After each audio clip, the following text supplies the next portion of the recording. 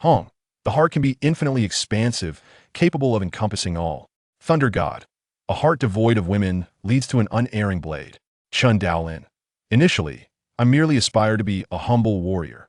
Little did I know that I would later become the progenitor of all humanity. Ji Xian.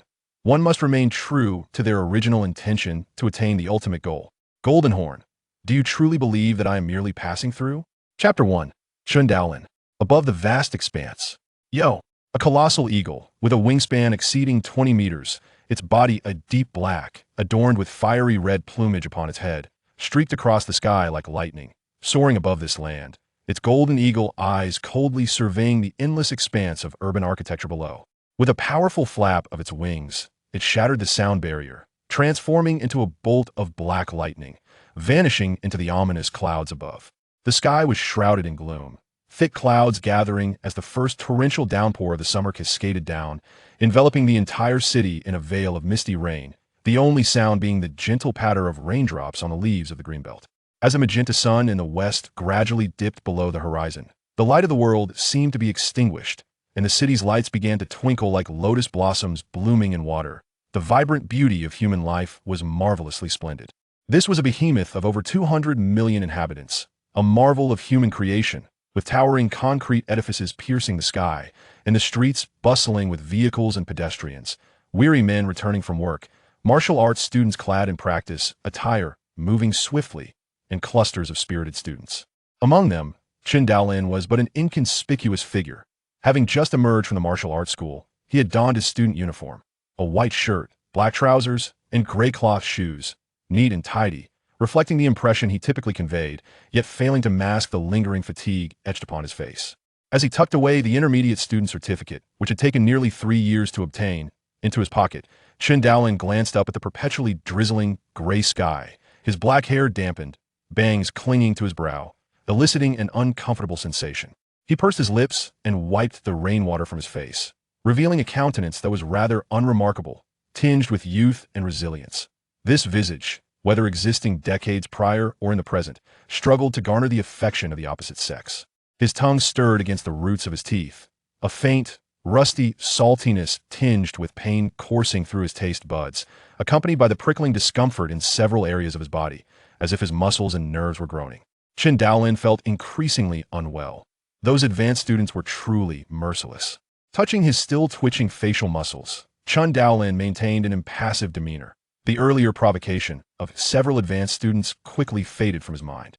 He understood that if he endured today's ordeal, it would soon pass. Given his current strength and circumstances, further entanglement would only lead to his own detriment. In contrast to the monetary world of his previous life, this realm revered martial prowess above all. It had become customary for people to enter martial arts schools for training, and a true warrior held a societal status that ordinary individuals could only aspire to. At the extreme martial arts school in Yain District, the advanced students numbered scarcely 100, while those like him, unremarkable intermediate students, amounted to several thousand. In terms of both status and strength, they were worlds apart. The thought of seeking someone to stand up for him barely surfaced in his mind before being unhesitatingly discarded. Even if Chen Daolin possessed no sense of chivalry, he could not bring himself to seek a woman to defend him. This pertained to a man's dignity, even though Chen Daolin recognized that the torment inflicted by those advanced students today was significantly tied to that particular individual. Oh, my dear aunt, feel free to strike as you please, even taking on 3 at once. But for the love of all that is holy, please refrain from claiming to know me. Chen Daolin sighed dramatically. As you can see, he is named Chen Daolin, an ordinary time traveler, aged 18, currently attending the 3rd high school in Yain District, Yangzhou City, within the Jiangnan Bay City. His biological parents remain unknown. As an infant, he was adopted by a pair of ordinary couples, who tragically perished 3 years ago during a monster attack on the city, along with the original owner of this body, after which Chen Daolin traversed into this world to continue the legacy of the original inhabitant. Now, in the year 2056, more than 30 years after humanity concluded large-scale warfare against the monsters, humans established 52 colossal base cities worldwide to defend against the relentless assaults of the creatures. The Jiangnan Bay City, where Chen Daolin resides, is one of the 5 remaining nations of the Great Huaxia Kingdom. The Jiangnan Bay City is divided into a main urban area and 8 satellite cities, with Yangzhou being one of the latter, housing a population exceeding 200 million, a figure that is unfathomable compared to Chen Daolin's previous life. To combat the formidable and endless hordes of monsters, humanity vigorously promoted martial arts training, cultivating warriors. Aside from the national military, the world is replete with countless martial arts schools. Among them, the Extreme Martial Arts School, founded by the world's foremost martial artist Hong, and the Thunder Martial Arts School, established by the world's second most powerful figure, Thunder God, are the most renowned. Previously, Chen Daolin had been an apprentice at the Extreme Martial Arts School. In contemporary high schools, students almost invariably engage in martial arts training alongside their academic pursuits, tapping into their physical potential. Any individual aged 16 may enroll in various martial arts academies, continuing their studies until the age of 30. Should they fail to advance from student to practitioner by that time, they will forfeit their eligibility to learn at the academy. Countless individuals harbor dreams of becoming martial artists, yet the path is fraught with challenges and difficulties. For instance, at the third high school in the Yayan district, which boasts a student body of approximately 4,000 to 5,000, the majority across all three grades are merely novice learners, with only a scant few attaining intermediate status, and a mere 4 achieving advanced levels. The chasm separating them cannot be bridged solely through diligence. It demands an abundance of innate talent. It is evident that Chen Daolin's aptitude appears to be rather lacking. Even though he was overwhelmed with excitement upon discovering the existence of extraordinary powers upon his arrival in this world, he has spent over 2 years engaged in grueling training. Yet he has only just managed to cross the threshold into the intermediate category. Without significant fortune or transformative changes, the aspiration to become an advanced student will necessitate waiting until after university graduation, provided he maintains his current level of diligence. As his fervor waned, Chen Daolin found himself confronting the unfamiliar and frigid world in solitude, uncertain of what his future might hold, and plagued by a sense of confusion and a hint of trepidation. The sky gradually dimmed, and a light drizzle began to fall, sending ripples dancing across the puddles at the feet of passers-by, reminiscent of the cycles of life. Suddenly, an umbrella appeared above Chen Daolin, accompanied by a voice tinged with mild reproach. "Do you truly enjoy standing in the rain?" This voice was all too familiar. Chen Daolin, without the need to turn around, knew precisely who it belonged to, and he could not help but smile wryly, as she was perhaps the last person he wished to encounter at this moment. Fortunately, the advanced students who had previously confronted him displayed a certain level of restraint. At the very least, without scrutinizing his exterior closely, it would be difficult to discern any injuries, or else this seemingly gentle-tempered young lady, who was fiercely protective at heart, might very well put on a dramatic display at the Martial Arts Academy the following day. With her short black hair, striking features, and skin that bore a slight yellow hue yet exuded vitality, her bright eyes seemed capable of peering into one's soul. Standing at approximately 175 centimeters tall, she possessed a tall and slender physique. The student uniform she wore was noticeably stretched, creating a wave-like contour, as her long, straight legs stood confidently opposite Chen Daolin, her pitch-black eyes causing him to feel somewhat uneasy. "Didn't you say you were going to tutoring? You're back so soon." Chen Daolin averted his gaze awkwardly, attempting to divert the conversation while wishing to erase the memory of his foolishness spent standing idly by the roadside. "I finished teaching early today and thought I'd check the Martial Arts Academy to see if you were still around, but I didn't expect to find you here," the girl with black hair remarked coolly, casting a glance at the awkwardly smiling Chen Daolin. Having known each other for over a decade, she could easily perceive that her childhood friend was concealing something from her. However, her straightforward nature did not incline her to pry unnecessarily. Noticing Chen Daolin's desire to change the subject, she chose not to pursue it further and took his arm, holding the umbrella as they walked ahead.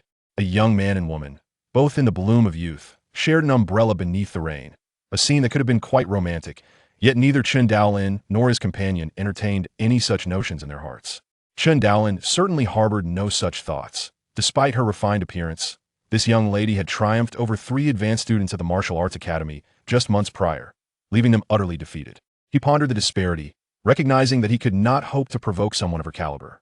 Compared to him, who had continually struggled to find his footing, she had excelled academically and had risen to advanced status with remarkable ease.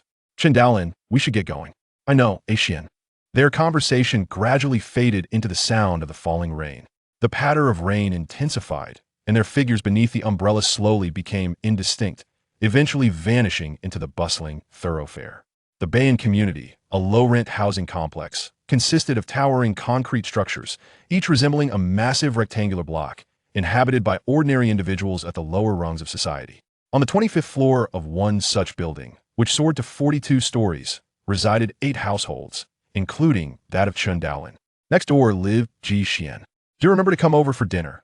Ji Xian casually remarked as they parted ways. Chen Daolin hesitated slightly, responding with a smile, though his heart was heavy. The parents of this body had always maintained a close friendship with Ji Xian's family. After his parents' untimely demise, Ji Xian's parents had assisted in managing the aftermath, providing care that filled Chen Daolin, newly arrived in this world, with immense gratitude. No one had yet discerned that the soul inhabiting this body was entirely different. The original owner bore an appearance and name identical to that of Chen Daolin in his previous life, which initially astonished him, leading him to interpret it as a manifestation of a parallel existence. After hurriedly washing and changing into clean, fresh clothes at home, Chen Daolin set out for the Ji residence. As soon as he knocked, the door swung open to reveal a pale, demure face. "Xiaohan." A smile broke across Chen Daolin's face as he affectionately ruffled the girl's hair. "Xiaohan, don't block the doorway. Let Ailin in," came the steady voice of Ji's father from within. Ji Han pushed the wheelchair, while Chen Daolin deftly closed the door and followed suit, stepping into this rather cramped abode. A mere glance revealed the entirety of the home, a one-bedroom, one-living-room layout, encompassing an area of 36 square meters, yet accommodating a full family of 4 from the Ji household. Among them, Ji Han suffers from a physical disability, rendering their circumstances all the more dire. Chen Daolin had contemplated assisting them on numerous occasions, only to realize his own helplessness. Ironically, he has received considerable care from the Ji family. His eagerness to seek opportunities for altering the present situation is not without connection to this. "Come, Ailin, why are you standing there? Come over and eat." Ji's mother, donned in an apron, along with Ji Xian, set the prepared dishes on the table in the living room. Ji Han tugged at Chen Daolin's sleeve. The 4 members of the family, along with Chen Daolin, the outsider, gathered together to share a meal, creating a harmonious atmosphere akin to that of a true family. "I must change all of this." Chen Daolin silently consumed his meal, yet certain thought within him solidified with determination. Chapter 2. The King's Fist. After departing from the Ji family, Chen Daolin returned to his modest abode. In the living room, a conspicuous space had been cleared, and he stood quietly at its center, adopting a standard horse stance with his fists pressed against his waist. With closed eyes, he remained utterly still, his breath elongated, his chest rising and falling in a peculiar rhythm. Suddenly, Chen Daolin opened his eyes, emitting a silent roar, his entire body tensing instantaneously. The muscles, honed over 3 arduous years, bulged with a palpable vigor. Clenching his fists, veins protruded on his forehead, bloodshot eyes gleaming with determination. And soon beads of sweat began to cascade down his face. Time slipped away unnoticed as he approached his limits, feeling his heart pound violently as if it might leap from his throat. The sound of blood coursing through his veins resonated in his mind like a rushing river, while every muscle in his body convulsed in agony. Frowning and biting his lip, blood trickled from the corner of his mouth. In times past, he would have succumbed to such torment, surrendering to despair. Yet today, an inexplicable resolve surged within him, and scenes from his past flooded his mind. Moments of mundane happiness from his previous life, the disoriented state he found himself in before his parents' urns, the relentless sweat at the extreme martial arts school, and the warmth shared with the Ji family. Chen Daolin bent over, trembling violently, sweat soaking his body, the salty liquid stinging his eyes, nearly blinding him. Pain engulfed his spirit, rendering his thoughts hazy. Was he to give up once more? Had he truly reached his limit? No. Chen Daolin's eyes flared with a crimson intensity. "This is not my limit. I will shatter it." At that moment, a memory from his past life crystallized vividly in his mind, revealing a figure standing in the void, with wild black hair and a stature not imposing, yet exuding an aura potent enough to challenge the heavens. He wore a golden martial arts uniform. The figure, who had always turned his back to Chen Daolin, suddenly sensed his presence and turned to face him with a smile. Crack, crack, creak, creak. The sounds of Chen Daolin's flesh and bones being relentlessly crushed by an inner force echoed in the air. His body teetered on the brink of collapse, his willpower equally strained, yet he no longer contemplated it. A singular voice echoed in his mind. Break through it. Silently, as if glass were shattering. Something within him was fractured by the persistence of youth. A wave of newfound strength surged from the depths of Chen Daolin's being, instantly filling his body. In that moment, he felt an overwhelming power coursing through him. Despite the relentless pain, a smile broke across his weary face as he slowly collapsed, having finally mastered it. This damn king's fist. A bittersweet joy mingled with tears blurred his vision, yet his heart soared with an unparalleled lightness. Only Chen Daolin understood the monumental effort he had invested over the years, far beyond what he displayed to the outside world. In that instant, he shattered the wall that had long bound him, stepping into a new realm, welcoming a genuine rebirth. The following morning, Chen Daolin awoke, his body heavy and sore. He sat on the edge of his bed, gazing down at his hands, which seemed unchanged, yet he knew they were utterly transformed. A smile crept across his face, slowly widening until he lay back on the bed, laughing in wild abandon, like a madman. Although remnants of pain lingered from the taxing exertion of the king's fist, he had grown accustomed to such discomfort over the past 2 years. As long as his body held up, he could continue to train. Chen Daolin's will have been tempered and fortified through relentless suffering.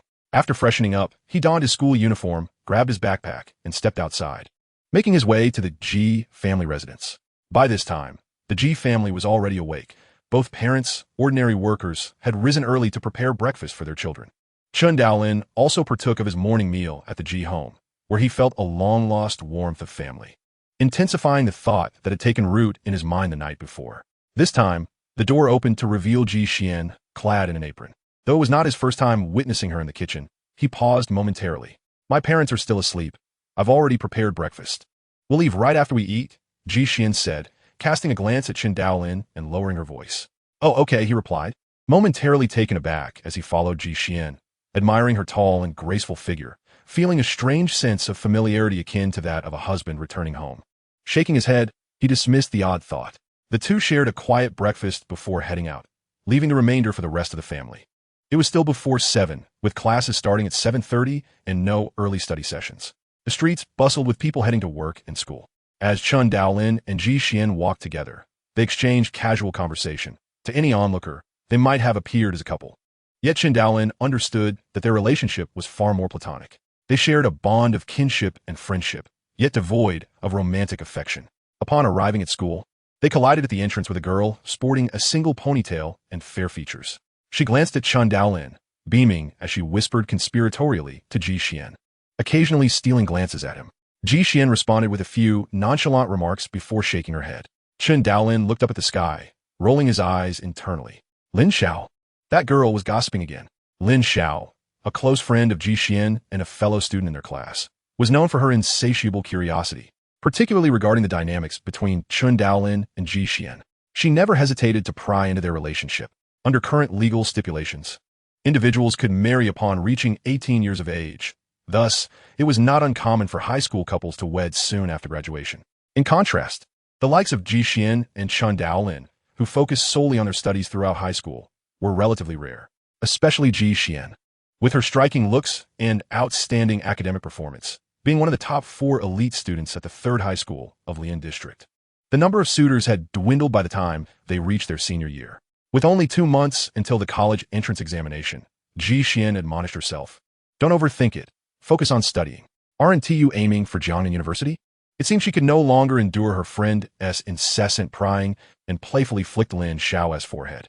Ow! Lin Xiao exclaimed, covering her forehead, her expression tinged with mock grievance. I'm not like you, excelling academically and being a senior student at the martial arts school. I'll have to find someone to marry if I don't get into college. She then cast a meaningful glance at Chen Daolin. Someone whose grades are even worse than mine. I wonder where they think they end up, she quipped. Chen Daolin interjected, I actually aspire to attend Jiangnan Military Academy. If I can become an officer, I'll be entitled to a family unit, sparing my parents and sister from living in a cramped lower-end apartment. Improving his family's circumstances and providing them with a better life had always been his goal. Ji Xian, in her simplicity, had never contemplated such matters in terms of romance. In the past, Ji's parents had contemplated the idea of bringing Chen Daolin and her together. Yet Ji Xian harbored no such intentions. She had consistently maintained a respectful distance from Chen Daolin, who, in turn, did not disappoint her expectations. Their relationship resembled that of 2 intimately close friends, a dynamic that Ji Xian cherished. The first military academy in Jiangnan is the finest we have, but it is quite challenging to gain admission, Ji Xian remarked. Do your utmost. We believe you will surely succeed. Both Chen Daolin and Lin Xiao expressed with unwavering confidence in her abilities.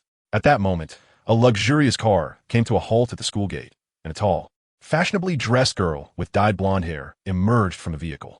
She scanned the vicinity and quickly spotted Ji Xian and her companions.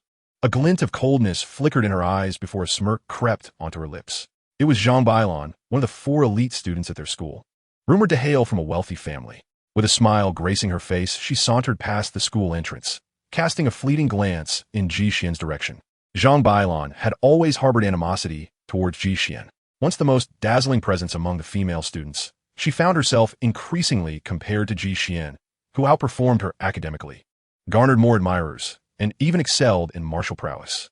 Zhang Bailon unconsciously touched her chest, recalling the pain for being struck by Ji Xian 2 months prior. A sense of trepidation and loathing filled her heart towards Ji Xian. The only solace she found was in the knowledge that Ji Xian's family background was not as privileged as her own. You and T enjoy such comfort after high school. It would be best if you wed that spineless fellow beside you, Zhang Bailon mused inwardly. Chen Daolin narrowed his eyes at Zhang Bailon. Thoughts of the previous night flooding his mind, and an impulsive urge surged within him. An elite student was she? If given the chance, he would make Zhang Bailon question her very existence. Most of the affluent offspring, like Zhang Bailon, typically trained in their family's martial halls, seldom visiting public dojos. Yet yesterday, a few elite students had confronted him, one of whom had been defeated by Ji Xian at the dojo. Chen Daolin suspected Zhang Bailon's influence was behind this encounter. Unable to trouble Ji Xian directly, she had resorted to targeting those around her. Frankly, Chen Daolin found such behavior utterly detestable. In the past, he felt powerless to alter the situation, but now he believed he could take on 3.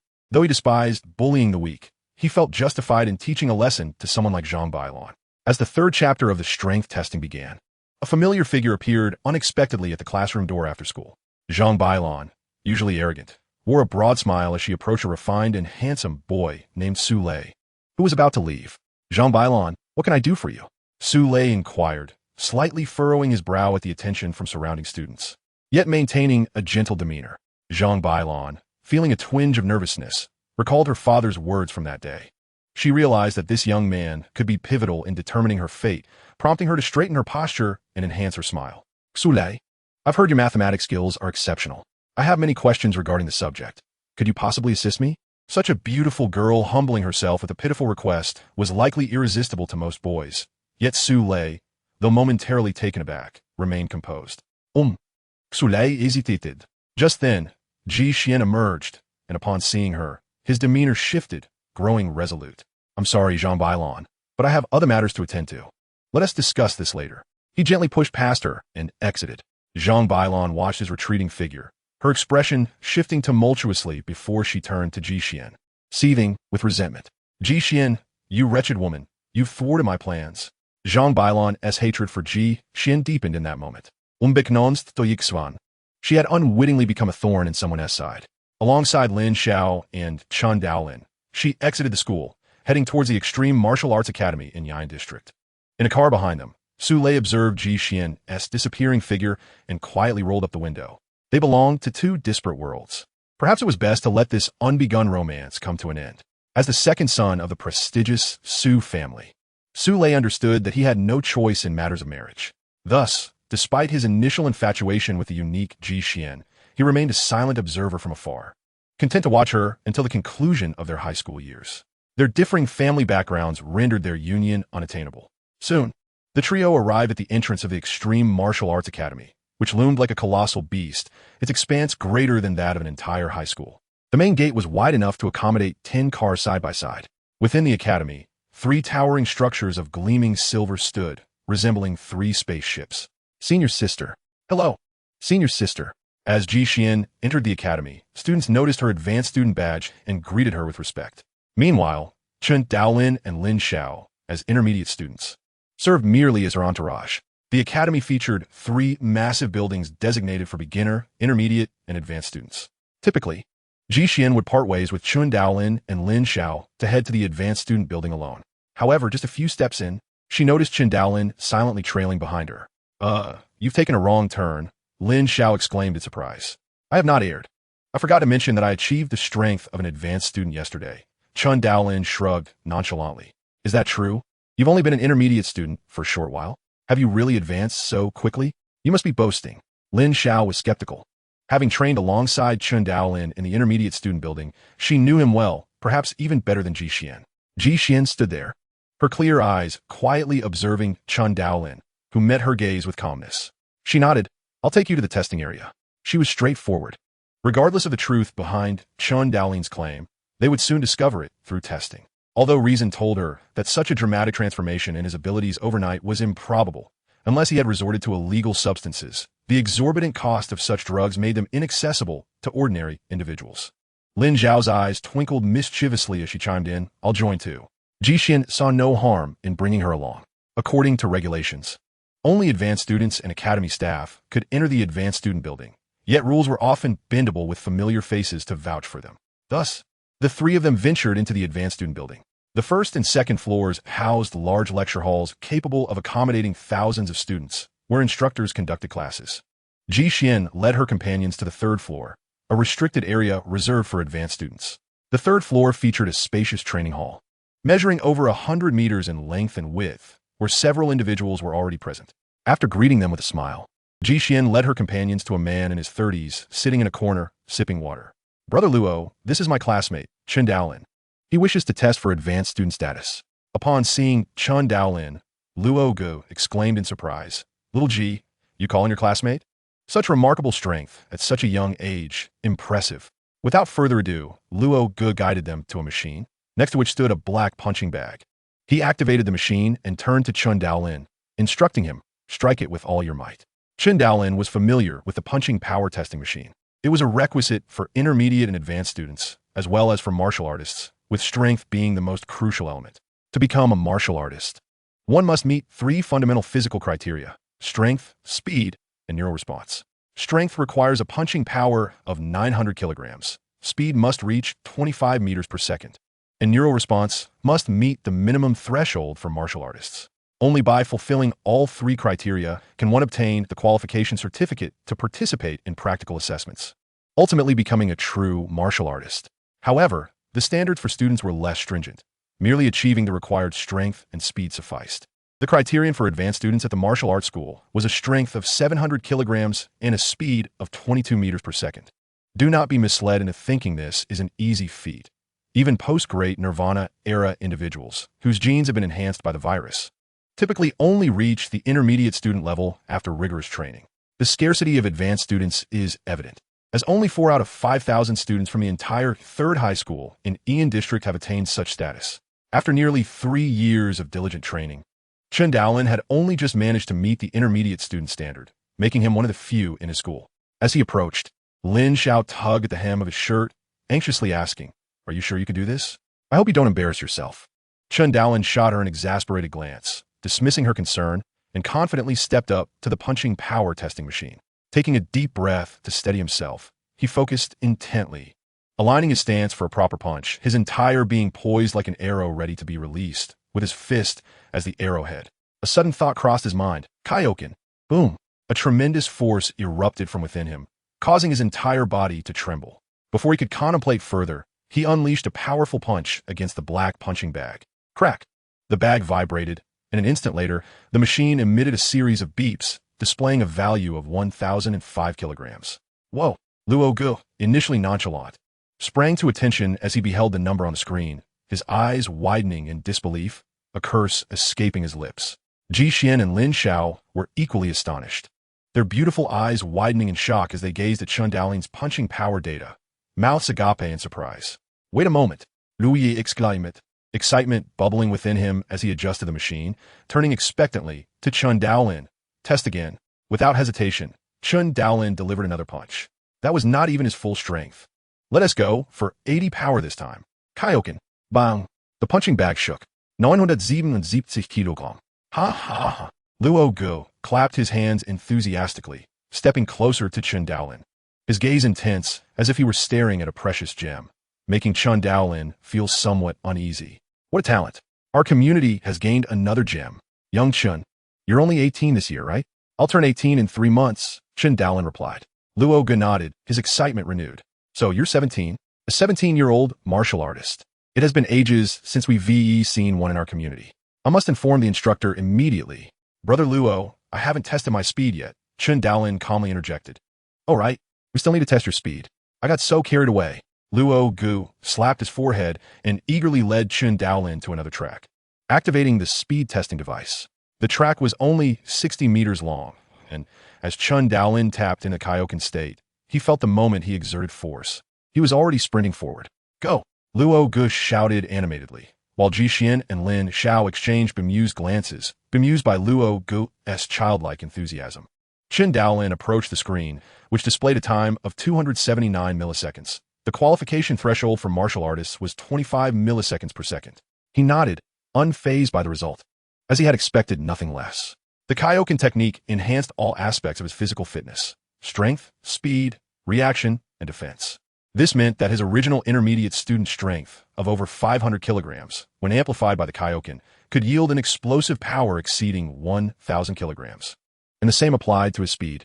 Notably, Chen Daolin had still not exerted his full strength. However, he surpassed the martial artist qualification threshold for speed. The only regret was that the Kaioken state could not be sustained for long. It was an explosive technique that exerted tremendous strain on the body, and exceeding its limits could lead to severe consequences. Nevertheless, Chen Daolin felt quite satisfied. The subsequent proceedings were straightforward. Chen Daolin successfully obtained his advanced student certificate and met Jiang Yin, the instructor of the Ian District Extreme Martial Arts School, who was the most authoritative figure in the institution. Even many martial artists showed deference to him, addressing him respectfully as instructor. Jiang Yin was indifferent towards ordinary martial artists. But an 18-year-old martial artist was a different matter altogether. Such individuals clearly possessed greater talent and limitless potential. Uncovering such talent within his jurisdiction would reflect positively on Jiang Yin's record. Chen Daolin had already resolved to become a martial artist. Thus, he readily accepted Jiang Yin's suggestion to participate in the martial artist qualification assessment after graduating high school on July 1st. Only Ji Xian and Lin Xiao appeared somewhat bewildered and incredulous. Just yesterday, Chen Daolin had been unremarkable, and now he was on the verge of becoming a martial artist? For reasons unknown, Jiang Yin demanded that the results of Chen Daolin's tests remain confidential, and under his authority as the instructor of the Ian District Extreme Martial Arts School, it was unlikely that anyone would dare to challenge his authority. Chapter 4. Even your father wouldn't recognize you. As Chen Daolin stepped out of the Extreme Martial Arts School, he still felt a lingering astonishment. After showcasing his martial artist potential, those who had previously ignored him, advanced students, and even the esteemed instructor Jiang Yin, now exhibited a newfound enthusiasm. Jiang Yin passionately enumerated the benefits of becoming a martial artist, captivating Chen Daolin with his words, leaving him utterly speechless. For the first time, Chen Daolin realized the elevated status of martial artists in this world. Even if a martial artist committed a crime, they were not subject to police jurisdiction, but rather dealt with by higher authorities. Martial artists held a uniquely privileged and esteemed position. Wealth, fame, status, and villas were all within reach for those who became martial artists. Chen Daolin shook his head. According to instructor Jiang Yin, becoming a martial artist at the Extreme Martial Arts School would entitle him to a standalone villa. Indeed, the school was quite generous. In the present era of the Huaxian nation, there were only 6 human bases corresponding to 6 major cities. Land was exceedingly precious, and owning a standalone villa incurred exorbitant luxury taxes. Moreover, in this age, the state imposed restrictions on standalone villas. One could not simply reside in one based on wealth alone. Only with wealth, power, and special status could one gain entry. Certainly, as long as you become a martial artist and join the Extreme Martial Arts Academy, you will receive a complimentary set of accommodations. Although these lodgings cannot be bought or sold, their value is undeniable. A standalone villa in this era would easily command 200 to 300 million. In the entire Ian district, there are scarcely a few who can afford such a luxury. Merely possessing wealth does not suffice without the requisite qualifications. This applies even to ordinary martial artists. Those who stand at the pinnacle, like the world-renowned Hong and the Thunder God, possess the ability to engage in equal discourse with a great nation. Chen Daolin could not help but marvel at the immense benefits of becoming a martial artist. Lin Xiao tugged at Ji Xian, whispering as they trailed behind Chen Daolin. Xian, there is truly nothing between you and Chen Daolin, right? Came a reply. Then I can rest easy, Lin Xiao said, seemingly satisfied. Ji Xian cast a bemused glance at her friend, pondering what was going through her mind. The following afternoon, under Lin Zhao's envious, jealous, and forlorn gaze, Chen Daolin and Ji Xian entered the martial arts hall on the 3rd floor of the Advanced Student Teaching Building. Xiao Chen, Xiaoyi, the advanced students who had witnessed Chen Daolin's test the previous night greeted them warmly. Most of those who frequently trained at the Extreme Martial Arts Academy came from modest backgrounds, much like Chen Daolin and Ji Xian. residing in low-rent housing rather than the affluent neighborhoods equipped with private training facilities. They found it easier to appreciate Chen Daolin, a person who had achieved success through his own efforts. In truth, Chen Daolin's ability to utilize the King's Fist was a result of more than 2 years of relentless toil. Enduring the pain that surpasses one's physical limits is not something just anyone can fathom. Beneath Chen Daolin's unremarkable exterior lay a robust and resilient spirit. After exchanging a few words with the advanced students, Chen Daolin and Ji Xian dispersed to commence their individual training. Chen Daolin's actual physical prowess was merely that of an intermediate student. However, he unleashed his martial prowess through the clandestine techniques of the King's Fist. The foundation of the King's Fist remained rooted in his own strength, which is why Chen Daolin remained diligent, drenched in sweat as he pursued his training with fervor. Panting heavily, Chen Daolin inadvertently glanced towards Ji Xian, and his eyes widened in astonishment. She was clad in a fitted black tank top, her toned and alluring waist exposed, revealing hints of well-defined abdominal muscles. The curvature of her hips and the long, athletic legs beneath them were particularly enticing, and her youthful skin glowed with a rosy sheen, glistening with sweat that dripped down in a captivating manner. Engrossed in her training, Ji Xian felt a sudden stir in her heart and turned her head in curiosity, scanning the area but finding nothing of note before resuming her practice. Chen Daolin, however, was entirely overlooked. As the youngest and most beautiful advanced student in the academy, Ji Xian had encountered her share of male admirers, which led her to prefer training alone to avoid unnecessary complications. Yet, she unconsciously excluded Chen Daolin from this category of unwanted attention, perhaps unaware of the trust she harbored for him. At that moment, a group of individuals ascended the staircase to the 3rd floor, pausing briefly before making their way towards Chen Daolin and Ji Xian. The attention of most training advanced students shifted towards them. Isn't that Zhang Bailon and Tang Cheng? Weren't they just taught a lesson by Xiao Ji a few months ago? Why are they back? Murmured some of the advanced students who recognized them. Zhang Bailon approached Chen Daolin and Ji Xian, disregarding Chen Daolin entirely as she addressed Ji Xian directly. Ji Xian, do you dare to fight us? A burly young man in his 20s could not resist interjecting. Zhang Bailon, this is the Extreme Martial Arts Academy. What do you intend to do? Zhang Bailon retorted coldly. This is a matter between Ji Xian and me. Stay out of it. An advanced student observing the scene could not help but speak up. You didn't bring these people here just to challenge Ji Xian, did you? The advanced students, seasoned and perceptive, discerned that the individuals Zhang Bailon had brought were not to be trifled with. Some even recognized a wealthy heir among them. Compared to their peers from ordinary backgrounds, these affluent students had access to superior resources, allowing them to enhance their skills more effectively, often resulting in greater strength. Concern began to ripple through those advanced students who had a good rapport with Ji Xian. Zhang Bailon fixed her gaze on Ji Xian. Well, do you dare? After returning home that day, Zhang Bailon had mulled over the humiliation she felt, determined to teach her adversary a lesson before graduation, especially with the impending exams. Thus, she had leveraged her connections to gather a formidable group of allies, including one who had just passed the preliminary martial artist assessment last month. Zhang Bailon was convinced Ji Xian could not possibly triumph. Ji Xian raised an eyebrow, her body poised to move, but Chen Daolin swiftly intercepted her, a hint of amusement dancing in his eyes as he regarded Zhang Bailon. Zhang Bailon, I wish to challenge you. I wonder if you dare? Just you? Zhang Bailon was taken aback, then erupted into laughter. She was all too aware of Chen Daolin's capabilities, knowing he had barely crossed into the intermediate student level, while she was an advanced student.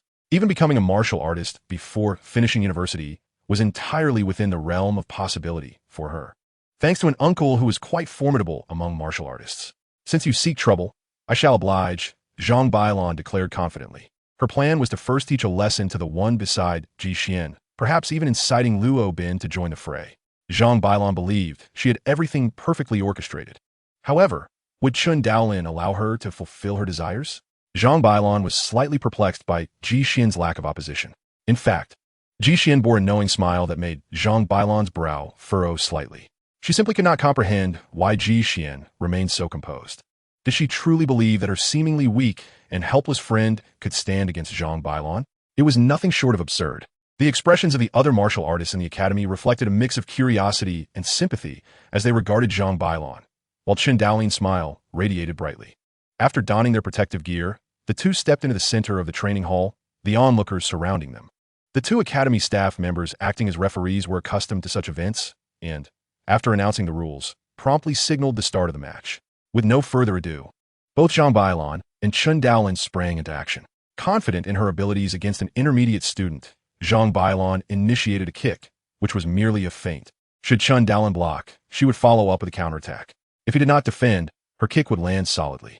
Chen Daolin maintained an unruffled demeanor as he silently activated the King's fist. Twofold, as his body trembled, his physical prowess surged to double its former self, enhancing his strength, speed, and reflexes. To him, Zhang Bailon's swift and forceful movements appeared to slow down dramatically.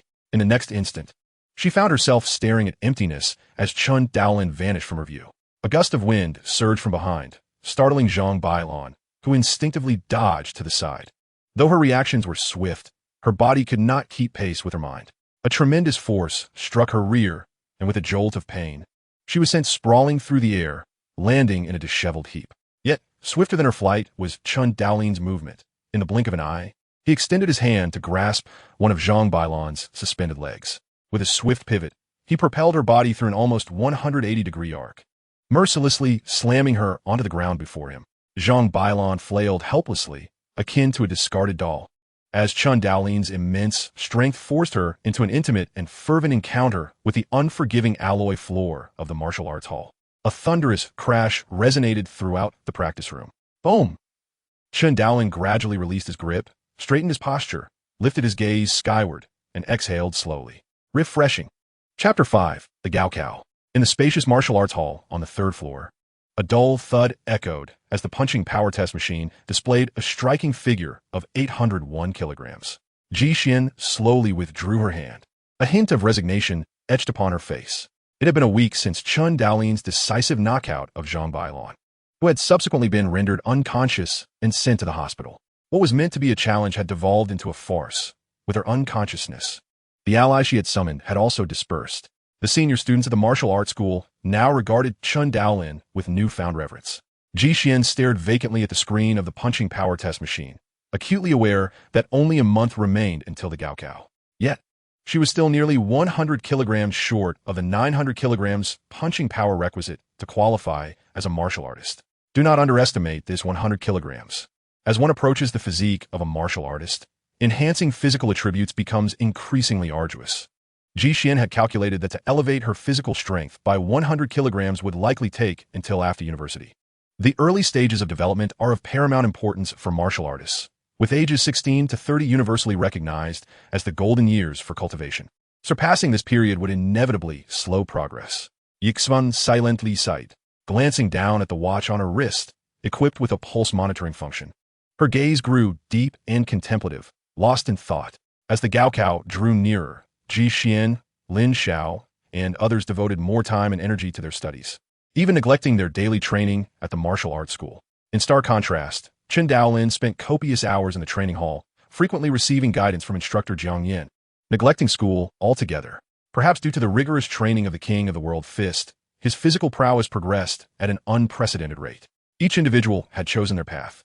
Chen Daolin's ambition was to become a martial artist, while Ji Xian's foremost goal was to gain admission to Jiangnan's foremost military academy. June 7th marked the first day of the Gaokao. The examination for the Gaokao in Huaxia spans 3 days, from June 7th to 9th, mirroring the examination dates of the pre-Great Nirvana era. On this day, the long-absent Chen Daolin reappeared, prepared to face his first-ever Gaokao. After enduring a brief lecture from Ji Xian's parents, he exchanged a few words with Ji Xian and her sister Jihan before the gates of First High School creaked open, allowing the eagerly awaited candidates to stream in.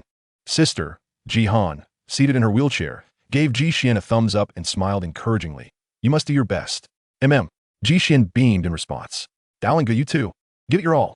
Chen Daolin affectionately ruffled her hair, contemplating that she likely remained unaware of his decision to forego the Gaokao in pursuit of becoming a martial artist. Jihan watched the throng of youthful students flooding through the school gates with a tinge of envy. Seated in his designated examination area, Chen Daolin maintained a calm demeanor, far more composed than those students who treated the Gaokao as a monumental event in their lives. For him, it was merely a formality. June 7th, the science examination. June 8th, the humanities examination. Before long, it was June 9th. In a secluded corner outside the examination hall, Zhang Bailon stood with a fair-skinned girl, their expressions cold. Do you understand what to do? The girl timidly glanced at Zhang Bailon, fear evident in her eyes, and nodded slightly. Very well, go ahead. Once it's done, I shall transfer your mother's hospital expenses into your account. Zhang Bailon smirked. Ji Xian was at the school gate, discussing matters with her family when a somewhat familiar girl approached her. Yi Xuan. Turning to look, Ji Xian recognized her as Yang Wei, a classmate with whom she shared a decent rapport. After exchanging a few pleasantries, Yang Wei handed Ji Xian a bottle of beverage. Having been in the same class throughout high school, it's fate. Allow me to treat you to this drink, wishing you success in the exam. Ji Xian smiled and accepted the drink, and upon seeing her take a sip, Yang Wei felt reassured and departed. Inside the examination classroom, Ji Xian sat at her desk, brows furrowed as she pondered the questions. As time passed, her anxiety escalated, and she became oblivious to her rising pulse. Shortly thereafter, Chen Daolin emerged from the examination hall, only to learn the shocking news that Ji Xian had fainted during the test. Without delay, he called Ji Xian's father, Ji Yuan, and upon learning the hospital's location, hastened there. Upon arriving at Yayan District People's Hospital, Chen Daolin discovered Ji Xian had regained consciousness, smiling as she conversed with her parents and sister. Xiao Xian, are you all right? He inquired, striding over, concern etched on his face. Ji Xian's heart warmed at the sight of his hurried demeanor, and she reassured him. I'm fine now. Chen Daolin comforted her, and afterward, he, along with Lin Xiao, who had rushed over upon hearing the news, engaged in conversation with her for an extended period. On June 16th, around 7 in the evening, the Gaokao scores were released. Ji Xian, your score is 553. This fell short of the undergraduate threshold of 561 by 8 points. Moreover, to gain admission to Jiangnin's Second Military Academy, a score above the undergraduate line was required, meaning Ji Xian had forfeited her chance at the military school. While many anticipated that Ji Xian would be disheartened by her exam results, she surprised everyone with her decision to participate in the martial artist physical fitness assessment. The following morning, before dawn had broken, as Ji Xian stepped outside, she encountered Chen Daolin exiting from the opposite door. They exchanged smiles and made their way towards the martial arts school together. The spacious third-floor training hall was devoid of anyone at that hour. Ji Xian stood before the punching power test machine and unleashed a punch, causing the air to tremble. Bang! Beep, beep, beep. The machine emitted 3 consecutive beeps. Chen Daolin's eyes brightened. This was an unusual occurrence, indicating that her punching power had surpassed 1,000 kilograms.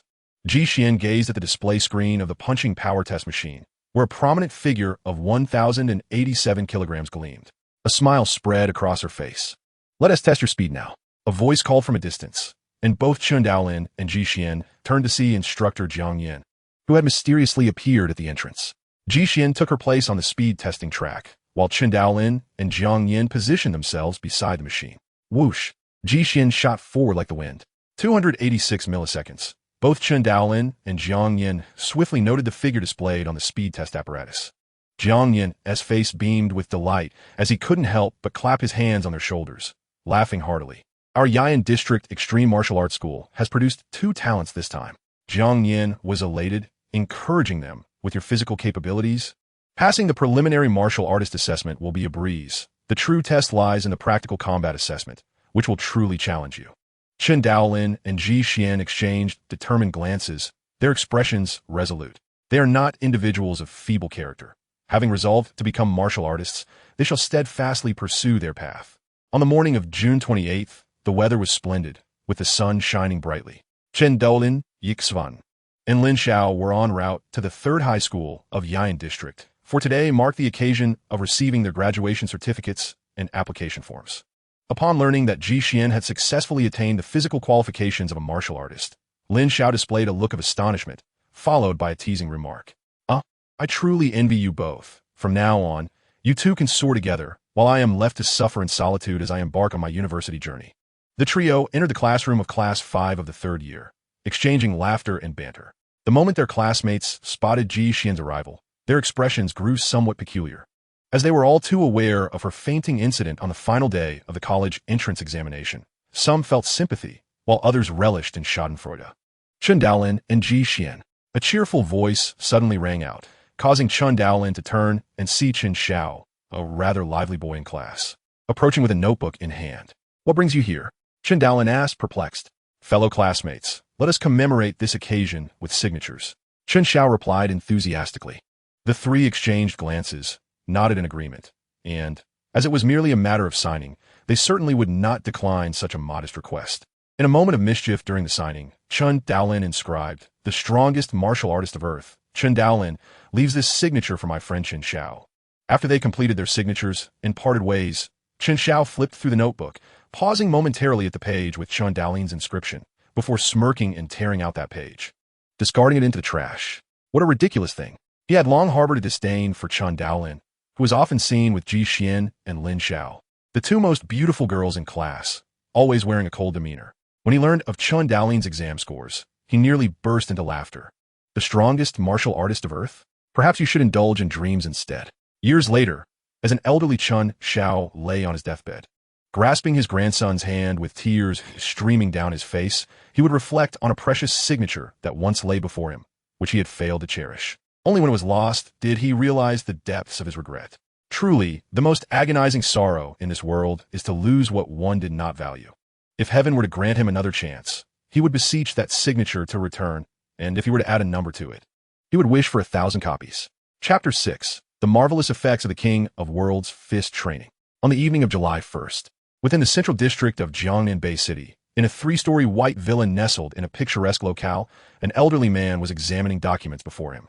These were the assessment materials submitted by various martial arts schools in Jiangnan Bay City this July. The elder scrutinized the information carefully, as he served as an assistant to one of the 4 supervisors at the Central Hall of Jiangnan Bay City, tasked with assisting his superior in managing internal affairs of the martial arts schools. Only those with sufficient talent and exceptional performance would be selected and compiled for review by the supervisor. Chen Daolin from Yayan District of Yangzhou City, 17 years old. Ji Xian from Yayan District of Yangzhou City, 18 years old. The elder murmured, surprised that this year 2 individuals under 18 had emerged as prospective martial artists from Yayan District, a rarity indeed. However, he did not dwell on it.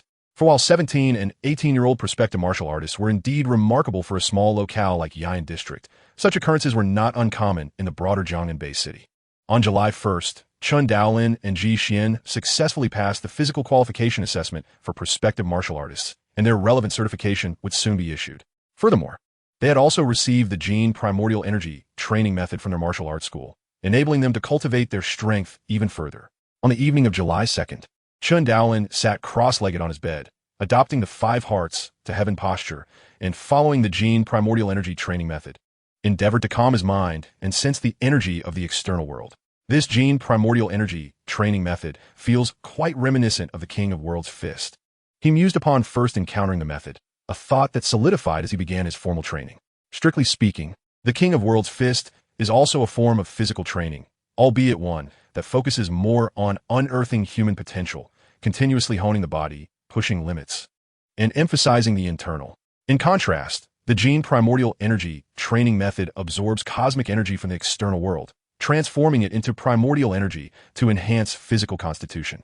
The speed and efficacy of cultivation vary according to individual aptitude. Some may sense cosmic energy within days, while others may struggle for months without progress. Generally, the Gene Primordial Energy training method requires one to possess the physical qualifications of a prospective martial artist. Chen Daolin pondered whether he met that criterion. The principle of the Gene Primordial Energy training method is straightforward. Sense and absorb external energy, integrating it into cells to transform it into primordial energy for bodily enhancement. However, there exists a crucial prerequisite. One's physical constitution must meet certain standards. Currently, Chen Daolin's physical strength, without employing the King of World's Fist, was under 700 kilograms. Let me give it a try, he resolved, dismissing further doubts. Seated on his bed, he instinctively adopted the calming breathing techniques from the King of World's Fist, and his mind swiftly entered a peculiar state, as if the entire world had quieted, leaving only himself. He became acutely aware of every subtle change within his body. Yet he focused his perception outward. As time passed slowly, Chen Daolin gradually sensed wisps of mist permeating through the soles of his feet, the palms of his hands, and the crown of his head gradually flowing into his body. Is this cosmic energy? He thought, elated. While his years of training in the King of World's Fist allowed him to maintain a tranquil mindset, sustaining that state. Under natural conditions, the human body does absorb cosmic energy slowly, but the rate is exceedingly sluggish. Absorb, his consciousness emanated such thoughts. The influx of cosmic energy through his feet, palms, and crown intensified dramatically. Once the cosmic energy entered his body, it was ravenously consumed by the long-starved cells. The sensation was extraordinary, causing Chen Daolin's body to tremble involuntarily. Every moment, his physique was undergoing profound transformation. Skin, muscles, bones, and even the deepest cellular structures and genes were subtly changing. According to the gene primordial energy training method, the initial cultivation yields the most pronounced effects, as the human body has never before undergone such cultivation and is in a state of thirst, allowing for the absorption of substantial energy and enhancement of one's power. Chen Daolin continued to absorb energy, and his physical constitution was rapidly elevating. An hour passed, 2 hours, 3 hours, 4 hours. Yet it persisted. It continued. Chen Daolin found himself in a daze, recalling the simple explanation of the gene primordial energy training method, which stated that the longer the initial absorption lasted, the more energy one could gather, thus enhancing physical capabilities. Typically, a novice would absorb energy for 1 to 2 hours during their first cultivation session. The duration of absorption indicated one's aptitude. Generally, an hour of absorption might yield an increase of 300 kilograms of strength, considered average, while 2 hours might yield 600 kilograms, deemed quite exceptional. Exceeding 1,000 kilograms indicated elite potential. With varying talents, cultivation speeds naturally differed. For hours, and I've already surpassed 1,200 kilograms of strength. Is my aptitude truly this remarkable? To claim that he possesses exceptional talent, Chen Daolin is not entirely convinced. Otherwise, his previous training to enhance his strength would not have been so painstakingly gradual. The sole aspect that sets him apart from the ordinary is the King's Fist. Not only does it enable Chen Daolin to unleash power that transcends his limits, enhancing his physical attributes across the board, but it also continuously excavates his latent potential during his training. If one were to argue that everyone's physical aptitude is fixed and unchangeable from birth, then through the practice of the King's Fist, Chen Daolin has consistently tapped into his bodily potential, thereby elevating his innate capabilities. While the improvements through mere physical training might be subtle, the moment he engages in the cultivation of genetic primordial energy, a transformative revolution occurs. As he contemplates this further, excitement burgeons within him. If others are akin to small puddles, where their initial training can only accommodate a limited amount of energy, then, through the King's Fist, Chen Daolin has transformed his puddle into a vast pool, which could eventually evolve into a grand reservoir, a lake, or even a boundless ocean. There is a saying, human potential is limitless as long as one can unearth it. The King's Fist is the divine tool for uncovering human potential. Chen Daolin's body continues to absorb and refine cosmic energy, converting it into genetic primordial energy, optimizing his genes, and reshaping his physique. With his body as strength perpetually on the rise. 5 hours, 6 hours, 7 hours. Dawn breaks. In a quiet room on the 4th floor of the Extreme Martial Arts Academy in Yain District, Ji Xian sits cross-legged in the empty chamber, with only a mat beneath her. Before her hovers a specially designed blade for student practice. Ji Xian gazes quietly at the suspended iron sword, which, under the influence of an invisible force, begins to bend slowly, producing a strange sound, until a black iron ball levitates above the quiet room. Soon after, dressed casually, Ji Xian steps out of the room and arrives at the spacious training hall on the 3rd floor. She activates a punching power testing machine, standing silently for 3 seconds before clenching her fist, swinging her arms, and delivering a punch in one fluid motion. Her fist strikes the target with a resounding force, tearing through the air and producing a deafening crack. Boom! The target shakes violently from the tremendous impact, and an astonishing number appears on the screen of the power testing machine. 3,097 kilograms.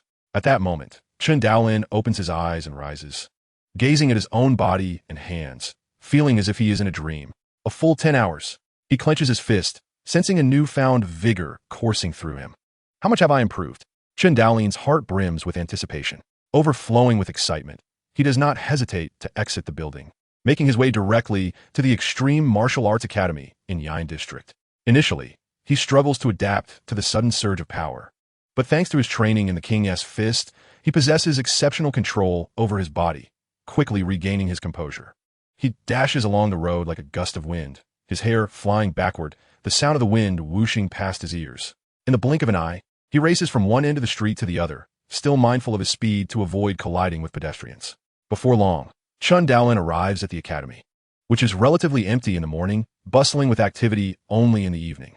As he ascends the stairs, he catches sight of Ji Xian descending from the third floor. Their eyes meet, both momentarily taken aback. "So early, you're here too," Chen Daolin greets with a smile. "It's inconvenient at home. I borrowed a space here to train last night," Ji Xian briefly explains. Her home is small, and with her parents and younger sister needing rest at night, she can only train elsewhere, especially since she harbors her own secrets.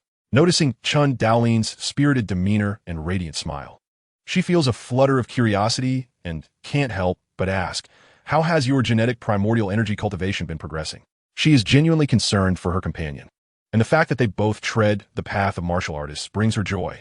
"I succeeded in my training last night," Chen Daolin replies candidly. There is nothing shameful about sharing such matters, especially given that the results of his cultivation are truly astonishing.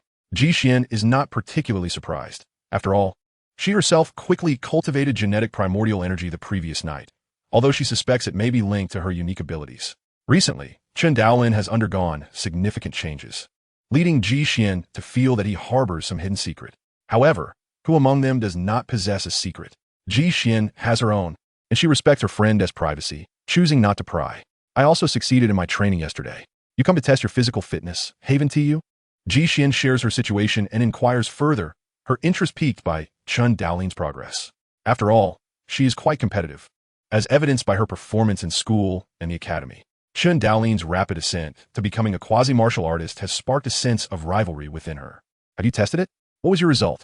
Chen Daolin asks, intrigued after learning that Ji Xian successfully cultivated genetic primordial energy the previous night. 3,100 kilogram. Ji Xian replies directly. Chen Daolin is momentarily taken aback, staring at Ji Xian in disbelief. Previously, during her quasi-martial artist assessment, her punching power was just over 1,100 kilograms. To see her increase nearly 2,000 kilograms in her first cultivation is nothing short of extraordinary. He has always known Ji Xian to possess considerable talent in martial arts, but this revelation reveals her to be a prodigy. Chen Daolin does not suspect Ji Xian of deceit. After all, what would be the point of lying about such matters? Because of Chen Daolin as a rival, Ji Xian decides to stay and witness his strength. They make their way to the third-floor training hall, which remains empty due to the early hour. They activate the punching power testing machine, and Ji Xian eagerly stands beside Chen Daolin, watching him as he prepares for his test. Initially, Chen Daolin feels unfazed, but Ji Xian's presence suddenly makes him a bit nervous.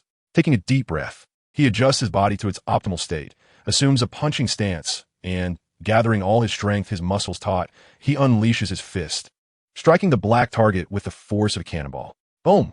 The target shakes violently, and the power testing machine screen displays the result. 2,875 kilograms. A look of astonishment crosses Ji Xian's face. Previously, when Chen Daolin used the King's Fist during the quasi-martial artist assessment, his punching power registered at 1,200 kilograms. His actual physical quality was close to 700 kilograms. But he did not exert his full strength with the King's Fist during testing. By this calculation, to outsiders, his initial strength increase appears to be 1,600 kilograms. Though not as staggering as Ji Xian's 2,000 kilograms, it is still remarkably outstanding. In truth, only Chen Daolin knows that his previous physical quality was actually below 700 kilograms, meaning that his first cultivation of genetic primordial energy resulted in a strength increase exceeding 2,100 kilograms. "Lin, you're quite impressive," Ji Xian exclaims with a smile. "Not as much as you." Chen Daolin shakes his head, a smile gracing his face. Although the data may superficially appear slightly inferior to Ji Xian's, the reality of his 2,100 kilograms increase in strength from one night of training fills him with immense joy. Based on Chen Daolin's current understanding of martial artists, the required punching power for a quasi-martial artist is 900 kilograms, while a true martial artist, the initial level of a warrior, has a minimum punching power standard of 1,000 kilograms. The baseline for a junior warrior is 1,000 kilograms. For a mid-level warrior, it is 2,000 kilograms. And for a senior warrior, it is 4,000 kilograms. With their current punching power, both Chen Daolin and Ji Xian have already surpassed the mid-level warrior standard by a significant margin. It is widely acknowledged that a martial artist's physical prowess can be evaluated through three primary criteria: striking power, speed, and neural response. However, possessing mere physical attributes does not constitute a truly formidable martial artist. One must also possess practical combat abilities. Such abilities encompass various aspects, including close-quarters combat techniques, such as those pertaining to blades, swords, firearms and axes, evasion skills, power generation techniques, mental fortitude, and combat awareness, among others. These facets are often far more challenging and critical than simply enhancing physical capabilities. An individual like Chen Daolin, who focuses solely on augmenting physical strength without real combat skills, is in reality significantly weaker than peers who have endured the harrowing trials of life and death confrontations, often proving to be utterly defenseless in genuine duels. The ultimate measure of a martial artist's prowess lies in their practical combat experience.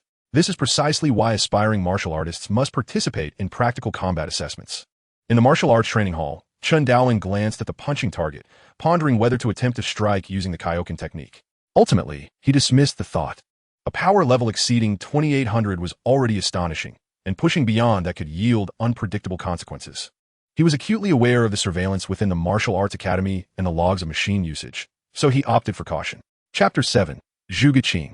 Recently, Jiang Yin's spirits were notably high, as their martial arts academy had produced two commendable young talents from their designated community, allowing him to bask in recognition within the Yangzhou City Association and perhaps even secure a promotion soon. One day, the instructor of the Extreme Martial Arts Academy, Jiang Yin, returned from outside and ascended to the fourth floor of the Advanced Student Teaching Building. As he passed the training room, he was met with the sounds of heavy breathing and shouts from within. Take this shot. Ugh, how can you be so long? The sounds were so familiar that, had Jiang Yin not known this was a training facility and not some sort of establishment, he might have misinterpreted the situation. His curiosity piqued. Jiang Yin cautiously pushed open the door to the training room, peering in as stealthily as a thief. To his dismay, he found Chen Daolin and Ji Xian fully clothed, one wielding a long spear and the other a battle knife, engaged in a fierce exchange of blows.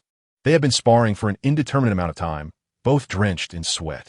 Chen Daolin's spear danced through the air, creating shadows that sliced through the atmosphere with a whooshing sound, while Ji Xian's knife moves were executed with unparalleled precision, her attacks fluid and her footwork remarkably agile, surpassing Chen Daolin's skills by a considerable margin, as she kept him at bay just outside the reach of a spear. After observing for a while, Jiang Yin's expression turned grave, his eyes reflecting a hint of astonishment. While he regarded their close combat skills as merely a step above the basics, the sheer power, speed, and reflexes displayed by the two left him astounded. Stop! He could not help but exclaim. Hearing his voice, Chen Daolin and Ji Xian paused their sparring, startled to see their instructor standing at the door. Instructor!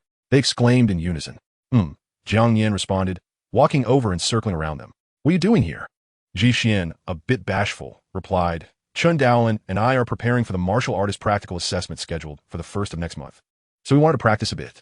Jiang Yin pondered for a moment before suddenly lifting his head. Have you both successfully cultivated the gene original energy? Indeed. Chen Daolin and Ji Xian replied in unison. A smile crept onto Jiang Yin's face. His suspicions were confirmed. Chen Daolin and Ji Xian had indeed mastered the gene original energy cultivation method, explaining their rapid progress. Have you tested your striking power? What were the results? Chen Daolin and Ji Xian exchanged glances, with Chen Daolin stating, We tested on the 3rd of this month. Mine is 2,900 kilograms. And Ji Xian's is 3,100 kilograms. What? Jiang Yin's body trembled, and he swiftly turned to face them, his eyes ablaze with excitement and disbelief. Are you serious? Chen Daolin replied, Instructor, if you doubt us, we can test it right now. Very well, let's go. Jiang Yin did not hesitate. He felt an overwhelming urgency. If what Chen Daolin claimed was true, it would be monumental for the Extreme Martial Arts Academy in the Yin District. A punching power testing machine was available on the 4th floor, and, as Jiang Yin led the two to the test, it confirmed Chen Daolin's assertions. Both exceeded 3,000 kilograms in striking power. Although the increase was notable, it was also reflective of their recent advancements. Excellent, excellent, Jiang Yin exclaimed, his face alight with joy as he gazed at the numbers on the testing machine. Ji Xian's striking power had surged from 1,100 kilograms to 3,100 kilograms, an astonishing increase of 2,000 kilograms. Chen Daolin's had risen from 1,200 kilograms to 2,900 kilograms, a remarkable increment of 1,700 kilograms. Such significant progress was undoubtedly indicative of genius-level talent, and both were still quite young. Ji Xian had just turned 18, while Chen Daolin was not yet 18, signifying a promising future ahead. The two then tested their speed and neural response, achieving or nearing the standards of intermediate warriors. Jiang Yin, staring at the dazzling figures, felt his face flush with excitement. After so many years, the Extreme Martial Arts Academy in the Ian District had finally produced monster-level talents. And remarkably, two at once. The windfall was so substantial that it left Jiang Nian momentarily dizzy with joy. In a city of 200 million, it was rare to encounter even one or two such prodigies in a year, yet their academy had produced two simultaneously. Jiang Nian envisioned the immense contributions that would soon flow toward them. This year, the Ian District's reputation was soaring, not only in Yangzhou City, but throughout the entire Jiangnan Bay City. Jiang Nian looked at the two with eyes that sparkled like treasures, his demeanor exceedingly cordial. Little Chun, little Ji, with such exceptional talents, you need not undergo the martial artist practical assessment. You can join our Extreme Martial Arts Academy directly. In a city with a population of 200 million, only one or two super geniuses emerged each year, making them highly coveted by various factions. Since these two had appeared at the Extreme Martial Arts Academy, it was imperative to secure their allegiance promptly. Jiang Nian enthusiastically presented the various generous benefits available to such prodigies at the Extreme Martial Arts Academy, including a standalone villa, 20 million in startup funds, and an additional 50 million for purchasing manuals in the categories of attack, evasion techniques, and guiding techniques. Chen Daolin and Ji Xian, both hailing from humble backgrounds, were left utterly astounded. Typically, ordinary martial artists joining a superpower like the Extreme Martial Arts Academy would only receive 1 million in startup funds. Chen Daolin's offer was a staggering 70 times greater. This stark contrast underscored the disparity in treatment between geniuses and ordinary martial artists. Moreover, these benefits were merely the most basic offerings. As geniuses joining the world's foremost martial arts academy, they were entitled to numerous advantages that ordinary martial artists could scarcely fathom. After much persuasion from Jiang Nian, Chen Daolin and Ji Xian conferred briefly and ultimately decided to join the Extreme Martial Arts Academy. Such a significant decision was beyond Jiang Nian's authority. He made a call to the higher-ups and then accompanied Chen Daolin and Ji Xian on the train to the headquarters of the Extreme Martial Arts Academy in the main urban district of Jiangnan Bay City. Along the way, Jiang Nian elaborated on the academy and shared various insights about the world of martial artists. In the realm of martial arts, practitioners are categorized into various tiers: the warrior level, the general level, the god of war level, and those who transcend even the god of war. Each of these levels, warrior, general, and god of war, further divides into beginner, intermediate, and advanced stages. The transcendent beings, belonging to the pinnacle of human martial prowess, include the world's strongest, Hong, the founder of the ultimate martial arts school, and the second strongest, the thunder god of the Thunder Martial Arts School. Each of them possesses earth-shattering power, akin to human nuclear bombs, commanding the utmost respect from nations worldwide. Even among the god of war, their numbers are exceedingly rare, representing the ultimate aspiration for most martial artists. However, the path to becoming a god of war is fraught with challenges. Their strength surpasses imagination, allowing them to traverse through a hailstorm of bullets and artillery, capable of crushing an entire building with a single step, exhibiting immense strength and speed akin to lightning, and possessing astonishing reflexes, even able to withstand conventional firearms, thus earning their title. Generals, by contrast, are more common, with the majority of martial artists finding their limits at this stage. Warriors, being the most numerous, represent the foundation of martial arts, albeit with the least formidable power.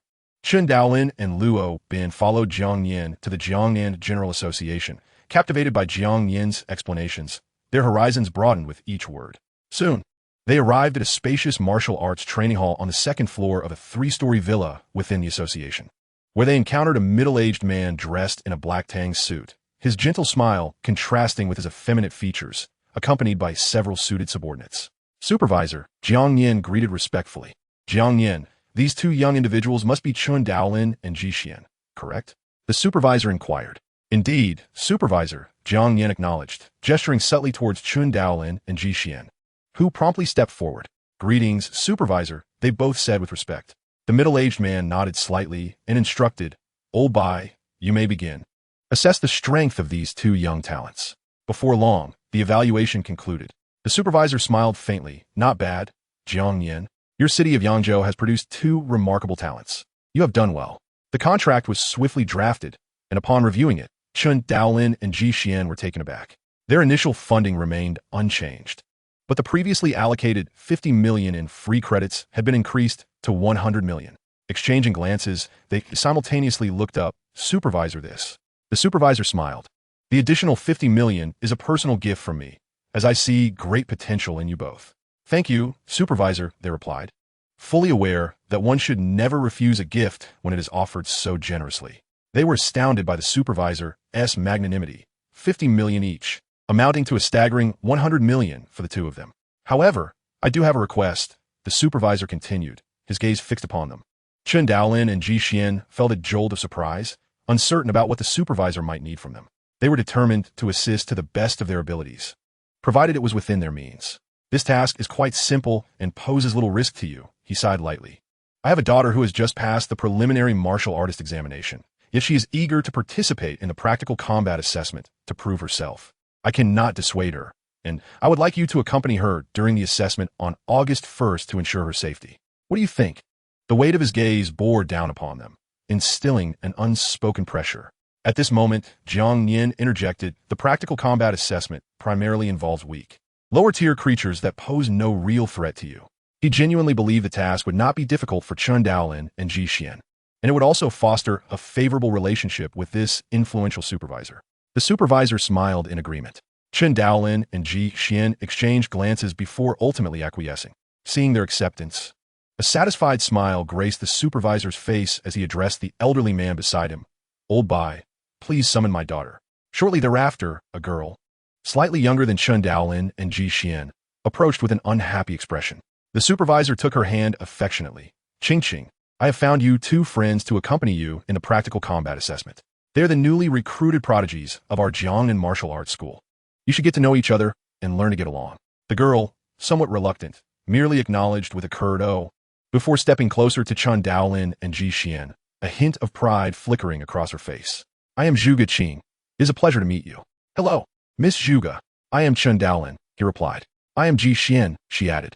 Both maintained polite smiles as Zhuge Qing returned to her father's side, a smirk playing at the corners of her mouth.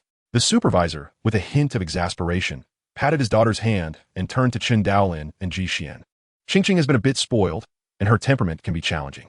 I kindly ask you to look out for her during the assessment. His tone carried an unmistakable hint of authority. As they exited the Jiangnan Ultimate General Association, Chen Daolin and Ji Xian felt a mix of excitement over the tremendous benefits they had gained from this contract and concern for the upcoming month.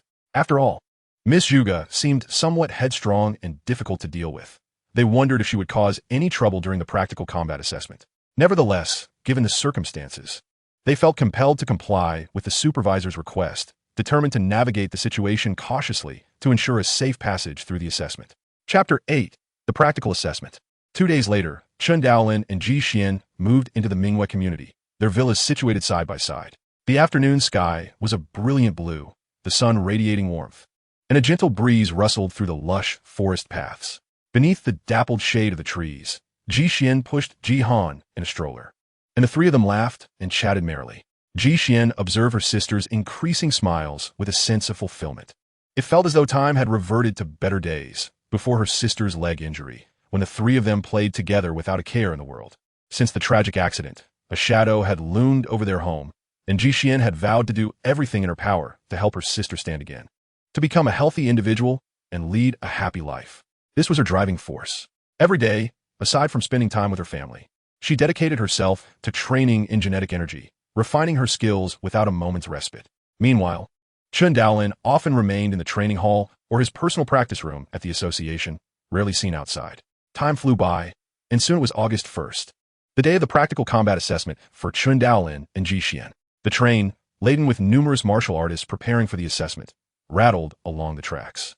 Inside the carriage, Chen Daolin, Ji Xian, and other preliminary martial artists occupied their seats, some engaging in conversation, others resting with closed eyes, while some gazed at the large screen adorning the carriage walls, showcasing promotional advertisements from various factions worldwide, all vying for martial artists to join their ranks. The world is currently divided into 5 major nations: Huaxia, the Soviet Union, America, India, and the European Union.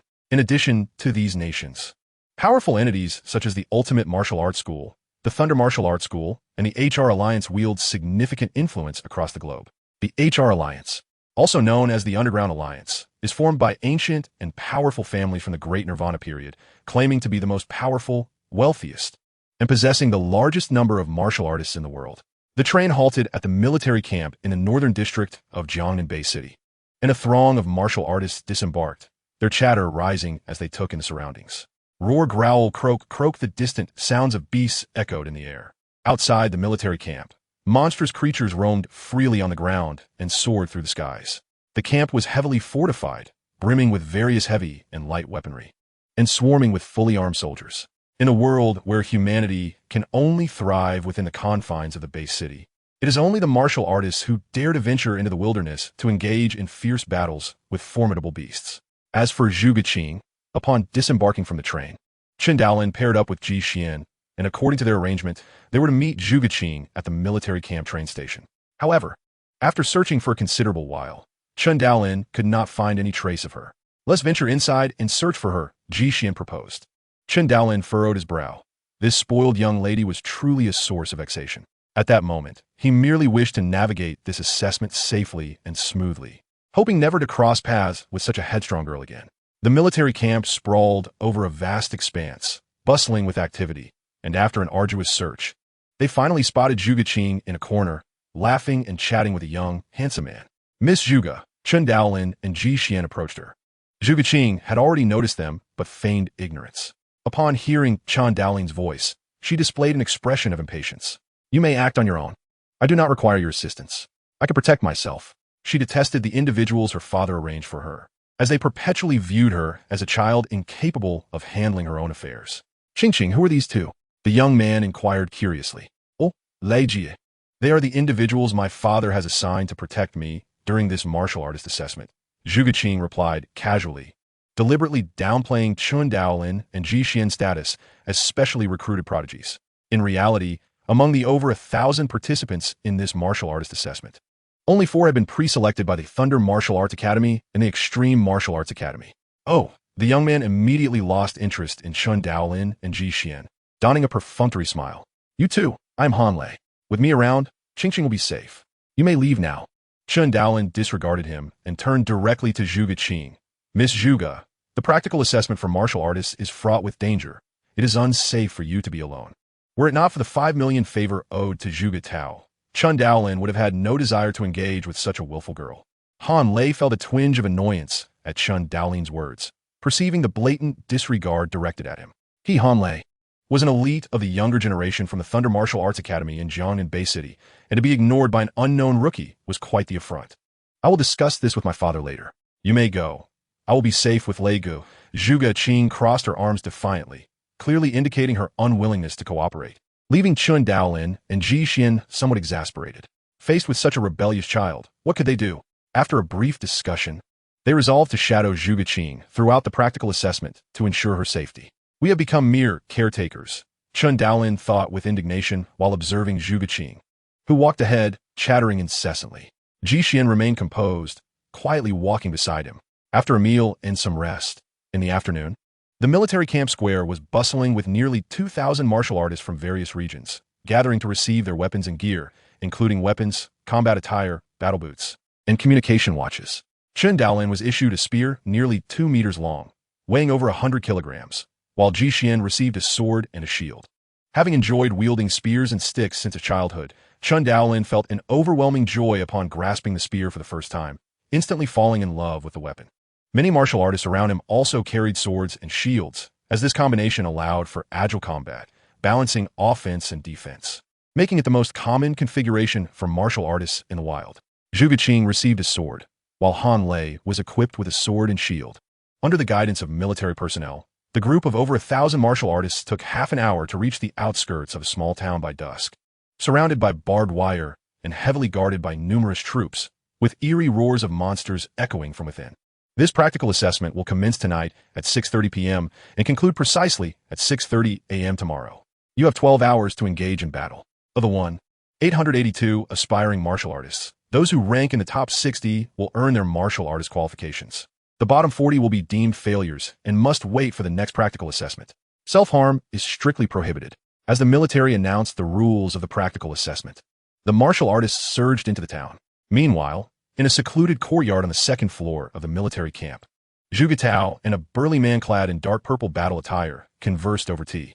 "Zhuge Tao, both your Extreme Martial Arts Academy and our Thunder Martial Arts Academy have each pre-selected 2 individuals for this practical assessment. I wonder which of them will perform better." The burly man, Wang Hong, chuckled. I have also heard that your daughter is participating in this assessment. You wouldn't allow those two prodigies to accompany her for protection, would you? But that does seem like your style, he added with a laugh. Wang Heng, my affairs do not require your concern, Zhuge Tao replied with a faint smile. I have heard that the son of the president of your Thunder Martial Arts Academy, Han Shan, is also present. It appears he is quite talented, yet he is not among those two prodigies.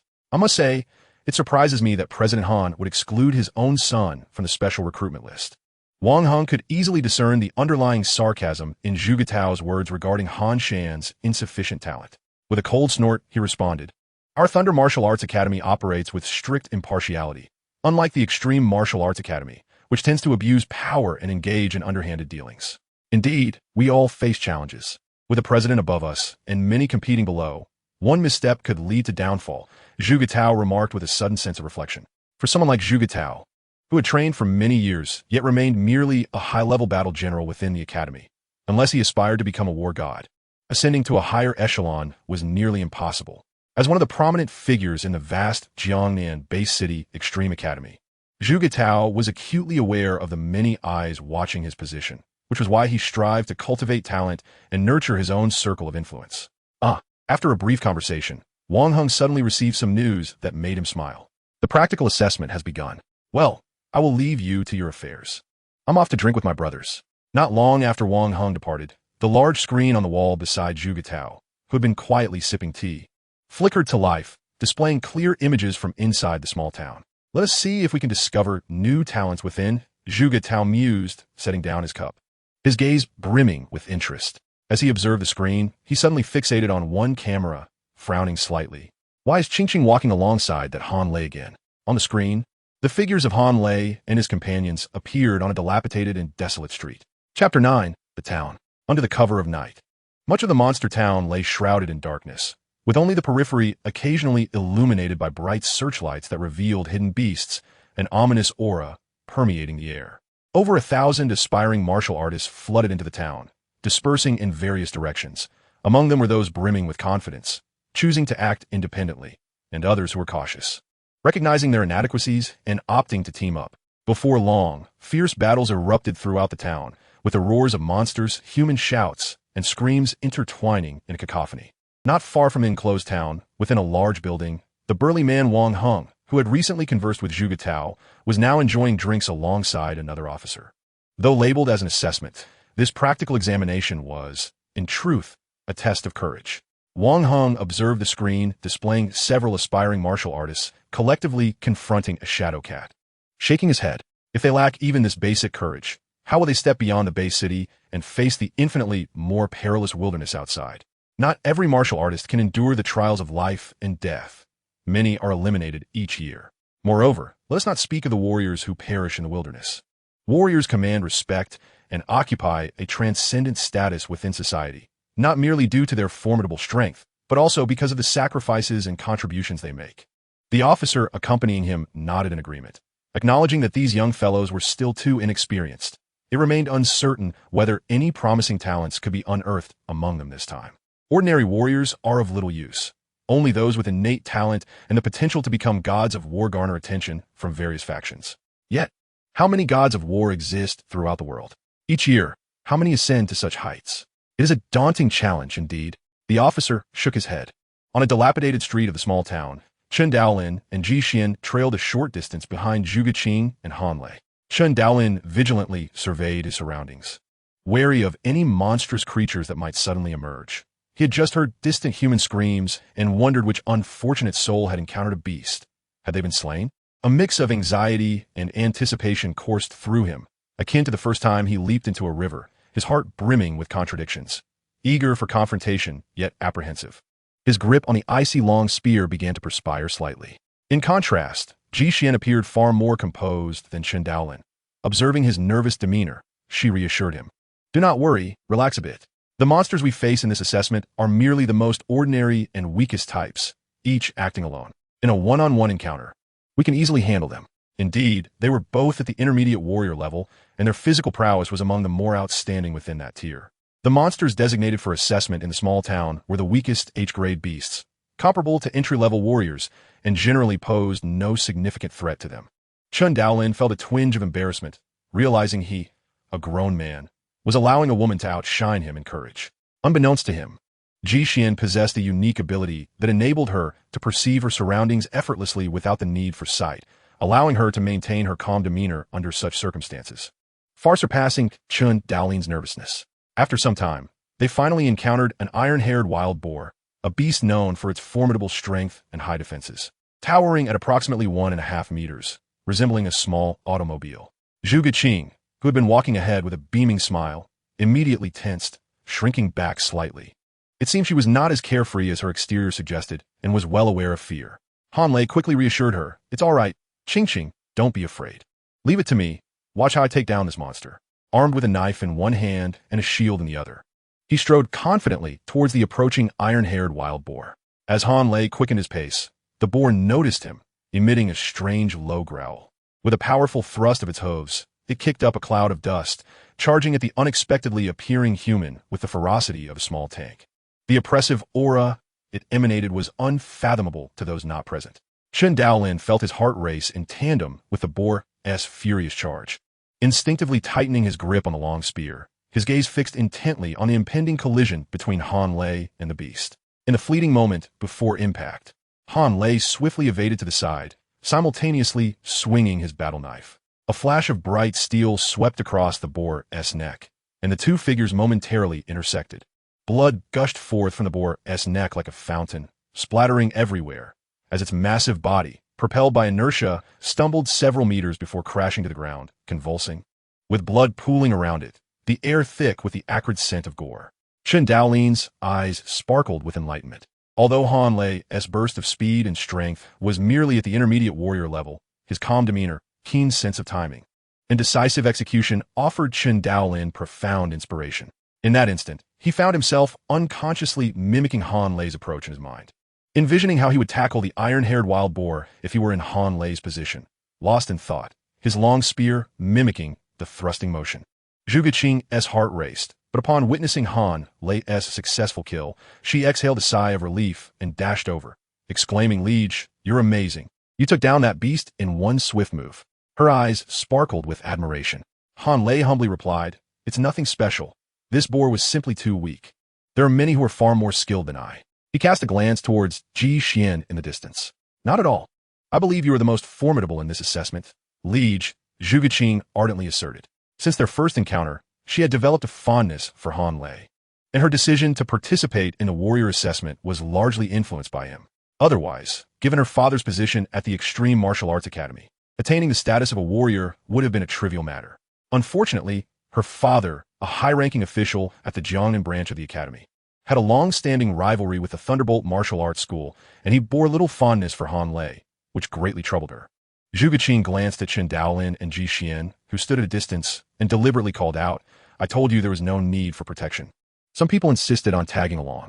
"See, what a waste of effort." She tugged at Han Lei's arm, urging, "Liege, let us go."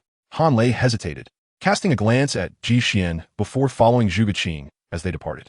Ji Xian remained by Chen Daolin's side, observing him as he stood in a daze. Time passed, and eventually, Chen Daolin stirred from his reverie, realizing he was alone on the street, with only Ji Xian beside him, while Zhu Guqing and Han Lei had vanished without him noticing. "You're awake," Ji Xian remarked, noting Chen Daolin's expression. He felt a bit embarrassed. "Where did they go?" "They left not long ago," Ji Xian replied calmly. "What you did earlier was quite dangerous. Please refrain from such recklessness in the future." Chen Daolin understood her concern and nodded silently, acknowledging that he had indeed lost himself in the moment. However, having witnessed the recent confrontation and the capabilities of the town's monsters firsthand, Chen Daolin felt a newfound confidence in his ability to combat these beasts. "We should part ways now. It will serve as better training," Ji Xian suddenly suggested. Chen Daolin nodded. "All right, be careful and stay safe." He knew of Ji Xian's prowess, so he was untroubled. As for Zhu Guqing's protection, with Han Lei around, and given that Zhu Guqing was no ordinary weakling, he felt assured she would be fine. With a rare opportunity to engage in genuine combat with monsters and hone his skills, Chen Daolin was filled with a fervent desire for battle, eager to prove himself. "Yes, you too," Ji Xian replied before departing. Chen Daolin glanced at her retreating figure before turning to leave in the opposite direction. It was time to fight. Above him, the stars glimmered brightly against the deepening night. Chapter 10, A Sudden Change. Chen Daolin traversed a secluded alley alone, the sound of his footsteps rustling against the ground. A shadow silently emerged from a window above, its cold, green eyes fixated on him. Suddenly, with a gust of wind, the shadow lunged, transforming into a dark streak that pounced upon the unsuspecting human below, its sharp claws glinting ominously in the dim light. Without raising his head, Chen Daolin, sensing the impending danger, swiftly transformed his long spear into a blur, launching it with a fierce gust of wind into the descending shadow, the spear embedding itself deep within, piercing through its skull and protruding from the other side. A shadow hung ominously from the gun, convulsing as it revealed the diminutive form of a gray-furred shadow cat. A gaping hole had been punctured through its eye by Chen Daolin's gun muzzle, from which blood oozed, exuding an eerie terror. The confrontation between warriors and monsters often varies. Sometimes it is prolonged, while at other times, life and death are determined in an instant, fraught with peril. The H-level monster, the Shadow Cat, excels in stealth and moves with astonishing speed. Chen Daolin cast his gaze downwards at the lifeless body on the ground, murmuring as he severed the cat's ear with the blade of his gun and placed it into his backpack. In that bag, he had already collected 3 ears, 1 from an iron-furred wild boar and 2 from tiger mastiffs, with the Shadow Cat being his first. Having engaged in battles with monsters, Chen Daolin had garnered some insights. Creatures like the Shadow Cat preferred to lurk in dark, secluded corners, ambushing humans stealthily. Their physical defense is the weakest, and a well-aimed strike to a vital point can spell death with a single blow. Naturally, for many budding warriors, the speed of such Shadow Cats presents a considerable headache. However, with Chen Daolin's current prowess, ranking among the upper echelons of intermediate warriors, this weakest H-level monster posed little challenge. Perhaps only a concerted attack from a group of H-level monsters could threaten him. He resolved to seek out a few more monsters to test his mettle, for such encounters were necessary for honing his skills. Confident in his abilities, Chen Daolin believed that even if he found himself surrounded by a horde of H-level monsters, he could unleash a devastating King Fist to break free. After cultivating his genetic energy, his body had undergone further enhancement, allowing him to attempt activating the King Fist at over 3 times its normal strength. With his current capabilities, unleashing the King Fist would render him nearly invincible in this small town. Of course, he would prudently choose locations with minimal surveillance to avoid drawing the attention of those with ulterior motives. Meanwhile, in another vicinity, Ji Xian was entangled in combat with several monsters. With her battle knife slashing and shield deftly maneuvering, she nimbly dodged between 4 or 5 beasts, as if they were marionettes dancing to her command, with every attack landing precisely behind her. Ji Xian's gaze was calm, calculating the monster's next moves while her body perpetually adapted, executing the most rational actions with the precision of a finely tuned machine, each movement executed with meticulous detail, leaving no room for error. Whenever her movements faltered, a mysterious force would subtly shift her body, allowing her to evade the combined assaults of the monsters with apparent ease. To an observer witnessing this scene, it would surely provoke disbelief. The challenge of fending off a united assault from multiple monsters far surpassed that of facing a single foe. Even intermediate warriors could easily suffer casualties in such encounters. Yet, Ji Xian's performance at this moment would lead one to question their perception.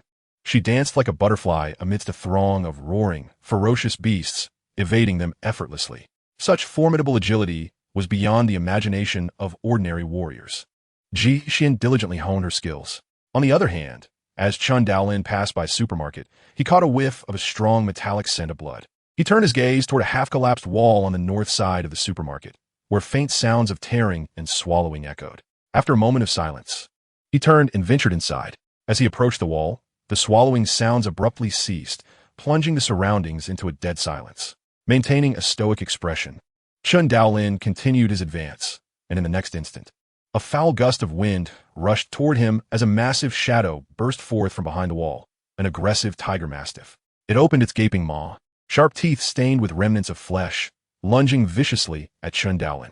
However, swifter than the beast was Chen Daolin's response. His body sprang into action like a coiled spring, and with the precision of a striking serpent, his spear pierced the tiger mastiff's mouth, transfixing it through the throat, spraying a fountain of blood. The creature's heavy paws struck Chen Daolin's shoulder, leaving several visible marks on his combat attire. He grunted softly, his body swaying slightly as the tiger mastiff struggled a few times before succumbing.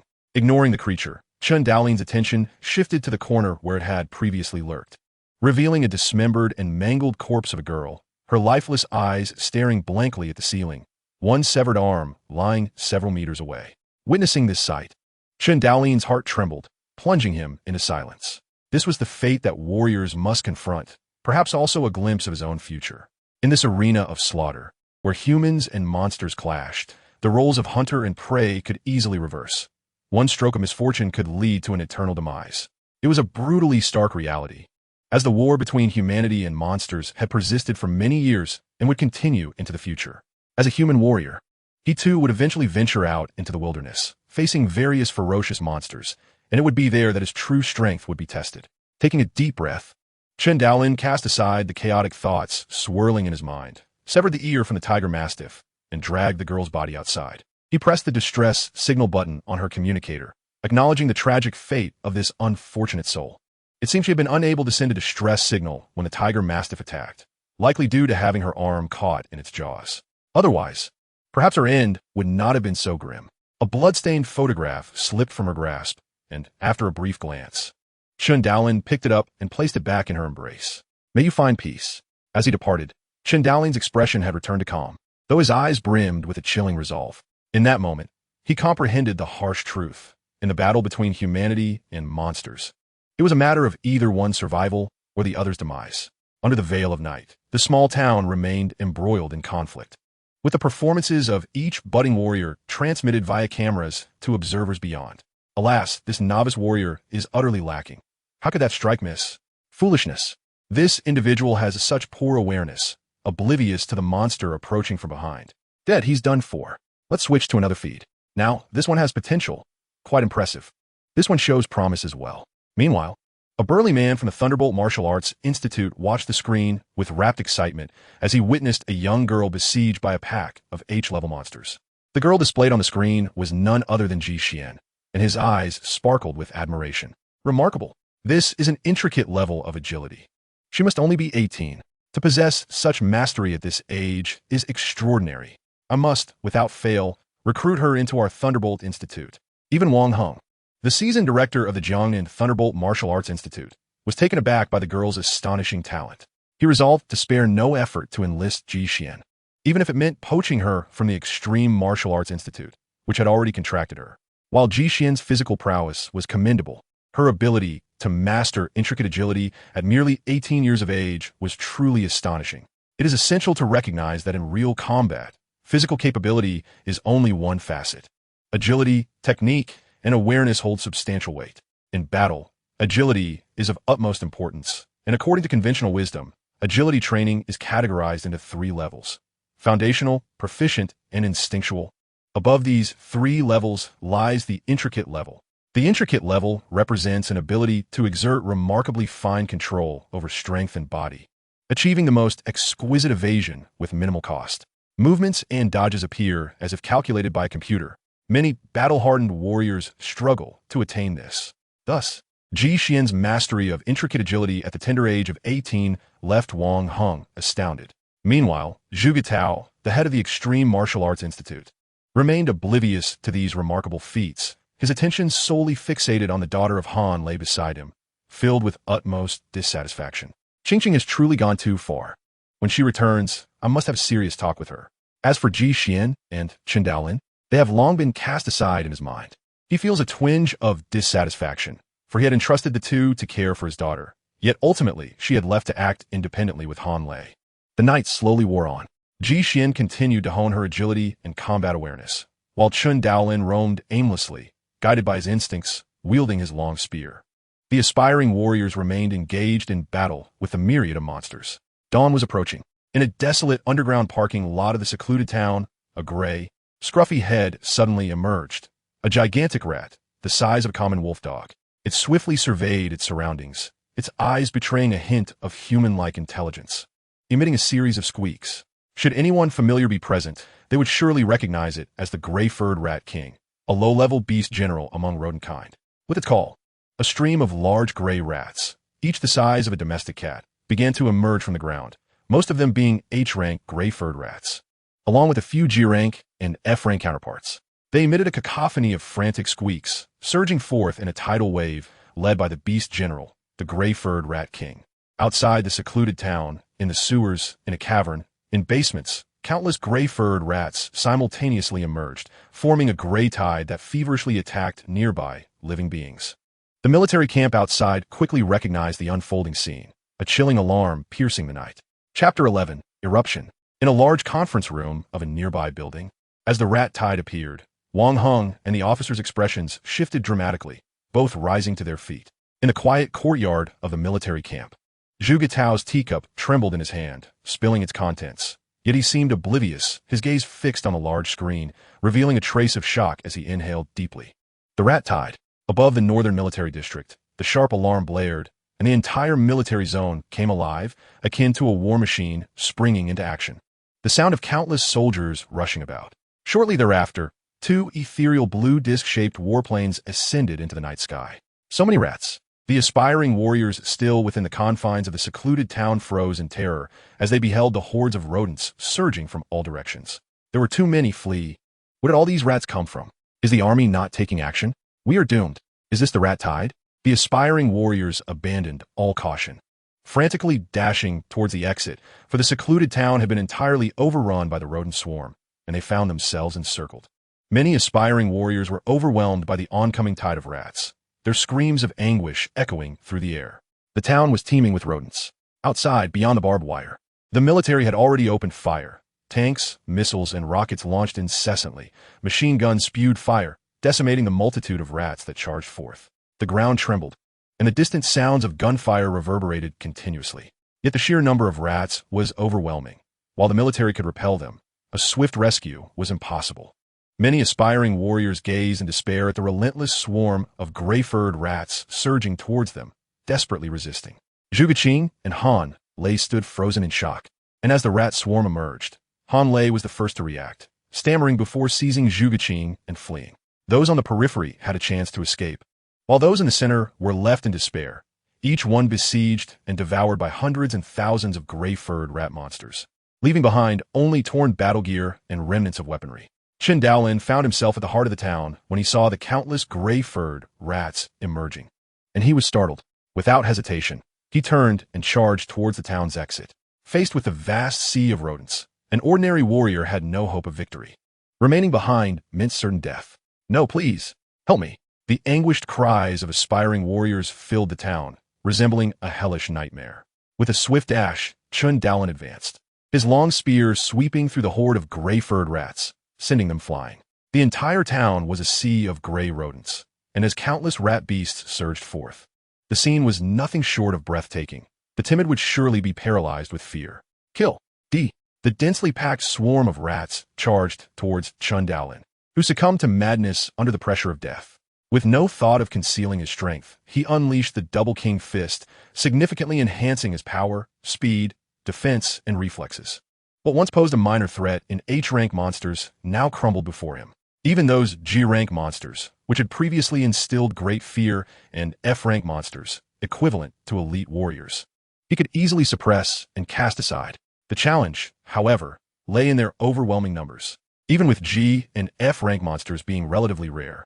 The sheer volume of H-rank gray-furred rats was enough to engulf him. It was not just him. Even a war general-level warrior, when besieged by legions of B soldiers, would meet their demise if unable to break free. At that moment, Chen Daolin heard a familiar, terrified cry. He turned toward the sound and saw a gigantic gray-furred rat standing in the street, its jaws clamped around a person, while not far off. Han Lei was frantically fleeing in disarray. "Brother Lei, save me!" Zhuge Qing cried in despair, gripped by the fear of death. She was still young and did not wish to perish like this. Yet Han Lei, upon hearing her plea, trembled but continued to run without looking back. As Zhuge Qing watched Han Lei's retreating figure, her expression darkened. The gray-furred Rat King regarded its prey with keen interest, feeling the gaze of the Rat King upon her. Zhuge Qing turned pale, trembling uncontrollably, her body betraying her fear as she felt warmth spreading beneath her, accompanied by the scent of urine. The gray-furred Rat King seemed in no hurry to end Zhuge Qing's life. Instead, it toyed with her like a cat with a mouse, its claws scratching at her, eliciting continuous screams from her. In that moment, she abandoned her demeanor as a young lady and appeared utterly disheveled.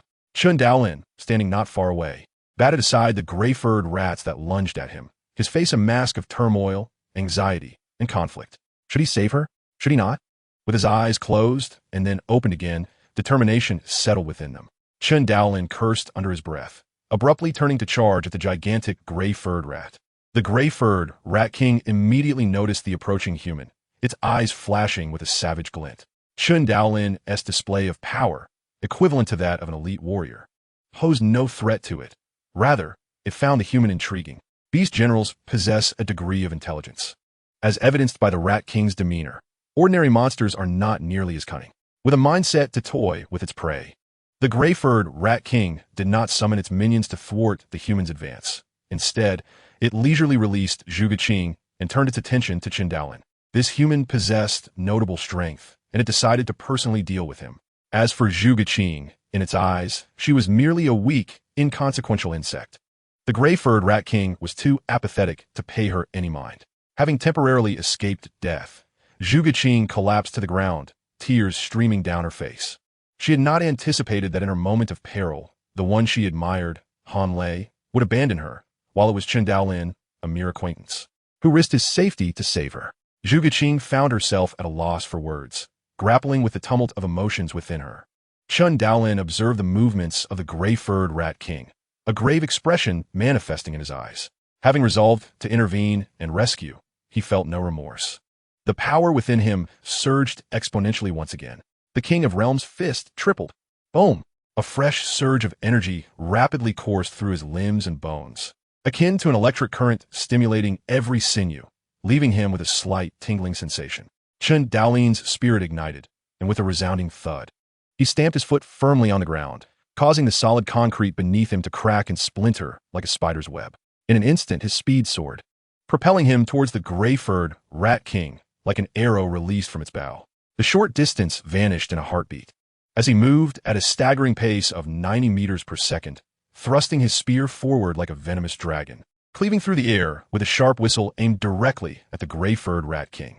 With his thrust, Chen Daolin unleashed his full strength, exceeding 10,000 kilograms of force. Squeak! The gray-furred rat king, initially poised and waiting for Chen Daolin, was taken aback by the intensity of this strike, feeling an overwhelming sense of threat. In an instant, its figure morphed into a gray blur, darting to the side, while its long tail lashed out towards Chen Daolin with a speed that surpassed its previous evasive maneuver. The distance was alarmingly close. In the blink of an eye, Chen Daolin had no time to contemplate, and he raised his spear in defense. Crack! The air erupted with a deafening sound as a tremendous force transmitted from the Rat King's tail to Chen Daolin's hands, numbing his grip and eliciting a muffled grunt. His body was sent flying more than 10 meters away, skidding across the ground for a considerable distance before finally coming to a halt, the friction with the earth leaving him with a searing pain. Squeak, squeak. The gray-furred Rat King let out a triumphant cry, only to be momentarily stunned as it witnessed the human rise unscathed. Bewildered, it thought, how could this human possess a strength comparable to its own while exhibiting such formidable physical resilience? Were humans not typically frail? Thankfully, the King of Realms' fist had tripled his defensive capabilities. Chen Daolin flexed his limbs, silently grateful for the enhancement. He then fixed his icy gaze upon the gray-furred Rat King. Time was of the essence. He needed to conclude this battle swiftly and eliminate the threat posed by the Rat King. Without hesitation, he charged once more at the gray-furred Rat King. The Rat King, incensed and humiliated, emitted a series of furious squeaks and lunged at Chen Daolin. In that instant, the two, a man and a beast, clashed with the might of war generals. Thud! Chen Daolin's spear struck the gray-furred Rat King with tremendous force, eliciting a pained squeal from the creature. Crack! The Rat King's tail lashed out at Chen Daolin, drawing a grimace from him. The two engaged in a fierce combat on the open ground, exchanging blows in a manner that appeared remarkably evenly matched. Not far off, Zhuge Qing was left in a state of astonishment. Initially, she had harbored doubts about Chen Daolin's ability to rescue her, considering that he was up against the gray-furred Rat King, a beast general-level monster not easily contended with by ordinary warriors. Yet, not only was Chen Daolin unharmed, he exhibited astonishing prowess against the Rat King. Zhuge Qing's mouth fell agape. She recalled her father's words about recruiting 2 18-year-old prodigies, but she had never anticipated that Chen Daolin could be so powerful, possessing the strength of a war general at just 18. He surpassed Lin Lei, a man she had previously admired, by an immeasurable degree.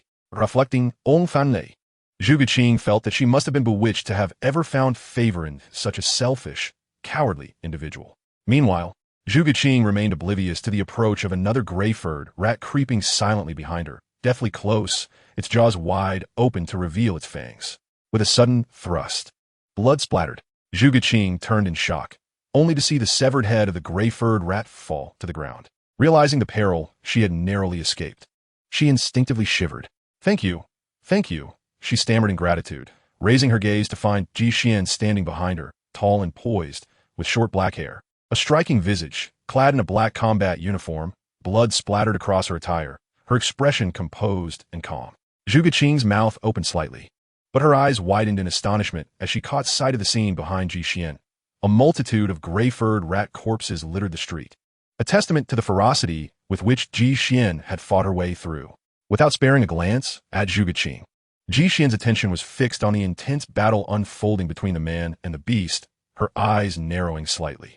Chapter 12. Breaking Free. Outside the testing town for aspiring warriors, the Jiangnan Northern Military District had swiftly mobilized a substantial force, sealing the town with impenetrable vigilance. The sounds of gunfire echoed incessantly as the military advanced, leaving countless rat-beast corpses in their wake. Some rescued aspiring warriors, pale and shaken, gazed at the town engulfed in chaos. The Extreme Martial Arts School, Thunderbolt Martial Arts School, and Jiangnan's military had all dispatched personnel to the operations room, their expressions grim as they monitored the screens. The sudden onset of the rat tide had taken everyone by surprise, though its scale was minimal, failing to even reach a level 3 alert.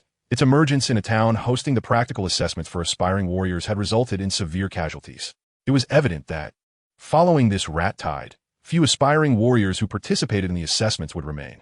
The atmosphere within the operations room was heavy. Suddenly, the screen shifted to a new scene, capturing the attention of all present. The monster town was equipped with numerous cameras to monitor internal conditions, although some had been damaged during the rat tide. Overall surveillance of the town remained intact. "That's my daughter, Qing Qing," a middle-aged man exclaimed, his voice laden with excitement. The crowd turned to see Zhuge Tao, the director of the Extreme Martial Arts School's Jiangnan headquarters, his face alight with joy as he gazed at the screen. Yet, the focus of the attendees was not on Zhuge Tao's daughter, but rather on a young man engaged in combat with a gray-furred giant rat. An incredulous gasp filled the room. "No way, am I seeing things? That appears to be the initial-level beast general-level monster, the gray-furred rat king." Indeed, it is the gray-furred rat king, others confirmed. While initial-level beast general-level monsters were not particularly remarkable, what truly captivated the audience was the revelation that one of the participants was capable of directly battling the gray-furred rat king, indicating that he possessed at least the strength of an initial-level war general. It truly is the gray-furred rat king. Who is that participant? Such prowess. Which faction does he belong to? A chorus of astonished remarks erupted from the higher-ups in attendance. Wang Heng, the director of the Thunderbolt Martial Arts School, fixed his gaze intently on the screen, his emotions tumultuous as he roared in frustration. He recognized that the youth depicted was none other than Chen Daolin, one of the two prodigies participating in the practical assessments at the Extreme Martial Arts School. Another one, an initial-level war general at just 18 years old. This is absurd. What stroke of luck has the Extreme Martial Arts School stumbled upon? With that girl, Ji Xian, who has mastered the intricate level of body techniques. They've acquired two monstrous prodigies in one go. How can Zhuge Tao be so fortunate? Yes, Chen Daolin, possessing the strength of an initial-level war general at 18. Xuan, mastering the intricate level of body techniques at the same age. In Wang Heng's eyes, they were anomalies, far surpassing ordinary prodigies. Such talents were a rarity on a global scale. Each appearance would incite fierce competition among various factions. The officers in the command center jolted back to attention. Quickly, notify the front line. Dispatch personnel for their rescue. Regardless of whether it is Zhuge Tao's daughter, the head of the Extreme Martial Arts Hall, or that prodigious martial artist, they are undoubtedly regarded as more significant than ordinary warriors. The former could provide a favor to Zhuge Tao, a prominent figure at the Jiangnan headquarters of the Extreme Martial Arts Hall, while the latter could be endeavored to win over that extraordinarily gifted martial artist. Just as the operations department issued its directives, an unexpected exclamation erupted from the crowd. Wait, what is that?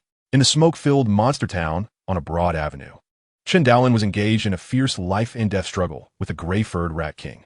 After several minutes of intense combat, Chen Daolin bore several wounds, but sadly discovered that his spear inflicted minimal damage upon the gray-furred Rat King's robust form. The weapon lacked sufficient sharpness.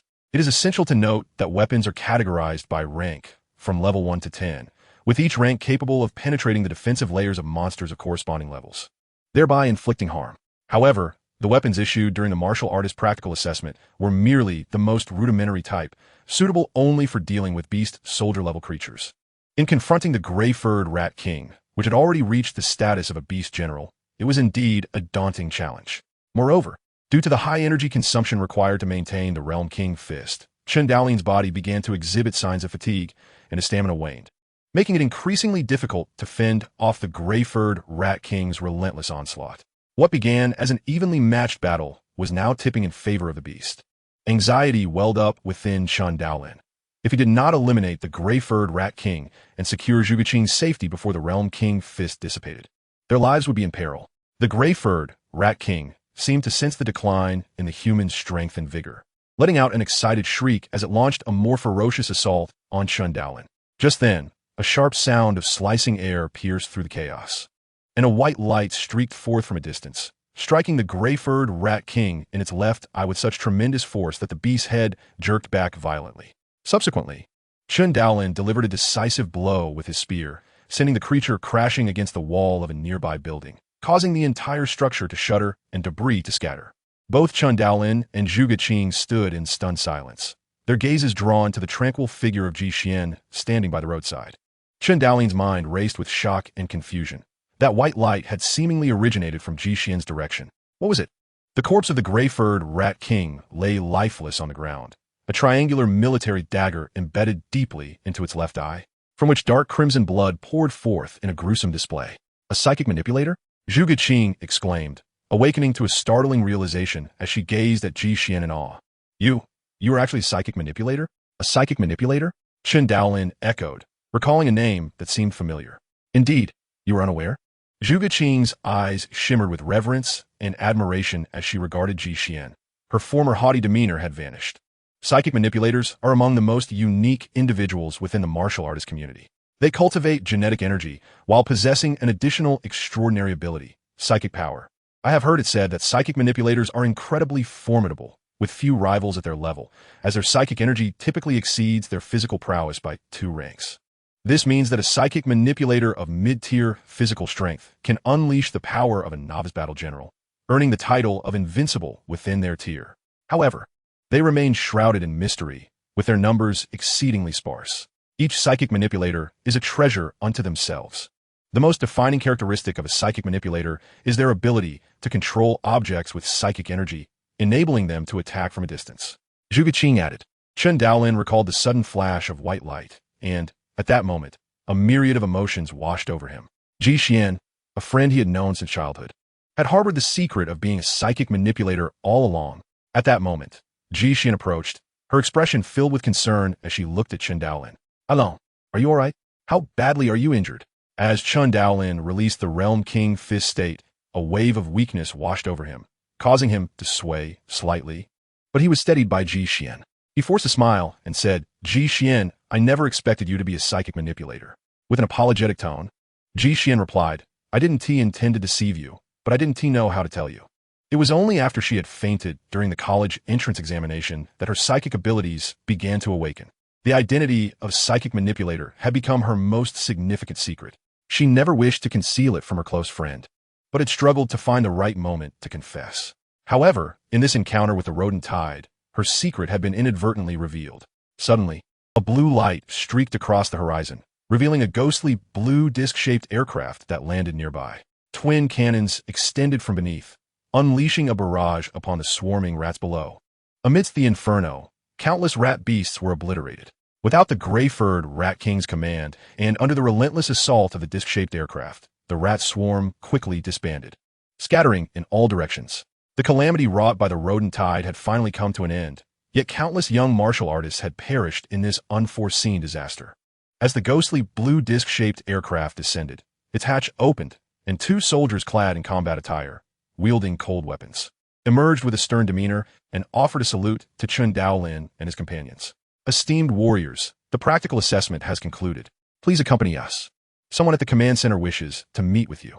The soldiers maintained a courteous demeanor.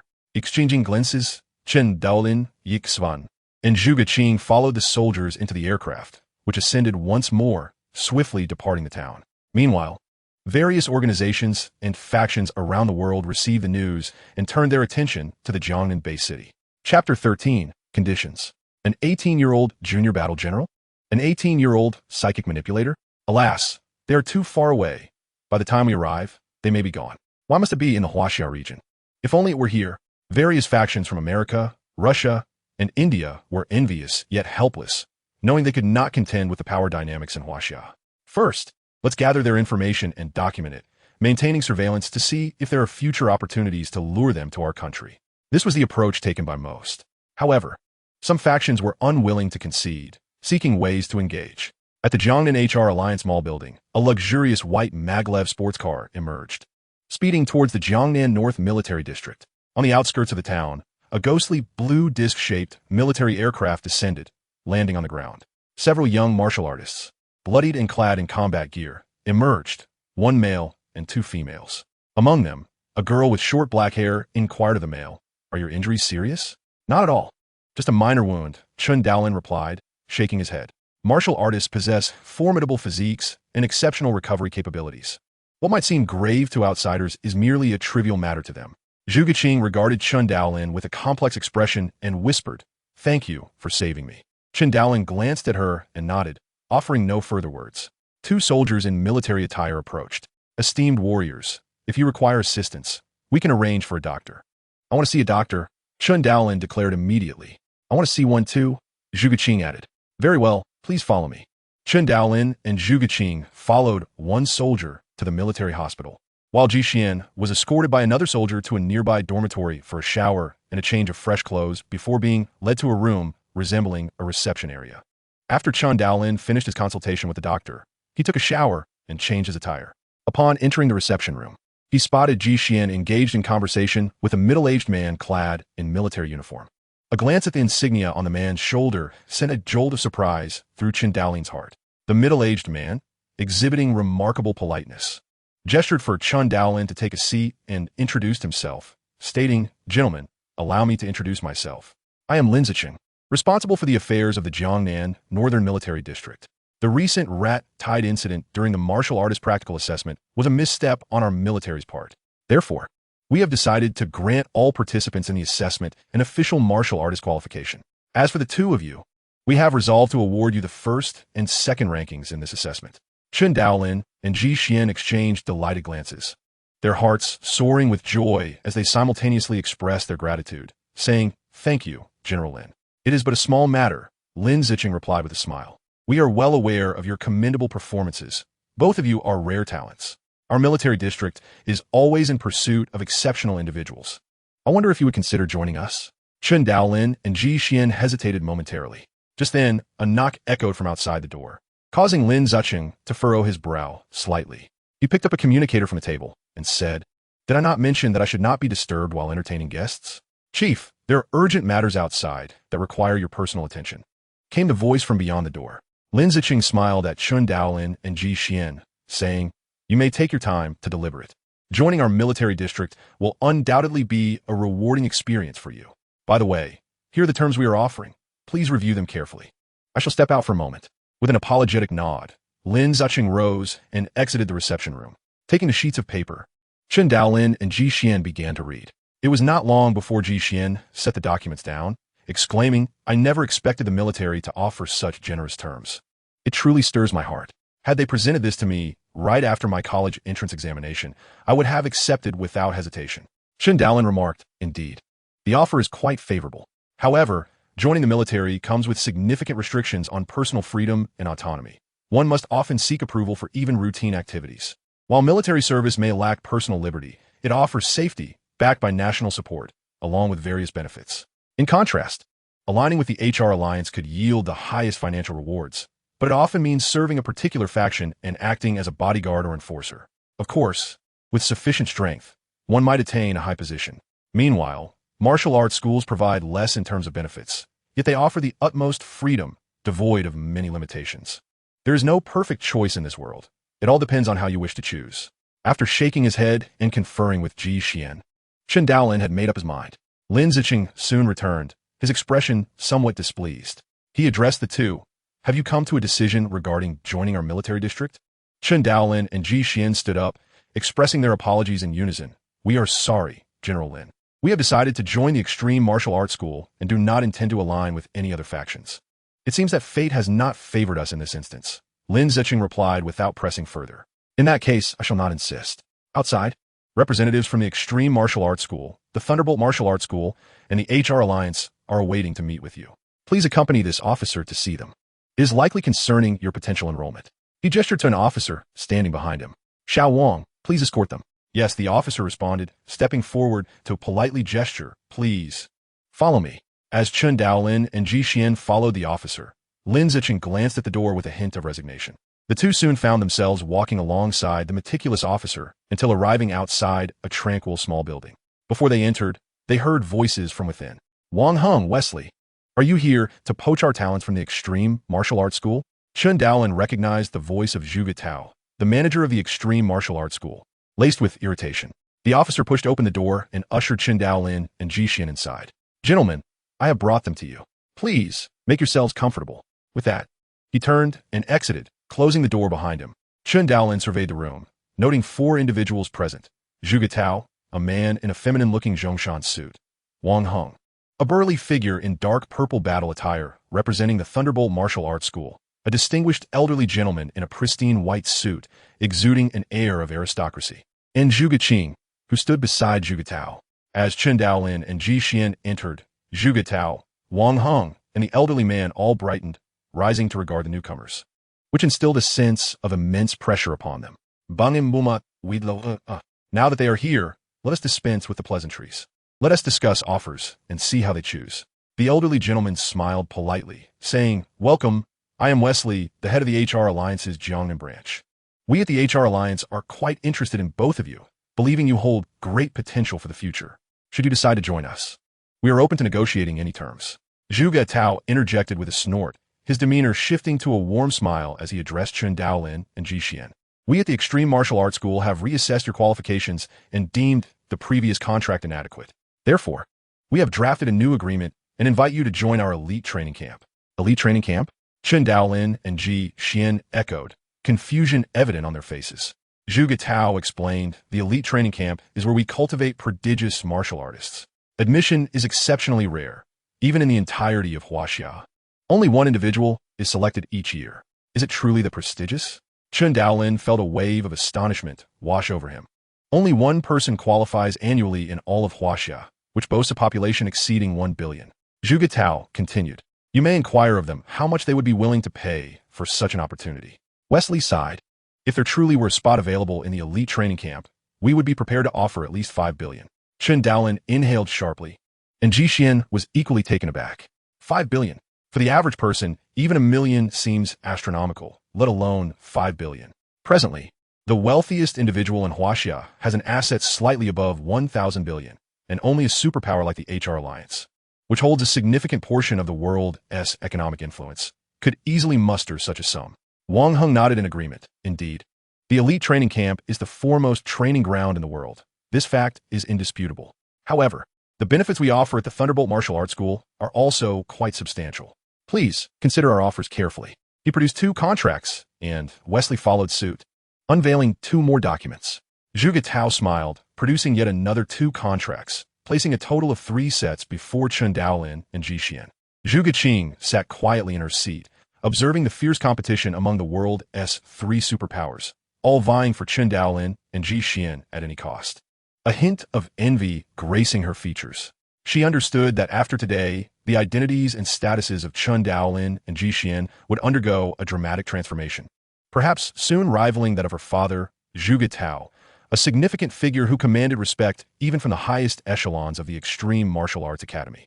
Chen Daolin and Ji Xian meticulously examined the 3 contracts, leaving no detail overlooked, while Zhuge Tao and Wang Heng remained composed, silently awaiting their decision. The elite training camp of the Extreme Martial Arts Academy beckoned. Chen Daolin sifted through the relevant documentation within the contract. The academy featured 2 principal training camps, the basic training camp and the elite training camp.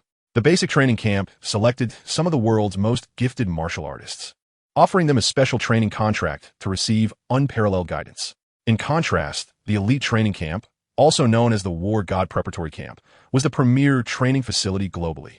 Gaining entry guaranteed one's future potential as a war god. Across the world, the Extreme Martial Arts Academy, alongside the Thunderbolt Martial Arts Academy, boasted both basic and elite training camps. However, it was indisputable that the Extreme Martial Arts Academy's elite training camp held the top ranking worldwide, even attracting the world's strongest, Hong, to occasionally impart his wisdom. Such an opportunity was indeed priceless. The HR Alliance would readily offer $5 billion for it, with no guarantee of success. Chen Daolin felt his heart race as he read the descriptions of the elite training camp, the world's foremost training ground. The War God Preparatory Camp. Although the conditions offered by the HR Alliance and the Thunderbolt Martial Arts Academy were also quite generous, they primarily focused on material gains, whereas the most significant enhancement in strength undeniably lay within the elite training camp of the Extreme Martial Arts Academy. With a decision forming in his heart, he prepared to embark on this new journey. Chapter 14, Officially Joining. Enrolling in the elite training camp was merely the most lucrative condition presented by the Extreme Martial Arts Academy's contract. Other terms were equally astonishing, such as an increase in startup fund from $20 million to $200 million and the freedom to select techniques for movement, guiding arts, and offensive methods from a treasury of manuals priced up to $1 billion, all at no cost. The remaining clauses were straightforward and easily comprehensible. Once Chen Daolin and Ji Xian concluded their review, Zhu Getao, Wang Heng, and Wesley exchanged anticipatory glances.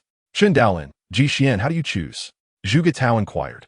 I choose to join the Extreme Martial Arts Academy, Chen Daolin declared. I choose to join the Extreme Martial Arts Academy as well, Ji Xian echoed. A smile of pure joy illuminated Zhu Getao's face as he rose, exclaiming, Excellent. Your choices are astute. In that case, let us proceed to the Jiangnan headquarters, where only our president can finalize the contract. With this, Wang Heng and Wesley could only lament the fortunate turn of events for the Extreme Martial Arts Academy, departing with a tinge of disappointment. Chen Daolin and Ji Xian followed Zhu Getao without delay back to the headquarters of the Extreme Martial Arts Academy in Jiangnan Bay City. Under the supervision of President Zhou Yongzheng, they underwent physical assessments, with Ji Xian testing her mental prowess. Both passed successfully, signing the contract and officially becoming members of the Extreme Martial Arts Academy.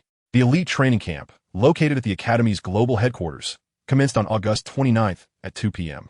Return home and rest well while awaiting further notice. A special envoy will come to escort you.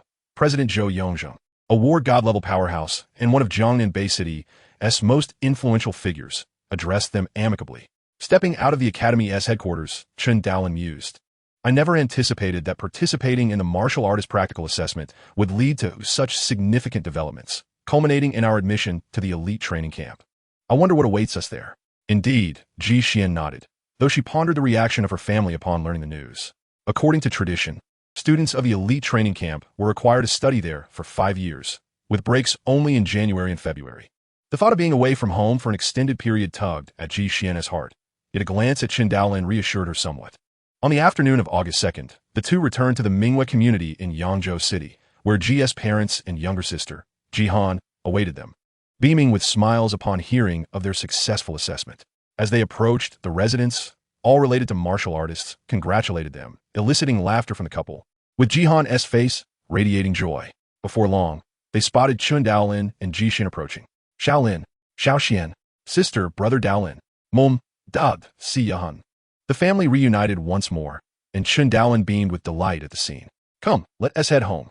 We prepared a feast to celebrate your return, Ji's father announced. Shaolin, today is a momentous occasion. Let us enjoy a drink together. Certainly, Uncle Luo, Chen Daolin replied with a smile. I want to drink too. Jihan piped up eagerly. Children shouldn't drink. Chen Daolin gently ruffled her hair. I'm already 17, not a child. Yanhu fitting protest. Xiaohan, girls shouldn't drink, Ji Xian interjected, noting her sister's frail health. It's best to stay away from alcohol. That evening, after a joyous dinner and celebration with the Ji family, Chen Daolin returned to his villa. After a refreshing shower and donning a loose, comfortable robe, he settled into the soft couch of his second-floor media room, lost in thought.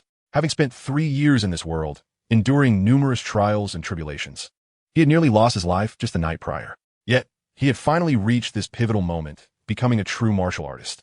As he regained his focus and gazed out at the night scenery, a smile graced his lips, filled with anticipation for the martial artist life ahead.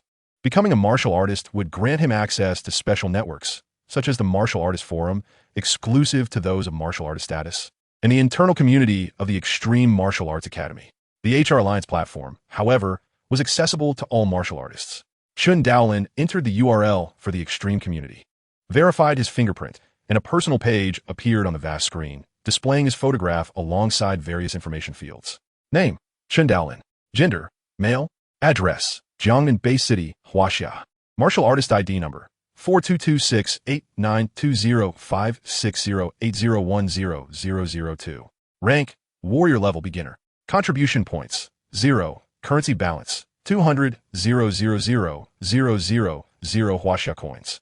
The final digits of his martial artist ID indicated that Chen Daolin had placed second in the martial artist practical assessment on August 1, 2056, with the top spot likely belonging to Luo Bin, as she was an intermediate war general-level mentalist who had slain a beast of the same rank, the Gray-Furred Mouse King.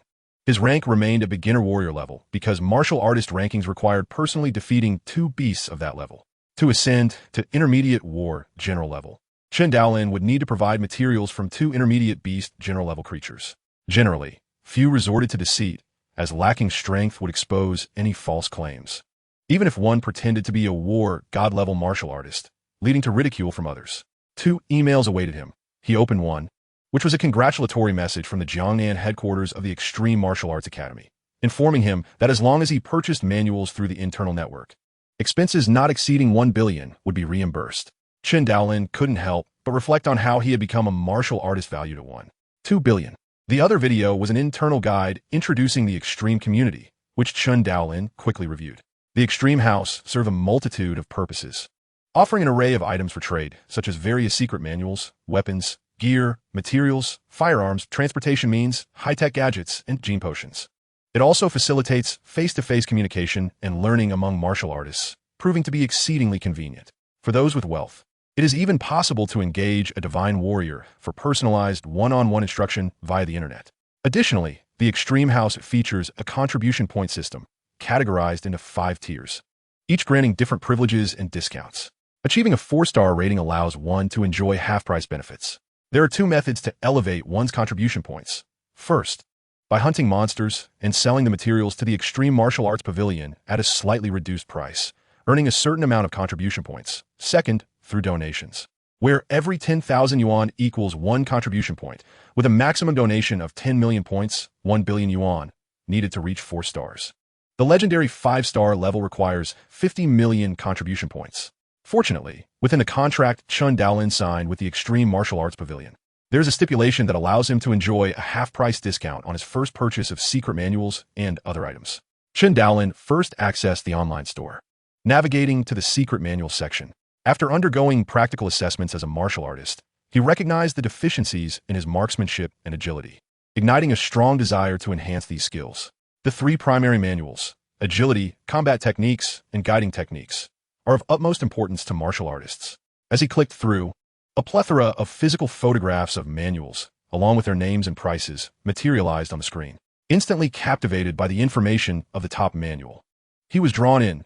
World Extinction, category, marksmanship, evaluation, ultimate price, 100 billion Huaxia coins, full price, 50 billion Huaxia coins, half price requirement, 4-star contribution points.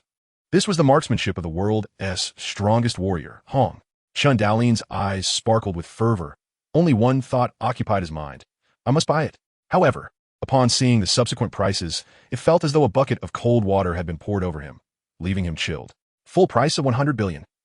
Even half price demands 50 billion? He silently sipped his tea to steady his nerves. Too expensive, far too expensive. Regaining his composure, he continued to scroll down, discovering that the manuals could be purchased in sections. The first 3 layers of World Extinction were priced at 8 billion Huaxia coins, full price. For billion Huaxia coins, half price, requirement, 3-star contribution points. The first 2 layers were priced at 2 billion Huaxia coins, full price, 1 billion Huaxia coins, half price.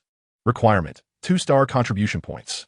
The first layer was priced at 200 million Huaxia coins, full price, 100 million Huaxia coins, half price requirement, 1-star contribution points. World Extinction. The ultimate manual created by the world's strongest warrior, Hong, is renowned as the premier offensive technique globally, encompassing not only combat methods, but also accompanying agility techniques. However, the description notes that mastering world extinction is exceedingly challenging, requiring exceptional comprehension. Chen Daolin was undeniably tempted. While he could not afford the complete set, the first 2 layers for a mere 10 billion were within his reach. Without hesitation, he clicked to purchase. After acquiring the first 2 layers of world extinction, Chen Daolin's account balance plummeted from 1.2 billion to 200 million, making him acutely aware of how rapidly funds dissipate for martial artists. Subsequently, he spent another 100 million on a premier guiding technique, the Heavenly Pillar Cloud Chi. Following that, he purchased a suitable long spear, Model C6, priced at 50 million Huaxia coins, full price, 25 million Huaxia coins, half price requirement, 1-star contribution points. The C6 spear is robust enough to engage in direct combat with high-level beast generals without fear of damage.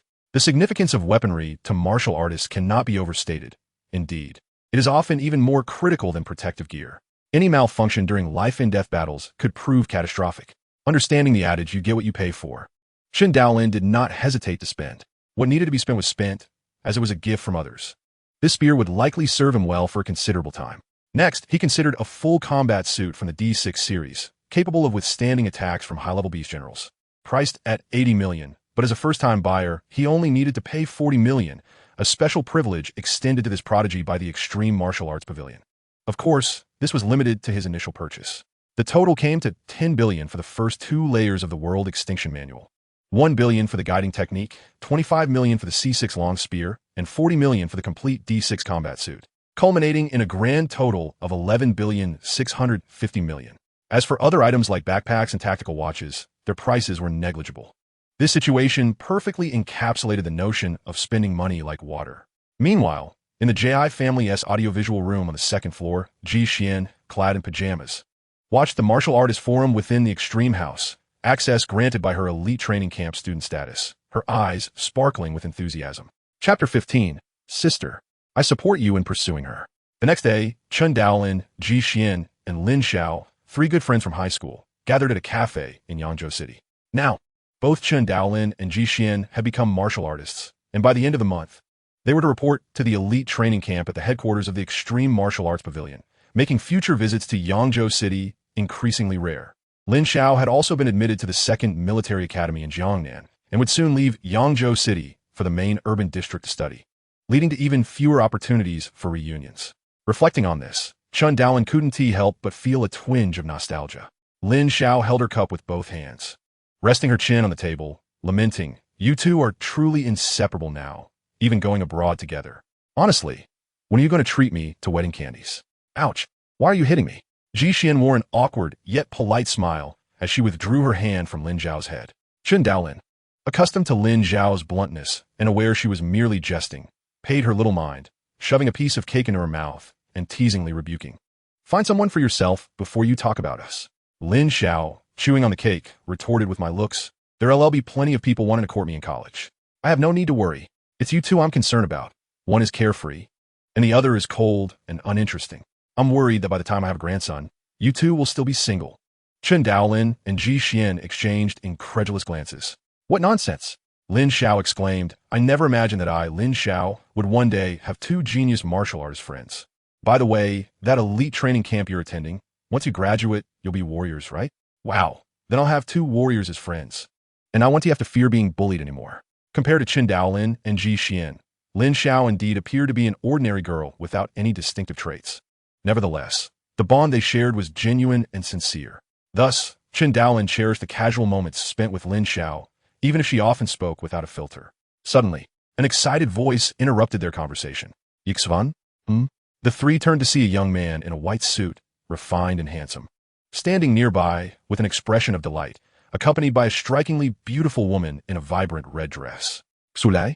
Ji Xian hesitated for a moment before recognizing this somewhat familiar face as her classmate from high school. Su Lei seemed utterly taken aback to encounter Ji Xian here, swiftly approaching with a beaming smile. "Ji Xian, what a surprise to see you. It's been so long. How have you been?" "I'm well," Ji Xian replied, feeling somewhat uneasy under Su Lei's intense gaze. Chen Daolin and Lin Xiao exchanged glances, observing the enthusiastic Su Lei and the somewhat restless Ji Xian, both sharing a look that hinted at unspoken concerns regarding their dynamic. "Brother, who is this? Could you introduce us?" The enchanting woman in the striking red dress approached, her exquisite Danfeng eyes scanning Ji Xian and her companions with a contemplative gaze, ultimately resting upon Ji Xian. Su Lei offered an awkward smile and said, "Oh, I almost forgot. Everyone, this is my sister, Su Ranran. Sister, these three are my high school classmates, Ji Xian, Chen Daolin, and Lin Xiao." He finally remembered that there were two more individuals beside Ji Xian. Su Dandan Ziplit Guli Ohat. Her demeanor was notably frigid. Internally, Su Ranran felt a wave of discontent. Her younger brother was the distinguished second young master of the Su family, destined to inherit the family legacy. It irked her that he was so amicable with these commoners from high school. More crucially, she noticed her brother's evident fondness for the tall, graceful Ji Xian, which was the source of her dissatisfaction. How could a scion of the Su family be enamored with an ordinary woman? Thus, Su Ranran chose to express her disdain openly, convinced that such individuals were merely sycophants. She speculated whether Ji Xian was aware of her brother's status, deliberately attempting to climb the social ladder. Do these women lack any self-awareness?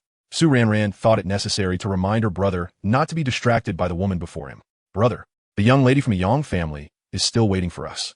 It wouldn't be polite to keep her waiting. Let us hurry," Su Ranran suggested with a smile. Su Lei's expression subtly stiffened before he regained composure, offering an apologetic look to the composed Ji Xian and her friends. "We'll talk next time."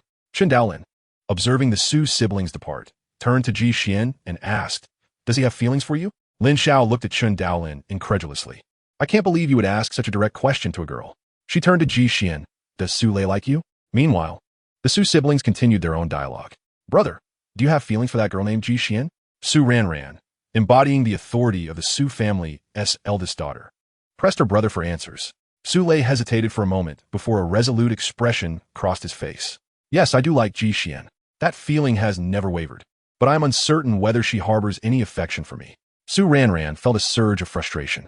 "You are my brother, the second young master of the Su family. How can you possibly like an ordinary woman? I advise you to dismiss such thoughts and heed the family's arrangements for an arranged marriage. Otherwise, I will inform our parents." The Su family was one of the 12 prominent families in Huaxia's HR alliance, and as the second young master, Su Lei's marriage was not solely his decision. It bore significant implications for the entire clan. "Sister," Su Lei said, somewhat helplessly, "I will manage my own affairs. Calling you sister is of no use." In a private room of a cafe, two young women engaged in conversation, one of whom was Zhuge Qing. "Qing, it's such a hassle that you had to accompany me for this arranged meeting." "I feel terrible," the beautiful girl in a white dress said, grasping Zhuge Qing's hand apologetically. "It's no trouble, Lei. I was bored anyway. Consider a chance to get some fresh air," Zhuge Qing replied, her face slightly more haggard than before, though her complexion remained fair. "I heard your family arranged for you to meet someone from the Su family?" Zhuge Qing inquired. "Yes. The second young master, Su Lei, I believe," Yang Lei replied with a hint of resignation. In truth, she had a natural aversion to arranged meetings, but could not oppose her family's wishes and had come to appease them. "By the way, Qing, I heard you participated in the martial artist practical assessment a few days ago. How'd it go?" Yang Lei asked curiously. Zhuge Qing reminisced about the terrifying rat tide and thought of Han Lei, Chen Daolin, and Ji Xian, her expression turning somber. These thoughts weighed heavily upon her, and with her sister by her side, she decided to confide in Yang Lei. "So, that Chen Daolin and Ji Xian who say you are really going to the elite training camp?" Yang Lei asked, unable to suppress her curiosity as she grasped Zhuge Qing's hand. At that moment, Su Lei and Su Ranran entered, overhearing Yang Lei's words. After Yang Lei and Zhuge Qing departed, Su Ranran suddenly stated, "Brother, I retract my previous words." "Sister?" Su Lei responded, puzzled. "You may pursue Ji Xian after all." On the afternoon of August 3rd, Chen Daolin received a delivery from the Extreme Martial Arts School, a password-protected safe containing the first 2 volumes of Annihilation and a top-tier guiding technique, Heavenly Cloud Pillar. This manual was to be practiced solely by him. If anyone else were to be discovered practicing it, they would face severe repercussions. The first 2 volumes of Annihilation included manuals on gun techniques and body techniques, comprising 4 physical books and 2 instructional DVDs. The guiding technique, Heavenly Cloud Pillar, was a standalone manual accompanied by a DVD. Chen Daolin opened it and began earnest study and practice that very day. Days went by as Chen Daolin diligently practiced gun techniques and body techniques, refining his genetic primal energy while pondering over the annihilation techniques. Occasionally, he engaged in discussions on martial artist forums or sought advice from the chief instructor of Yangzhou City, Wu Tong. Sometimes, he sparred with Ji Xian, only to find himself outmatched. When hunger struck, he would dine at the Ji residence, considering it a second home. In the spacious practice room on the second floor of the villa, over 100 square meters in size, Chen Daolin stood barefoot in the center, clad in white training attire, wielding a long gun and thrusting it into the void before him. Each strike sliced through the air with a piercing whistle, beads of sweat cascading down his face and body. After an indeterminate period, Chen Daolin sat on a chair to rest, drinking water, feeling a sense of helplessness. It was said that mastering the first layer of annihilation could enhance strength by 90%. Yet, despite nearly 10 days of practice, he had yet to grasp the fundamentals, let alone achieve mastery. Such a formidable and supreme technique is indeed challenging. I must take my time, he mused.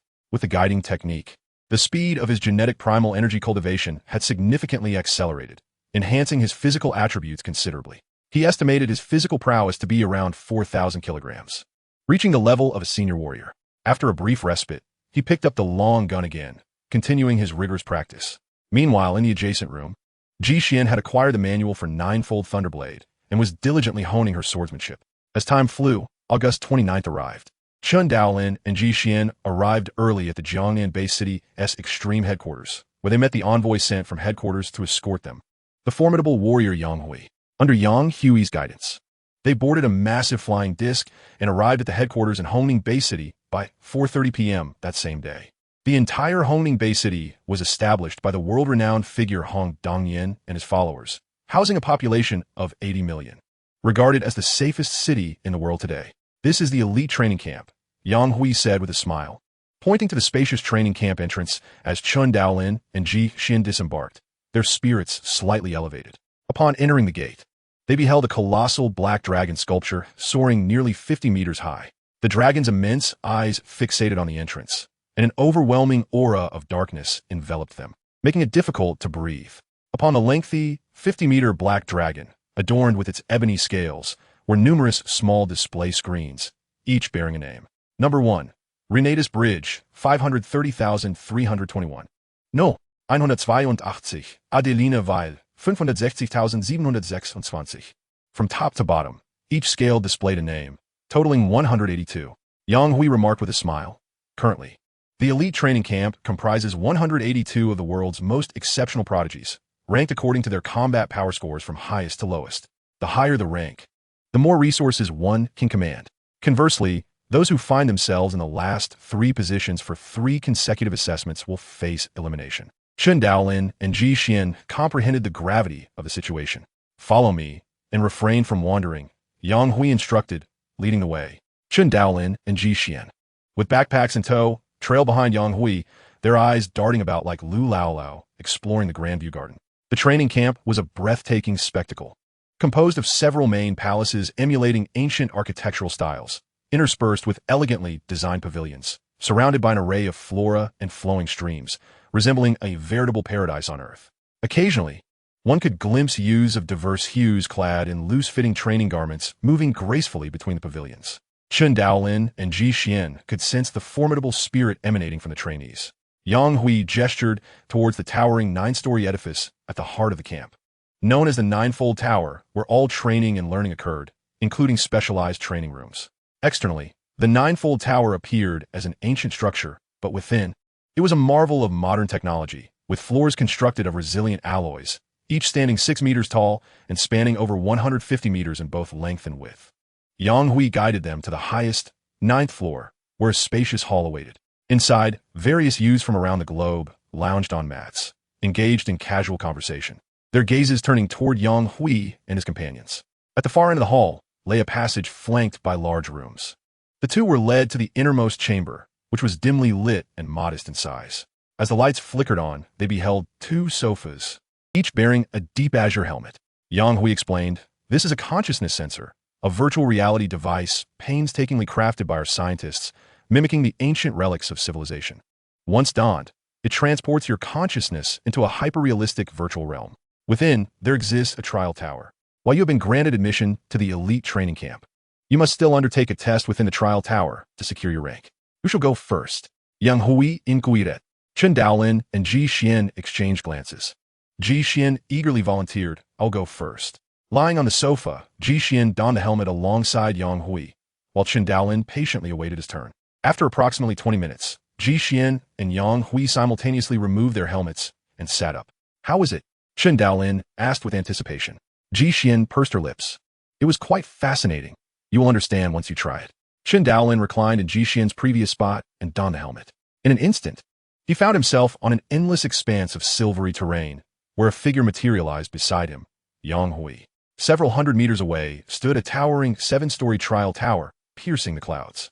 Observing Chen Daolin's curious demeanor as he explored his surroundings, Yang Hui smiled and clarified, "In a virtual space, only consciousness can enter.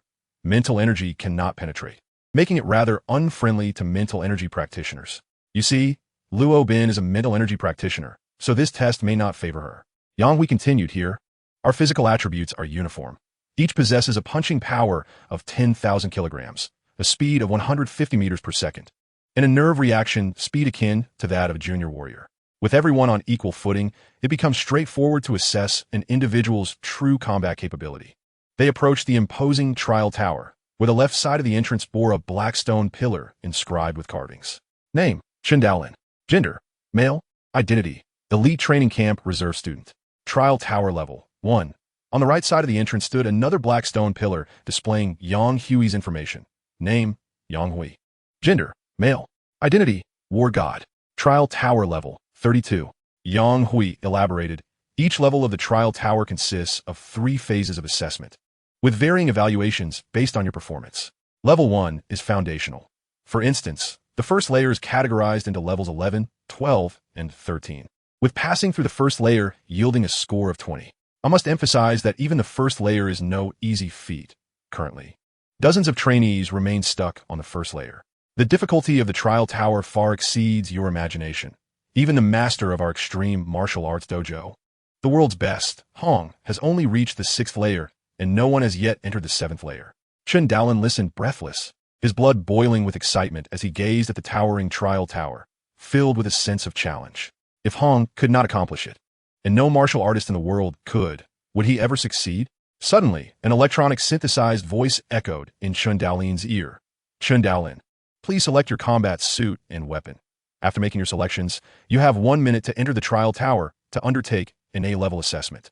Instantly, various styles of combat suits and weapons materialized before him.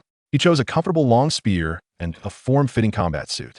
As Chen Daolin stepped into the dark entrance, he was abruptly transported to an expansive, desolate grassland. "Chen Daolin," the electronic voice resonated across the vast plains. "The A-level assessment requires you to eliminate 50 initial-level beast generals, the rampaging bulls, within 15 minutes while being besieged. Should you perish at any point, you will fail. If, after 15 minutes, you have not slain 50 bulls, you will also fail. As this is your first entry into the trial tower, you have 5 minutes to prepare." Chen Daolin was taken aback. To be besieged by 50 beasts of similar physical prowess while needing to dispatch them all within 15 minutes was beyond unreasonable. How could he possibly contend with them? He was acutely aware of his own limitations. His marksmanship and agility were merely average, and his striking techniques were non-existent. How could he hope to face 50 foes of equal strength? Let alone 50, he would struggle against even 2 or 3. As the 5 minutes ticked away, Chen Daolin broke into a cold sweat, his mind racing for a solution. What to do? What to do? Confronted with overwhelming power, he felt utterly helpless. Soon after, Chen Daolin was engulfed by the 50 rampaging bulls. Despite his desperate resistance, he could not escape their relentless assault and met his end swiftly and decisively.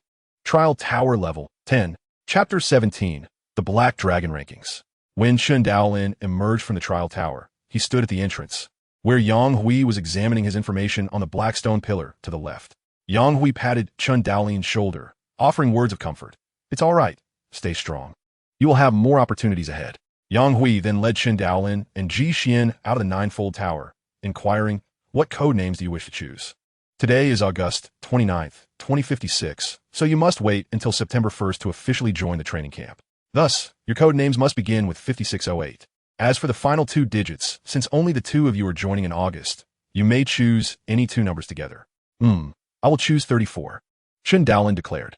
Then I will choose 67, Ji Xian replied, recalling that June 7th, the day of her college entrance examination, marked a pivotal turning point in her life. 34? 67? Young Hui nodded.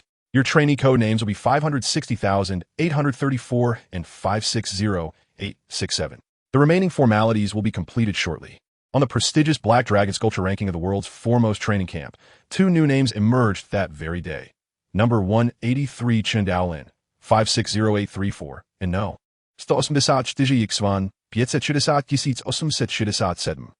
This news swiftly reverberated across the globe, reaching the 5 major powers and their respective base cities. Governments, military forces, specialized organizations, and affluent families alike became aware of it. Consequently, intelligence regarding Chen Daolin and Luo Bin was rapidly compiled. Jiangnan Pavilion, a residence designed specifically for trainees hailing from the Jiangnan Bay City, comprises 4 pavilions. With the arrival of Chen Daolin and Ji Xian, alongside 2 existing residents, the pavilion now accommodates 4 students. Soon, Chen Daolin met his 2 roommates, Shi Jiang and Zhao Ruo. Shi Jiang, standing just over 1.7 meters tall, is slender yet robust, his muscles seemingly forged from steel, with a demeanor that exudes restraint, occasionally flashing an unsettling brilliance in his eyes. It is said that he possesses formidable strength, consistently ranking within the top 5 of the Black Dragon ranking. Zhao Ruo, on the other hand, is a petite girl with short hair, slightly tanned skin, and small eyes, appearing rather ordinary. However, her personality is vivacious and cheerful, with an exceptionally warm demeanor. Among the 4 pavilions, Shi Jiang resides in the southern one, while Zhao Ruo occupies the western. Chen Daolin chose the eastern pavilion, with Ji Xian taking the northern. Prompted by Zhao Ruo's enthusiastic invitation, the trio visited her living room for a chat. During their conversation, Chen Daolin gleaned a wealth of information about the elite training camp from Zhao Ruo and Shi Jiang, particularly the significance of points for the trainees. The Black Dragon ranking essentially serves as the points leaderboard. The higher the points, the better the rank. Points can be earned on the 1st and 28th of each month, with the results compiled on the 29th to determine the final rankings for that month. At the start of the next month, all points reset to 0, compelling everyone to strive anew for points and rankings. The calculation of points is straightforward. Performance points multiplied by combat power amplitude. Performance points are earned through the hunting of beasts. An initial tier beast commander yields 1 performance point, a mid-tier beast commander yields 10, and a high-tier beast commander yields 100. A primary lord-level beast equates to 1,000 performance points.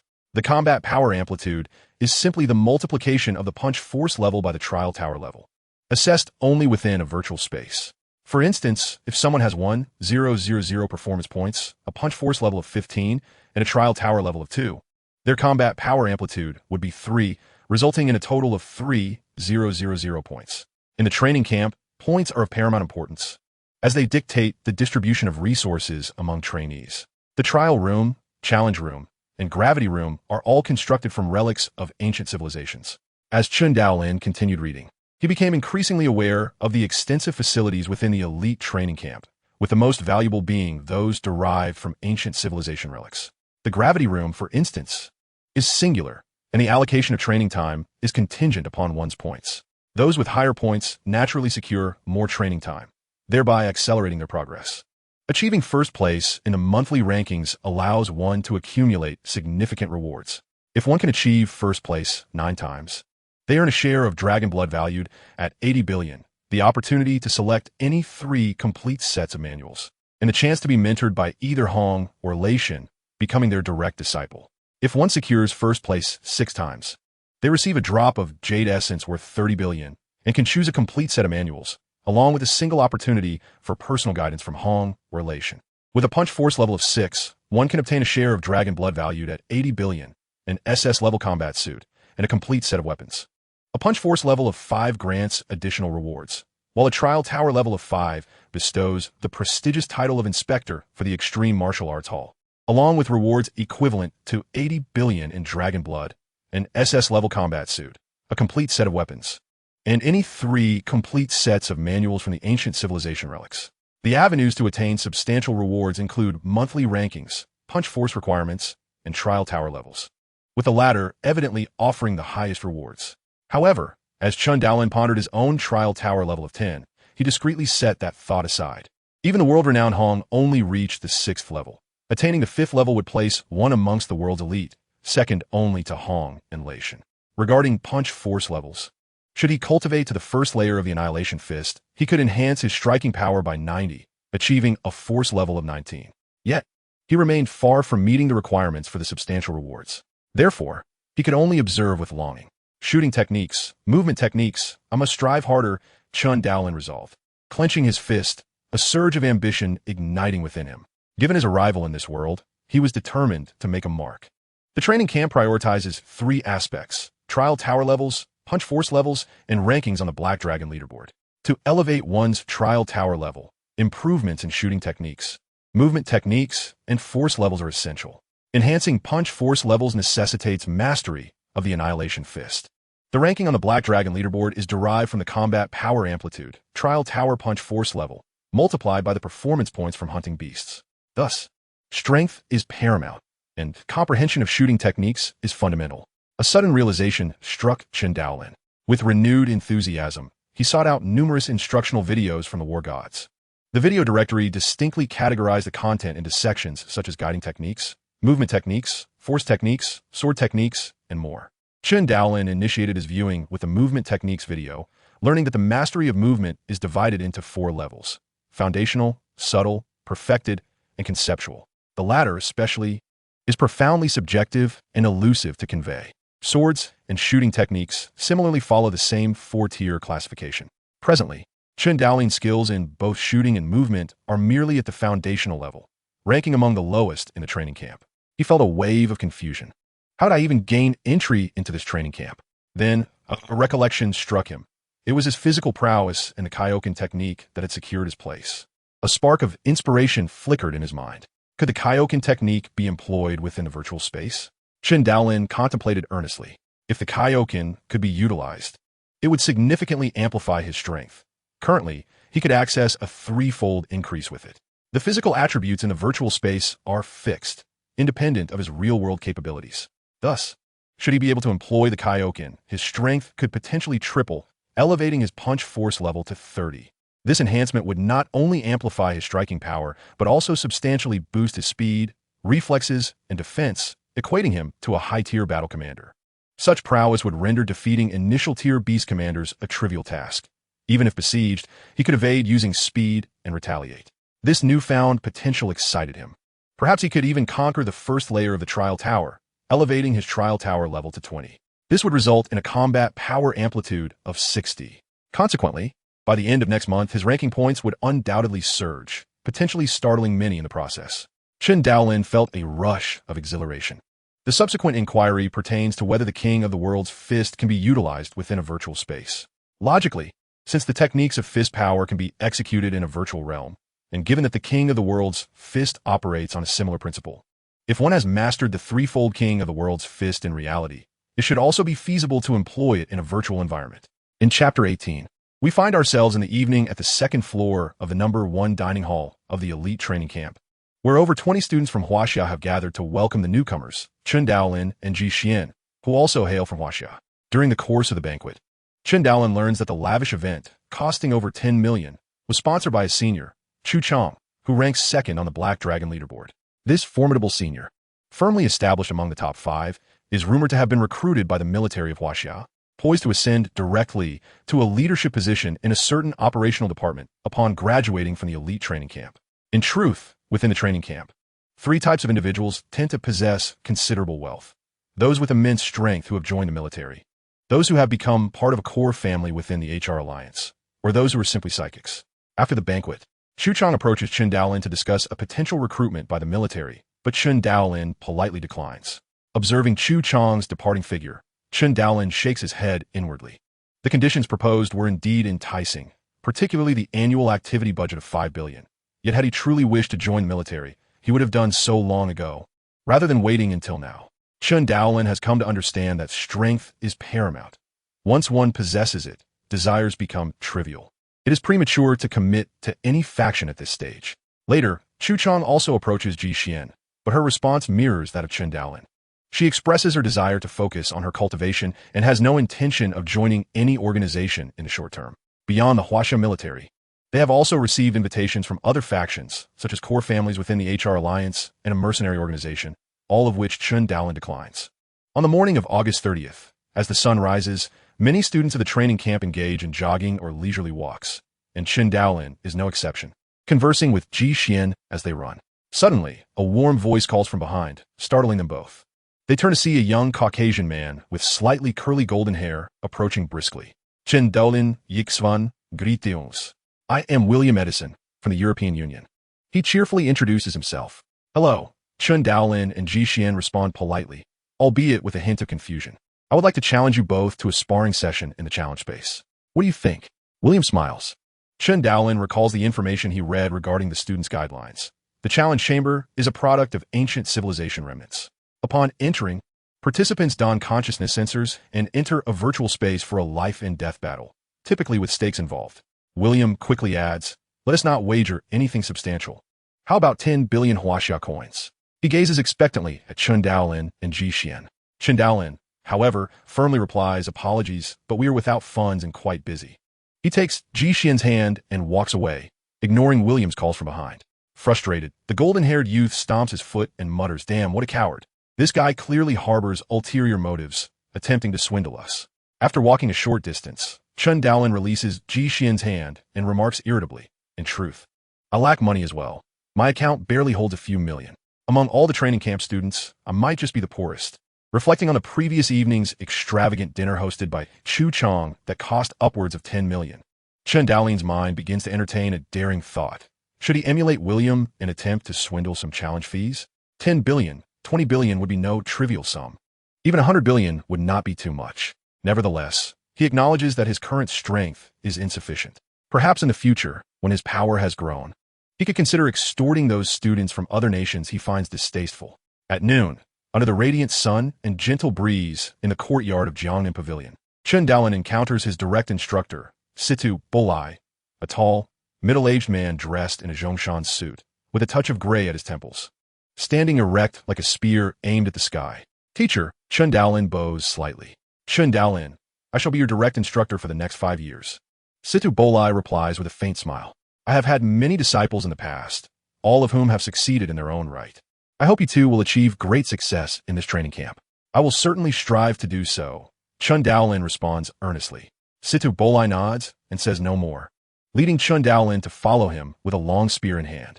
They eventually stop in an open area of the training camp, surrounded by lush greenery. Demonstrate your spear technique for me, Situ Bolai instructs, his hands clasped behind his back. Yes, Chen Daolin replies, feeling somewhat anxious, reminiscent of being called upon by a teacher in childhood, with his palms slightly sweaty. Exhaling, Chen Daolin thrusts his spear forward. As Situ Bolai observes Chen Daolin's demonstration, his brows furrow deeper until he finally exclaims, Stop! Your spear technique is atrocious. How did you gain admission to this training camp? There is no gentle critique in his words. Chen Daolin feels a pang of shame. I entered based on my physical prowess. That explains much, Situ Bolai nods. But it is only natural. You're still young. It would be remarkable for one of your age to possess advanced spear skills. Those who achieve mastery in spear techniques have invariably dedicated 10 or 20 years to rigorous practice. However, in our training camp, we have countless skilled instructors and abundant resources. The training methods here are exponentially more effective than those outside. Your foundation is adequate, and I will continue to guide you. Feel free to ask me any questions. Work diligently, and strive to advance into deeper realms of spear mastery. Yes, teacher, Chen Daolin affirms resolutely. Situ Bolai glances at Chen Daolin, remarking, while the Black Dragon leaderboard is indeed significant, your foremost concern at present is the inadequacy of your spear training. You ought to devote more energy towards refining your spear technique. As your strength increases, your rank on the leaderboard will naturally rise. Chen Daolin humbly accepts the advice. After this counsel, Situ Bolai guides him to the 9th level of a 9-fold tower, where 3 testing chambers await. The challenge chamber, the ancient civilization gravity room, and other training rooms on the 7th and 8th floors. According to Situ Bolai, the simulated gravity rooms pale in comparison to the ancient civilization gravity room, which can exert a maximum gravity of 1,000 times, whereas the simulated ones can only manage up to 3 times gravity. The higher the gravity, the greater the limits a martial artist can endure, leading to enhanced training outcomes. In the ancient civilization gravity room, Situ Bolai states, your physical prowess is at the elementary battle general level. You should be able to withstand a maximum gravity of 9 times. Chen Daolin's eyes widen in astonishment. What? Situ Bolai, puzzled by the reaction, turns to inquire, what is it? Nothing.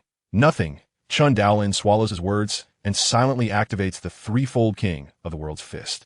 Instantly, his physical constitution heightens, his muscles creaking under the strain. Situ Bolai notices the change in his body, a faint smile crossing his face. The youth simply cannot contain his eagerness. An invisible force envelopes Chen Daolin, and he suddenly feels an overwhelming weight pressing down upon him. His mind momentarily blanks, and his breathing becomes labored.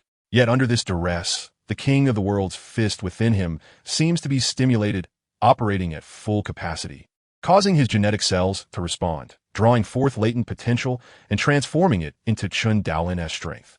He quickly realizes this, a wave of exhilaration washing over him. He never anticipated that the gravity room could be utilized in conjunction with the king of the world's fist for training. Martial artists absorb cosmic energy, converting it into genetic primordial energy, which their bodies then assimilate to enhance their genes and fortify their physical forms. Only when every subtle aspect of the body, down to the very cells, participates in physical exertion, leading to a state of energy depletion akin to hunger, can the cells absorb a greater quantity of genetic primordial energy. Whether it be the Kaioken or the ninefold Thunderblade, both embody this principle of cultivation, influencing the deeper layers of the body, enhancing cellular absorption capabilities, and accelerating one's training speed. An ordinary individual might absorb energy at a rate of 1 unit, while an adept practitioner of advanced guiding techniques could achieve 5 units. In the gravity chamber, this could escalate to 25, and with the enhancement of the Kaioken, it might soar to 50 or even 80. The effects of such training are truly astonishing. A single day of training under the extreme conditions of the ancient civilization's gravity chamber can equate to 2 or 3 months of effort for others. If one were to train in the gravity chamber while in the Kaioken state, supplemented with guiding techniques, the speed of my cultivation would be utterly extraordinary. Chen Daolin felt a surge of excitement within. What was he lacking at this moment? Was it not time? If he could enhance his training speed to the extent that 1 hour of his effort equates to a full day for others, he could leave everyone else far behind. It is no wonder that those students place such importance on their points. If I could train here uninterrupted for a year, it would be equivalent to 2 decades for others, making the ascent to becoming a war god a trivial matter. At this moment, Chen Daolin found himself harboring boundless ambitions regarding the point system. By the way, Chen Daolin, as a new entrant to the training camp, your rank is 183, which is an odd number.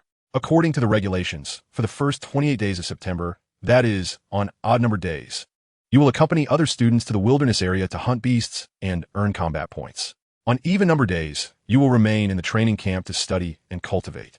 At that time, I will guide you, said Situ Bolai. Yes, teacher. Upon returning from the gravity chamber, Chen Daolin sat in his study, sipping tea while gazing at his laptop.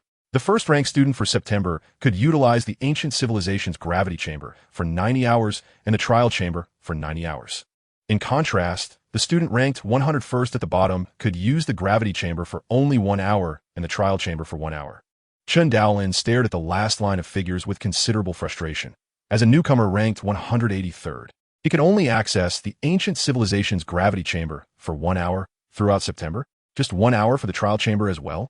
Alas, I now find myself with merely 1 hour of training time each month, he thought, shaking his head in resignation. If the gravity chamber is intended for physical training, then the trial chamber serves to refine the mind, and both are exceedingly precious. Chapter 19, Hunting Beasts.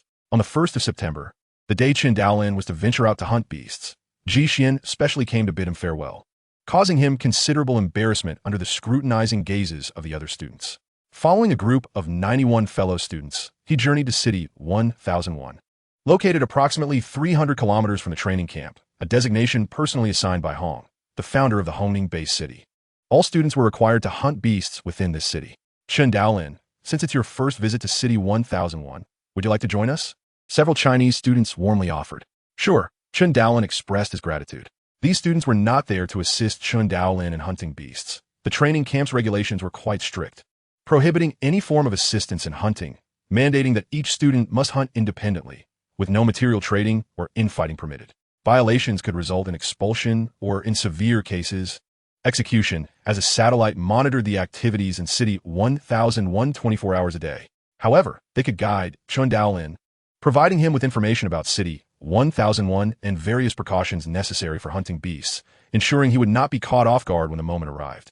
These students had been mingling in City 1001 for an indeterminate period, clearly experienced, and it was evident that Chen Daolin had little experience in combat. Such newcomers often made various mistakes upon their first foray into battle. Be cautious of students from other regions. Some may attempt to steal your kills. A Chinese student kindly warned. The training camp was far from harmonious, as rivalries existed not only among students, but also between factions. Incidents of theft or deliberate sabotage were commonplace. Every year, students met with unfortunate fates while hunting beasts. Once separated from the other Chinese students, Chen Daolin donned a gray combat suit, wielding a long spear and shield, with a backpack slung over his shoulders. He stood atop the roof of a dilapidated three-story building in the desolate City 1001, surveying the entire city, his heart brimming with passion. Here, he was taking his first official step on the path of a martial artist. Martial artists are classified into warrior, battle commander, and war god levels, while beasts are similarly categorized into beast soldier, beast commander, and lord levels. In City 1001, not only were there abundant beast commander level monsters, but the core also housed a limited number of lord level beasts for the training camp students to hunt. Given Chen Daolin's newcomer status and abilities, he could only lurk around the city's periphery, hunting some ordinary initial beast commanders. These peripheral beast commanders typically amassed a group of beast soldiers, and if they sensed danger, they would often command their subordinates to cover their retreat, making the hunt quite challenging. Beast commander-level monsters exhibit a degree of intelligence, while lord-level beasts possess intellect nearly indistinguishable from that of a human. Thus, they should not be underestimated. Currently, Chen Daolin's physical prowess allowed him to exert a force of over 5,000 kilograms, and under the triple Kaioken he could nearly reach 16,000 kilograms, barely meeting the baseline for intermediate battle commander-level strength. Therefore, dealing with ordinary initial beast commanders should not pose much difficulty. The challenge lay in eliminating them without granting them an opportunity to flee. In the wilderness area, martial artists could form teams of 5 or 6 to collaborate on hunting beasts, thereby increasing their success rate, but in City 1001, specifically designed for the training camp students, cooperation was strictly prohibited. Any such attempts would result in warnings or, in severe cases, expulsion. Mumu. Chen Daolin concealed himself within a dense thicket, observing a group of beasts moving slowly several hundred meters away. Leading them was a 3-meter-tall creature, entirely black, resembling a goat, crowned with 2 sharp, dark horns. Its blood-red eyes chilling to behold. This was an initial beast commander-level monster known as the blood-eyed goat, swift in its movements, with explosive power yet weaker in defense. It was especially crucial to heed the horns atop its head. Even clad in D6 combat gear, one could easily sustain internal injuries from its fearsome, piercing strength. Accompanying the blood-eyed goat were approximately 30 ordinary beast, soldier-level blood-eyed goats. Chen Daolin silently calculated and deemed himself capable of taking on the challenge. City 1001 teams with countless monsters, and one must act swiftly and decisively upon engagement. Otherwise, they risk being cornered by other beasts, with no escape in sight. 5 minutes. Only 5 minutes were available. Chen Daolin's gaze hardened as he steeled himself, resolutely declaring, "I refuse to believe that with my nearly intermediate battle commander strength, I cannot handle a single blood-eyed goat." Chen Daolin lowered his body, moving stealthily like a hunter, utilizing the surrounding obstacles to approach the group of blood-eyed goats. The leader of the blood-eyed goats ambled leisurely with its tribe, while its scattered subordinates served as sentinels to alert it to any disturbances. Suddenly, something wafted through the air, and the blood-eyed goat's ears perked up, its head raised in curiosity as it sniffed the air. Strike! With a thunderous roar, a figure darted forth like a lightning-struck cheetah from behind a partially collapsed wall, charging toward the blood-eyed goat leader. Before the figure even reached its target, the long spear was already in motion, scattering glimmers like cold stars as it struck the surrounding beast soldier blood-eyed goats, erupting in sprays of crimson. Bah!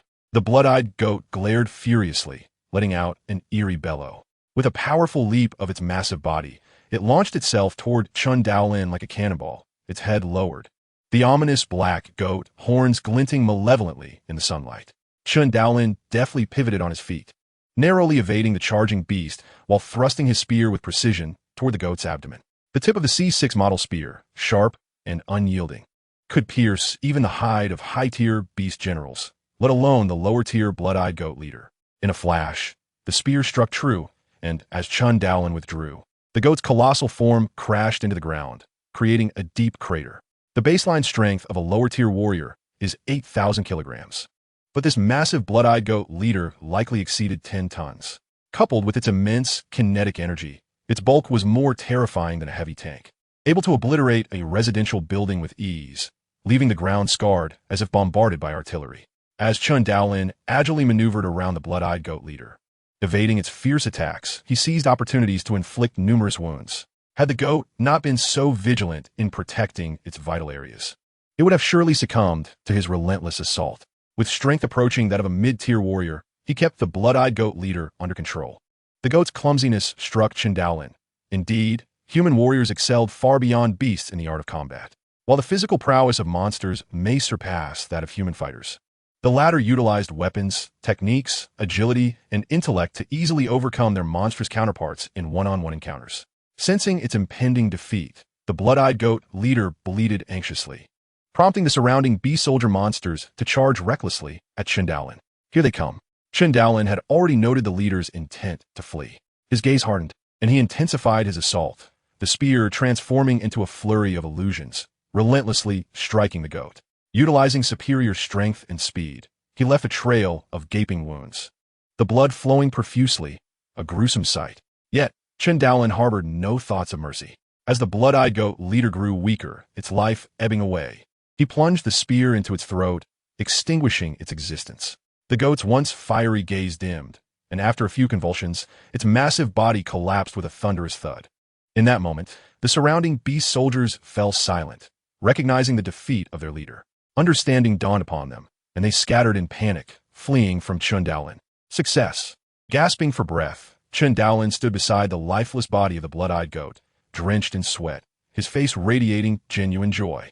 This marked his first victory, achieved solely through his own strength, against a beast general-level monster. He needed to swiftly harvest the materials. Without further ado, he retrieved his specialized tools for skinning monsters and commenced the process with haste. 2 minutes later, Chen Daolin departed, leaving behind the corpse of the blood-eyed goat leader. The scent of blood soon attracting other monsters, transforming the scene into a veritable feast. Chapter 20. Progress. On the night of September 1st, shortly after 10, the odd-numbered trainees returned from their monster hunting excursions, each arriving in dedicated vehicles at the training camp's entrance, their bodies still bearing traces of blood. Staff from the Extreme Martial Arts Hall awaited them to purchase the spoils, depositing funds into Chen Daolin's account, simultaneously boosting his contribution points and securing achievements for the training camp. Blood-eyed goat, 6 million, contribution points, 228, achievement points, 1. Iron-toothed tiger, 7 million, contribution points, 258, achievement points, 1. Pack mountain deer, 22 million, contribution points, 211, achievement points, 1. Throughout the day, Chen Daolin had diligently hunted monsters, carefully steering clear of mid-tier beast generals, opting instead for the relatively weaker lower-tier beast generals, all the while honing his marksmanship and agility in combat. He had slain 5 beasts that day, fortune favoring him. Although fatigue weighed heavily on his body, his spirits soared. The materials from lower-tier beast generals typically ranged from several million to 10 million, while those from mid-tier beast generals fluctuated between 10 million and several tens of millions, depending on the species and the condition of the materials.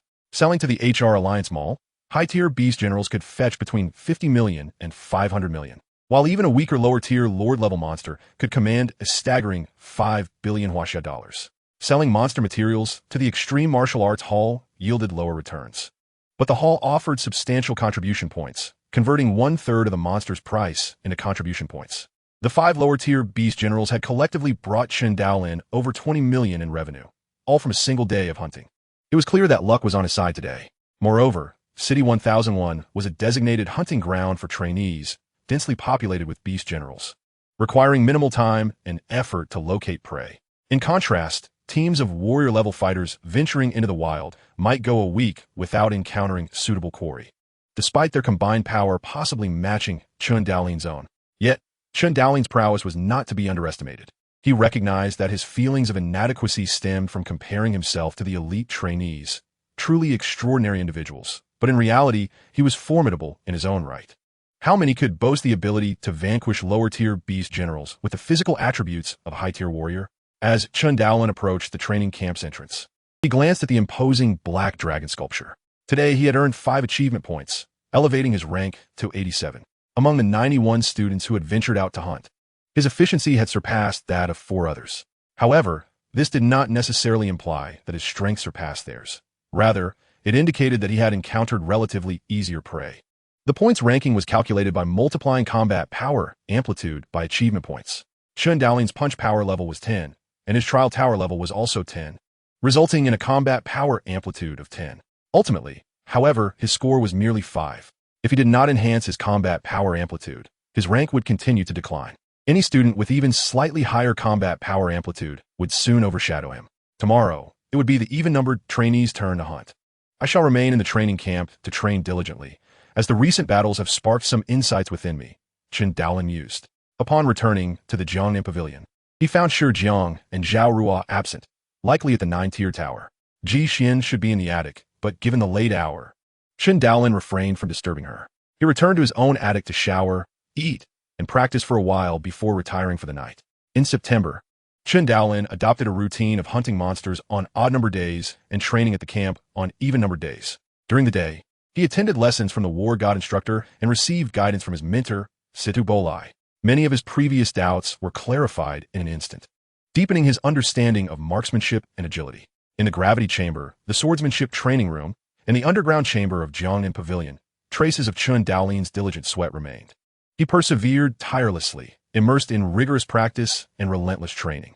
Constantly refining his marksmanship and agility, Chen Daolin found his strength advancing with each passing day.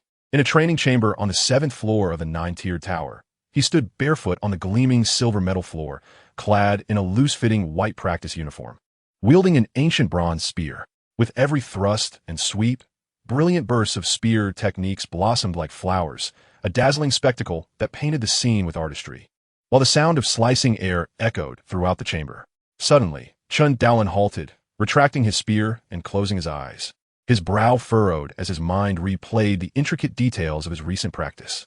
Something was amiss. This was not the sensation he sought. Over the past fortnight of training and battling monstrous foes, his comprehension of spear techniques and agility had made exponential strides, and he had vaguely discerned the pathway to the first tier of the world annihilation spear technique. He instinctively sensed that if he could solidify that understanding and follow its course, he would undoubtedly master the first level of this formidable technique. His agility had also improved rapidly, with a solid foundation now established. However, he remained far from the nuanced mastery required to execute the most intricate evasions with minimal exertion, a level of finesse that would allow him to evade with astonishing precision. During encounters with the beasts, his movements still bore numerous flaws. Consequently, when hunting monsters, Chen Daolin deliberately engaged a horde of them, using only his inherent strength, refraining from unleashing his full power in the King of World State, thereby honing his agility amidst the relentless assaults of the creatures. Yet, achieving the subtle mastery of agility was a challenge that even many seasoned warriors had yet to conquer. It was no simple feat, Chen. Long time no see. We should grab a drink sometime. As Chen Daolin exited the chamber, several familiar trainees greeted him. Among them were individuals of various ethnicities, black, white, and predominantly Chinese. During his time in the training camp, Chen Daolin had forged bonds with numerous young prodigies from around the globe. Their camaraderie extended beyond mere friendship, as joining the elite training camp not only offered the promise of becoming a war god, but also facilitated the expansion of 1S network. Countless individuals outside yearned for a glimpse of a war god, yet here, Chen Daolin could casually encounter a multitude of them. For instance, his senior brother Shi Jiang, a stable presence among the top 10 of the Black Dragon rankings, was a formidable powerhouse, surpassing many novice war gods in strength. Another associate, Chu Chong, ranked second in the Black Dragon rankings in August, was destined to become a significant figure in a certain operational division of the Chinese military upon graduation. His mentor, Situ Bolai, was an esteemed high-level war god, renowned within the war god community, with countless war god acquaintances. Unbeknownst to many, this was also a form of power and resource. This was networking. This was relationship building. In the eyes of numerous onlookers, Chen Daolin had already ascended to the status of a notable figure. As night fell past 10 o'clock, Chen Daolin returned to Jiangnan Pavilion, just as Ji Xian, looking weary from her endeavors, was making her way back. Ji Xian had also taken a renowned war god-level swordsman, Jiang Feng, as her mentor. She had ventured out to hunt monsters on even-numbered days while dedicating odd-numbered days to training in the camp, resulting in a chance encounter with Chen Daolin. Nonetheless, Chen Daolin was aware that Ji Xian was a mentalist, wielding her psychic abilities to efficiently eliminate monsters with far greater efficacy than a typical warrior. Consequently, her ranking in points had surpassed his. Chen Daolin harbored a competitive spirit towards Ji Xian, especially as they both entered the elite training camp simultaneously.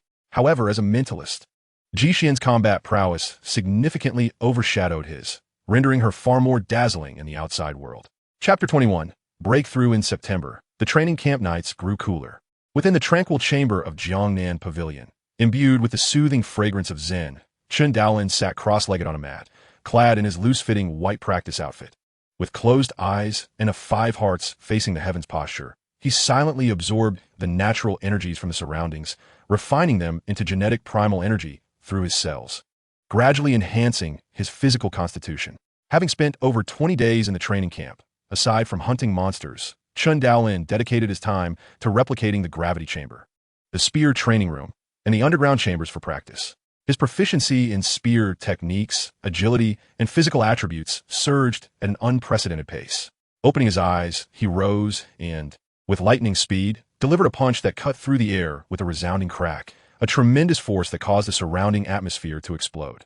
This was merely a demonstration of his physical prowess, unenhanced by the king of world state, and yet his punch nearly approached 8,000 kg of force. Satisfied, he retracted his fist. During his days in the elite training camp, the simulated gravity chamber, though not as effective as the ancient civilization's gravity chambers, had significantly accelerated his physical training. On September 27th, Chen Daolin ventured out once more to hunt monsters. Within the camp, some individuals were adept at hunting monsters yet lacked strength, while others possessed great power but were not necessarily skilled in hunting. Thus, the rankings did not encapsulate the entirety of one's capabilities. For instance, mentalists could eliminate monsters with efficiency several times greater than that of their martial counterparts. Yet they could not utilize their psychic abilities in virtual spaces, establishing a balance of sorts. As his physical attributes and strength continued to rise, Chen Daolin began to gradually target mid-tier beast generals for his hunts. However, his success rate was significantly lower than when pursuing lower-tier beast generals, and he had narrowly escaped serious injury on several occasions. This led him to approach each subsequent encounter with utmost caution, wary of potential pitfalls. The sky was shrouded in dark clouds, punctuated by flashes of lightning and the torrential downpour. Amidst the misty rain, in the courtyard of a dilapidated 3-story villa in City 1001, a warrior was locked in combat with a ferocious, 3-meter-tall, 5-meter-long giant leopard. Their speed so swift that they appeared as mere shadows. The air resonated with the sounds of violent collisions, as debris flew from the destruction wrought by both combatants. While the leopard roared in furious defiance, with a deafening crash, a figure was sent crashing through the first floor's wall, tumbling into the downpour, rolling through the mud for quite a distance before coming to a halt. It was none other than Chen Daolin, propped up by his spear, coughing up blood. As thunder roared, illuminating the heavens in a blinding white, the massive leopard emerged from the villa, casting a long shadow as it stepped forward. Its emerald eyes fixated intently on the human before it, its fur stained with blood, the wounds rain-soaked and stinging, inciting its fury further. With a thunderous roar, the creature transformed into a blur, conjuring a tempest as it lunged at Chen Daolin. Damn it, Chen Daolin thought, bitterly amused at having underestimated the creature, believing it to be merely a mid-tier beast general. In the wilderness, hunting was not solely a matter of humans pursuing monsters. Monsters, too, would hunt humans. Chen Daolin had encountered this monstrous leopard near the city, unaware that it possessed extraordinary strength, speed, and reflexes far exceeding his own. With its acute instincts, it relentlessly pursued him, leading to an intense confrontation that culminated in this final showdown at the villa. A palpable aura of death enveloped him, sending shivers down Chen Daolin's spine. In this life-or-death moment, he focused his mind with utmost clarity, fixating on the rapidly approaching silhouette of the leopard. His heart raced, blood surged, and the cacophony of the surroundings faded into the background, time slowing to a crawl as if he were watching a scene unfold in slow motion. He could even clearly perceive the trajectory of raindrops cascading from above. In a fleeting moment of clarity, Chen Daolin's body sprang into action, narrowly evading the assault of the golden leopard, gliding like a weightless specter around its formidable form. With a swift motion, a long spear sliced through the air, its fierce wind parting the torrential downpour, plunging deep into the leopard's sinewy flesh. A roar erupted from the creature, a visceral expression of pain as it pivoted to lunge at Chen Daolin. Yet, he appeared transformed, his movements imbued with an uncanny grace. Each action seemingly calculated with precision akin to a computer's algorithms. Regardless of the leopard's relentless attacks, they consistently met with empty air, and gradually, the beast bore numerous wounds. Ultimately, fear flickered in the leopard's eyes, compelling it to retreat, vanishing into the curtain of rain. Standing resolutely with the spear in hand, Chen Daolin observed the leopard's departure, only to be seized by a sudden tremor, sinking to one knee as he coughed violently, blood trickling from the corner of his mouth and splattering upon the water surface, creating ripples that spread outward. The brush with death left a pallor of fear upon his face, soon transforming into a smile of relief. This perilous encounter had, after all, propelled his mastery of movement into the realm of the micro-level, a fortuitous twist born from adversity. Slowly rising, he acknowledged the severity of his injuries and resolved to find a place to rest. Dragging his weary, wounded body, he made his way into the villa. On the morning of September 28th, at the elite training camp, Chen Daolin awoke, assessing his injuries and finding them stabilized, a sigh of relief escaping his lips. The previous day had been among the most perilous he had ever faced, even more so than his first encounter with the tide of rats. The golden leopard had exhibited prowess rivaling that of high-ranking beast generals, overwhelming him with sheer force. Despite his desperate attempts, he could only inflict superficial wounds upon the creature. The sensation of being unable to fight back or escape was utterly despairing, compounded by the chaotic storm that rendered his tactical watch as distress signal useless. In truth, even had he managed to call for help, it was unlikely he would have survived long enough for assistance to arrive.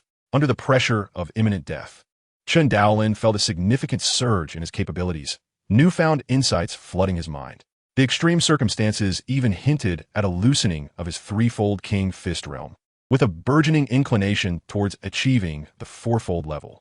After breakfast, he donned his training attire and, spear in hand, headed towards the 9-tiered tower, where he still had an hour of usage left in the ancient civilization gravity chamber and the trial tower. Stepping outside, he spotted Zhao Ruo leaping down from the second floor of her pavilion.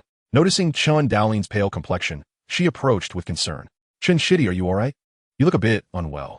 Gratefully, he accepted her concern, and they walked together towards the 9-tiered tower, engaging in conversation along the way.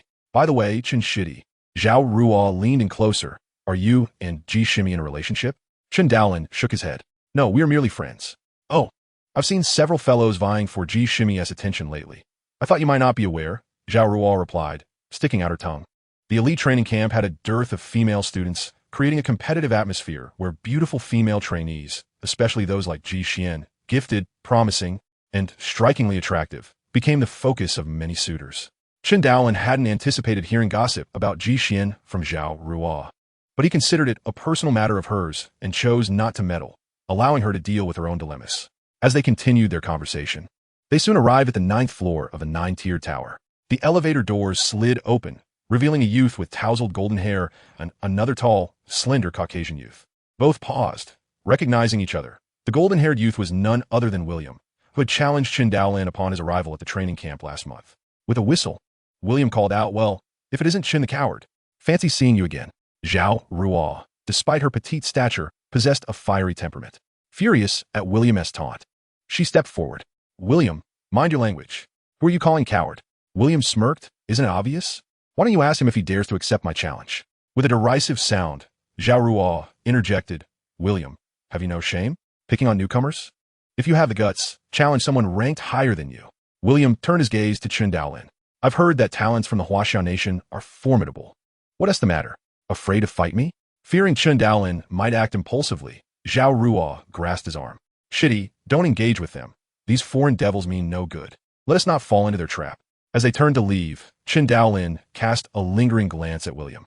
"Wait a moment, Chen." Before they could take more than a few steps, William's voice called out from behind. The tall, slender youth beside him wore a haughty expression as he addressed Chen Daolin. "I don't care what relationship you have with Ji Xian, but I don't want to see you near her in the future. Remember my name, Candace Polanus."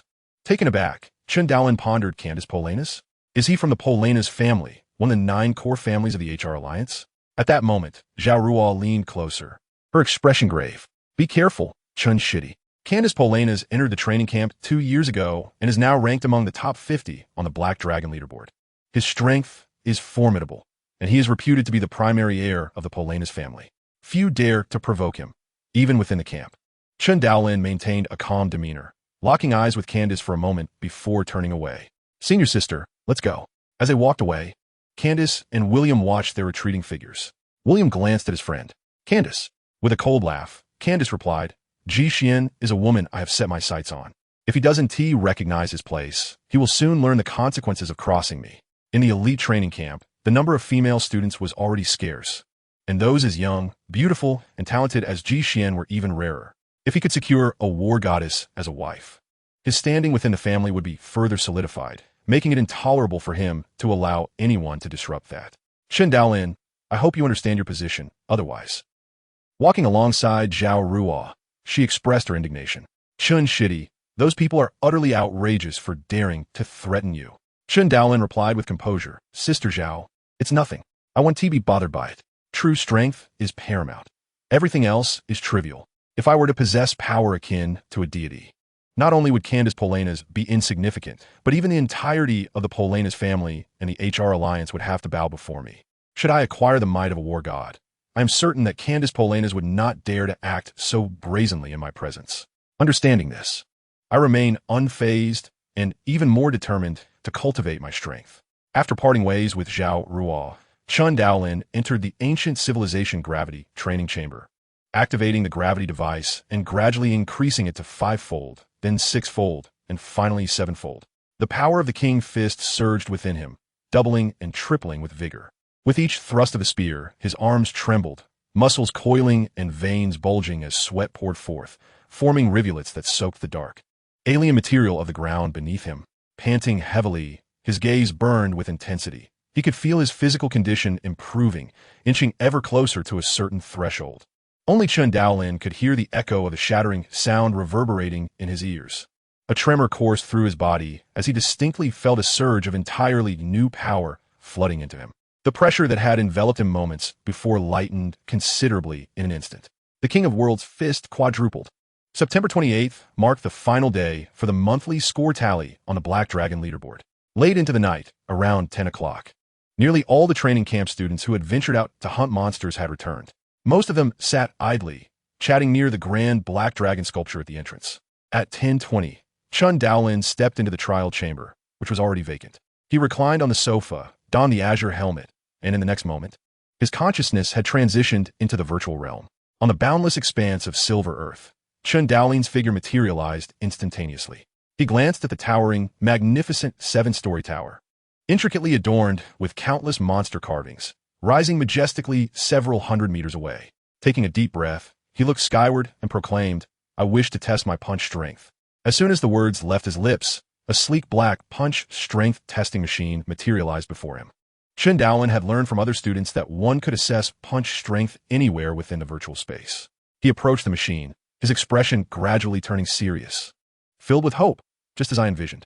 With a creak, he positioned his hands on his waist, assuming a horse stance, every muscle in his body quivering. A fierce roar echoed throughout the silver world. In the next heartbeat, he unleashed a lightning-fast punch. The speed shattered the sound barrier, propelled by an overwhelming force that struck the black punching target, sending it reeling backward before rebounding violently, swaying precariously. Simultaneously, a staggering number illuminated the screen. 770 kilograms. Punch strength release level, 40. Chen Daolin slowly lowered his still, slightly trembling arm. Within the virtual space, every individual's physical attributes were uniform. 1,000 kg of punch strength, a speed of 150 ms, and an elementary battle, general level neuroresponse. Yet now, Chen Daolin had unleashed a force 4 times greater. Chen Daolin began to laugh softly, for he knew his expectations were not in vain. The King of Worlds' fist could still be wielded in the virtual realm. He strode toward the trial tower, determined to make a bold attempt this time. Once again, amidst the vast prairie, a cold electronic synthesized voice rang out. Chen Daolin, the A-level challenge you are about to face is to defeat 50 elementary beast general-level rampaging bulls within 15 minutes. Should you perish midway, you shall fail. If you do not slay at least 50 rampaging bulls by the end of the 15 minutes, it will also be deemed a failure. Clad in a gray combat suit, with a shield in his left hand and a firearm in his right, Chen Daolin stood defiantly on the verdant prairie, his heart brimming with the spirit of battle. After a month of rigorous training, He had undergone a transformation, having mastered the subtle arts of movement and significantly enhanced his marksmanship. Coupled with the fourfold amplification of the King of Worlds' fist and the combat instincts honed through battles with monsters over the month, Chen Daolin eagerly anticipated just how far he could advance. Ahead, on the grassy expanse, a herd of robust, bull-like monsters loomed, each nearly 3 meters tall, adorned with long, flowing fur and sharpened, curved horns, their crimson eyes glinting ominously. Known for their unity and gregariousness, these rampaging bulls were fearsome indeed. All 50 elementary beast general-level bulls snorted and charged toward Chen Daolin, their thunderous hooves shaking the very ground beneath them, a spectacle of sheer force. Yet before them, Chen Daolin appeared so diminutive. Come fort. Chen Daolin raised his long spear, pointing it defiantly ahead as a fierce gale whipped through, tousling his dark hair backward. In a mere blink, the rampaging bulls, moving at a speed of 150 ms, closed the short distance. Several powerful bulls lowered their heads, their sharp horns aiming directly at him. Boom! Boom! Boom! In an instant, the two sides clashed. Without hesitation, Chen Daolin activated the Triple King of Worlds fist. Power amplification, threefold. As the bulls surged toward him, his figure flickered backward, leaving behind an afterimage, while the long spear in his grip vanished, not so much disappearing as it was moving too swiftly for the naked eye to capture. Puff, puff, puff.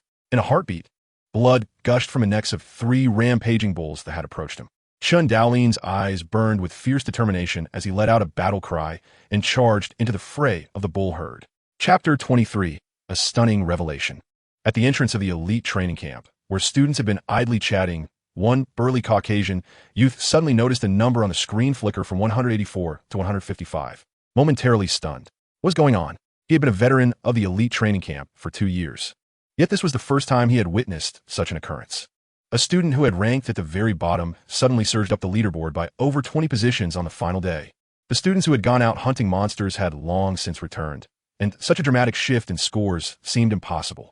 The burly youth fixated on the screen, discovering the newcomer from Huaxia, Chen Daolin. He was not the only one to notice this anomaly. Many students concerned about their rankings had gathered to witness the leaderboard's conclusion. As they saw Chen Daolin's name appear, they began to murmur amongst themselves. How did Chen Daolin's rank suddenly rise so significantly? Has someone bet points against him? Some questioned in confusion. Just then, the ranking changed again. Chen Daolin, ranking 137. A moment of silence fell over the crowd before a wave of astonishment erupted. Meanwhile, in the virtual realm, Chen Daolin had just passed the second stage of the trial tower, elevating its level from 13 to 16. When combined with his punch strength release level of 40, this resulted in a combat power amplification of 64, hence the remarkable leap in his score. Chen Daolin. The electronic voice echoed across the vast prairie. You have completed the first layer of the B stage trial. The next step is the C stage trial. Your objective is to slay 200 rampaging bulls within 50 minutes. Among these 200 monsters, 190 are elementary beast general level and 10 are intermediate beast general level. Good luck. Taking a deep breath, Chen Daolin gripped his long spear tightly, his gaze steely. 10 intermediate beast general level monsters and 190 elementary beast general level monsters to eliminate within 50 minutes. And he was merely at the elementary beast general level himself.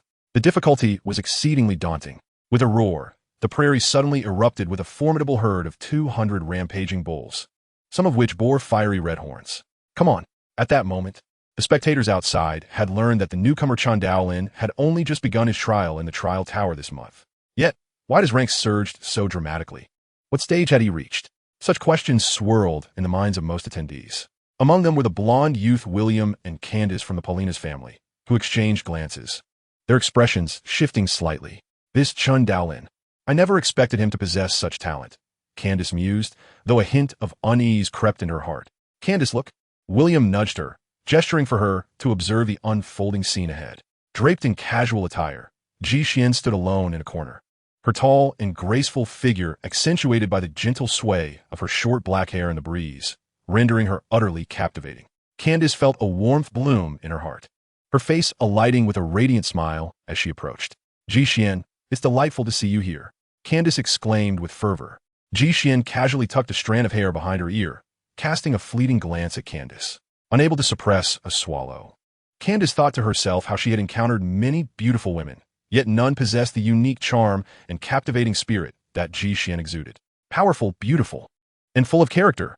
That was Ji Xian in the eyes of outsiders. Ji Xian, the night is truly beautiful tonight. Let us share a drink later. It's on me, Candace offered, her enthusiasm unbridled. No, I have matters to attend to, Ji Xian replied coolly. Then how about tomorrow? If you're free, Candace persisted. I must train tomorrow. I'm sorry, Ji Xian interjected, turning on her heel to leave. Candace watched Ji Xian's elegant silhouette fade away, clenching her fists in determination, silently vowing, Ji Xian, I will never give up. You are meant to be mine. Suddenly, her gaze fell upon the black dragon sculpture, her expression darkening as a wave of commotion surged through the crowd. Look, his ranking has changed. A voice rang out. This time it's 111. Chen Daolin's rank has become 111. Candace's expression shifted dramatically as she turned to see that Chen Daoling's rank on the black dragon sculpture screen had indeed changed to 111. How is this possible? He just entered a month ago. How did he achieve this? Candace's face paled. In the training camp, each stage's ranking signified different levels of strength. And breaking into the top 120 within the first month was exceedingly rare, something Candace herself knew would be quite difficult to accomplish. Just how formidable is Chen Daoling's combat power amplitude? Candace pondered, her expression dark as a storm cloud. It is well known that combat power amplitude equals the level of fist power multiplied by the trial tower level. An amplitude of 12 is considered elementary. Most newly admitted elite training camp students fall into this category. An amplitude of 24 is classified as intermediate, achieved by those who have trained for a year and a half. The blonde youth, William, who constantly provoked Chen Daoling, falls into this group. An amplitude of 48 is deemed advanced, qualifying one as a competent student in the elite training camp.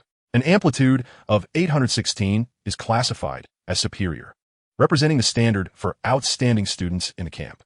Due to the broad range of 816, even among those classified as superior, significant differences in strength can exist. An amplitude greater than 16 is considered exceptional or superlative. It is likely that even the world's strongest, Hong, and the second strongest, Thor, would vie to accept such extraordinary individuals as disciples, as the major powers of the world would willingly pay a hefty price to recruit such unparalleled talent. An excited, dreadlocked African-American man exclaimed, I wonder if Chen Daolin can break into the top 100. If he does, he would be the sixth genius in the history of the elite training camp to achieve such a feat within the first month. Over the decades, only 5 newcomers have managed to break into the top 100 in their first month, one of whom ultimately surpassed the God of War, while the other 4 also became advanced warriors. Those familiar with the history of the elite training camp held their breath in anticipation. The atmosphere before the Black Dragon sculpture grew eerily quiet, tension palpable as everyone fixated on the screen displaying Chen Daoling's rank. Would he succeed in entering the top 100 of the Black Dragon rankings? Amidst the myriad of emotions swirling in the crowd, Chen Daoling's rank on the Black Dragon sculpture quietly shifted. Número 97, Chen Daolin, 2056, 0834. As his rank changed to 111, Chen Daoling had just cleared the first level, his trial tower level rising to 20 with a combat power amplitude of 80, barely meeting the standards for superiority. Had it not been for his low achievement points, the lowest in the entire camp, he would have already entered the top 100 by this point. After clearing the first level, the goal for Phase A of the second level was to eliminate 50 elementary beast general level iron scorpions within 10 minutes. These scorpions, though small, could attack humans in groups of 10 or even more, and they were notoriously elusive and difficult to combat. The difficulty of Phase A in the second level was exponentially greater than the previous one. Chen Daoling fought to his utmost, engaging in a frenzied battle, and by a stroke of luck, managed to slay all 50 iron scorpions just before the time limit expired, a harrowing experience that still sent chills down his spine at the thought. A single misstep could have meant the end of his trial. If Phase A was this challenging, he could hardly fathom the terror that awaited in the subsequent phases. After 1 hour of trial time elapsed, Chen Daoling successfully passed the Phase A assessment of the second level, raising his trial tower level to 23. And with a multiplication of 40 for his fist power level, his combat power amplitude surged to 92. His ranking shot into the top 100, landing at 97. If only my agility were a little better, and my marksmanship a touch stronger, perhaps I could have tackled Phase B of the second level, Chen Daoling mused regretfully. In the late night, at 11:30, the Jiangnan Pavilion was brightly lit. Chen Daoling, Luo Bin, Shi Jiang, and Zhao Ruo sat together, sharing drinks. Zhao Ruo, grinning widely, said, Congratulations, Brother Chen. You've truly become a celebrity in the training camp now. Chen Daoling smiled wryly, Sister, Please don't mock me. The thought of facing the throngs of enthusiastic individuals after descending from the 9-story building sent a shiver down his spine. Shi Jiang smiled slightly, stating, I never expected you to be this remarkable, Brother Chen. You've brought honor to our Jiangnan pavilion. Luo Bin, sipping her drink, gazed at Chen Daoling's unremarkable face, her former companion increasingly enigmatic to her. Shi Jiang extended an invitation to Chen Daoling on behalf of a certain organization within the Huaxia military, which he declined without hesitation. Shi Jiang was unfazed by the rejection. Chen Daoling had turned down nearly 8 or 10 such offers that night.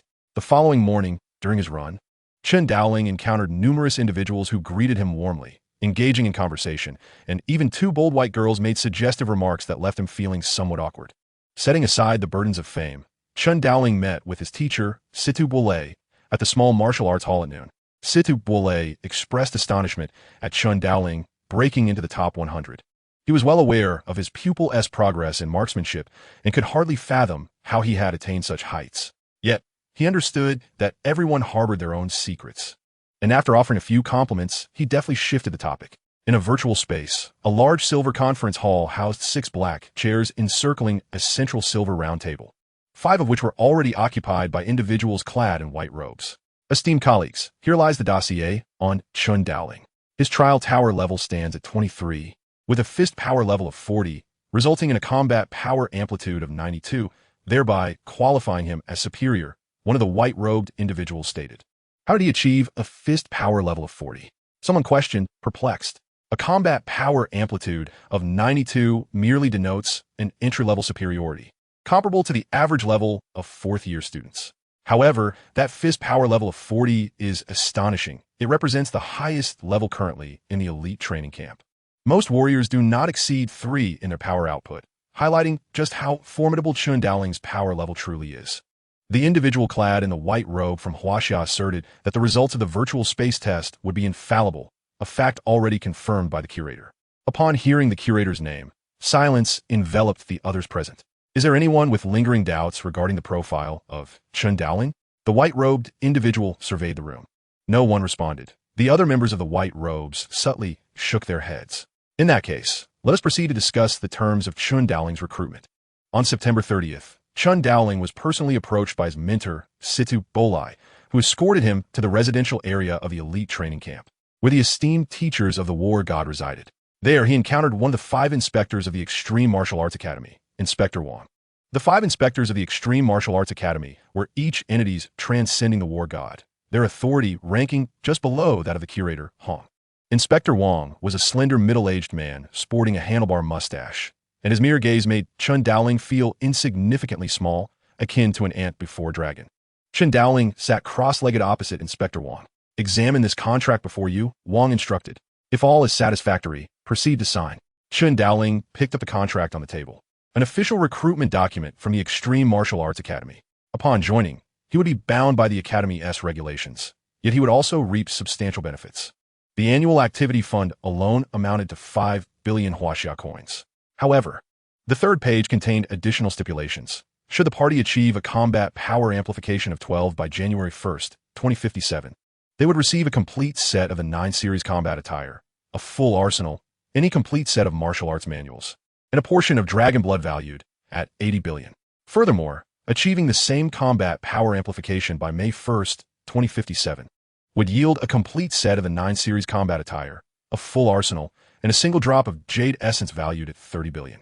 Should the party reach a combat power amplification of 16 by August 1st, 2059, they would be awarded an SS-class combat attire, a full arsenal, and a complete set of any 3 martial arts manuals, along with a relic from ancient civilization, the Black God. There were a total of 5 clauses, each promising substantial monetary rewards. For instance, the 9 series combat attire and arsenal were utilized by high-ranking war gods, the prices of which Chen Daoling had previously researched. Even at half price, they were exorbitantly expensive within the Academy's internal network. As for the martial arts manuals, the complete set of Annihilation of the World was valued at a staggering 50 billion at half price. The legendary Dragon Blood, known to double a combatant's power, was priced an astonishing 80 billion. Calming his astonished heart, Chen Daoling took a deep breath. Inspector, may I inquire whether these rewards could be exchanged for an equivalent value of the life water, priced at 30 billion? He asked tentatively, unable to shake the image of Jihan, who sat forlornly in a wheelchair. In his eyes, Jihan was akin to a sister. Chen Daolin had previously searched through the martial artist's internal network and discovered that life water could regenerate severed limbs. In other words, Jihan could regain her legs with it. Unfortunately, he had yet to locate a vendor for life water, and now he sought to explore this possibility with the Extreme Martial Arts Academy. Are you quite eager for the life water? Inspector Wang regarded him thoughtfully. Indeed, Chen Daolin affirmed with a nod. After a moment of contemplation, Wang smiled slightly. If you truly achieve the goals outlined in the contract, I can advocate on your behalf for the exchange. Is that true? Thank you. Thank you, esteemed Inspector.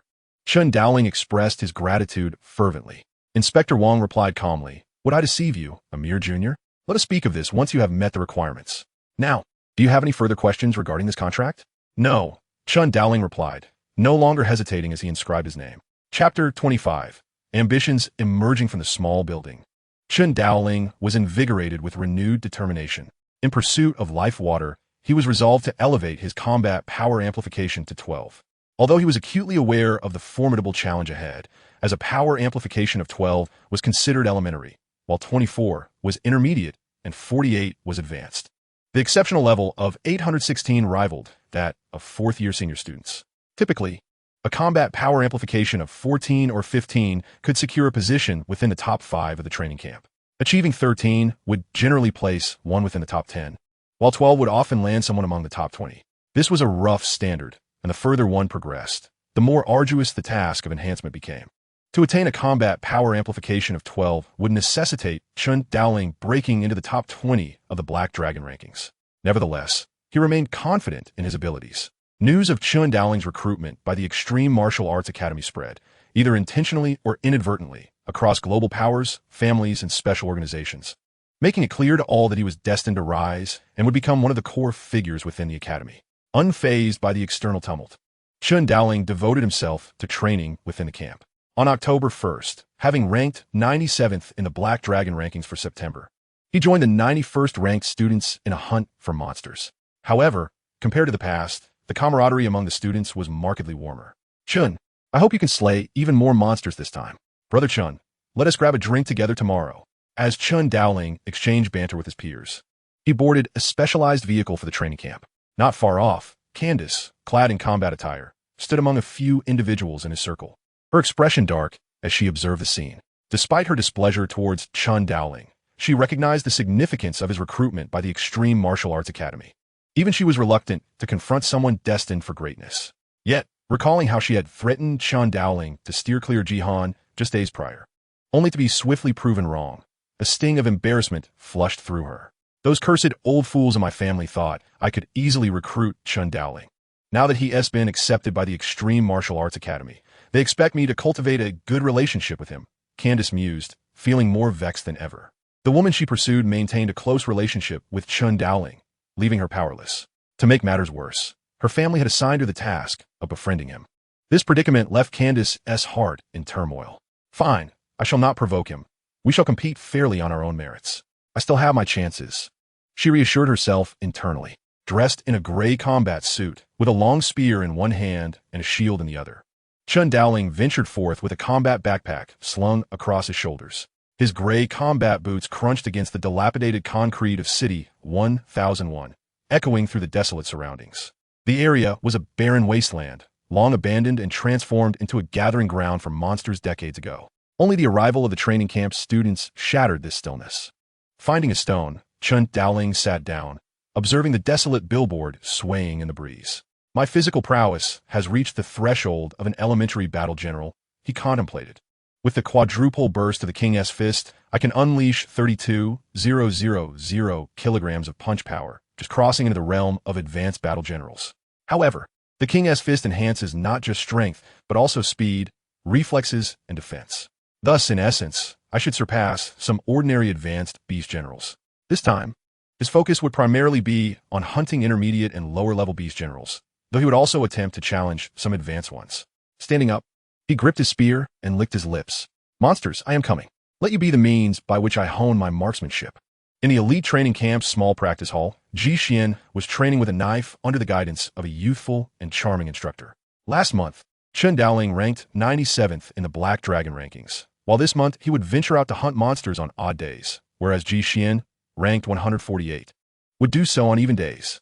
Her current physical prowess is merely above that of an elite warrior, akin to a high-ranking mentalist of medium-level combatants. Nevertheless, her efficiency in hunting monsters surpasses that of an ordinary squad of combatants. Having only just entered the elite training camp for a month, her achievements have garnered considerable attention. Dressed in a purple training outfit, a tall and voluptuous woman with short hair stands beside Ji Xian, imparting her knowledge of sword techniques. This woman is Ji Xian's instructor, the rare female battle god within the elite training camp, Jiangfang. Although Ji Xian is a mentalist, her innate talent for martial arts is commendable, leading her to choose the proficient Jiangfang as her direct mentor. Under Jiangfang's guidance and Ji Xian's diligent efforts, her progress has been remarkable.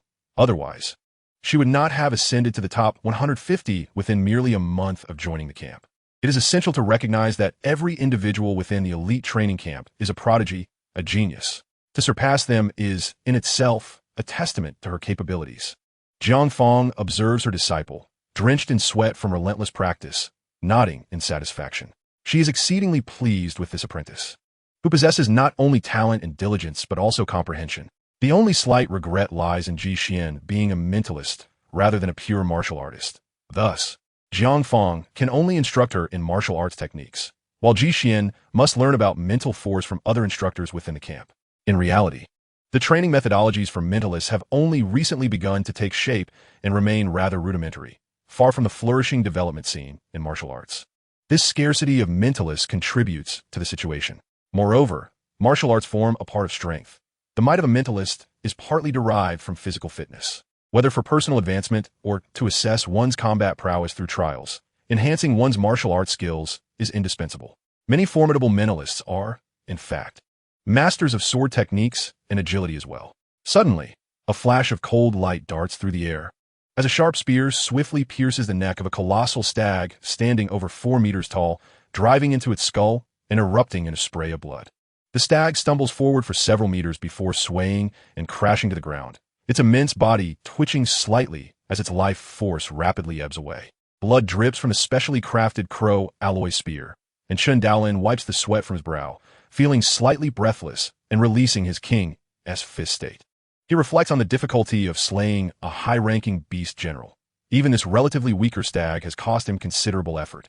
The sky gradually darkens, with the evening glow painting the horizon in vibrant hues, a splendid sunset casting warm rays upon the desolate city, coloring it crimson. Chen Daolin, with a bulging backpack, ambles along a narrow path, contemplating whether he might manage to hunt another beast before nightfall. The setting sun elongates Chen Daolin's solitary shadow as he gradually moves away. Chapter 26. The Gamble. On October 22nd, after finishing his training in the simulated gravity chamber at the camp, Chen Daolin encounters senior sister Zhao Ruo standing before a young man with yellow skin and black hair, animatedly conversing with several Western youths. Noticing that William and Candace are among them, Chen furrows his brow.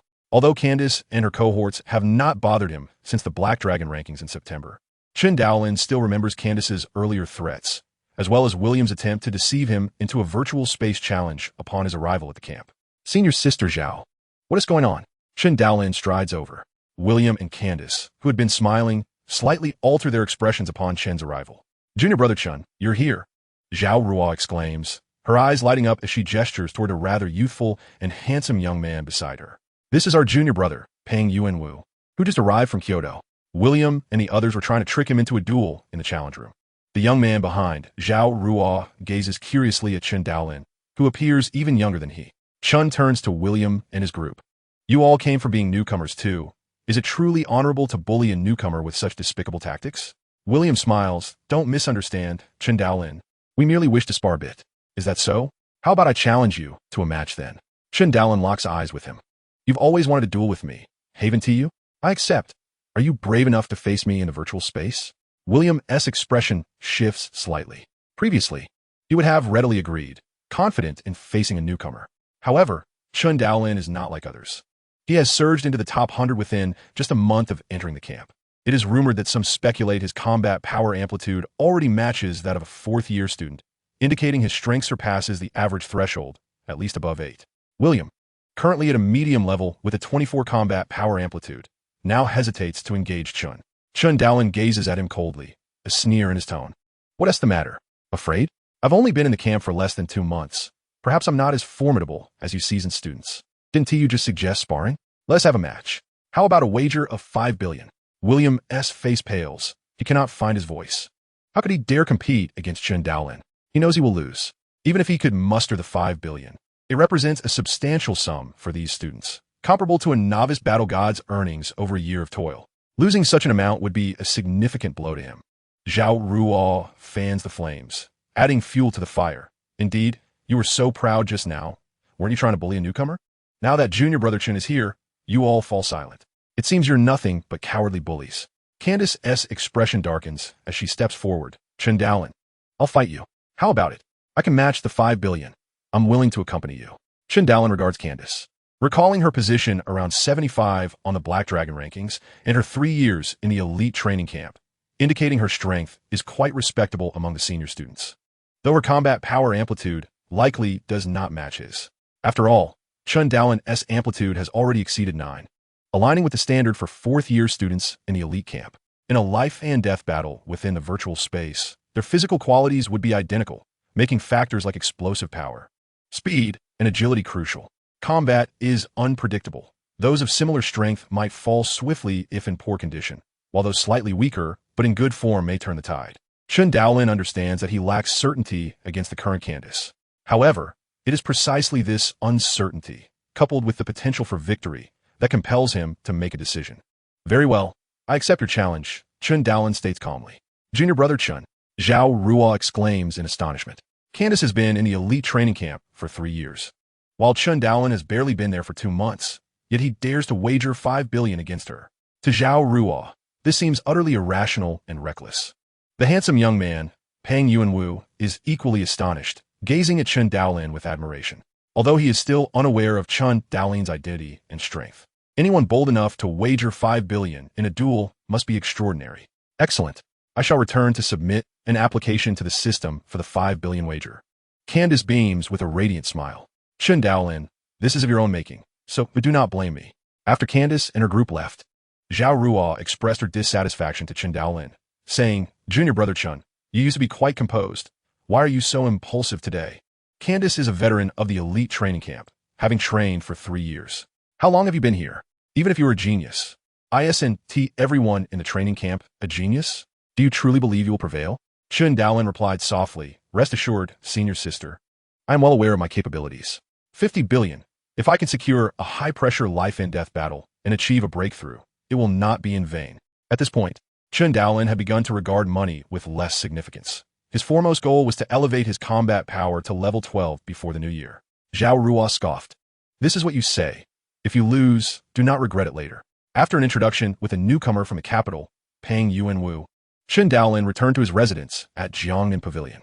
Soon after, he received a system notification indicating that someone had challenged him for 50 billion Huaxia coins, scheduled for 10:30 the day after tomorrow. Upon seeing that the challenger was Candace, he accepted the invitation and transferred 50 billion from his account into the system account. The outcome of the challenge would yield 100 billion for the victor. Seated cross-legged in an underground chamber, Chen Daolin closed his eyes, clearing his mind as his breathing gradually steadied and elongated.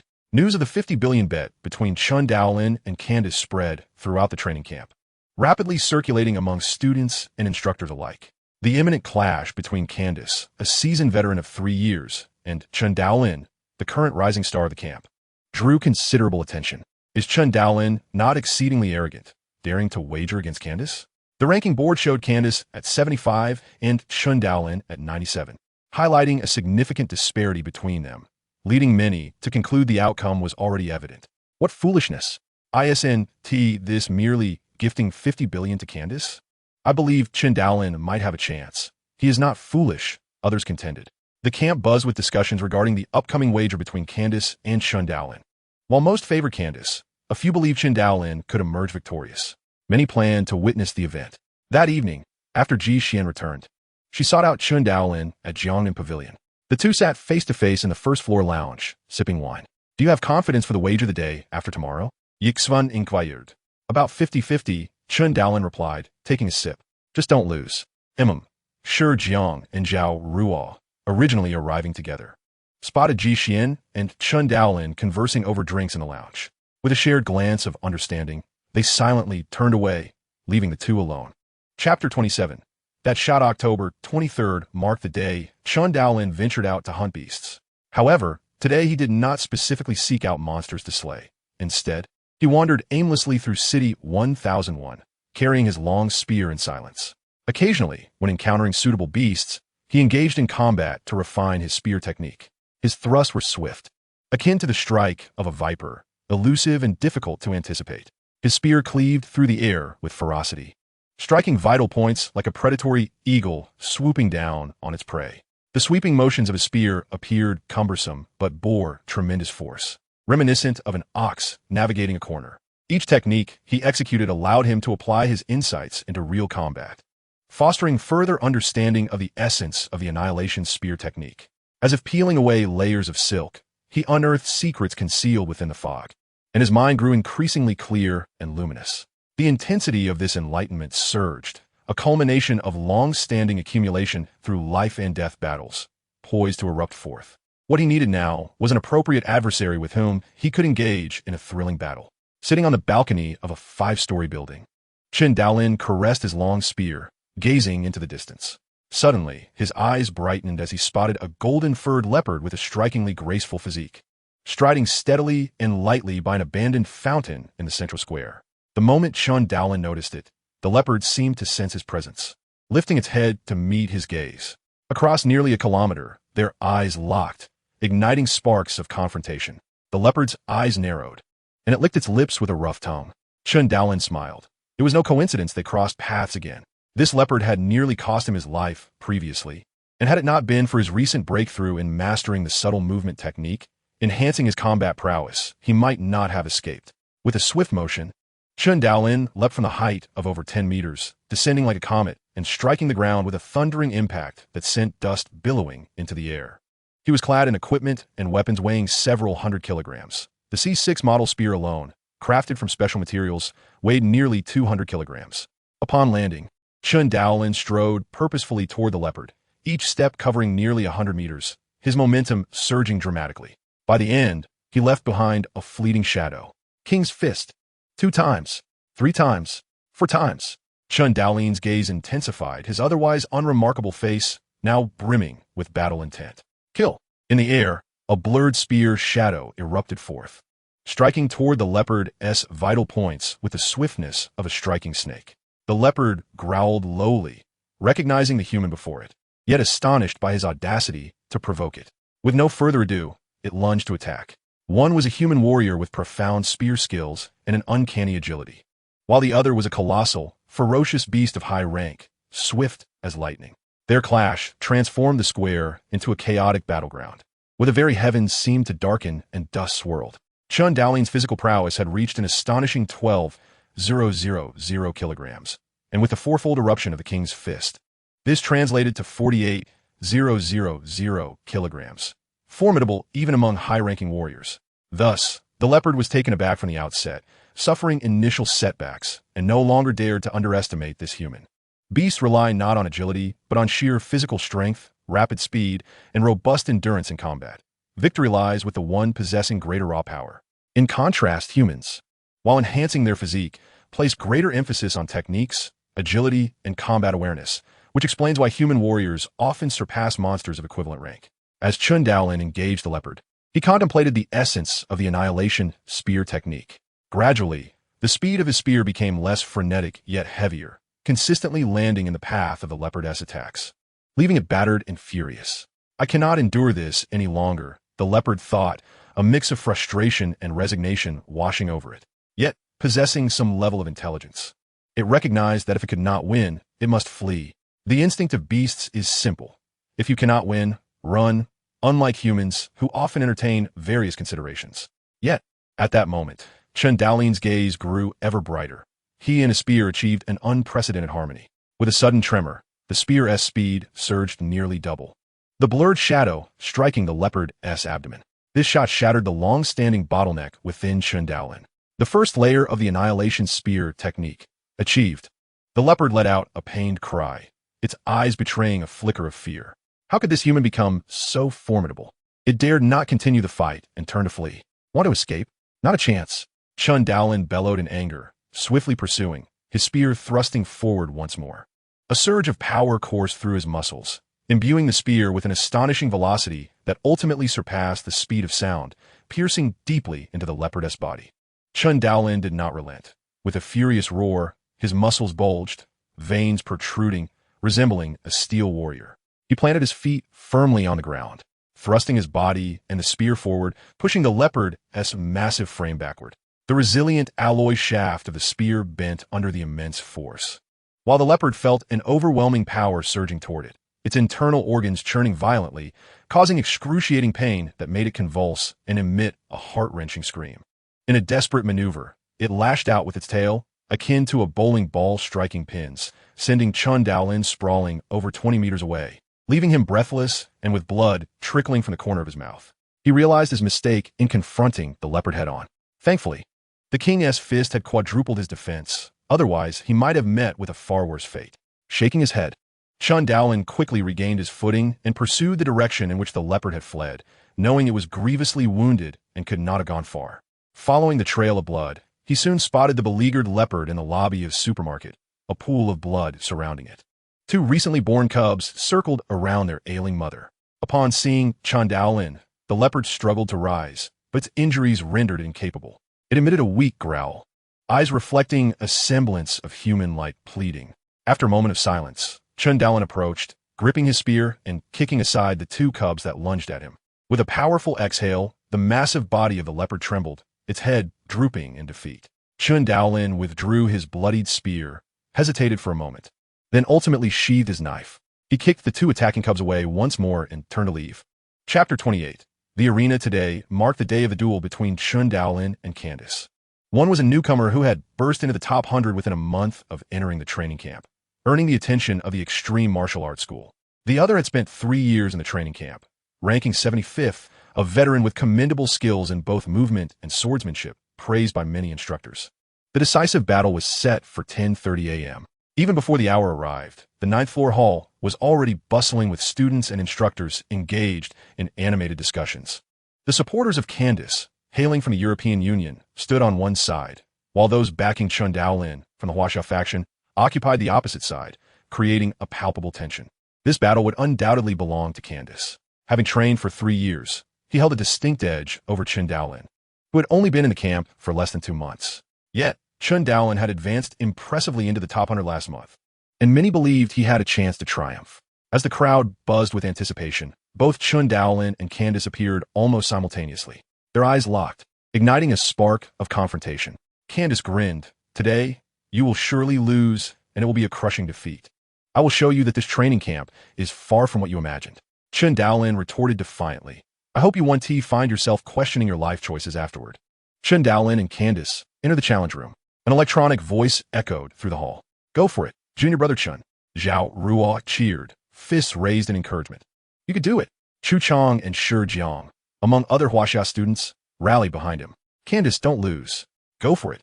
Amidst the roars of support for both competitors, Chen Daolin and Candace stepped into the challenge room, seated on their respective sofas, donning helmets. In an instant, they found themselves transported into a virtual arena. Both donned battle gear and selected their weapons. As the lower-ranked contender on the Black Dragon leaderboard, Chen Daolin chose the ancient Roman Colosseum as their battleground. The grand circular arena, constructed of towering white stones, descended in tiered steps, filled with thousands of spectators clad in Roman attire. Chen Daolin and Candace, armed and ready, were the main event of the day. As the deafening cheers resonated through the air, Candace, reveling in the moment, extended his arms in a mock embrace. "Ah, what a splendid place. I eagerly anticipate witnessing your demise." Chen Daolin turned to him, his expression composed. "You will meet a most tragic end. Let the battle commence." The electronic voice reverberated across the colossal arena. Candace, clad in black battle attire, raised his sword and approached Chen Daolin with deliberate steps, a mocking smile gracing his features. "You are but a jester. I will show you what it means to be superior." In an instant, Candace dashed forward like a bolt of lightning, while Chen Daolin swiftly raised his spear to meet him. The spear sliced through the air, its tip gleaming menacingly, striking like a viper towards Candace. Candace, like a wraith, danced out of the spear's range, his sword striking toward Chen Daolin's arm with blinding speed.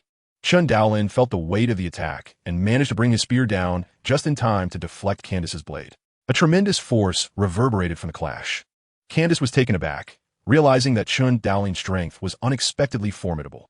I refuse to believe that your marksmanship and agility can match the experience of someone who has trained for 3 years.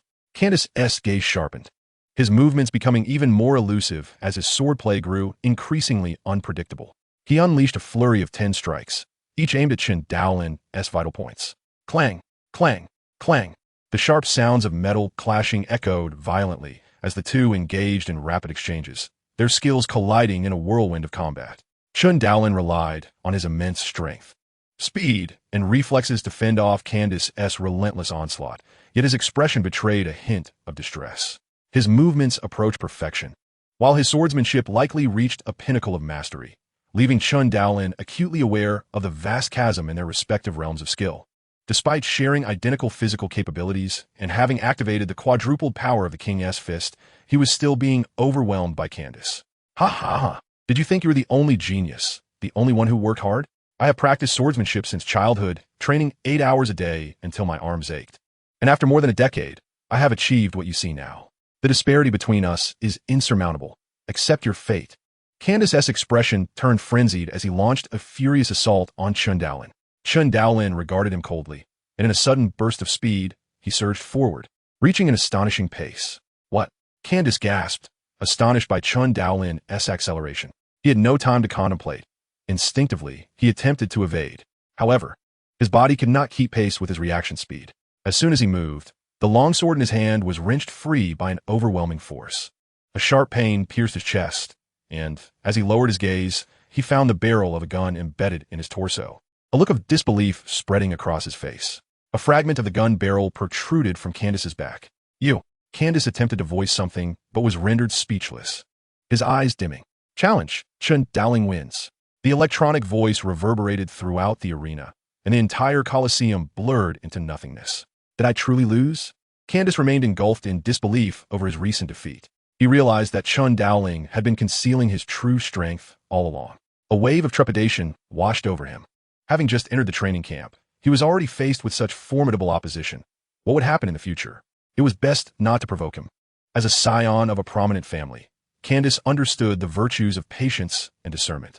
Once Chen Daolin removed his helmet, Candace bowed deeply to him, acknowledging, I was in the wrong earlier. I hope you can forgive me, and I look forward to the opportunity to spar together in the future. Chen Daolin glanced at Candace, noting the sincerity etched on his face, and nodded calmly. Candace's sudden shift in demeanor caught him off guard, yet he deemed it acceptable. His aspirations had never been centered on the elite trainees of the camp, but rather on standing at the pinnacle of the world, akin to unparalleled figures like the Thunder God. Challenge! Chen Daolin wins. The electronic announcement echoed through the 9th floor hall, leaving those waiting outside in a state of astonishment. When Chen Daolin emerged, the gazes directed at him had transformed. Junior brother Chen, congratulations on your victory. You must treat us today. Zhao Ruo exclaimed excitedly as he approached. Chen Daolin smiled and replied, Of course, I shall treat you. No problem at all. A number of trainees from Huaxia also gathered around him to offer their congratulations, encircling him like a constellation of stars. After this battle, Chen Daolin had thoroughly substantiated his prowess, emerging as a dazzling new star within the training camp. And everyone recognized that his future achievements would likely eclipse theirs, with the potential to surpass even the war god. Chapter 29, 3 months. Upon returning to his residence at Jiangnan Pavilion from the banquet, it was already past 10 o'clock. Chen Daolin took a refreshing shower and donned a soft, comfortable silk robe. The collar opened to reveal his robust chest. Reclining on the balcony of the 2nd floor, he savored a cup of hot tea, a tablet computer before him. Last month, I ranked 97 in the training camp. I wonder what my rank will be this month. Chen Daolin lay back in his chair, gazing at the starry night sky overhead. A cool breeze wafting by, the aroma of tea lingering pleasantly around him, his mind clear and spirits lifted. Having successfully cultivated the first layer of the annihilation technique, Chen Daolin's exertion skills had reached a level of 19, enabling his body to unleash up to 90 of its power. This indicated not only a 9-fold increase in his punching strength, but also a similar enhancement in speed, which elucidated the reason behind Candace's overwhelming defeat. In a virtual realm, both their physical qualities were identical. However, once Chen Daolin activated his King's Fist state, his power multiplied 4-fold, while Candace might have exceeded twice that. Relying on his far superior swordsmanship and agility, he had managed to keep Chen Daolin at bay. Yet, upon comprehending the first layer of annihilation, Chen Daolin could again unleash an additional 90 of his strength, culminating in a staggering 76-fold power advantage, rendering Candace utterly incapable of even a moment's resistance before succumbing. Nevertheless, such a 76-fold power level was utterly unfathomable. Chen Daolin pondered how to utilize his strength within the training camp. If he were to directly test his capabilities in the virtual space, he could indeed achieve a 76-fold output, and coupled with his current trial tower level of 23, his combat power would soar to an astonishing 1748. The dilemma was that the most powerful known exertion technique worldwide, the 9-fold Thunderblade, only achieved a 7-fold output. Should his 76-fold power come to light, he feared it would provoke unforeseen repercussions. A power level of 40 was already exceedingly high, and Chen Daolin saw no necessity to further elevate it, which might invite undue attention. He resolved to devote more energy to honing his agility and marksmanship, gradually ascending his trial tower level, incrementally improving each month, aiming for a substantial transformation by December. In the eyes of others, he would possess a traceable growth narrative, preventing him from being perceived as a monster. At that moment, a figure emerged from the balcony of the second floor, Ji Xian. She had returned shortly after 9 that evening, but had not attended Chen Daolin's celebration. It appeared she had just finished showering, a towel in hand to dry her damp, dark hair, which had grown longer since he last saw her. Her skin had darkened slightly, yet she radiated an indescribable allure. Clad in pajamas, her curvaceous figure remained unmistakable, and her long, toned legs exuded an enticing elasticity even from a distance. Ji Xian waved from across, saying, "Xiaohan wants to video call us. Let us go." "All right," Chen Daolin responded with an okay gesture. Video chatting with friends and family far away in Jiangnan City was the sole source of entertainment for both Chen Daolin and Ji Xian after their rigorous training and battles. Their conversations often included Jihan, occasionally Lin Xiao, and more frequently, the four of them connected together for casual chats about their lives and Chen Daolin's experiences in the training camp. Soon, everything would change.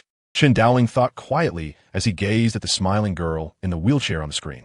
On October 28th, Chen Daolin advanced his trial tower level to 25, achieving a rank of 77 on the Black Dragon leaderboard, while Ji Xian ascended to 142.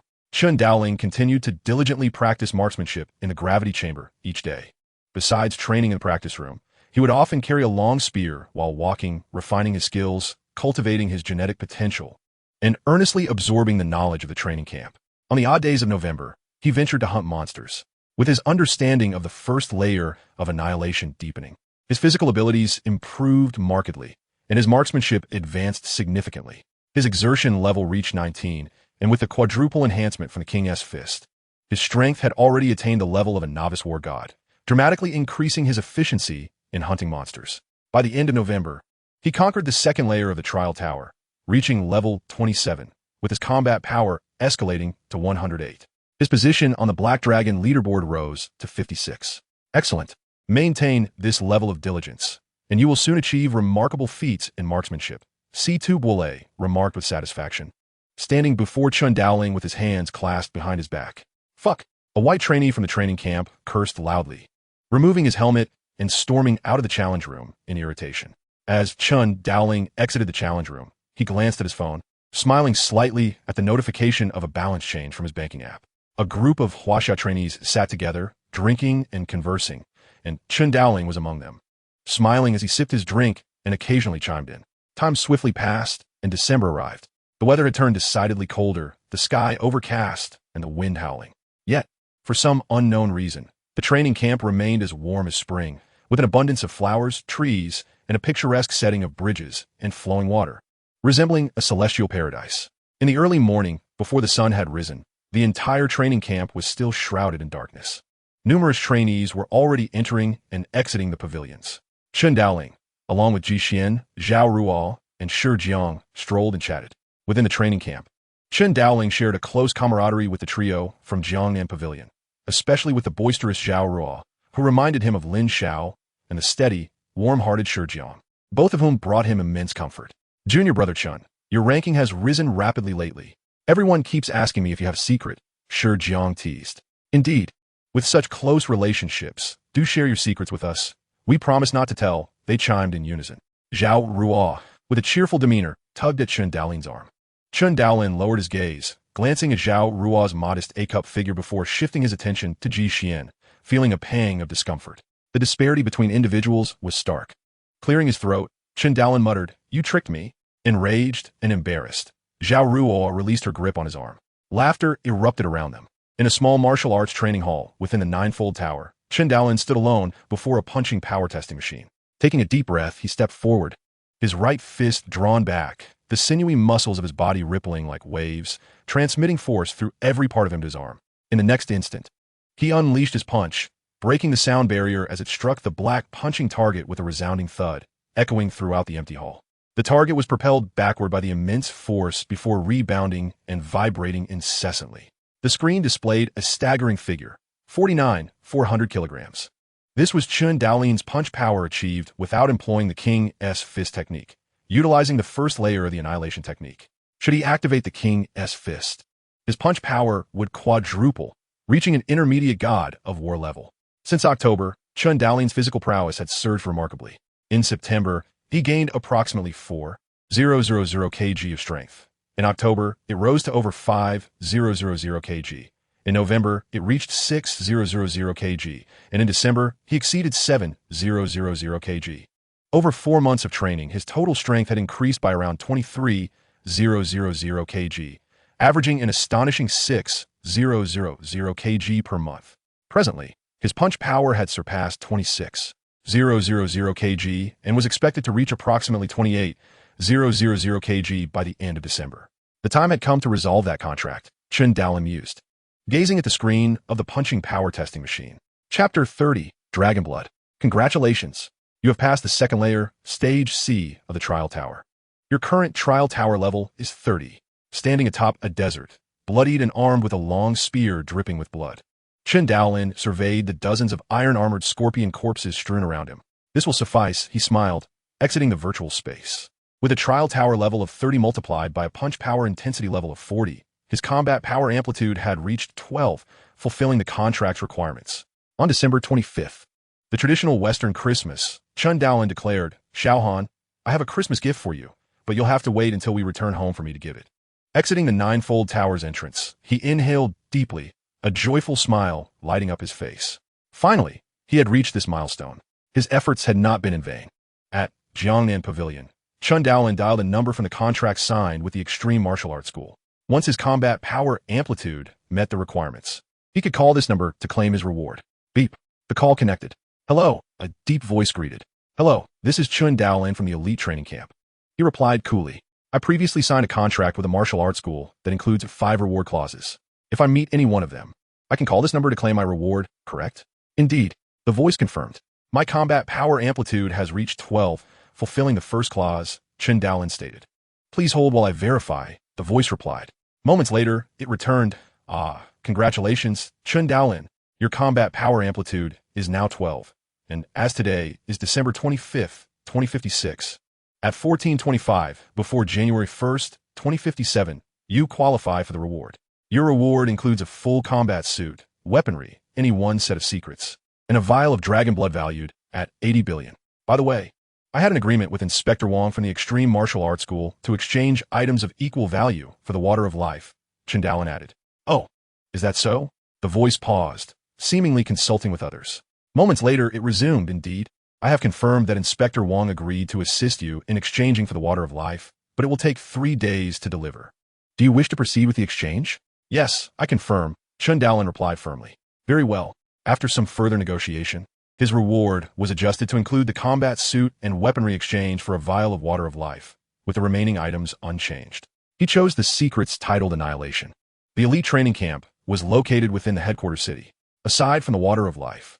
The other rewards were expected to arrive within an hour at the camp's main entrance, where he could collect them. After ending the call, Chen Daolin sat in his study, unable to suppress a radiant smile, his fists clenched in excitement as he quickly sipped from his teacup. It was said that dragon blood could double one's strength. He wondered just how much it would enhance his abilities. 50 minutes later, Chen Daolin arrived at the training camp's main entrance. Guarded by military personnel who recognized him as a prominent figure from the Extreme Martial Arts School, they refrained from questioning his presence. Ding! The sound of a horn echoed as a large delivery truck approached the training camp entrance. "It's here." Chen Daolin's face lit up with joy. Shortly thereafter, he returned to his residence, clutching a large password-protected box, and descended into the underground chamber. This was the safest place to use the dragon blood. In a brightly lit chamber, Chen Daolin opened a large box to reveal 2 wooden cases. One was likely the dragon blood, while the other contained the secrets. The water of life would arrive on the 28th. He opened the first wooden case, finding a thick tome of secrets and a substantial stack of discs. The cover boldly inscribed with annihilation. Opening the second box revealed a test tube secured with a stopper, containing golden liquid that filled about a third of the tube's volume. This was the fabled dragon blood valued at 80 billion. Chen Daolin held his breath in awe. Under the bright lights, the golden liquid shimmered with a mesmerizing brilliance. A manual lay beneath, and as he perused it, he discovered the application was remarkably simple. Just apply it externally. He wiped the non-existent sweat from his brow, realizing he had almost considered drinking it. My punch power is 26,800 kilograms. If the dragon blood doubles it, I would reach 53,600 kilograms, he contemplated. In reality, the higher one's strength, the less pronounced the effect of the dragon blood. Conversely, the weaker the individual, the more dramatic the enhancement. A warrior-level martial artist could even see their strength quadruple from using the dragon blood. The legend of dragon blood doubling one's power was merely an approximation. Chen Daolin shed his clothes, leaving only his undergarments, and lay on the cold ground, applying the golden dragon blood directly to his chest. Just one application would suffice, as the dragon blood would permeate naturally. Lying there, he quietly awaited the effects. Soon, waves of warmth surged from the area of application throughout his body, raising his temperature steadily. Chen Daolin remained focused on the changes within him. Pain, excruciating pain, yet it was a sensation he recognized well, reminiscent of his experiences while training the King's Fist, though this time, the heat was far more intense. Muscle spasms coursed through his body, his temperature soaring, drenched in sweat, and his heart racing. Chen Daolin, aside from the occasional convulsion, remained remarkably composed. "Come on, I've grown accustomed to this." He could sense the astonishing metamorphosis of his genes, catalyzed by the dragon blood, as his cells voraciously absorbed the extraordinary energy it contained, embarking on a series of transformations. Every part of his body underwent remarkable changes, accelerating beyond his usual training pace. His physical prowess continued to enhance with the passage of time. Beneath the formidable resilience of his will, Chen Daolin remained acutely aware of the alterations occurring within him. After an indeterminate duration, Chen Daolin opened his eyes. Rising to a seated position, his body enveloped in a layer of grime. With a sudden jolt, he shook off the dark filth, revealing his bronze skin and perfectly chiseled muscles, seemingly forged from steel. Yet, he paid little mind to this appearance and proceeded to wash himself before heading to the training hall, eager to test the extent of his newfound strength. Curiosity and anticipation swelled within him. Just how much had his power increased after utilizing the dragon blood? Chapter 31, Homecoming. In a modest training hall, Chen Daolin unleashed a punch, the sheer velocity creating a terrifying high-pressure wave in the air, resulting in a deafening sonic boom as his fist collided with the target. Bang! 78, 900 Kilogramm. Chen Daolin gasped, astonished. His punching power had surged nearly threefold, escalating from 26,800 kilograms to 78,900 kilograms. Now, a single punch delivered nearly 80 tons of force. The baseline for an elementary battle god's punching power was 64,000 kilograms, meaning he had already met that standard based solely on his raw strength. This was merely his inherent power, when augmented by the King's Fist technique. Chen Daolin narrowed his eyes, feeling the pulsation of formidable energy within him. His aura gradually coalesced in silence, rising as if the very air in the training hall had solidified. Suddenly, he opened his eyes wide, his muscles taut, as an immense force surged into his fist. With a mighty strike, he hammered the target. The speed surpassed the sound barrier. An explosive noise followed. Bang! The target quivered violently, revealing an astonishing figure on the screen. 402,000 kg. He had unleashed a quintuple burst of power. Chen Daolin's expression radiated unparalleled joy. The King's Fist had indeed reached 5 times its strength. Indeed, upon attaining the elementary battle god level, his King's Fist had also undergone a breakthrough, now escalating to 5-fold. According to the norms, students achieved double, warriors 3-fold, generals 4-fold, and battle gods 5-fold. Chen Daolin wondered if there was a pattern to this progression. Did advancing a rank yield an additional fold? Yet, he sensed it was not so simplistic. The king's fist seemed to transcend mere physical attributes. Gazing at the still trembling target before him, he mused, I am formidable now. With just his physical prowess, he had reached the elementary battle god level, boasting a punching power of approximately 80,000 kilograms, coupled with the fivefold enhancement of the king's fist that amounted to 400,000 kilograms. Adding the zero, ninefold increase from his annihilation technique, his punching power would soar to 760,000 kilograms. The threshold for an elementary battle god ranges from 64,000 kilograms to 128,000 kilograms. The threshold for a medium battle god lies between 128,000 kilograms and 256,000 kilograms, while high battle god spans from 256,000 kilograms to 512,000 kilograms. Yet, under his full power, he had far surpassed the limits of a high battle god. Even a high battle god would be at his mercy. It seemed only a similarly prodigious peak battle god or a high battle god-level mentalist could rival him. The meteoric rise in his capabilities brought forth a profound sense of fulfillment and ecstasy. Possessing the strength of a high battle god signified his ascension to the upper echelons of power in this world, no longer a mere pawn. Even the president of the extreme martial arts hall in Jiangnan was merely a high battle god, and perhaps not even as formidable as Chen Daolin. After all, one who had just crossed into the 256,000 kilogram territory was a high battle god, while another with 512,000 kilograms of power was also a high battle god. Yet, someone like Chen Daolin, capable of unleashing nearly 800,000 kilograms of punching force, could easily dispatch the former two categories with just a few strikes. The disparity among high battle gods was substantial. However, Chen Daolin reminded himself not to become complacent. After all, this world harbored entities that surpassed even battle gods, such as Hong, a true paragon standing atop the world, who could likely extinguish him with a mere finger. He was still far from invincible. On the path of a warrior, he had merely taken his first steps, with much distance yet to traverse. On the morning of December 30th, 2056, Chen Daolin and Ji Xian bid farewell to familiar faces of the training camp, laden with luggage as they boarded the giant flying saucer-shaped aircraft arranged by the camp, returning to the Jiangnan city center after a 4-month absence. Upon disembarking, several familiar figures came into view.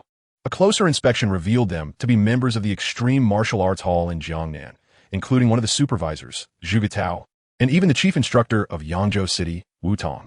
Welcome back to our Jiangnan Bay City, you two prodigies. Zhuge Tao greeted them with a broad smile, extending his hand to shake theirs. Chen Daolin noticed Zhuge Qing among the crowd and paused momentarily before breaking into a smile. Zhuge Qing, too, graciously shook his hand. The girls seemingly transformed during their time apart, exuding a newfound maturity and composure. Mr. Chen, Miss Ji, Zhuge Tao continued. We've arranged a banquet at a hotel in the city to welcome you both back. If you have no objections, let us proceed there now. Chen Daolin was pleasantly surprised by their enthusiasm and, unable to refuse their kind gesture, accompanied them to the finest hotel in the city for a meal. Afterward, they were chauffeured back to Yangzhou City, arriving at Mingyue Community well past 11 at night. As he gazed upon the familiar neighborhood, Chen Daolin lifted his suitcase. Exchanging a glance with Ji Xian before they both entered Mingyue Community, clad in winter attire, though not as heavily as others, having informed them of their return earlier. The lights in the Ji family villa were still aglow. Chen Daolin and Ji Xian approached the entrance and opened the door, stepping inside to find Ji Han seated on the sofa, flanked by her parents. Upon hearing the door, they turned in unison. Dad, Mom, I'm back. Ji Xian exclaimed with evident excitement, setting down her luggage and rushing to embrace her family. Chen Daolin observed this warm scene with a tinge of wistfulness, reflecting on his own family from a past life, feeling a pang of sorrow as he wondered how they were faring. After a moment, Chen Daolin turned to Ji Han and said, Xiao Han, I mentioned I would bring you a gift, and I have returned with it. He retrieved the suitcase from the floor, placing it on the table and opening it to reveal a crystalline test tube containing a gently swirling green liquid. What is this? Ji Han, seated beside Ji Xian, inquired with wide eyes, filled with curiosity. Take a guess, Chen Daolin replied, a radiant smile breaking across his face. Ji Han turned to her sister with a pleading look, and Ji Xian gently patted her younger sister's head, her gaze softening as she looked at the liquid in the test tube. See, Han, this is a precious and rare gift brought back specially for you by your brother Daolin, Ji Xian said earnestly.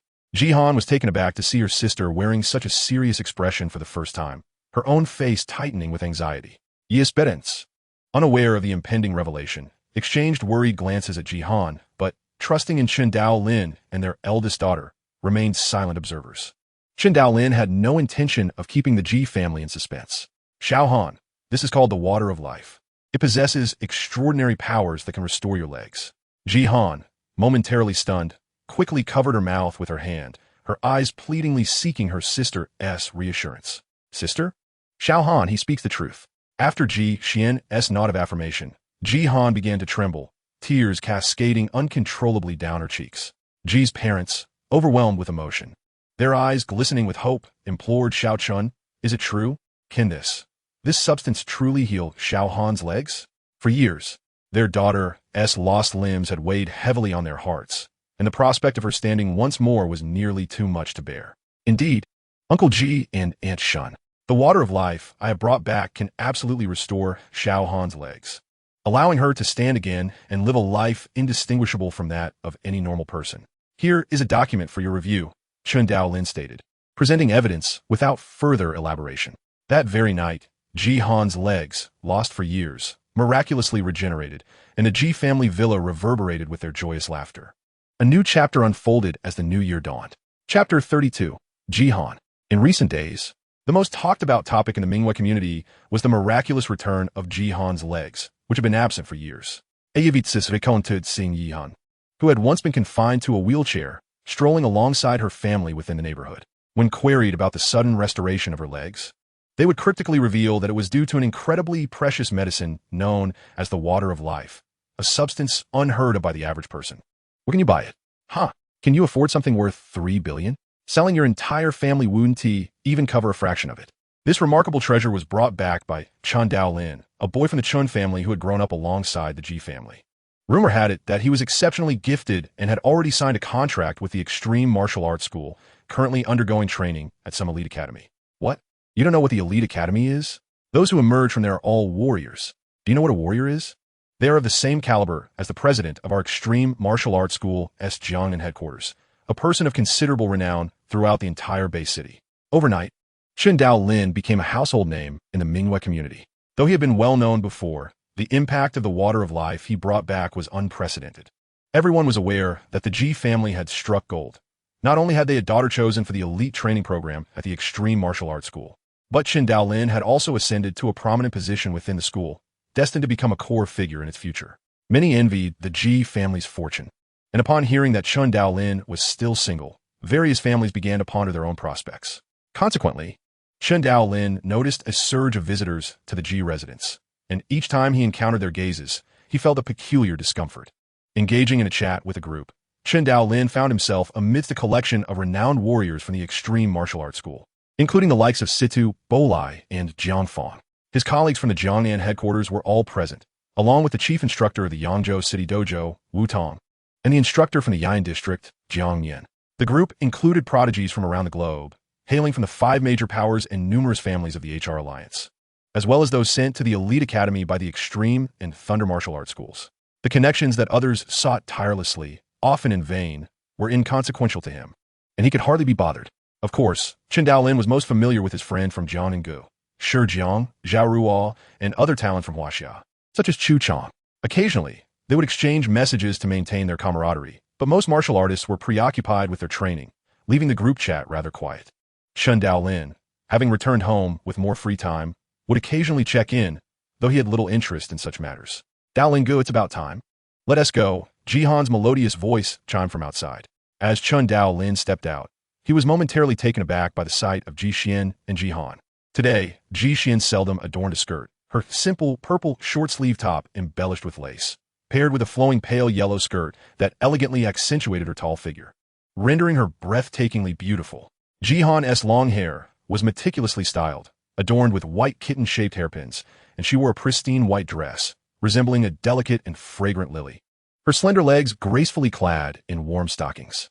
The two sisters stood together, reminiscent of 2 exquisite blossoms vying for attention. In stark contrast, Chen Daolin appeared casual in his white long-sleeve winter coat and black pants, embodying his usual style. The ordinary features of his face, now marked by the trials of the training camp, bore an air of maturity that belied his 19 years. While many at his age indulged in university life and youthful joys, in this era of martial arts fervor, young students either labored diligently for future careers or immersed themselves in rigorous training at martial arts schools. Unless one was extraordinarily wealthy or utterly resigned, few dared to abandon their pursuits. Chen Daolin exchanged pleasantries with Ji's parents before departing from the community with the elegantly dressed Ji sisters. As they wandered through Yangzhou City, he relished the warmth of this ordinary yet delightful life, his previously taut nerves from training easing into relaxation.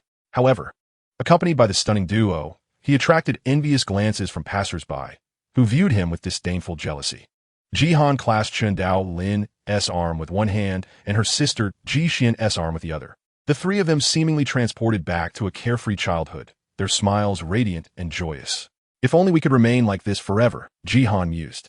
Daolin, Ji Xian, Chen Daolin remarked with a dry chuckle, recalling the innocence of childhood.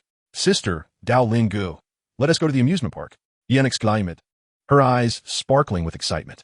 Chen Daolin knew of Jihan's long-held wish to visit the amusement park and would naturally not decline. Ji Xian, too, was indulgent of her sister, treating her with the affection one would show a daughter. Thus, the three ventured to the amusement park in Yangzhou City, enjoying a day filled with merriment and creating countless cherished memories before returning home just as dusk began to settle. The city streets, illuminated by streetlights, bustled with traffic and throngs of people. In densely populated Yangzhou, the sidewalks were often crowded. As the trio walked along the road, suddenly, both Chen Daolin and Ji Xian's expressions shifted, their bodies swaying, followed by a startled cry as a figure was hurled several meters away, landing on the roadside.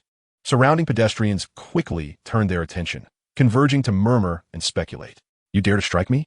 The young man with long hair, lying on the ground, shouted vehemently, exuding an aura that was both aggressive and feeble. He struggled to rise, but found himself utterly incapacitated. With a cold expression, Chen Daolin approached him.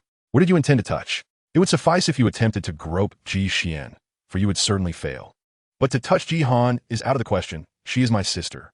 What do you want from me? The young man felt an inexplicable chill at Chen Daolin's expression, as if he were being scrutinized by some primordial beast, stammering, I warn you, don't act recklessly. There are so many people here. To hell with you. Chen Daolin, disinterested in debate, delivered a swift kick that sent the young man sprawling. Having experienced numerous killings in the wild, the innate bloodlust within Chen Daolin was undeniably potent. In fact, most martial artists are decisive in their combat, possessing a fierce temperament, as survival in the wilderness demands a formidable spirit. It is no wonder that ordinary individuals would quail before his murderous intent. Two police officers, observing the commotion, approached. Chen Daolin presented his martial artist credentials and recounted the situation. The officers inhaled sharply, their gazes toward the ruffian shifting to one of incredulity. How audacious to lay hands on a martial artist's sister without facing dire consequences. The injuries the young man sustained would undoubtedly confine him to bed for months. Yet he dared not utter a word.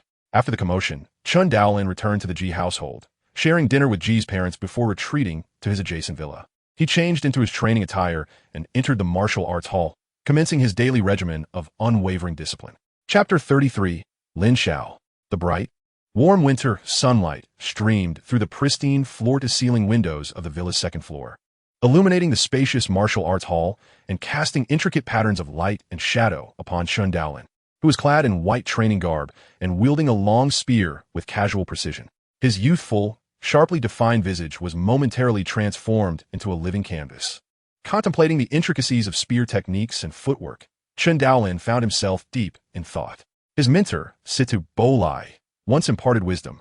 Each person is unique. One's comprehension is not universal. The martial arts that suit others may not suit you. The path of martial arts is a journey of self-discovery and personal growth.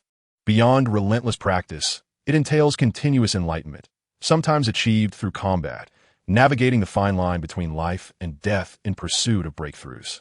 How arduous, how exceedingly difficult, Chen Daolin sighed, placing the spear aside. Since mastering the first level of world annihilation in October, he had delved into the complexities of the second level, only to discover its challenges far surpassed those of the first. The ancient wisdom embedded within the text, steeped in the philosophy of ancient China, proved to be a considerable burden, compelling Chen Daolin to frequently seek guidance from Siddhu Bolai while incorporating the study of ancient Chinese culture into his daily life. Yet this was unavoidable. The creator of the manual, Hong, was an advocate of Chinese culture, as evidenced by the architectural splendor of the Hongning base city and the elite training camp, which resonated with the essence of ancient China. Hong's influence on the world was indeed profound. Suddenly, the timer set in the martial arts hall rang, prompting Chen Daolin to glance towards the source and silence the alarm. He then entered the expansive bathroom of the villa, where the white-tiled bathtub was spacious enough for two to lie side by side comfortably. On occasion, when fatigue from his spear training enveloped him, he would fill the tub with warm water to unwind. As he settled into the tub, tranquility enveloped him, and white steam began to rise. Meanwhile, in the adjacent villa, Ji Xian shed her clothing, revealing a figure that was both voluptuous and athletic. Her flat abdomen transitioned into long, rounded thighs, vibrant with life. With a serene expression, her dark hair cascaded to her shoulders, adding an air of femininity. Her straight nose, thin lips, and clear, water-like eyes framed a face that bore a hint of angularity, unlike many girls who possess softer features. After drying off, she quickly returned to her room, donning a white outfit before stepping out of her bedroom. "Sis, where you going?" Jihan peered out from her hiding place, her dark hair cascading down as she wore a thin pink indoor pajama, exposing her fair calves while clutching a copy of The Theory of Financial Capital. "I'm going to the city with Daolin to see Sister Lin Xiao," Ji Xian replied without turning back and before her words fully registered. Her figure dissipated as she exited the house. "Another one left me behind." Jihan pouted, her cheeks puffed in discontent. Yet a thought crossed her mind, and her expression brightened as she returned to her room, lying on her bed while opening her laptop. Although alone, she surreptitiously accessed a website, her eyes gleaming at the sight of her bank account filled with an impressive string of zeros. Both Chen Daolin and Ji Xian doted on her, and with their considerable wealth, it was quite normal for Chen Daolin to provide her with millions in pocket money. Ji Xian, in contrast, was less affluent but still managed to gift her 200,000. At that moment, Ji Xian was already on her way to the main city with Chen Daolin. "I wonder how Lin Xiao is faring at university," Chen Daolin mused about his friend, a smile gracing his face. Since his rebirth, he had adopted a rather solitary demeanor, with few friends, predominantly Ji Xian and Lin Xiao. She even complained about being poor during our video chat, saying that she was the only one in her dorm eating in the cafeteria every day. Ji Xian shook her head. She mentioned how the other girls never invited her when they went shopping. Lin Xiao's family situation mirrored that of Ji Xian's former household, rather challenging. And attending university was already a feat, let alone managing additional expenses. Although she was not inherently vain, the societal comparisons weighed heavily on her. As many individuals often live in the gaze of others, comparison is, after all, a human inclination. Both Chen Daolin and Ji Xian were not inclined toward indulgence, and given their current status and capabilities, they remained indifferent to material wealth. "This matter falls to you. If I were to provide her with money, she might misconstrue it as an intention to support her." Chen Daolin maintained his prudence. "Perhaps she would welcome it."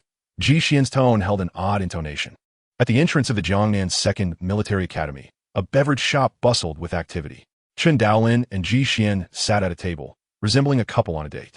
Though youthful and seemingly casual, their demeanor was anything but ordinary, drawing the gaze of many patrons within the shop.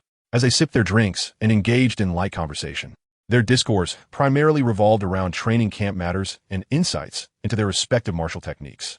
To an outsider, their conversation would seem utterly bewildering. The level of an individual dictates the nature of their encounters, leading to varying achievements in life. Soon, a stream of students poured out from the academy, among them a pure and beautiful girl with a single ponytail, clad in a yellow down jacket and black jeans, who made her way directly to the beverage shop. "You finally made it." Lin Xiao plopped down beside Chen Daolin, playfully nudging him, though he remained unperturbed, as unmoving as a statue, impervious even to the might of a rocket launcher. However, the attitude of this girl has become increasingly arrogant, considering that they hadn't seen each other in a long time. Chen Daolin still granted her some leeway and slightly relented. After ordering drinks again, Ji Xian smiled and asked Lin Xiao, "You look quite exhausted. Is university really that busy?"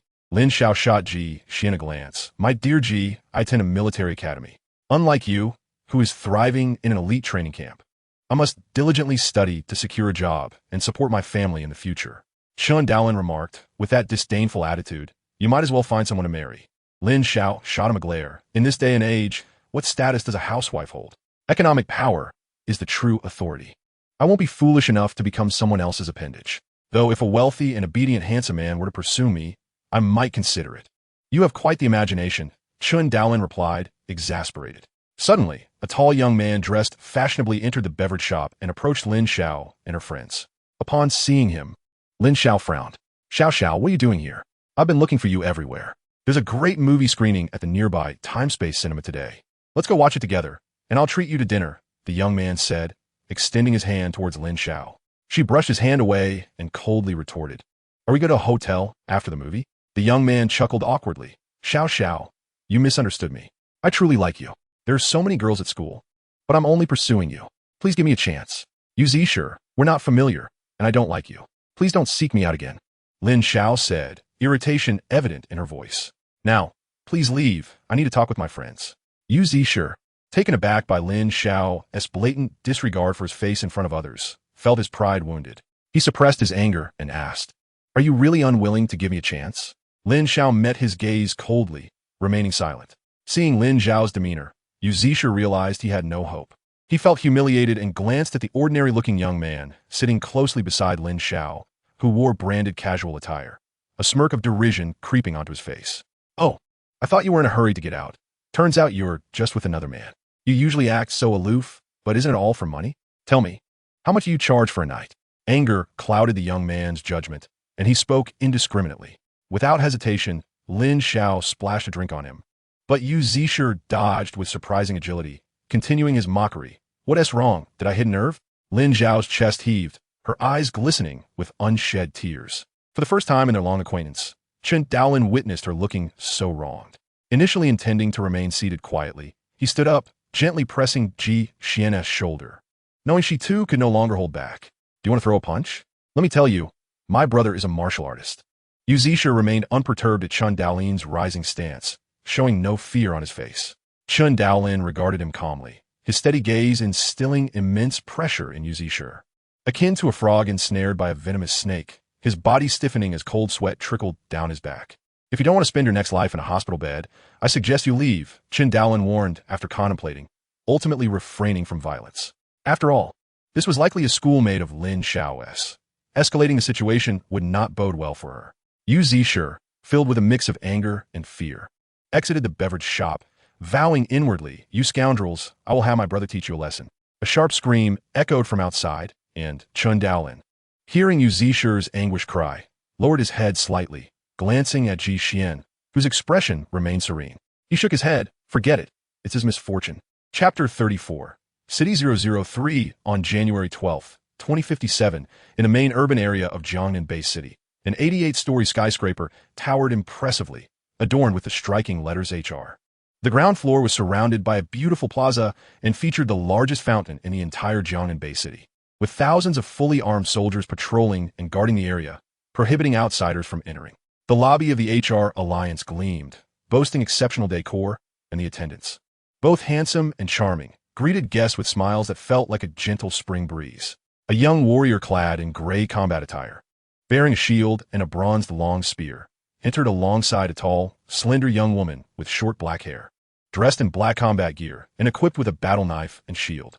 Some warriors were already resting in the lobby, casting casual glances towards them, yet they found the newcomers unfamiliar. Are they warriors from elsewhere? Someone pondered internally, but felt no inclination to inquire. In the wilderness, human warriors hunt beasts, and conflicts often arise for various reasons. Such bloodshed among warriors is not uncommon, provided it remains discreet, as the various factions tend to overlook it. Chen Daolin and Ji Xian casually settled onto a sofa, ordered 2 cups of pu'er tea, and took a moment to rest while surveying their surroundings. Having stayed at home for too long, Chen Daolin grew restless. To hone his shooting skills and improve himself, he decided to hunt beasts in the wilderness for a while. Upon learning of his intentions, Ji Xian insisted on accompanying him, although her physical prowess was merely at the intermediate level of a battle general. Her mental strength allowed her to exhibit the power of a junior battle god.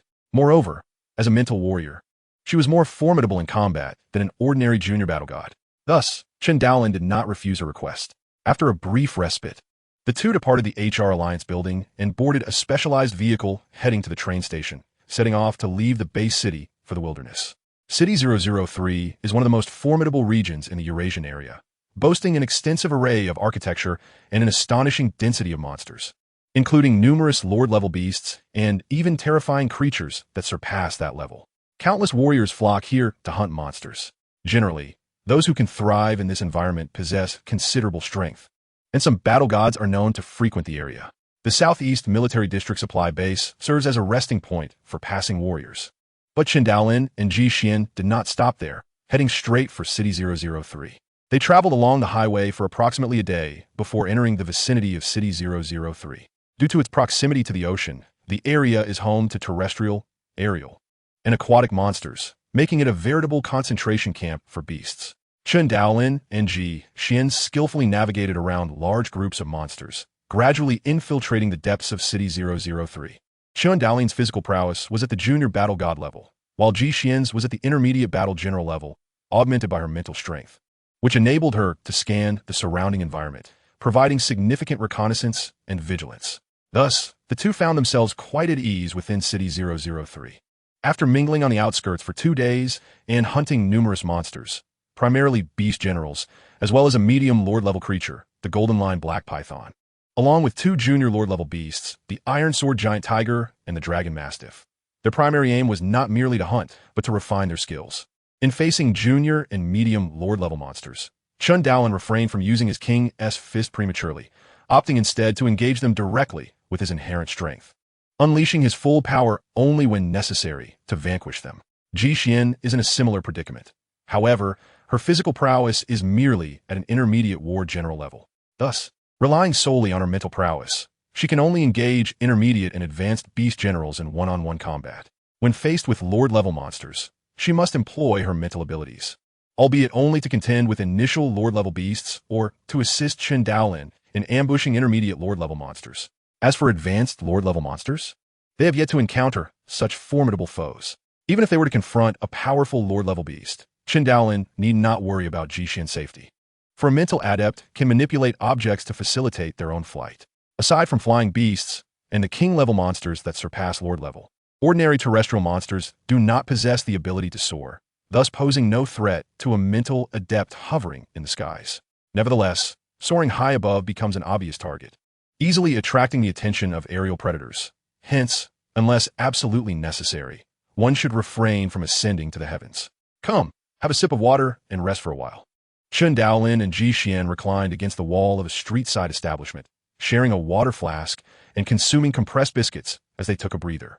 Ji Xian sat quietly opposite Chen Daolin, occasionally glancing at the seemingly ordinary young man, her eyes shimmering with intrigue. She was acutely aware of the horrifying power concealed beneath his unassuming exterior.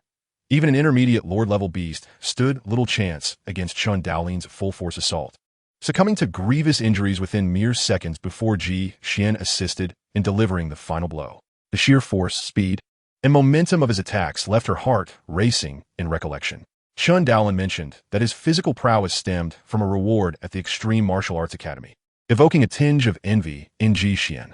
However, she was unaware that his strength was further amplified by the quintuple enhancement of the Realm King's fist. Without it, he would not have been able to incapacitate an intermediate lord-level beast in such a short span.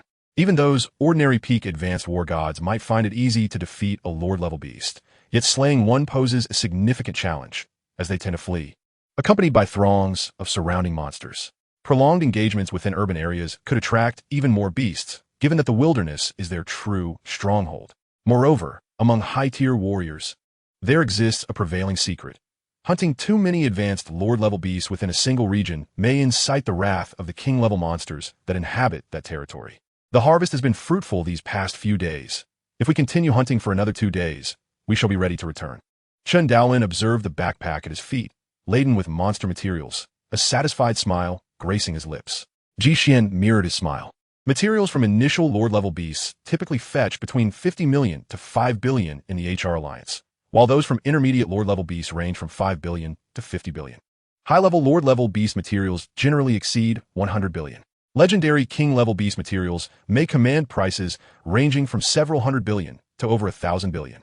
Indeed, for war god-level combatants, slaying monsters proves quite lucrative.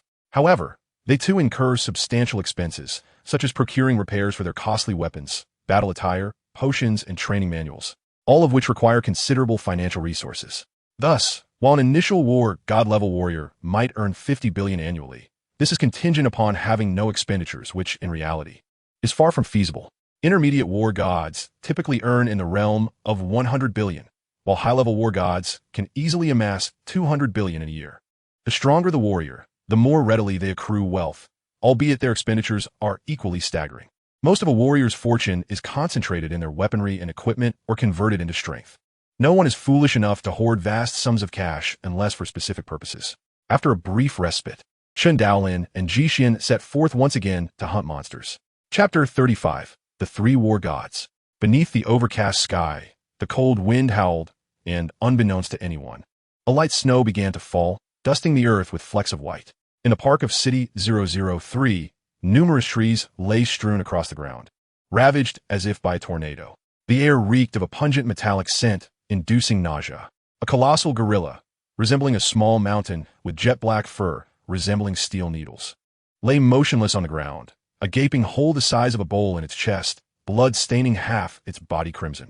Chen Daolin stood beneath the corpse of the black gorilla, appearing diminutive like an ant. No one would suspect that this tiny ant had vanquished a beast 10 to 20 times its size. Ji was also retrieving her previously dispatched flying knife with her mental prowess. Such level 9 flying knives were exceedingly precious. The black magic gorilla was considered a formidable contender among intermediate lord-level monsters, with its materials worth approximately 1.7 billion in the HR Alliance. Chen Daolin, observing Ji skillfully using her mental manipulation to harvest materials, chuckled. Snowflakes fell upon Ji head, only to be dispersed by an invisible force. Chen Daolin couldn't help but marvel at the convenience of mental powers. Regrettably, mental adepts worldwide awaken naturally, making them both mysterious and exceedingly rare. The biting wind howled, and snowflakes danced in the air, transforming the world into a silvery realm. Amidst the wind and snow, three figures suddenly emerged, ghostly in their speed, appearing to blink from one spot to another with each heartbeat. As they drew closer, it became apparent they were three warriors. One donned a blue combat uniform, a sword slung across his back, appearing to be in his 20s with a handsome visage and an ethereal demeanor. The second, clad in silver battle attire, possessed long silver hair and a face as exquisitely beautiful as a young maiden, wielding two silver curved blades, her lithe figure radiating an enchanting allure. The last was a towering, muscular bald man, standing 2 meters tall, bearing a massive black shield and wielding a bronze axe, draped in a brownish-yellow combat uniform. All three moved with remarkable speed, akin to a tempest, swiftly vanishing beyond the city limits. Should anyone familiar encounter these three, they would undoubtedly gasp in astonishment, for they are renowned figures within the war god community. Feng Jianlu, Manax Tailu, and Yintong Longwe, all members of the same war god squad and comrades in arms through years of perilous adventures. Each of them is a war god in their own right. Longwe, is it truly here? In a spacious, concealed room within a towering building not far from a vast university city, the three war god-level warriors, having braved the wind and snow, gathered to rest and hydrate. The silver-haired female warrior, her eyes faintly glimmering with silver light, spoke in a voice as ethereal as the wind. Indeed, it lies within the sports complex of the university city ahead. Longyue, you wouldn't be mistaken, would you? The massive bald warrior inquired in a deep rumble, aware that their target this time was far from ordinary. Rest assured, it will not be erroneous. I have verified it. Longyue replied confidently. The young man in the blue combat uniform, exuding an air of youthful elegance, smiled. We naturally trust you. Otherwise, we wouldn't have accompanied you. Longyue returned his smile. Tai Lu, Lu Feng, and Longyue, though belonging to different factions, had remained together in the same squad for over a decade, navigating life and death ventures. And as their comrades fell, they each ascended to war god status, forging a bond unlike any other. Longyue was particularly powerful as a mental adept, holding a position of esteem even surpassing that of Zhou Yongzheng, the head of the Extreme Martial Arts Academy in Jiangnan. A three-eyed fire-tailed fox may pose challenges, yet united. We are more than capable, Tai Lu remarked, nodding in agreement. Longyue reminded them, our primary objective is not merely to slay the three-eyed fire-tailed fox, but to acquire that particular item. Thus, it is possible we may draw out the three-eyed fire-tailed fox along with its horde of monsters, allowing Lu Feng, who is the swiftest among us, to infiltrate and retrieve the item. Lu Feng and Tai Lu exchanged glances and nodded in understanding, affirming their comprehension of the plan. Longyue smiled. a captivating grin that seemed to illuminate the entire room. Now, let us deliberate on the battle strategy. As the three war gods appeared outside the university town, several kilometers away, another fierce clash erupted. Thunderous roars reverberated through the air as a colossal lion-hound beast, towering at 4 to 5 meters in height, battled against a tall, black-haired female warrior. The intensity of their combat ravaged the surrounding structures, leaving them in ruin, shrouded in dust and debris. Ji Xian, with her agile and ethereal figure, deftly dodged the lion-hound's attacks while relentlessly slashing with her longsword. Each stroke of her blade accelerated dramatically, ultimately surpassing the speed of sound. Despite her original strength being at a moderate war general level, Ji Xian unleashed a force equivalent to that of a high-ranking war general. Her speed soaring as the blade glimmered like snow, inflicting grievous wounds on the lion-hound beast, which howled in fury. Not far off, a figure stood on the 6th floor of a nearby residential building, observing the battle with an expression of astonishment. Xian's swordsmanship is indeed formidable. She has managed to cultivate the ninefold Thunderblade to the 3rd level in such a short time, complemented by her flawless agility. It appears this high-level beast general is no match for her. The ninefold Thunderblade, created by the world's second strongest warrior, the Thunder God, is regarded as an SSS-class secret technique, alongside Annihilation, and is renowned as the most challenging and sophisticated martial art to master. The ninefold Thunderblade consists of 9 levels, each successful cultivation of a level amplifying the original attack power by 7 layers of hidden strength, culminating in a total of 7-fold power upon completion of all 9 levels. Legend has it that the Thunder God, hailed as the fastest, possessing unparalleled physical strength and swordsmanship, should logically be deemed the strongest. Yet, it is Hong who is universally recognized as the world's mightiest. No one dares to challenge Hong's supremacy. Only the Thunder God is perhaps close in comparison. Others, even those who have surpassed the war gods, become inconsequential in Hong's presence. Hong is synonymous with invincibility, a myth within the hearts of warriors. As snowflakes began to fall more heavily, the cold wind swept through the air, tousling Chen Daolin's hair as he gazed calmly at the battle below, which was nearing its climax. Xian's physical capabilities should be around 18,000 in strength, and with a ninefold Thunderblade's 3rd level providing an explosive force of 28 times, her strength reaches an astonishing 50,000 kilograms. Coupled with her perfect agility and exquisite swordplay, she could easily subdue this high-level beast general without even employing her mental prowess. Chen Daolin couldn't help but marvel at Ji Xian's extraordinary talent. Since August, in just over 5 months, she had cultivated herself to such an impressive level. In terms of swordsmanship, Ji Xian, who was nearing mastery in her specialization, far surpassed him, who had only just entered the specialized level with firearms. Regarding agility, she had achieved an entirely different realm. As for power execution techniques, the ninefold Thunderblade, dubbed the most challenging martial art to master, had been cultivated to the 3rd level by her in a mere 4 months, her 28 times power execution technique exceeding his by 19 times. Were it not for the cheating of the Realm King Fist assisting his rapid physical improvement, along with the dragon's blood, Chen Daolin's physical prowess might not even compare to Ji Xian's current state. Chen Daolin felt an immense pressure. I must strive harder, he thought to himself.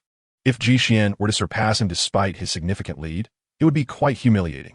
Of course, he was unaware that Ji Xian's rapid progress was driven by her desire to catch up to him. At this moment, Chen Daolin was the most dazzling figure in the elite training camp, regarded as the most likely candidate among the recent cohorts to surpass the war gods. Partnering with someone of such caliber put considerable pressure on Ji Xian as well. Yet, both were reticent, silently pursuing their goals without uttering a word. Chapter 36. The Three-Eyed Fire-Tailed Fox. Moments later, 2 figures suddenly materialized outside the university town. One, a towering and robust bald man clad in a brown-yellow combat uniform, wielding a massive shield over a meter tall in one hand and a bronze axe with a glimmering sharp edge in the other. Beside him stood a silver-haired woman, slender and youthful in appearance, dressed in a silver-white combat suit, holding 2 gleaming, curved blades. The 2 exchanged a glance, nodding in unison before dashing into the fray against the beasts. Their speed was astonishing, surpassing the speed of sound, sending shockwaves through the air, which were followed by chaos erupting within the university town as countless surrounding beasts charged toward their position. Within the university town, numerous beasts roamed freely, including several beast generals. In the enclosed sports arena, now overrun with vines and dense weeds reaching knee-high, a formidable gray fox, approximately 4 to 5 meters in height and over 10 meters in length, lay atop a small mound, its striking red tail swaying ominously.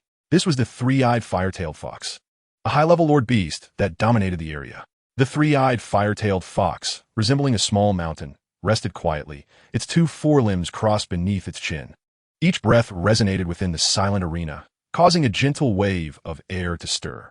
Suddenly, a cacophony of furious roars erupted from outside, startling the resting fox into opening its eyes, revealing beautiful silver irises that shimmered with an otherworldly hue.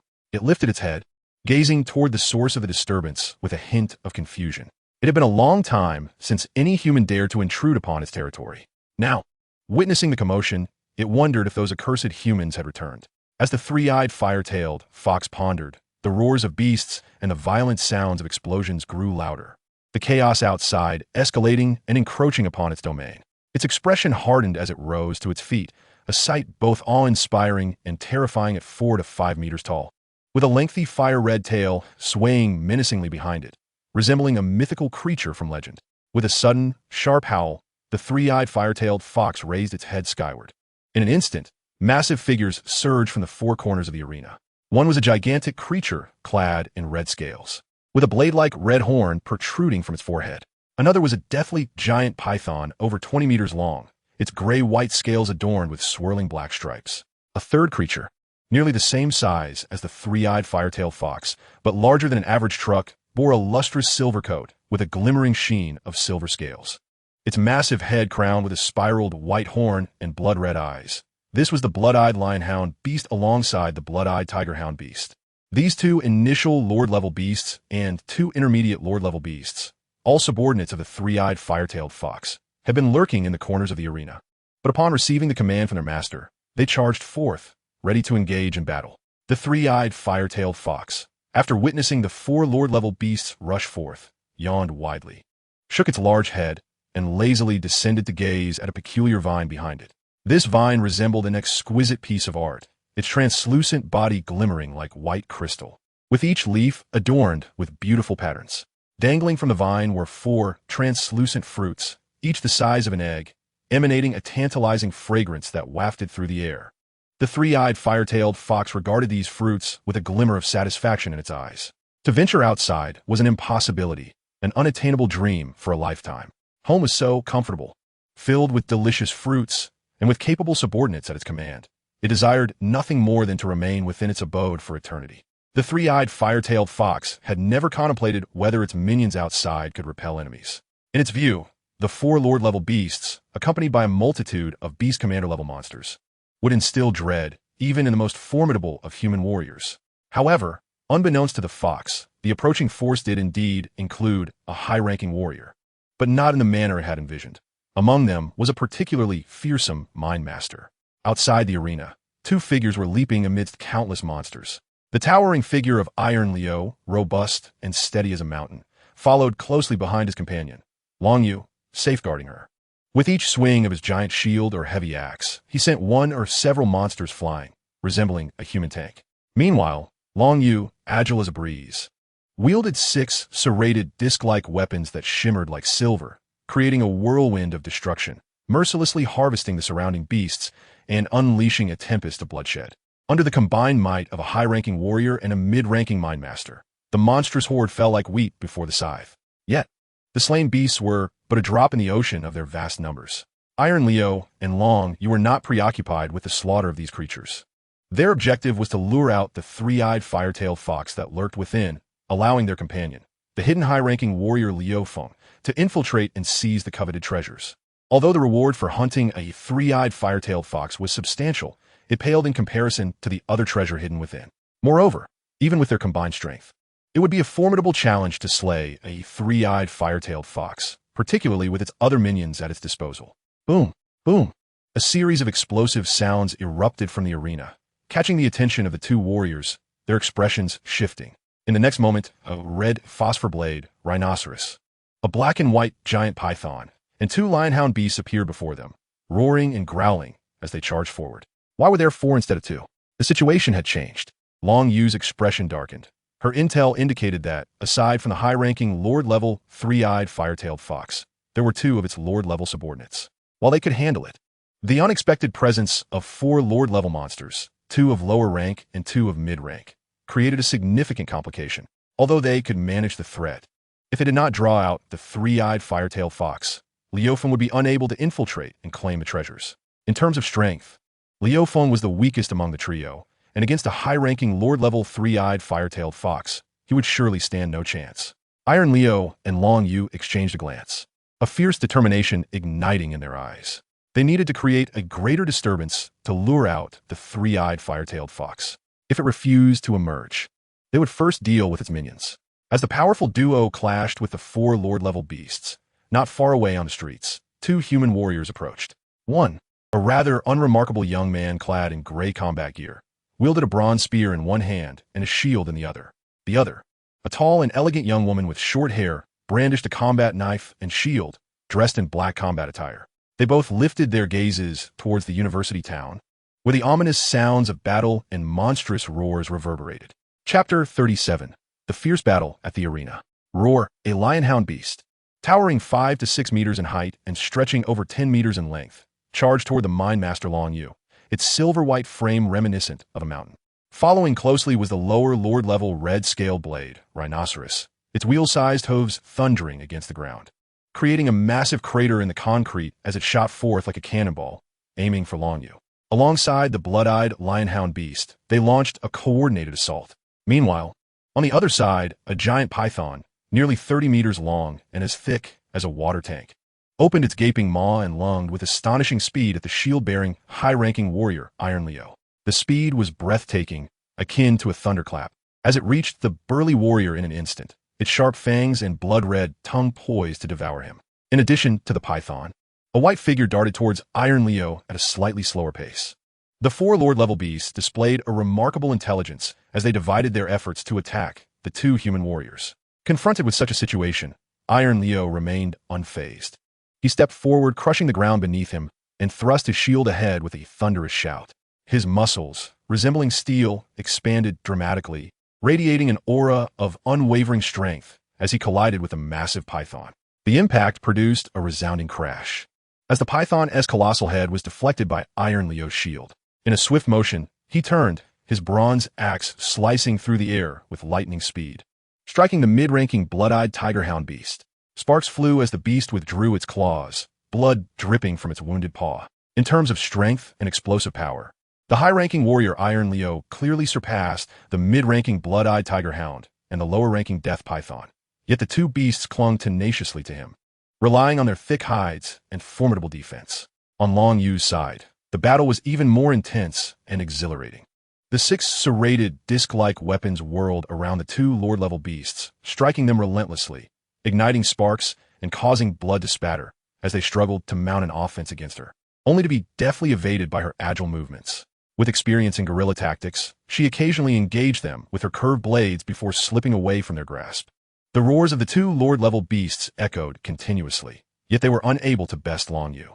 As the 2 human warriors clashed fiercely with the 4 Lord-level beasts, their speeds were astonishing, and in the blink of an eye, they had left the arena, crashing into the nearby teaching buildings. The reinforced concrete structures crumbled like tofu before their immense physical prowess, walls shattering and buildings collapsing, debris scattering and dust rising as if under missile bombardment. Chen Daolin and Ji Xian stood at a distance in a high-rise office building, witnessing the fierce battle unfold before their eyes. They watched in awe as 6 figures clashed at supersonic speeds, leaving a trail of devastation in their wake. However, neither Chen Daolin nor Ji Xian felt inclined to intervene. They merely stood quietly, observing the spectacle. Suddenly, a thunderous roar echoed from the distance, accompanied by the boisterous laughter of human warriors. Chen Daolin and Ji Xian exchanged glances and leaped from the building, their figures darting toward the battlefield like shooting stars. Beneath a partially collapsed residential building, the colossal Iron Lee held a shield, standing before the massive corpse of a red-scaled blade rhinoceros, his body caked in dust and his face slightly flushed. Behind him, the silver-haired woman, Long Yu, commanded 6 serrated discs that flew back to her side from the carcass of the red-scaled blade rhinoceros. After an intense battle, Long Yu and her companions had deliberately mispositioned the 4 Lord-level monsters. At the moment of the building's collapse, they seized the opportunity while the monsters were too far apart to lend aid, and both Iron Lee and Long Yu struck simultaneously against one of the creatures. The red-scaled blade, rhinoceros. Having fought together for an extended period, the two warriors exhibited a remarkable synergy, far surpassing the capabilities of these lord-level beasts.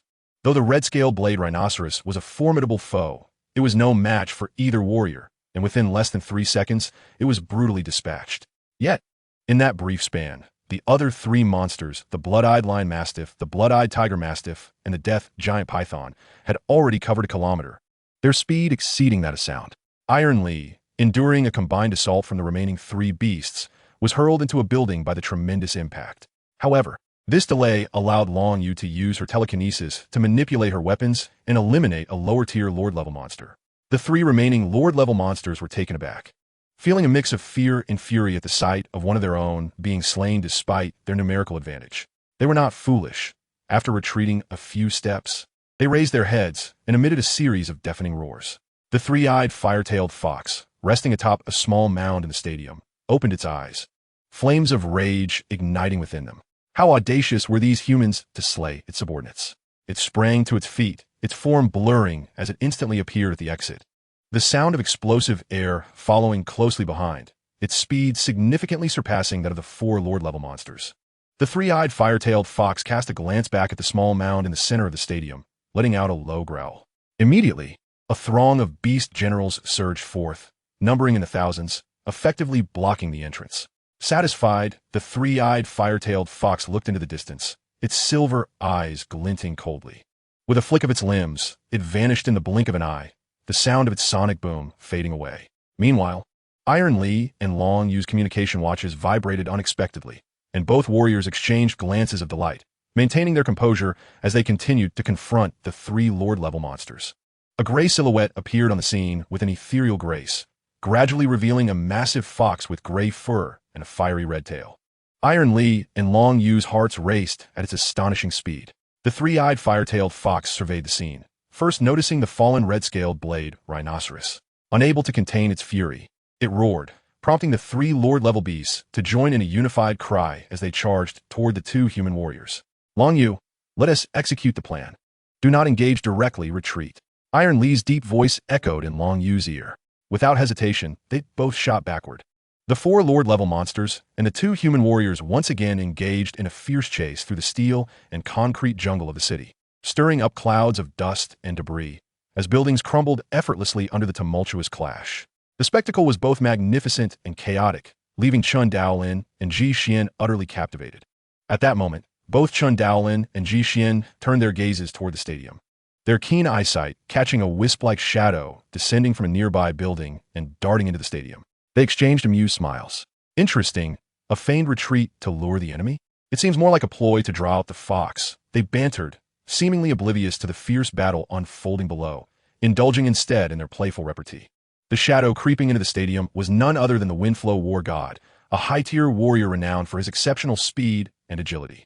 He deftly traversed the battlefield, evading the attention of the monsters and stealthily slipping through a crack in the stadium. This was made possible by the fact that several Lord-level monsters had drawn away much of the defensive force, leaving the interior of the stadium relatively unguarded, allowing the Windflow War God to enter with ease.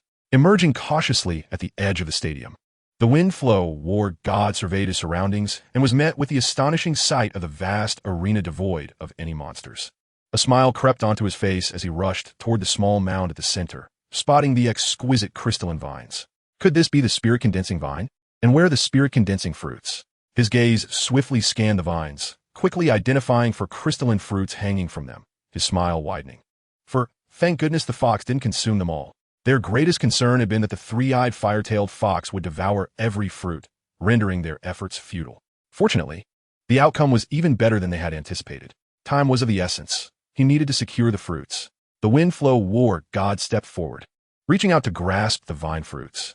At that moment, the ground beneath him erupted, and a shadow shot toward him with astonishing speed. Without a moment's hesitation, the Windflow War God vanished, reappearing 100 meters away. What on earth? His expression turned grave. He had remained vigilant, allowing him to react swiftly to the unexpected attack. Otherwise, even as a high-tier warrior, he might have fallen victim. From the fissured ground emerged a colossal scorpion, 3 to 4 meters tall and 8 meters long. its body encased in thick, cold black armor. Its tail, extending over 10 meters, swayed ominously, glimmering with a chilling light. This was the Earth King Scorpion, a mid-tier, Lord-level monster. The Windflow War God-esque complexion shifted. He had not anticipated that even with the three-eyed, fire-tailed fox vacating its lair, a mid-tier Lord-level monster would remain to guard the spirit-condensing vine. Now, the Windflow War God found himself in a predicament. While the Earth King Scorpion posed little threat to him, its presence guarding the spirit-condensing vine changed the game. Despite its slower movement, the speed of its tail strike exceeded his own, completely covering the area around the vines. Moreover, he was hesitant to engage in a full-scale battle with the Earth King Scorpion, fearing damage to the precious vines. At that moment, as the Earth King Scorpion emerged from the ground, the three-eyed, fire-tailed fox, entangled with Iron Lee and Long Yu, suddenly turned its gaze toward the stadium, a distinct fury flashing across its fox-like visage. In an instant, it comprehended that it had fallen victim to the machinations of humankind. In a fit of fury, the three-eyed, fire-tailed fox raised its head and emitted a piercing, shrill howl. An invisible shockwave surged forth, and, for a moment, the massive fox became the epicenter of a tempest of flying sand and rocks, with dust billowing around it. The sonic waves shattered glass within a radius of several hundred meters, causing even the two divine warriors to exhibit fleeting expressions of pain. The fissure on the fox's forehead, resembling a closed eye, suddenly flared open, revealing a silvery pupil that shimmered like mercury, emanating a faint glow. Simultaneously, the gazes of the human warriors, Long Yu and Tai Lu, momentarily dulled, their movements becoming sluggish. With a swift motion, the three-eyed, fire-tailed fox materialized before the burly, bald Tai Lu. Its paw, sized like a grinding wheel, descended menacingly toward his head. A single strike to the cranium would spell doom, even for a high-ranking divine warrior. Meanwhile, Long Yu, a mentalist, snapped awake in an instant. An illusion? She witnessed the three-eyed, fire-tailed fox poised to strike her companion, her eyes widening in horror.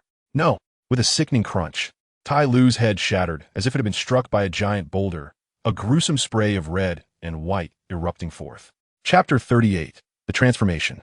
Alas, Tai Lu, a renowned high-ranking divine warrior, who had weathered countless storms and tribulations, met his demise in the city of 003 due to a moment's lapse in vigilance. Long Yu's eyes turned red with anguish, her once serene and noble visage contorted in pain, a stark departure from her usual demeanor. The three-eyed, fire-tailed fox, slightly fatigued, lowered its head to regard the fragmented human corpse below, a flicker of satisfaction gleaming in its eyes. The eye on its forehead slowly began to close, suggesting that the use of such mysterious power exacted a significant toll. It cast a glance at the suffering Long Yu not far away. Although it yearned to eliminate this human, the crystal vines in its lair took precedence. The potency of its illusion was largely attributed to these crystal vines. However, such power was not invincible. It was immensely taxing. Each use imposed a heavy burden on the fox's psyche, and it was less effective against those with formidable mental fortitude, such as Long Yu, who managed to break free from the fox's illusion almost instantaneously. Tai Lu's death was, in part, a consequence of his insufficient willpower. The three-eyed, fire-tailed fox disregarded Long Yu and turned away, racing toward the direction of the stadium, trailed by three Lord-tier beasts. Long Yu, awakening from her agony, hastily activated the communication button on her tactical watch to signal the retreat to the Windflow divine warrior. She then approached Tai Lu's lifeless body, tears streaming down her face. The bond of camaraderie forged over more than a decade had rendered them akin to family, and Tai Lu's death inflicted unbearable sorrow upon her. Tai Lu, you will not have died in vain. We shall avenge you, without fail. In the distance, on a high-rise building, Chen Daolin and Ji Xian bore witness to the tragic scene, their expressions laden with regret. However, the wilderness was fraught with peril. As warriors, they must be prepared to face death at any moment. Observing Long Yu's anguish, Chen Daolin felt a pang of empathy. If a longtime friend were to perish before him, he too would be consumed by sorrow and a desire for retribution. The sudden opening of the third eye on the three-eyed, fire-tailed fox had been the catalyst for the high-ranking divine warrior's demise, as it had exploited this opportunity to strike. It appeared that the fox wielded a form of mental power, most likely an illusion. Ji Xian's expression turned serious as she remarked, currently, mentalists possess several abilities: the manipulation of objects, direct attacks with weapons or hidden weapons, the creation of illusions to disorient foes and seize the moment to attack. much like the three-eyed fire-tailed fox, and the ability to communicate with beasts, compelling them to serve, although this requires immense patience, as untamed beasts are prone to losing control. Few mentalists undertake the task of subjugating such creatures. Illusionary attacks are indeed formidable, Ji Xian continued. However, if one's mental prowess is sufficiently strong, or if their will is unwavering, then such illusions hold little sway over them. Chen Daolin nodded in agreement. He was confident in his own resolve, though he remained uncertain whether he could withstand the three-eyed fire-tailed fox's mental assault. Drawing his long spear, he addressed Ji Xian, "Stay here, I'll confront that three-eyed fire-tailed fox." His curiosity about what lay within the stadium, compelling three divine warriors to risk their lives, propelled him forward. "Be cautious," Ji Xian urged, though she understood that her abilities would not aid him in this perilous encounter. Facing numerous lower-tier beasts would prove daunting, and she recognized that accompanying him would only serve to distract him, a risk she was unwilling to take.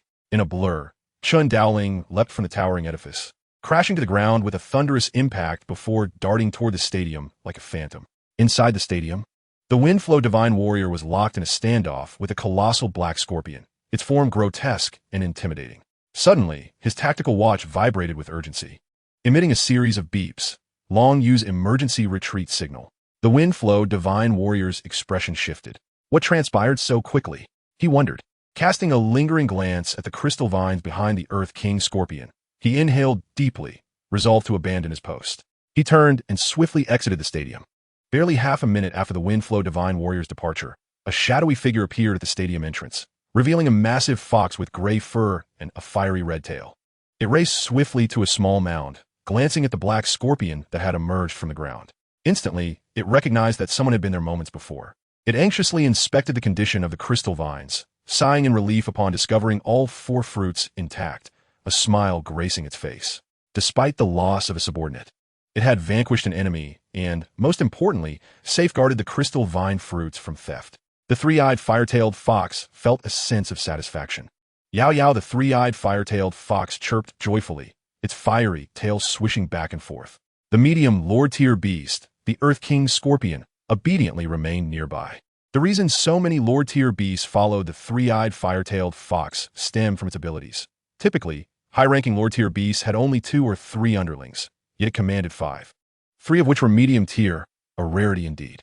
At that moment, a deafening explosion erupted from outside, accompanied by the enraged roars of beasts. The three-eyed fire-tailed fox and its 4 Lord-tier companions stood alert, turning their heads toward the entrance. Boom! A massive explosion resounded at the door, sending a shockwave of dust and debris flying inward, along with several monstrous bodies that crashed to the ground, tumbling and rolling. One even landing at the feet of the three-eyed fire-tailed fox, a lifeless, blood-soaked carcass.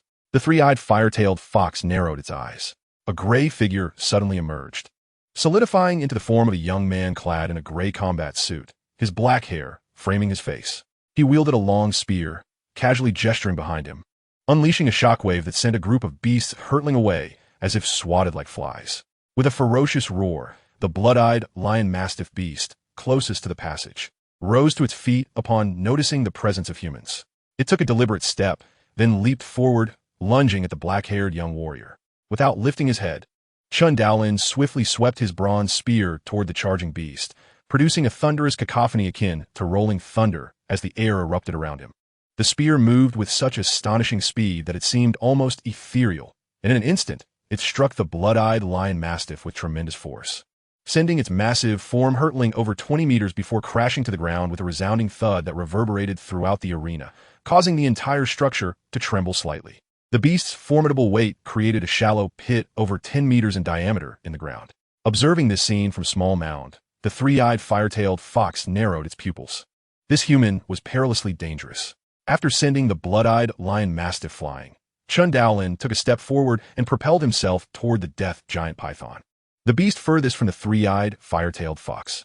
How formidable was Chen Daolin's strength at this moment? His physical prowess had surpassed an astonishing 80,000 kilograms of punch force.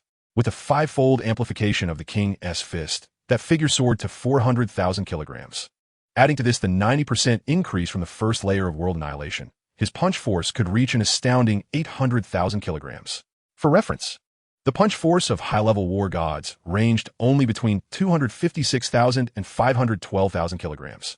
Such immense strength rendered his blows akin to cannon fire. In fact, due to the concentrated force, his destructive capacity exceeded that of missiles. At least, missile monsters could evade based on their speed and reflexes. But few beasts could escape the onslaught of Chen Daolin, certainly not the death giant python before him. As Chen Daolin sent the blood-eyed lion mastiff sprawling like a ball, the death giant python instinctively coiled its elongated body, its tail raised, and its massive triangular head lifted in alarm. Realizing too late what it should have done, flee, was now rendered futile. Before the death giant python could escape, Chen Daolin's figure flickered beside it. In an instant, the python's grotesquely large, dark head shattered like an egg, its brain matter exploding forth, leading to its swift demise. Chen Daolin appeared as a gray specter, effortlessly dispatching the blood-eyed lion mastiff and claiming the death giant python's life before instantly materializing before the blood-eyed tiger mastiff. The latter, consumed by primal ferocity, roared and lunged at Chen Daolin, bearing its razor-sharp fangs. A slight smirk curled at the corners of Chen Daolin's lips as he raised his spear, thrusting it with lightning speed into the beast's mouth, penetrating directly into its brain. The blood-eyed tiger mastiff convulsed violently, blood gushing from its mouth, ears, and nose.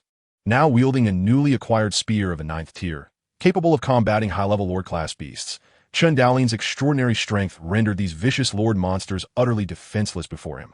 In mere seconds, 3 Lord-class beasts had met their end, leaving only the black giant scorpion and the 3-eyed fire-tailed fox atop the small mound.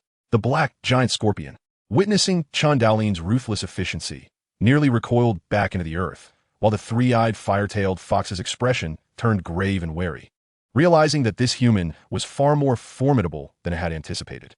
Yet, despite its trepidation, the 3-eyed fire-tailed fox retained confidence in its own power, its fiery tail swaying as it gazed coldly at Chen Daolin from the mound. Suddenly, it turned to the black, giant scorpion, growling lowly. The scorpion trembled, clearly reluctant. But under the fox's threat, it slowly emerged, crawling toward Chen Daolin. Chen Daolin regarded it with a smile, raising his spear. The black, giant scorpion glanced up at him, emitting a high-pitched sound before darting toward the space between Chen Daolin and the 3-eyed fire-tailed fox, crashing into the arena wall with a resounding boom, vanishing from sight. Chen Daolin, 3-eyed fire-tailed fox. The unexpected turn of events left Chen Daolin momentarily stunned. He had not anticipated that this seemingly fearsome and menacing scorpion would prove so cowardly, fleeing before a confrontation. Meanwhile, the 3-eyed fire-tailed fox was even more astonished to witness its loyal subordinate abandon it, nearly leaping in fury. However, noticing Chen Daolin distracted, it seized the opportunity. The vertical eye upon its brow opened, emanating a silver glow as an unseen, mysterious force silently surged toward Chen Daolin. Suddenly alarm bells rang in Chen Daolin's mind. He turned sharply toward the 3-eyed fire-tailed fox, but dizziness overwhelmed him, a sensation of weightlessness washing over him. Realizing the gravity of the situation, he concentrated his thoughts, summoning forth the indomitable will honed through years of training with the king's fist. Like a sharp blade cutting through the illusion before him, it was as if he had resurfaced from beneath water, the world becoming clear and vivid once more. His consciousness returned, and he cast a cold gaze upon the 3-eyed fire-tailed fox, only to see it swaying unsteadily, blood streaming from its 3rd eye, its face a mask of terror. A cold smile crept upon Chen Daolin's face. The wretched creature had suffered a backlash. Seizing the opportunity to strike while it was weak, he propelled himself like a cannonball toward the 3-eyed fire-tailed fox. Terrified, the fox turned to flee without hesitation. Having already expended considerable energy on a previous illusion, it was now further weakened by the backlash of its own power and Chen Daolin's overwhelming will. It dared not linger to confront him. Though its mental strength had faltered, its physical capabilities remained intact, and it darted away, crashing through the wall and escaping the arena without a backward glance. Chen Daolin contemplated pursuing it, but halted upon noticing the crystalline vine atop the small mound. He recalled the earlier conversation with Long Yu and the other war gods. Could it be that they risked their lives for this very treasure? Chen Daolin paused before the crystalline vine, marveling at its extraordinary beauty, sparkling like an exquisite work of art. He observed 4 egg-sized, crystal-like fruits dangling from it, releasing an alluring fragrance that was utterly captivating. Such a treasure, Chen Daolin exclaimed in admiration. Without hesitation, he plucked the 4 fruits and stowed them in his pocket. Initially considering uprooting the crystalline vine, he ultimately decided against it. This divine flora likely could not thrive just anywhere, and he was uncertain whether it would perish if uprooted. Since he had already harvested the fruits, he opted to spare the vine, merely severing a single tendril to take with him. After Chen Daolin departed, the three-eyed fire-tailed fox stealthily returned, only to find the crystalline vine stripped bare, revealing its sorrowful expression.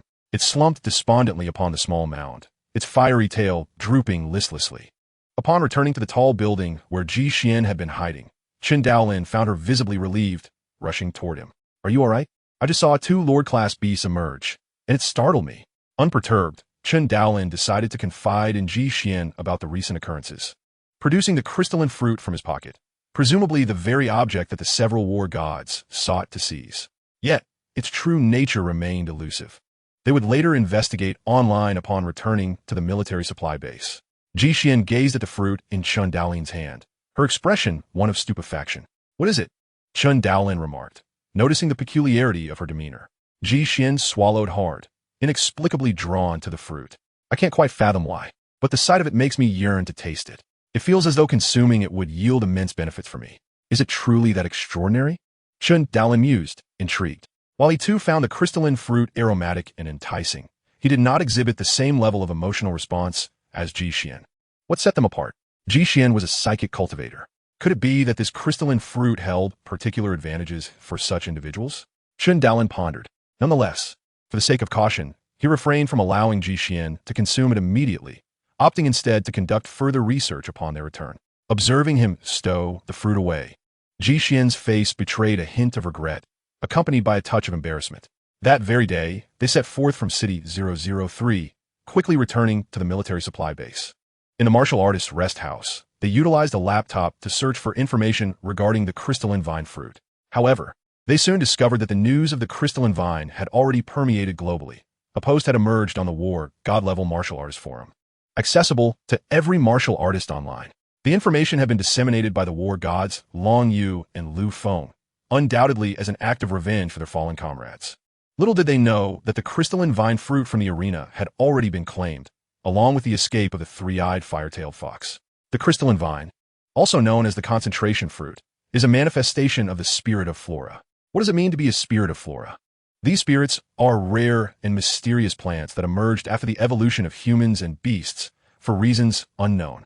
These entities possess a rudimentary consciousness with basic capabilities for self-defense and attack. The more formidable the spirit of flora, the more precious it is deemed. After their transformation, these spirits pose no threat unless approached, and each is imbued with the essence of the universe, boasting unique effects. Examples include the Millennium Willow Heart, due from verdant grass, and the iron-armored spirit pearl. Nonetheless, these treasures are predominantly monopolized by the five great powers, two major martial arts academies, and the HR Alliance, with few war gods able to possess them. Wild spirits of flora are exceedingly rare. Their appearance incites fierce competition, even drawing the attention of those beyond the realm of war gods. The crystalline vine fruit had been encountered twice before. The first instance saw a martial artist consume it, resulting in an immediate increase of 50,000 kilograms in physical strength. The second occasion involved a psychic cultivator, whose consumption not only granted him 50,000 kilograms of physical strength, but also doubled his psychic energy, effectively equating to 100,000 kilograms of strength.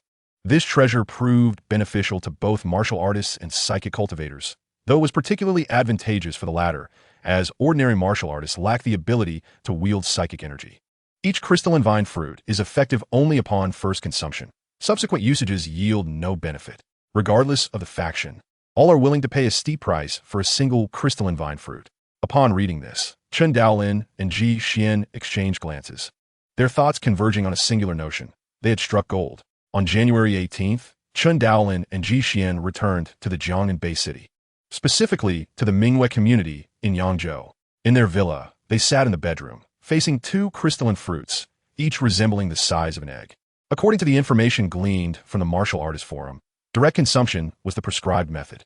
Chen Daolin lifted one fruit and swallowed it whole. Its flavor was akin to frozen jelly, dissolving instantly, sending a wave of sweet coolness cascading down his throat and into his stomach. Ji Xian looked on with concern, but Chen Daolin waved her off to reassure her of his well-being. Soon, A surge of warmth radiated from his lower abdomen, prompting him to instinctively clench his legs and turn towards Ji Xian, who, her gaze somewhat vacant, averted her eyes, her cheeks tinged with a blush. I believe it would be prudent for us to consume these separately, Chen Daolin suggested awkwardly. Indeed, Ji Xian replied, equally bashful, taking her crystalline fruit and exiting Chen Daolin's room. Seated on his bed, Chen Daolin began to attune himself to the transformations within his body. The effects of the crystalline vine fruit were not as violently intense as those of the dragon blood fruit, which often inflicted pain. Rather, they enveloped him in a comforting warmth akin to soaking in a hot spring. Waves of heat coursed through him, nourishing the cells throughout his body with a marvelous energy, rapidly altering his genes and enhancing his physical prowess. As the medicinal properties of the crystalline vine fruit fully manifested, Chen Daolin's flesh, bones, nerves, skin, and organs were fortified by this extraordinary energy, rendering him more resilient than ever. Now, even a close-range assault with a rifle would struggle to breach his skin's defenses.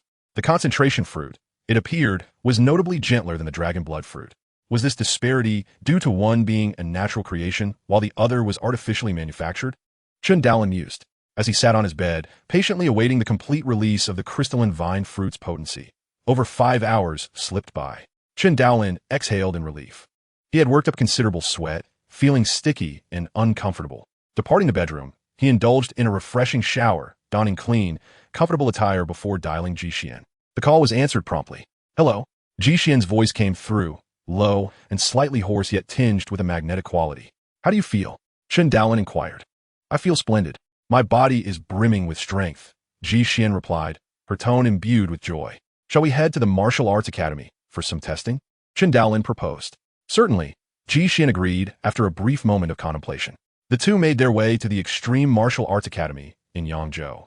Ascending to the 6th floor and locating an empty training hall, they activated the punching force testing machine, and Ji Xian, taking a deep breath, struck the punching bag with a powerful punch, producing a resounding boom. Bang! Beep! Beep! Chen Daolin approached the machine, which displayed a reading of 750 kilograms, precisely at the threshold of the initial war god level. A smile spread across Ji Xian's face, as her enhanced physical capabilities indicated that her psychic energy had reached the advanced war god level. I shall now assess my psychic energy, Ji Xian declared, manipulating a flying knife that swiftly struck the punching bag. This time, the vibrations were markedly more intense, and an astonishing figure emerged on the screen. 397,000 kg. This far surpassed the baseline for advanced war gods, likely a result of her consumption of the crystalline vine fruit. The crystalline vine fruit not only augmented physical strength by 50,000 kilograms, but, more importantly, could amplify a psychic cultivator's strength by 100,000 kilograms. Such an enhancement was truly staggering, explaining the fervent desire of various factions to acquire it. With Chen Daolin having consumed one fruit and Ji Xian having consumed another, two remained, safely stored in their home vault. As long as they kept their secret, there was little concern regarding theft. As for their intended use, Chen Daolin initially contemplated administering the fruits to Ji Xian's family of 3, but hesitated, uncertain of their suitability for ordinary individuals. For now, they would remain untouched, to be addressed later. Standing before the punching force testing machine, Chen Daolin raised his fist and delivered a powerful blow to the punching bag. Boom! The explosive sound reverberated throughout the training hall. 578 Kilogramm. Chen Daolin took a deep breath, activating the Kaioken technique, his muscles taut, an inexplicable aura emanating from him. Ji Xian, with her keen mental acuity, could not help but take a step back. Huh! Chen Daolin exhaled sharply, delivering a powerful punch to the target. Bang! The target was violently shaken. A number appeared on the screen, 675,260 kilograms. Ji Xian raised her eyebrows. This punch exceeded her mental power by nearly double. But that was not the end. Not bad, Chen Daolin expressed with a hint of excitement, preparing to strike again. First layer of annihilation, 19 times power. A thunderous sound reverberated through the air. Bang! The target tilted backward sharply, and the entire punching machine trembled slightly, displaying a staggering number. 1,285,760 kilograms. Ji Xian's mouth fell slightly open, her eyes betraying a flicker of astonishment. His punching power was 3 times greater than hers. How did he accomplish this? Was it physical quality, force application, or something else?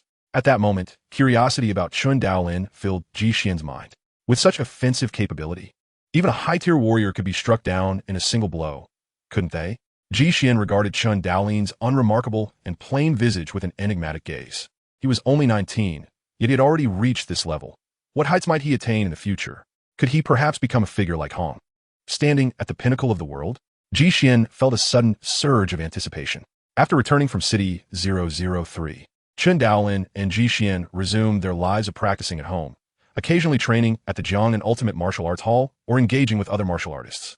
Their days unfolded rather mundanely, until February 12th, when they both received a phone call from Zhuge Qing, personally inviting them to her birthday celebration on the 14th.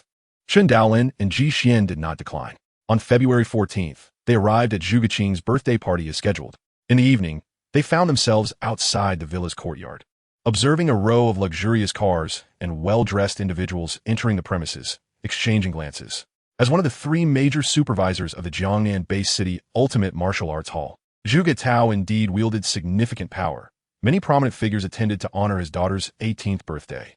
After confirming their identities, Chen Daolin and Ji Xian entered. Anticipating the grandeur of Zhuge Qing's birthday banquet, Chen Daolin had donned a rare silver-gray suit paired with a black tie and white leather shoes.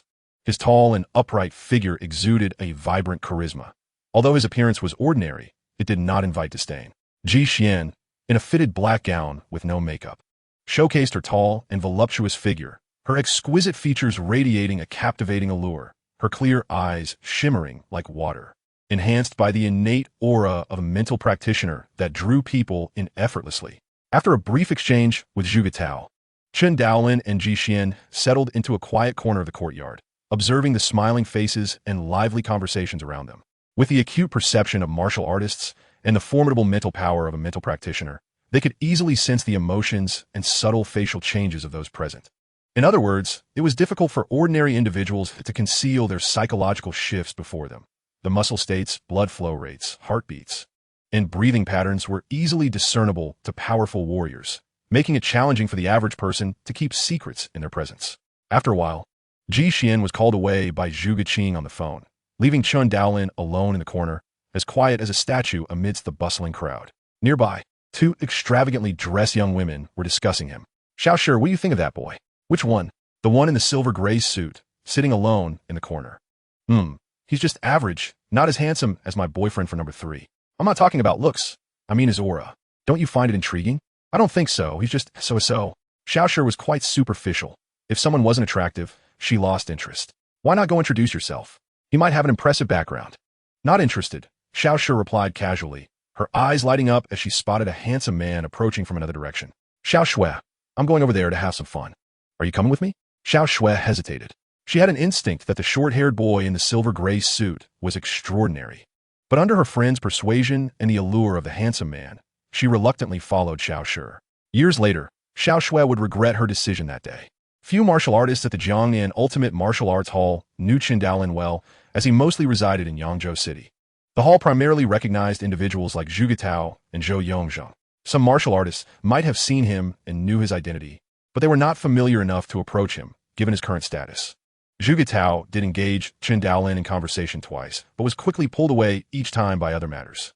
Shortly after, a quiet commotion arose in the courtyard, prompting Chen Daolin to stand up. He saw Zhuge Qing emerging from the villa. Undoubtedly, Zhuge Qing looked stunning today. Her youth and natural beauty, combined with her meticulous grooming, showcased her lustrous black hair, styled elegantly, revealing a long, graceful neck akin to that of a swan. Her snow-white gown beautifully accentuated her youthful figure, making her appear as if she had stepped out of a painting, the center of attention among the crowd. "What do you think?" Ji Xian had already appeared beside him, holding a glass of red wine. "It's fine," Chen Daolin replied succinctly. "Just fine, nothing more." Zhuge Qing was currently studying at Jiangnan's top military academy. It was said that after a practical assessment, she had shifted her aspirations and was now working diligently, entering due to her status as a warrior and her father's connections, ensuring a bright and promising future. Soon after, Zhuge Tao and Chen Daolin found themselves on the second-floor balcony, sipping wine while admiring the scenery. "Mr. Chen, may I ask if you have any plans for marriage in the coming years?" After the banquet concluded, Chen Daolin and Ji Xian exited Zhuge's residence, witnessing two young women getting into a man's car and departing. "Ji Xian, you've been gazing in that direction. Are you envious? She had been approached by numerous men that day, which annoyed her greatly, leading her to decide that she might not attend such gatherings in the future. She was not one to relish dressing up flamboyantly, exposed to the leering gazes of men. Her overly keen mental acuity allowed her to perceive their thoughts with clarity, leaving her with little fondness for them. Chen Daolin shook his head. You're overthinking it. Behind them, on the second floor of the villa, Zhu Guqing stood alone by the window, silently watching Chen Daolin and Ji Xian depart, her gaze dimming with melancholy. Chapter 41. Return to the training camp on February 27th. 2057, Chen Daolin and Ji Xian bid farewell to their family and friends, returning to the training camp. In December of the previous year, Chen Daolin's combat strength had reached an impressive 12, placing him within the top 20 of the Black Dragon rankings, currently ranked 19th in the training camp. Ji Xian ranked 49th, her combat amplitude surpassing 80, reaching an exceptional standard that equates to the average level of students who have been in the training camp for 4 years. In March, a new competition commenced. On the 1st of March, Chen Daolin and Ji Xian had the rare opportunity to venture out together to hunt monsters, a circumstance that had eluded them in the past. Given the prowess of Chen Daolin and Ji Xian, slaying monsters seemed almost effortless. Whether it was Chen Daolin, whose punch could easily exceed 1 million kilograms, or Ji Xian, a high-level psychic warrior, they faced no difficulty in dispatching their foes, were it not for their desire to avoid graduating from the elite training camp prematurely. They could have hunted even the Lord-level monsters at will. Indeed, should they successfully slay 2 Lord-level beasts, congratulations would be in order. They would have attained the status of a war god and graduated. Throughout March, the rankings of Chen Daolin and Ji Xian ascended rapidly, drawing significant attention. Chen Daolin had already progressed to the 35th level of the Trial Tower. Upon completely surpassing the 3rd level, his Trial Tower rank would elevate to 40, multiplying his strength to an amplitude of 16. Presently, no one else in the training camp possessed a combat amplitude capable of reaching 16. If Chen Daolin were to achieve this level now, he would also be entitled to an enormous reward stipulated in the contract with the Extreme Martial Arts Hall, an enticing prospect for him. Numerous other advantages awaited him. Yet there were also challenges, such as the intensified recruitment efforts from various factions, including the possibility of Hong and Lei Xin approaching him to take him as their disciple. At a mere 19 years of age, and having been in the training camp for only 6 months, he was the sole individual in the camp's history to have reached a combat amplitude of 16. He was poised to create history, potentially becoming a legend within the training camp, and perhaps even a myth in the future. After much contemplation, Chen Daolin resolved to elevate his combat amplitude to 16 by the end of March. The primary reason was that the training camp could no longer keep pace with his cultivation progress. In other words, he had grown discontent with the regimented, step-by-step training within the camp. He yearned for broader horizons and more exhilarating battles. Additionally, having 2 months of training time back in Jiangnan provided him with an excuse for his rapid improvement to outsiders. Why have you advanced so swiftly? They might inquire. Because I have diligently practiced at home, he would reply. I'm not only a genius, but also someone who works hard. Thus, it is only natural for my progress to be somewhat accelerated.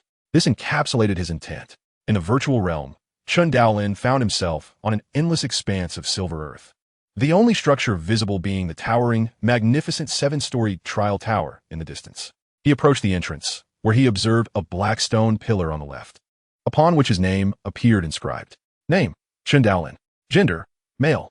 Status: official student of the elite training camp. Trial Tower level: 35. The war god instructor, Yang Hui, who had initially brought him here, had merely achieved level 32. In the blink of an eye, he had surpassed Yang Hui's accomplishments, and in the future, he would surpass many more. A fierce determination glimmered in Chen Daolin's eyes. His goal was to one day claim the title of first, even exceeding Hong. Life becomes truly interesting only when faced with daunting challenges, does it not? Chen Daolin stepped into the black portal, and as the world shifted, he found himself in a desolate wilderness.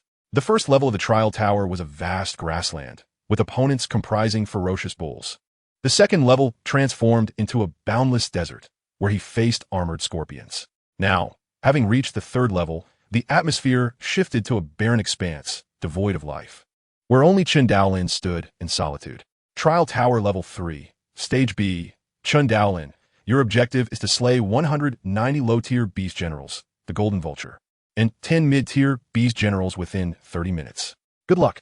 As the electronic voice faded, a dark cloud of monstrous birds filled the sky above the wilderness. The 3rd level of the Trial Tower was divided into 3 stages, with each successful passage yielding performance scores of 33, 36, and 40. Previously, Chen Daolin had held back, refraining from directly clearing the third level, but now he was determined to showcase his true strength. Gulme. His gaze turned icy as he grasped a spear in one hand and a shield in the other, coolly observing the swarm of golden vultures descending from above. The piercing cries of the vultures echoed ominously as they swooped down like a golden tempest. These avian monsters were not only ferocious, but also held aerial superiority. Should they capture a human in their talons, escape would be impossible, resulting in certain death. The difficulty of this challenge had caused many War God instructors to become trapped on the third level. A power level of 40 in both the punch strength and trial tower rank marked a significant threshold for War God prowess. Generally, those who did not surpass this boundary found it exceedingly difficult to ascend to the limits of War God strength. Those who managed to reach this level among the training camp students were exceptionally gifted, constituting the elite cohort. Currently, only a few students had achieved a punch power level of 40 or a trial tower rank of 40, yet none had accomplished both simultaneously. The golden vultures surged forward in a relentless wave, threatening to engulf Chen Daolin in a golden tide. However, he stood resolute, his expression steely, as he raised a spear and suddenly sprang into action. In that instant, it felt as though the heavens themselves had erupted into a thunderous roar. The air crackled with the sound of rushing winds, akin to countless arrows being unleashed or the gentle patter of spring rain upon leaves. A multitude of spear shadows emerged, densely layered and forming an impenetrable forest of weaponry that enveloped the space before him. The leading golden vulture experienced a moment of disorientation before a searing pain coursed through its body. In but a fleeting heartbeat, it was violently torn apart, its blood and feathers scattering in the air.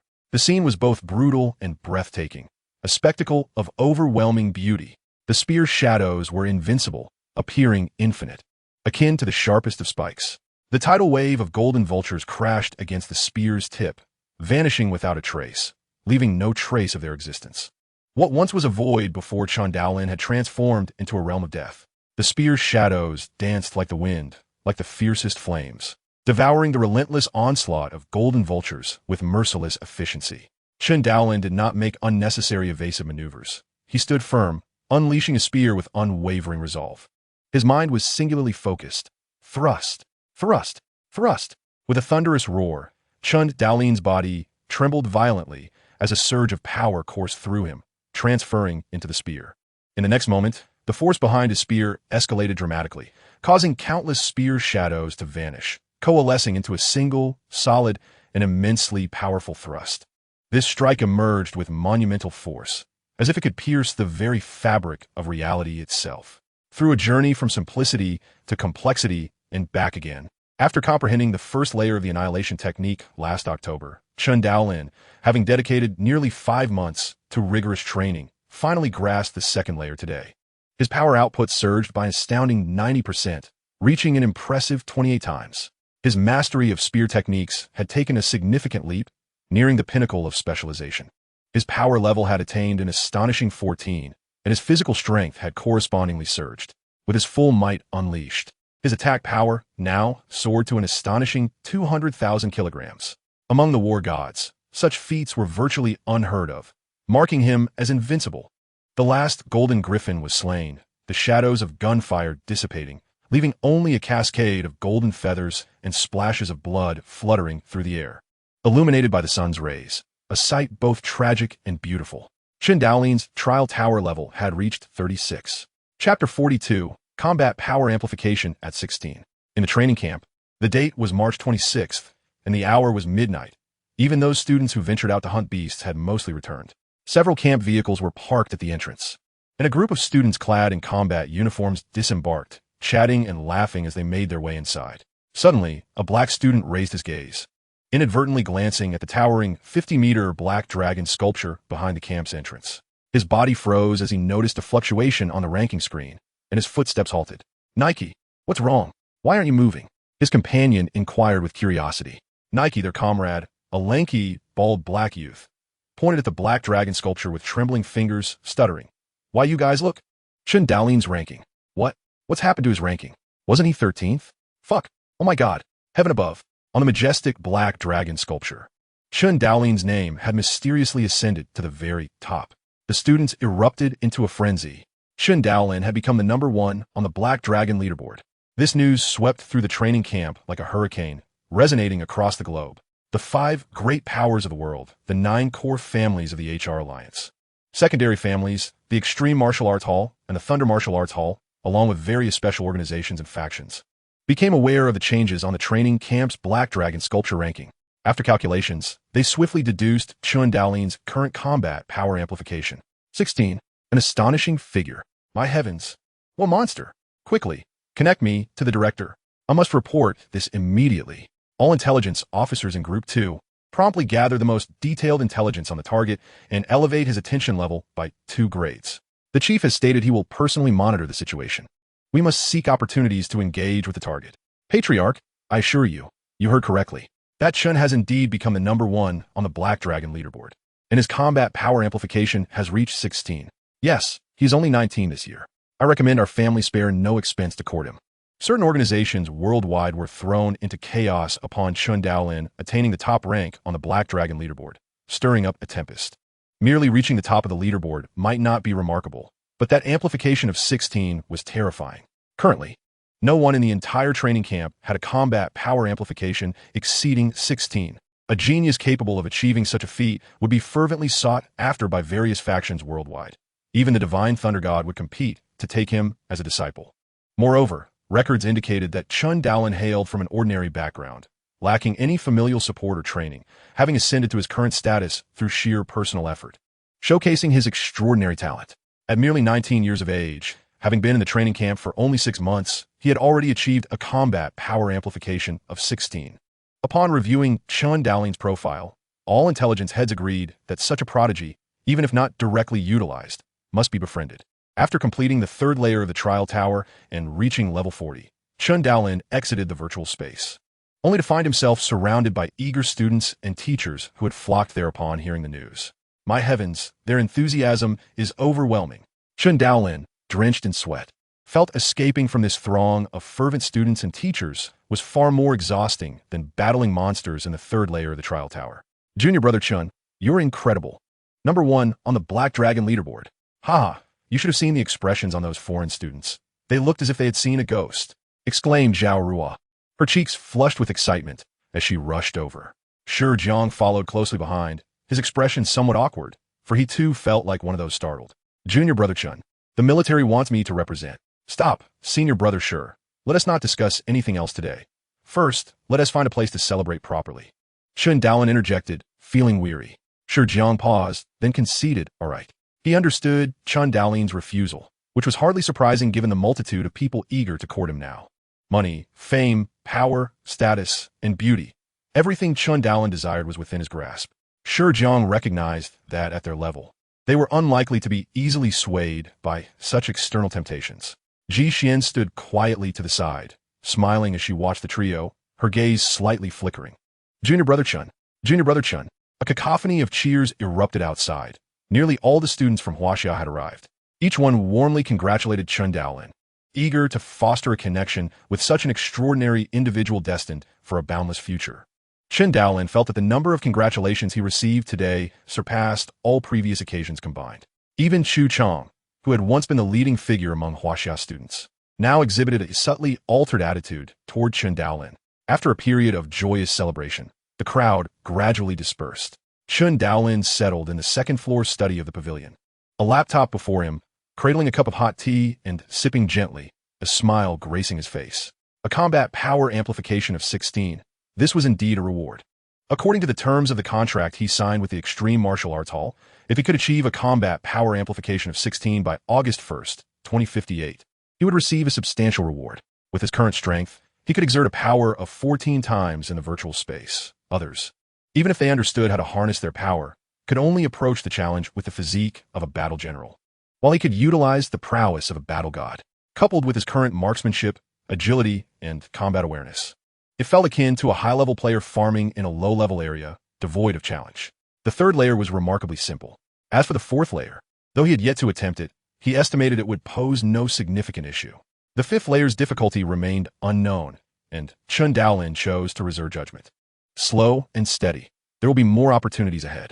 As he savored his tea, his spirits soared. First, he He would contact the Extreme Martial Arts Hall and secure his rewards. Chen Daolin retrieved his phone and dialed the contact number once more. The connection was swiftly established, and a deep voice greeted him. "Hello, Chen Daolin, student. How may I assist you?" "Hello," Chen Daolin replied. "My combat power amplification has reached 16. In accordance with the terms of the contract I signed with the Extreme Martial Arts Hall. I would like to inquire if the rewards can be dispatched to me." "Certainly." The deep voice responded decisively. "Chen Daolin, we have verified your combat power amplification. The third clause of our contract states that if the party achieves a combat power amplification of 16 before August 1st, 2059, they shall receive an SS-level combat suit, a complete set of weapons valued at 80 billion dragon blood, and any 3 complete sets of techniques, including the ancient civilization relics of the Black God. Is that correct?" "Indeed," Chen Daolin smiled. "Rest assured, all rewards stipulated in the contract will be fulfilled. We at the Extreme Martial Arts Hall never skimp on talent." The voice carried a hint of amusement. "However, I must remind you, the effects of dragon blood are most potent upon first use. The second use will yield half the effect, and by the third, it will be nearly negligible." Chen Daolin paused, then expressed his gratitude. "I understand. Thank you for the reminder. May I transfer these items to others?" Chen Daolin inquired, unable to restrain his curiosity. "You are free to dispose of the battle attire, weapons, and dragon blood as you see fit. However, for any manuals, should you wish to bestow them upon another, you must duly note this with our Extreme Martial Arts Academy." The somber voice replied, taking on a more serious tone. "As for the Black God suit from the ancient civilization ruins, I suspect you are not yet acquainted with its significance. Are you?" A chuckle followed. Chen Daolin rubbed his nose in contemplation. It seemed somewhat peculiar to him. Although the Black God suit appeared to be related to some ancient civilization ruins, it certainly sounded impressive. It is worth noting that the virtual devices within the trial chamber were also excavated from these ruins, and the human scientists have yet to replicate the mainframe even after decades of research. The low voice continued. "The Black God suit is a piece of equipment akin to battle attire, obtained from a civilization relic, yet it far surpasses the current technological capabilities of humanity. There are 2 distinct characteristics of the Black God suit. First, its primary hue is black. Once bonded to its user, it can morph according to the wielder's will, enveloping the body in nearly impenetrable defense while remaining incredibly lightweight, thus allowing it to be transformed into regular clothing for convenience. Second, the suit possesses astonishing defensive capabilities. Robust enough to withstand assault from beings surpassing the war gods themselves, it can absorb up to 90% of impact force, making it exceedingly difficult for even the mightiest of war gods to be defeated in an instant, though this pertains only to ordinary beings of that caliber. Nonetheless, its value is immeasurable, as many war gods have expended countless resources in pursuit of a single Black God suit. Chen Daolin felt a surge of excitement and curiosity regarding the Black God suit, envisioning himself donning such a remarkable piece of equipment. The tone of the somber voice shifted. "However, our Extreme Martial Arts Academy has regulations in place. Due to the suit's uniqueness and limited availability, users must sign a contract with us, agreeing to retrieve a Black God suit from the ancient civilization ruins within a specified time frame and sell it to our academy at a fair price. If you consent, we shall bestow upon you a Black God suit. Chen Daolin, you may ponder this offer. What is this ancient civilization ruin like? How does one extract the Black God suit? Is it perilous?" Chen Daolin pressed further. The low voice answered calmly. "We shall not disclose these matters unless you agree to sign the contract." Chen Daolin furrowed his brow. "Very well, I agree," he said after a moment of contemplation, resolutely clenching his teeth. He reasoned that the Extreme Martial Arts Academy would not jeopardize the life of a prodigy they had painstakingly cultivated. They were not fools. Before long, a confidential document was dispatched to Chen Daolin's computer, marked as classified and not to be disclosed. The ancient civilization ruins are currently under wraps, shrouded in secrecy from the outside world, unbeknownst to ordinary individuals. Chen Daolin opened the document, delving into its contents. The Black God suit is indeed extraordinary, being exceedingly rare worldwide. Only those who successfully penetrate the ancient civilization ruins can acquire one. Presently, the ruins are primarily overseen by the Extreme Martial Arts Academy, with other factions merely assisting in research, and every individual is granted but one opportunity to enter, rendering it impossible for even the Academy and other factions to obtain multiple suits. This scarcity has rendered the Black God suit immensely valuable. The Academy stipulates that those who directly receive the Black God suit as a reward must, upon the designated time, venture into the ancient civilization ruins to secure another suit, which must be sold back to the Academy. However, It is noted that Chen Daolin may enter the ruins once he reaches the rank of High War God. The mortality and injury rate for war gods entering these ruins hovers around 72%, with a success rate of merely 28%. Chen Daolin frowned. And this is considered the relatively safer of the ancient ruins? One can only imagine the perils of these sites. Fortunately, time is on his side. He may defer his decision, and if necessary, return the Black God suit. Indeed, the Black God suit can be unbound, as those who possess it cannot bring it into the ancient ruins. Thus, they must sever the bond prior to entry. Should one wish to avoid the risks, they may simply return the item. It's as straightforward as that. Chapter 43. The Arrival of the Thunder God. Chen Daolin, you're currently in the elite training camp, conveniently located near the city. We can deliver your requested items within the hour. Please be attentive to their arrival, the somber voice concluded. In the early hours of the morning, around 3, Chen Daolin arrived at the entrance of the elite training camp. Engaging in casual conversation with the military commander stationed at the camp, he awaited the arrival of the Extreme Martial Arts Academy's delivery. Having gained experience from his first encounter, he felt less urgency this time. Suddenly, a deep blue streak of light sliced through the sky before hovering above the camp entrance. A triangular deep blue aircraft. The soldiers at the entrance gazed up in curiosity, realizing that the base's defense systems had remained silent. They recognized this as an aircraft belonging to the Extreme Martial Arts Academy. Presently, only the Academy employs such triangular flying machines, while other factions are primarily equipped with disc-shaped UFOs. The technological prowess of the Academy's aircraft is unparalleled, leading the world in this domain. As the triangular deep blue aircraft began its descent, its size became increasingly apparent, and it was only upon closer inspection that one could truly appreciate its elegance and design. Its curves and luster far surpassed those of the disc-shaped counterparts. An electronic synthesized voice echoed, "Chen Daolin, please proceed to receive your items." A wave of astonished and envious gazes from countless onlookers fell upon Chen Daolin. Taken aback, he stammered, "Did they just call for me?" Realization dawned upon him. This must be the envoy from the Extreme Martial Arts Academy delivering his reward. Chen Daolin reflected, marveling at the impressive nature of the Academy, dispatching an aircraft for deliveries. With a whoosh, the hatch opened. A voice announced, "Chen Daolin, please enter the cabin." Feeling a mix of excitement and apprehension under the scrutiny of so many eyes, he stepped inside. A beam of blue light illuminated him, as an electronic voice confirmed. "Chen Daolin, identity verified. Please proceed." The interior of the aircraft was spacious and luxurious. 4 individuals occupied the space, 2 clad in black battle attire. All 4 now fixated on Chen Daolin.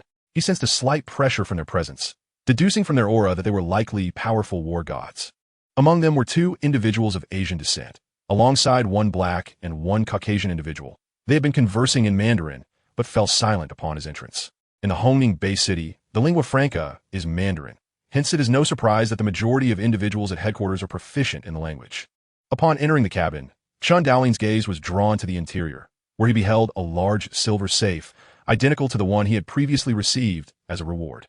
A blue light illuminated the safe once more. Reward item, confirmed, no discrepancies. An electronic voice resonated, "Chen Daolin, please accept your reward." One of the 4 individuals, a Chinese woman clad in a black combat uniform, presented the safe directly to Chen Daolin.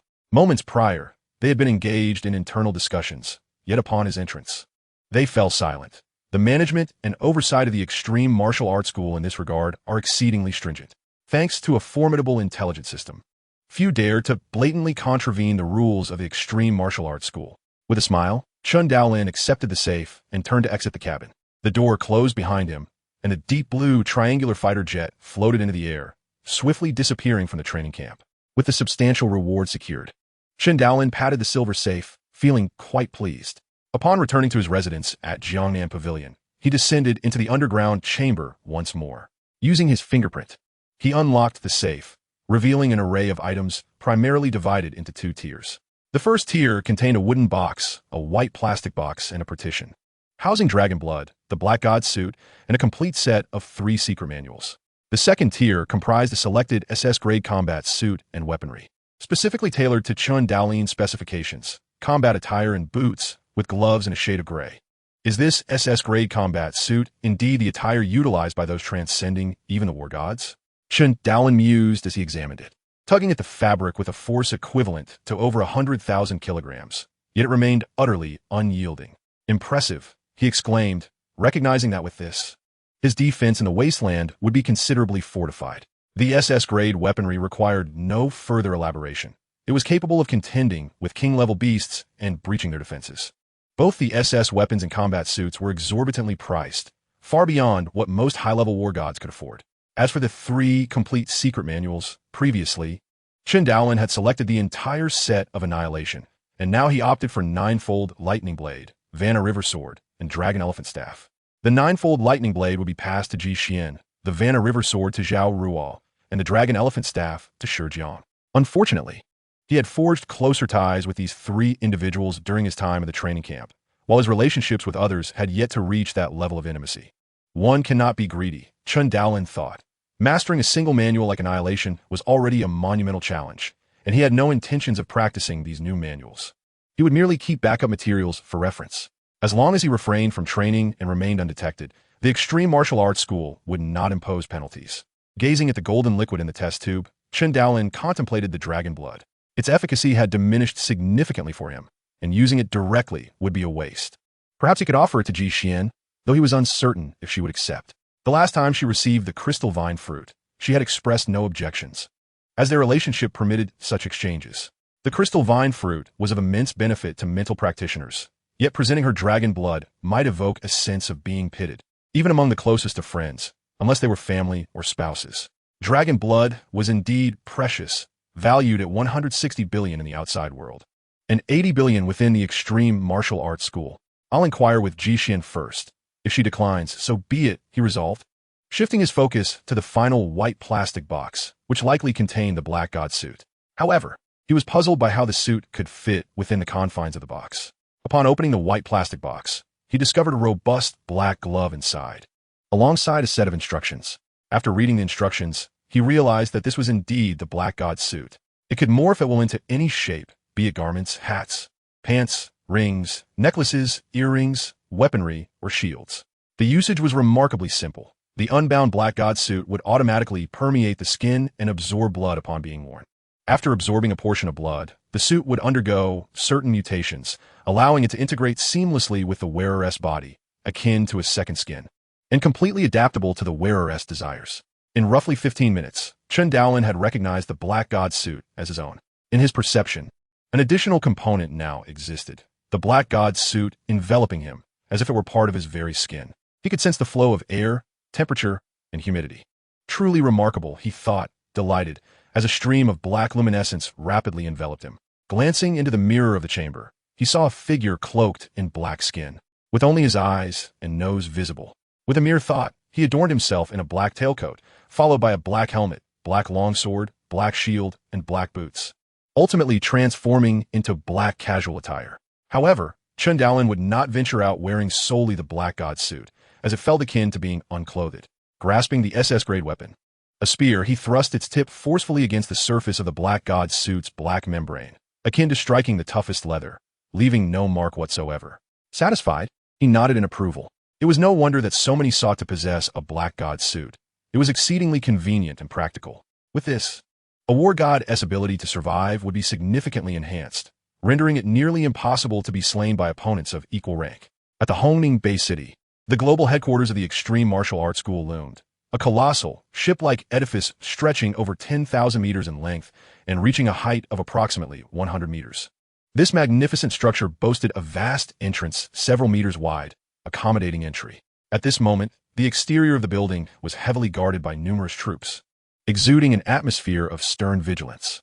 Before a sealed black door on the top level of the ship-like structure stood 2 figures. One was a captivating woman clad in a black robe, her long black hair cascading down her alabaster skin, adorned with a golden mask. The other was a man in a black robe, emanating an aura of icy coldness, also wearing a golden mask. Suddenly, the sealed black door swung open, and both individuals inclined their heads slightly in respect. "Master," they greeted. A man emerged, standing approximately 1.9 meters tall, dressed in black trousers and a black coat, his short hair exuding a sharpness akin to a spear poised to pierce the heavens. His youthful visage bore no trace of wrinkles, reminiscent of someone in their 20s. Beside him stood a bald man in a white robe, his gentle smile radiating warmth akin to sunlight. "We have spent half a month in seclusion and have finally made some progress," the black-haired youth remarked with a slight nod. The bald man sighed softly. Though we have achieved something, I have yet to grasp the realm. The black-haired youth glanced at him. I suggest you challenge the two beast emperors in the sea. Regardless of success or failure, the likelihood of comprehending the realm will increase significantly. Without risking life and death in pursuit of breakthroughs, your progress will remain agonizingly slow. He turned to the enchanting woman and the icy figure. Wait for me here, if there are matters to discuss. The woman in the black robe and golden mask responded respectfully. Master, we have matters regarding the elite training camp that we wish to report. A moment later, a red triangular fighter jet soared from the Extreme Martial Arts School's global headquarters, swiftly heading toward the elite training camp. Thor, why are you following me to the elite training camp? The young man with dark hair looked somewhat helplessly at the grinning bald man beside him. Dressed in his customary white robe, Thor replied with a cheerful demeanor, Brother Hong, I am merely curious about that fellow named Chen Daolin. Coming from an ordinary background and relying on no one, he has achieved a combat strength amplitude of 16 at the mere age of 19 after only 6 months in the training camp. Such a prodigy is one you might consider letting me have. Hong, maintaining his composure, stated, let us assess the situation first. He was not one to accept just anyone as a disciple. As the world's foremost martial artist, his standards were exceedingly high. Having encountered countless prodigies, few had ever been deemed worthy of his tutelage. Chapter 44, Rejection. On March 27th, today marked Chen Daolin's final day this month for hunting monsters. At just past 5 in the morning, he energetically set out, joining Ji Xian for a morning run. After breakfast, he gathered his belongings and, along with over 90 other trainees, departed the training camp, heading towards City 1001, approximately 300 kilometers away, to hunt beasts. A group of students strolled to the training camp's main entrance, chatting and laughing, when suddenly a thunderous sound erupted. A blood-red, triangular aircraft appeared ominously above the entrance, capturing the attention of all the students nearby. Is it a flying warplane? Whose is it? I've never seen anything like it before, they murmured, captivated by the aircraft's striking design. At that moment, a figure suddenly soared from within the training camp, revealing the presence of the inspection envoy Wang. He swiftly approached the blood-red triangular warplane and bowed slightly. The students below were astonished. Wang the envoy bowed? He is actually paying respects to someone inside that aircraft? Wang the envoy was an entity who surpassed even the god of war. Other inspectors from elite martial arts schools were merely his equals. For him to bow, the person inside must be exceptional. A white female student from the training camp gasped in realization, her eyes wide with disbelief. A deep, authoritative voice emanated from the blood-red, triangular aircraft. Inspection Envoy Wang. Master, Wang the envoy respectfully acknowledged. Bring Chen Daolin to me. The voice from the aircraft was slightly gentler, yet still resonated with strength. Yes, Wang the envoy replied with deference, flying towards Chen Daolin and greeting him with a smile. Chen Daolin, hello. It has been a while since we last met. His demeanor was noticeably friendlier than before. Chen Daolin felt a surge of nervousness. After all, he was in the presence of someone who surpassed even the god of war, a being far mightier than himself. Hello, Wang the envoy. The master wishes to see you. Please follow me, he stated directly. The master wants to see me? Chen Daolin was momentarily dazed as Wang the envoy took him aloft, leading him to the blood-red, triangular aircraft. The hatch opened automatically, and Wang the envoy gestured for Chen Daolin to enter. The master is waiting inside. Feeling apprehensive, Chen Daolin steadied himself at the hatch, peering inside to see 2 men seated within. One was a tall figure, approximately 6 feet 3 inches with a crew cut, standing straight as an arrow, clad in black attire and appearing to be in his 20s. The other was a bald young man in a white robe, his face adorned with a calming, warm smile. The dark-haired youth cast a glance in his direction, and an overwhelming pressure washed over Chen Daolin, as though the sky was collapsing. Dazed, he gritted his teeth and swayed slightly, but managed to resist the urge to step back. Impressive. Your will is commendable, the dark-haired youth remarked with a faint smile. The bald youth beside him suddenly spoke. Chen Daolin, would you like to become my disciple? I am Thor. The dark-haired youth glanced at his companion with a hint of exasperation and shook his head slightly, then addressed the astonished Chen Daolin. Chen Daolin, you must have deduced. I am Hong. This is Thor, as he mentioned.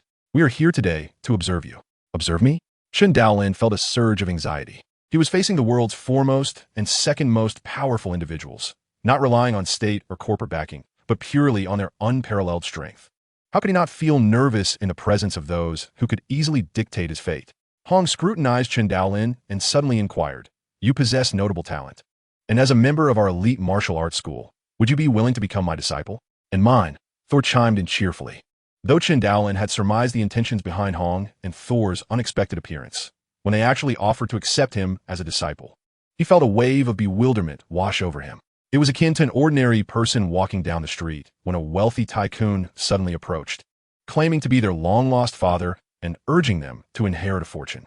Such a scenario felt surreal, like a pie falling from the sky. If an ordinary person were approached by Hong and Thor, they would likely be overwhelmed with joy and readily accept. However, Chen Daolin found himself hesitating. Should he truly agree? Becoming Hong's disciple would undoubtedly bring numerous advantages. Being trained by the world's most powerful man would pave a smoother path for his future cultivation, greatly enhancing his chances of surpassing the god of war. With the elite martial arts school as a formidable backing, he could assert himself globally. But Thor? Chen Daolin hesitated. He was a marksman, and with Hong, the greatest gunfighter in the world, why would he choose to follow Thor? Yet, he remained conflicted. His ultimate goal was to surpass both Hong and Thor, the two strongest beings in the world. Now, to accept them as his mentors felt like betraying his own ambitions. Hong and Thor noted the struggle and hesitation etched on Chen Daolin's face, their surprise evident. Typically, when people heard their offer to take on disciples, they would eagerly accept. It was rare to encounter someone like Chen Daolin, who remained indecisive. After a few moments, Chen Daolin slowly exhaled, his expression resolute as he regarded Hong and Thor. "I'm sorry, Master, Lord Thor, but I do not wish to become your disciple." As the words left his lips, it felt as though an immense burden had been lifted, and a sense of lightness enveloped him. Hong remained calm and inquired why. "You must understand that with both Thor and me guiding you, your cultivation would be expedited, and transcending the god of war would no longer be a mere dream." Thor looked on with keen interest at the youthful face before him, still bearing traces of youth. Chen Daolin replied calmly, "Because I aspire to surpass both of you." The cabin fell into a profound silence. Hong tilted his head to observe him, an almost imperceptible twitch at the corner of his mouth. Thor blinked. "Brother Hong, did you hear that? This little fellow claims he wishes to surpass us." He burst into laughter. "Little one, while you may be small in stature, your bravado is commendable. Even those who have transcended the god of war would hesitate to utter such words before us. Over the years, you're the first." He offered his approval. "Not bad. Though a bit naive, your courage is admirable." Chen Daolin suppressed the urge to roll his eyes at the absurdity. Hong gazed at Chen Daolin, seemingly amused. "Very well. I shall not pressure you. Go back for now. I'm curious to see how far you will go and whether you can live up to your words today." Chen Daolin bowed slightly and turned to leave, the hatch opening as he exited the aircraft. "Brother Hong." Thor gazed at Hong, chuckling softly. "This lad is quite intriguing." Hong remained silent, merely casting a glance in the direction where Chen Daolin had departed. Nevertheless, the image of that youthful visage and resolute gaze lingered in his mind. Chapter 45. Life and Death Adventure. As Chen Daolin descended from the blood-red triangular aircraft, he found himself encircled by fellow trainees who had yet to leave the training camp. Each one was eager to uncover the reason why the world's strongest, Hong, had sought out Chen Daolin. Naturally, Chen would not divulge that Hong. Thor had approached him with the intention of taking him as an apprentice, an offer he had declined. Otherwise, he would have been regarded as a fool by these onlookers. He merely stated that Hong had fortuitously passed by, recognized his name, and thus decided to meet him. Whether they believed him or not was of no concern to Chen. In March, Chen Daolin ascended to the pinnacle of the Black Dragon rankings. Concurrently, Ji Xian managed to infiltrate the top 50, currently holding the 44th position. She had not accepted Chen's dragon blood, but had instead secured a contract with the Extreme Martial Arts Academy, akin to the one Chen had initially signed. As long as her combat power enhancement reached 12 before July 1st, she too could obtain a share of dragon blood. Consequently, Chen Daolin utilized his own dragon blood, resulting in a further enhancement of his physical prowess, augmenting his strength by approximately 30,000 kilograms. Presently, his punch strength in a normal state had escalated to around 180,000 kilograms. When Chen Daolin unleashed his full potential, his punch strength soared to a terrifying 2,500,000 kilograms. Such might render him unrivaled within the training camp. Time swiftly moved to April. On the morning of April 1st, 194 trainees congregated upon the grassy expanse before the 9-story tower, chatting in small clusters, all fully armed with backpacks and their respective weapons. For today marked the day of their perilous adventure. Chen Daolin, a melodious and delicate voice, pierced through the air. Chen raised his head to see a charming Caucasian girl with lustrous golden hair approach him, her demeanor sweet and inviting. "May I join your team for the life and death adventure in Australia?" "Oh, isn't this Annie?" She actually wishes to team up with Chen. Some meddlesome trainees chimed in, urging him, "Come on, Chen, just agree. Annie is so delightful. You won't feel lonely on the journey." Annie's cheeks flushed slightly as she remained silent, her eyes sparkling with anticipation as she gazed at Chen Daolin. A newcomer to the training camp since November, Annie was well-liked by many due to her striking beauty and charm. Chen's expression remained composed. "I'm sorry, Annie, but I have already formed a team. You might want to seek out others." "I see. Sorry for the intrusion." With a hint of disappointment, Annie withdrew. Not far off, Zhao Ruo and Ji Xin approached. Shi Jiang turned to Chen Daolin, suggesting, "Shall we stick together in Australia? It would be wise to have each other's backs." He assumed Chen had rejected Annie due to her inferior strength, while he and Chen were both formidable in the training camp, thus harboring no such concerns. "No, I will be with Ji Xian," Chen Daolin replied, shaking his head. Shi Jiang paused, then a look of understanding dawned upon him. After a moment, he lowered his voice. "Chen, the Australian wilderness is fraught with dangers and countless monsters. You must prioritize safety. When night falls, it is advisable to find a concealed cave rather than camp in the open." He flashed a knowing smile. "Brother Shi, your suggestion is exceedingly perilous," Chen Daolin retorted. The four from Jiangnan Pavilion chatted for a while until a teacher from the training camp, a warrior of renown, clapped his hands to garner attention and called out, "All trainees, board the vehicles." The 194 elite trainees, along with a dozen accompanying warrior instructors, boarded 6 buses and departed the training camp, heading for the airport.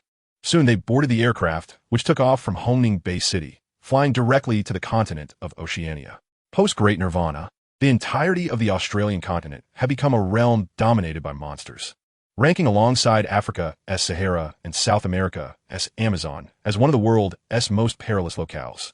Occasionally, large organizations dispatched special teams to this continent for training. This time, Chen Daolin and his companions were en route to Australia. The chartered aircraft, secured by the Extreme Martial Arts Academy, boasted 3 tiers accommodating 200 individuals, where the elite trainees and instructors were comfortably seated. In the center of the cabin, 3 large screens faced various directions, displaying the same video, a warrior instructor introducing the conditions of Australia. Before the Great Nirvana, Australia was renowned for its vast diversity of animal species, and post-Nirvana, it became infamous for its multitude of monsters, including the fearsome king-level beasts. Thus, in Australia, one must remain vigilant of the numerous monster hordes and avoid approaching regions inhabited by numerous lord-level creatures, for they may harbor king-level monsters. If discovered, even a warrior would face near certain demise.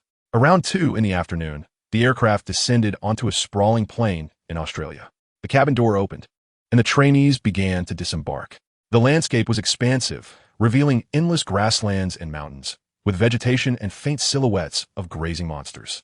Human constructions, such as cities and towns, were exceedingly rare in Australia. "Oh, the scenery here is splendid. I adore it," one trainee exclaimed. "Just grass and trees.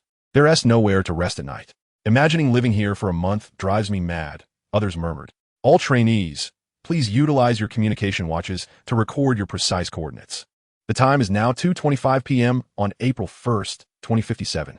Your mission is to survive on the Australian continent for 28 days. Our passenger aircraft will return to this location to retrieve all trainees at noon on the 29th. Now, your life and death adventure officially commences." Once the instructors departed on the aircraft, 194 trainees remained in the wilderness. Most formed small groups, while only a handful of exceptionally strong trainees ventured alone, particularly for the newcomers. Surviving alone in Australia for a month was nearly impossible. Chen Daolin, alongside Ji Xian, declined several invitations to join teams, bidding farewell to a few friends from the training camp before turning toward a specific direction. The blonde girl Annie was in a 6-member team, observing Chen Daolin and Ji Xian's retreating figures with a bite of her lip. As autumn graced Australia, the sun blazed fiercely overhead, creating unbearable heat. However, for Chen Daolin and Ji Xian, both possessing warrior-level physiques, it was hardly a concern, as they didn't even break a sweat. A gust of wind swept through, causing the grass to sway and revealing some grazing monsters. Among these creatures were both carnivorous and herbivorous species, yet they shared a common trait, a pronounced aggressiveness. As Chen Daolin and Ji Xian traversed the terrain, they scrutinized the map, seeking a suitable location to establish a base. After all, they were to survive in Australia for a month, where prior to the Great Nirvana, only just over 10 million inhabitants resided, and cities were sparse, teeming with monsters, especially king-level beasts that often claimed towns as their lairs. compounded by the prevalence of lord-level creatures. Consequently, even training squads seldom dared to approach these areas.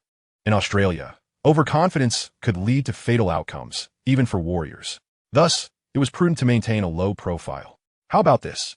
There's a mountain range over 300 kilometers ahead. We can scout there first, Ji proposed. Chen Daolin nodded in agreement, and the two hurried towards their destination. Chapter 46, Wilderness Survival. Beneath the vast and desolate expanse of the sky, a magnificent golden eagle spread its wings and soared, casting its gaze down upon the sprawling earth below. Suddenly, its piercing emerald eyes flickered with intent, and with a resonant cry reminiscent of a bomber, it plummeted towards the ground. In the wilderness, two diminutive figures rapidly expanded in size. They were humans, seemingly aware of the colossal avian descending from above. The man turned to the woman and inquired, "Shall you or I take action?" "Allow me," she replied, unleashing two gleaming flying daggers that vanished in an instant, transforming into twin streaks of lightning aimed at the approaching creature. At that moment, the golden eagle was within a mere 50 meters of them, preparing to extend its talons to grasp what it presumed to be feeble prey, based on its past hunting experiences. Yet, the eagle was gravely mistaken. As it neared the two bipedal beings, an overwhelming sense of peril surged within it. Its feathers bristled in alarm, and with a shriek, it attempted to veer away and escape, but it was already too late. Two beams of white light seemingly erupted from the void, traveling faster than its cognitive faculties could comprehend. Before the eagle could react, the twin lights pierced through its head in succession, sending it crashing to the ground with a thunderous roar, its massive body carving a trench over 10 meters long and 2 to 3 meters deep into the earth. The two daggers, belonging to the skilled psychic warrior Ji spiraled gracefully back into the dagger pouch secured around her legs. Ji mental prowess allowed her to control the daggers with remarkable precision, their maximum effectiveness confined to a range of 50 meters, where they consumed minimal mental energy. At 100 meters, their power was barely maintained, yet the expenditure of mental energy increased significantly with distance. Beyond that, their effectiveness diminished rapidly. Each dagger wielded formidable force equivalent to 400,000 kilograms, and Ji could simultaneously command 6 of them. The velocity at which these daggers flew could surpass 10 times the speed of sound, making a simultaneous assault from all 6 an overwhelming threat even to elite warriors. This was the terrifying prowess of a psychic warrior. Furthermore, the ability to control weapons through mental force rendered ordinary warriors nearly powerless against an airborne psychic warrior, often relegating them to mere targets. Unless confronted by exceptionally formidable opponents, psychic warriors remained virtually invincible. Chen Daolin cast a glance at the lifeless golden eagle sprawled on the ground, smiling faintly. Here, provisions were certainly abundant, and they only needed to locate a water source. The two promptly stripped the valuable materials from the eagle's corpse before departing. Such a noble beast, an apex predator, had met its untimely demise through sheer misfortune. Soon, Chen Daolin and Ji arrived at a colossal mountain range stretching for hundreds of kilometers, where the peaks undulated and the foliage was dense, creating a desolate yet majestic landscape. The duo evaded various beasts and established a concealed cave halfway up a steep cliff, excavating a passage over 10 meters long and 3 meters in diameter, subsequently blocking the entrance with rubble to guard against beastly assaults. The cave was thoughtfully partitioned into 2 chambers, providing each of them with a private resting area. By day, they ventured into the mountains to hunt monsters. By night, they returned to rest. Thus 6 days passed. In a vast, gentle valley, the haunting howls of wolves echoed as a pack of gray, white, and black wolves congregated below, resting and frolicking. Wolves are inherently social creatures, and this gathering was astonishingly numerous, with at least 10,000 beasts densely packed together. In the center of the valley lay an enormous black wolf, towering at 5 to 6 meters in height and over 10 meters in length. Its body cloaked in ominous black scales, sprawled on the ground, exhaling wisps of white mist. Its golden eyes narrowed slightly, occasionally revealing a chilling golden gleam through the slits. Chen Daolin and Ji concealed over 10 kilometers away in the woods, observed this scene through binoculars. This was one of the largest monster packs they had encountered in the mountains over the past few days. Within this unknown range resided 2 major monster factions, a wolf pack and a troop of monkeys. Notably, 3 apex lord-level monsters lurked within, including a solitary purple lightning python. The leader of the monkey troop, a mighty magical ape, and the leader of the wolf pack, the black-scaled demonic wolf before them. During their 6-day expedition, Chen Daolin and Ji Xian had successfully slain over 20 Lord-level monsters, comprising 18 initial level, 5 intermediate level, and 1 high-level Lord monster, the aforementioned solitary purple lightning python. The swift accumulation of such impressive feats did not imply that Lord-level monsters were easily dispatched. It was worth noting that even another high-level psychic warrior from their training camp had only managed to kill 1 initial-level Lord monster, with the rest fleeing at the first sign of danger, aided by their numerous subordinates. Only those with overwhelming strength like Chen Daolin, paired with a high-level psychic warrior, could achieve such remarkable success. With a smile, Chen Daolin suggested, "Xian, let us divide our paths, attacking from different directions to encircle it." Typically, when a Lord monster realized it was outmatched by Chen Daolin, it would retreat, unwittingly leading it into Ji Xian's ambush, where it would be easily dispatched. Of course, more often than not, they would meet their demise beneath the explosive strikes of Chen Daolin's spear. Suddenly, amidst the revelry of the wolf pack in the valley, a deafening sound erupted. A shadow traversed the long distance, swooping down like a falcon, landing with brutal force upon a white wolf, reducing it to a bloody pulp. The spear transformed into a phantom, and the surrounding wolves were sent sprawling, their bodies torn apart as a gruesome carnage unfolded in its wake. The assailant was none other than Chen Daolin himself, brandishing his spear with the swiftness of the wind. He dashed through the encirclement of the wolf pack to confront the strongest beast among them, the black-scaled demonic wolf. Upon Chen Daolin's arrival, the black-scaled demonic wolf stood, its golden, unyielding eyes locking coldly onto the scene of slaughter unfolding among its kin, exhaling wisps of white mist. As Chen Daolin's foot landed on the ground at the edge of the clearing, the black-scaled demonic wolf sprang into action, its form momentarily blurring before reappearing directly before him, unleashing a deafening sonic boom as it swiped a claw towards Chen Daolin with lightning speed. Chen Daolin evaded, but the fierce gust from the wolf's strike carved a crater 4 to 5 meters deep and over 20 meters wide into the earth, rendering the ordinary soil woefully inadequate against such a beast. "Come, taste my spear," Chen Daolin bellowed with laughter, firmly planting his feet on the ground, propelling himself into the air as his spear shot forth like a bolt of lightning towards the massive head of the black-scaled demonic wolf. Even without activating the Realm King Fist and merely employing the second level of the Annihilation Spear technique, Chen Daolin's attack reached a staggering force of 500,000 kilograms, rivaling the peak strength of high-level warriors. The black-scaled demonic wolf deftly evaded the thrust aimed at its head, a hint of derision flickering in its eyes as it simultaneously swiped with both claws at the airborne Chen Daolin, who was momentarily unable to leverage his position. Even high-level warriors would be gravely injured or worse under such an assault. Yet Chen Daolin pressed on, his spear lunging toward the black-scaled demonic wolf. With a piercing sound, Chen Daolin's spear plunged into the left paw of the black-scaled demonic wolf, penetrating deeply, almost breaching through entirely. However, the beast's other paw, imbued with a ferocious gust, struck Chen Daolin, who managed to deflect the blow with the tail of his spear, emerging relatively unscathed. The black-scaled demonic wolf, on the other hand, found itself in a precarious position, having underestimated the resilience of Chen Daolin's weapon, leaving it unable to retreat. Chen Daolin swiftly withdrew the bloodied spear embedded in the wolf's paw, executing a deft kick against the 2 converging claws of the wolf, astonishingly displacing one of the claws. Propelling himself off the wolf's paw, he soared through the air, aiming directly for the head of the black-scaled demon wolf. Startled, the wolf's fierce gaze flickered with ferocity as it opened its jaws to snap at Chen Daolin.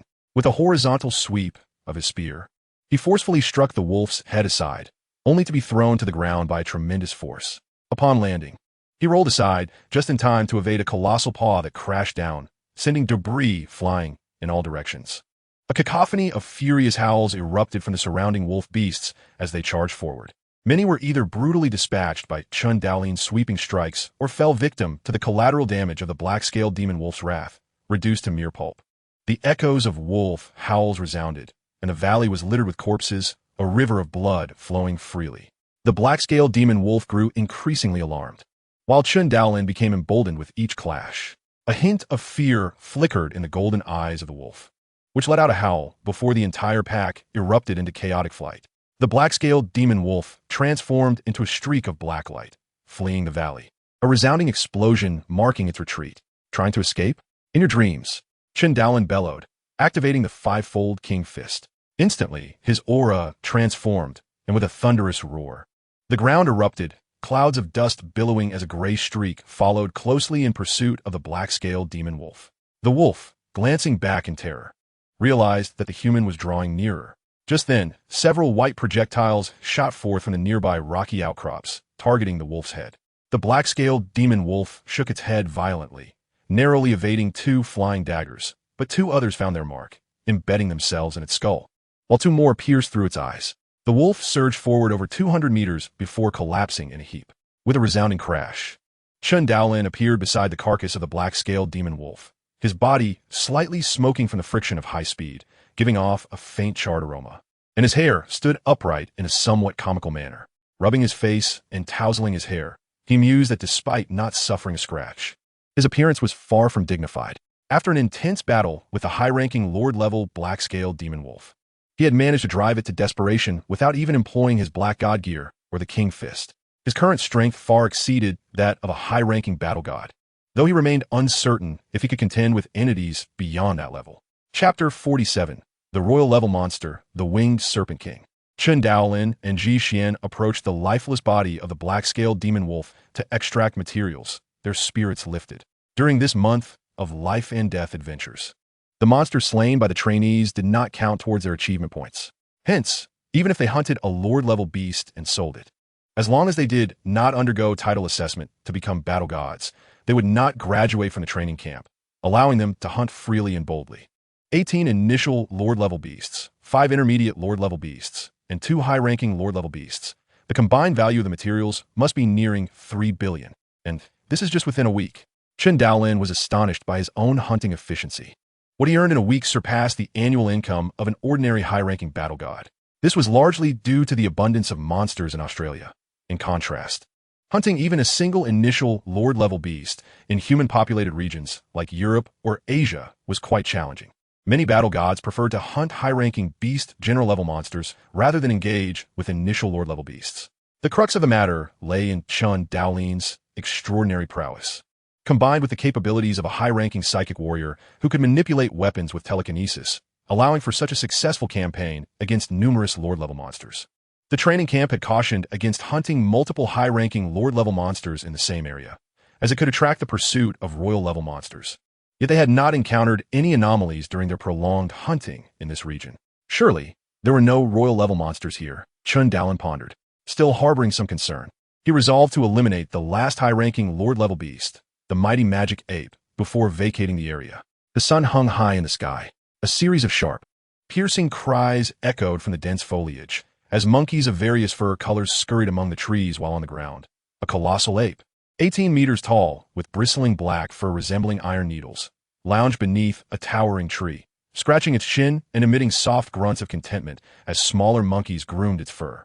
Suddenly, the mighty magic ape's eyes snapped open, focused on a distant shadow that darted through the trees like an arrow. The beast's reflexes kicked in as it prepared to confront the approaching threat.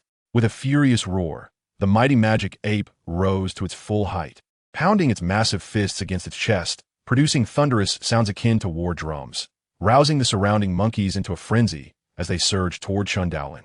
Angered? Good. Gulme. Let's engage in battle.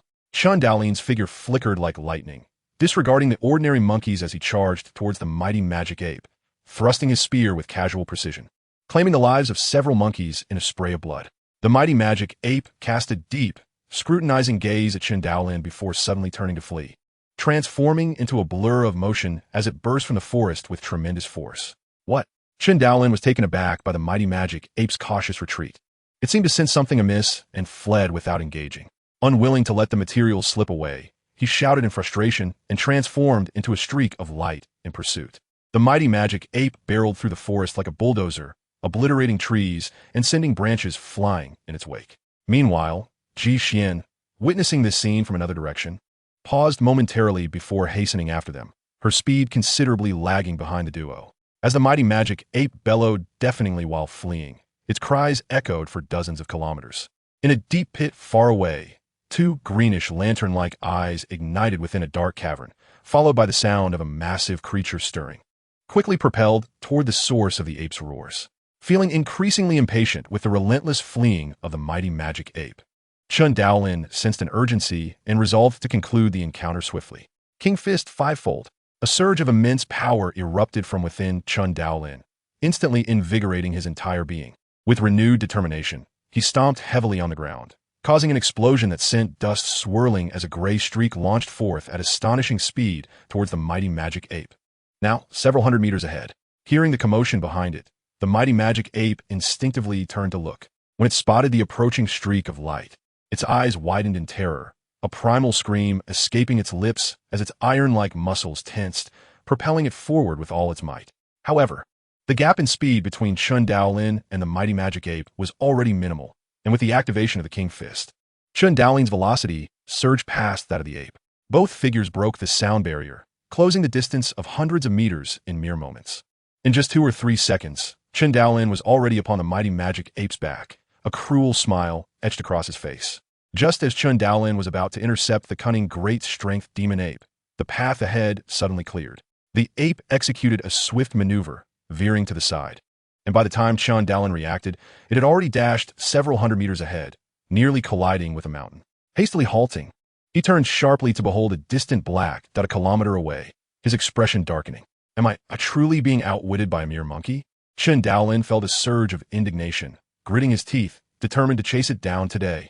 With renewed resolve, his figure blurred and vanished from his original position, a sonic boom trailing in his wake. From a vantage point high above, one could observe a large black streak racing across the undulating mountains, with a smaller gray streak in pursuit. The distance between the two was visibly diminishing. 1,500 meters, 800 meters, 500 meters, 300 meters.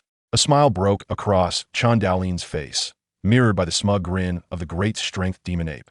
Suddenly, Chen Daolin's expression shifted, and without hesitation, he turned to flee, unleashing a speed even greater than before. A chilling, eerie cry resonated through the air, filled with rage, and in the next moment, a turquoise silhouette appeared in the sky. As it materialized, it revealed a colossal serpent over 200 meters in length, as thick as a water barrel, its elongated body adorned with azure scales, and a triangular head boasting narrow, cold eyes. Strangely, its massive form seemed to defy gravity, suspended in mid-air, complete with a pair of robust, broad azure wings. The great strength demon ape, upon witnessing the appearance of the serpent, akin to a turquoise dragon, reacted like a bullied puppy seeing its master, flailing its arms and emitting frantic squeals. The azure serpent, seemingly understanding the ape's distress, exhibited a clear expression of anger in its eyes. It was a creature of slumber, having recently gorged itself and retreated to its lair for rest, only to be disturbed by an intruding human pursuing its subordinate. Though it was a newly ascended king-level beast, the winged serpent king possessed an intellect comparable to that of humans and quickly grasped the situation. Without a moment's hesitation, it transformed into a streak of light, soaring towards the direction Chen Daolin had fled. A piercing, monstrous cry reverberated through the sky, echoing within a 100-kilometer radius. Countless beasts in the vicinity halted their movements, cowering on the ground, trembling in instinctual reverence for the king that surpassed their life forms. What a stroke of misfortune to have stirred the wrath of a king-level beast. As Chen Daolin sprinted desperately, his mind raced with thoughts on how to extricate himself from this predicament. It can fly, and its speed surpasses mine. Wait, why can't it catch up to me? Initially filled with trepidation, Chen Daolin glanced back, only to discover that the pursuing king-level beast was falling further behind, and the gap was widening. Its flying speed is not as fast as my running speed. Realization dawned on him, and his spirits soared. This was quite reasonable. Chen Daolin's physical prowess was already superior to that of an average warrior, outpacing even higher-ranked warriors. The Universe King Fist enhanced all his physical attributes: strength, speed, reaction, and defense, multiplied by a staggering 28 times, translating to a 14-fold burst of speed. He was practically a monster among warriors, unmatched by others in his rank. Although the Winged Serpent King could fly significantly faster than high-tier warriors, it could not harness the ground's leverage to boost its speed like a grounded opponent could. Thus, falling behind was not surprising. The Winged Serpent King soon recognized this anomaly, astonished that the human warrior's speed exceeded its own flight. However, since the opponent could only run on land, it was merely an ordinary human warrior, not of its caliber. The Winged Serpent King remained confident in its ability to eliminate this foe. It landed with a thud, its elongated body coiling and springing forth like a spring, the speed surging dramatically as it darted over a kilometer away, faster than before. Unsatisfied, it utilized an ability acquired after ascending to king level, enveloping itself in azure, ethereal energy, further amplifying its speed as it relentlessly pursued the fleeing human. Damn! Chen Daolin immediately sensed this and felt a wave of dread wash over him. Chapter 48. The Chase. The winged Serpent King unleashed a terrifying speed upon landing, gradually closing the distance to Chen Daolin. He dared not pause, for the existence that surpassed the warrior was synonymous with invincibility, its power far exceeding that of mere warriors. While Chen Daolin held confidence in his abilities, he remained uncertain if he could withstand a confrontation with a king-level beast that transcended the realm of warriors. Flee first. If escape is impossible, then fight. Chen Daolin gritted his teeth, resolute in his unwillingness to concede. Meanwhile, in the distance, Ji Xian stood atop a high mountain, her expression turning anxious as she watched Chen Daolin being pursued by a king-level beast. Yet, given her strength, intervening would only lead to her demise. Emotionally, she yearned to assist, but reason cautioned against it, plunging her into torment. Alin, you must survive. Her fingers whitened around the hilt of her blade, her mind racing with unrest. If you perish, I shall train to surpass the warriors, avenging you. At this moment, an astonishing scene unfolded in the nameless mountain range.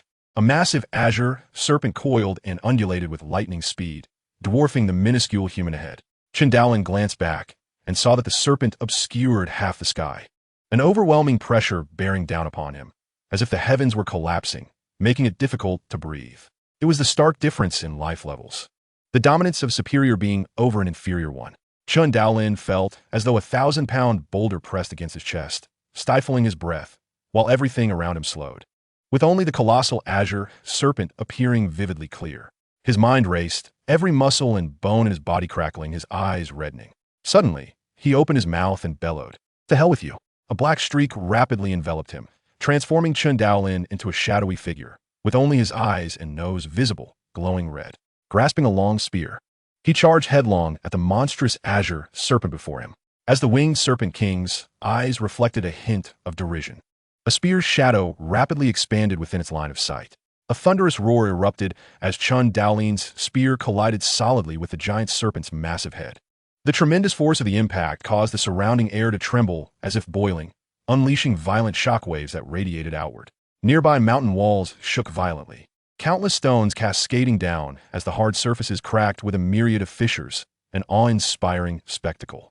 Amidst the howling winds, a figure shot out like a cannonball, crashing against the mountainside before bouncing to the ground, half kneeling amid a cloud of dust and debris. A pair of calm eyes emerged from beneath the black protective veil. Chen Daolin felt a slight easing of his tension. Though his blood surged and his arms trembled, he had indeed faced the fearsome king-level beast head-on. The serpent's 200-meter-long head swayed in the air before coming to a halt, registering a faint sensation of pain and dizziness. The winged Serpent King lowered its head, astonished, as it realized that its frontal assault had been thwarted by a mere human. How is this possible? The winged Serpent King, consumed by rage even greater than when it first learned of its subordinate's demise, felt its dignity affronted. With a fierce shriek, it charged once more at Chen Daolin. Its colossal form surged forward like Mount Tide descending upon him. Chen Daolin unleashed a thunderous shout, an intense aura erupting from his being, his muscles bulging outward as if he had transformed into a demonic figure of sheer power. His face flushed crimson as he gripped his long spear, narrowly evading the winged Serpent King's onslaught. A cold glint flashed in his eyes as the spear tip struck like lightning against the serpent's scaly body.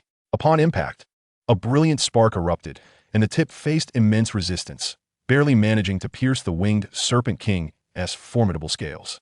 A jolt of alarm surged through Chen Daolin as he swiftly retreated, his figure exploding backwards in a desperate maneuver.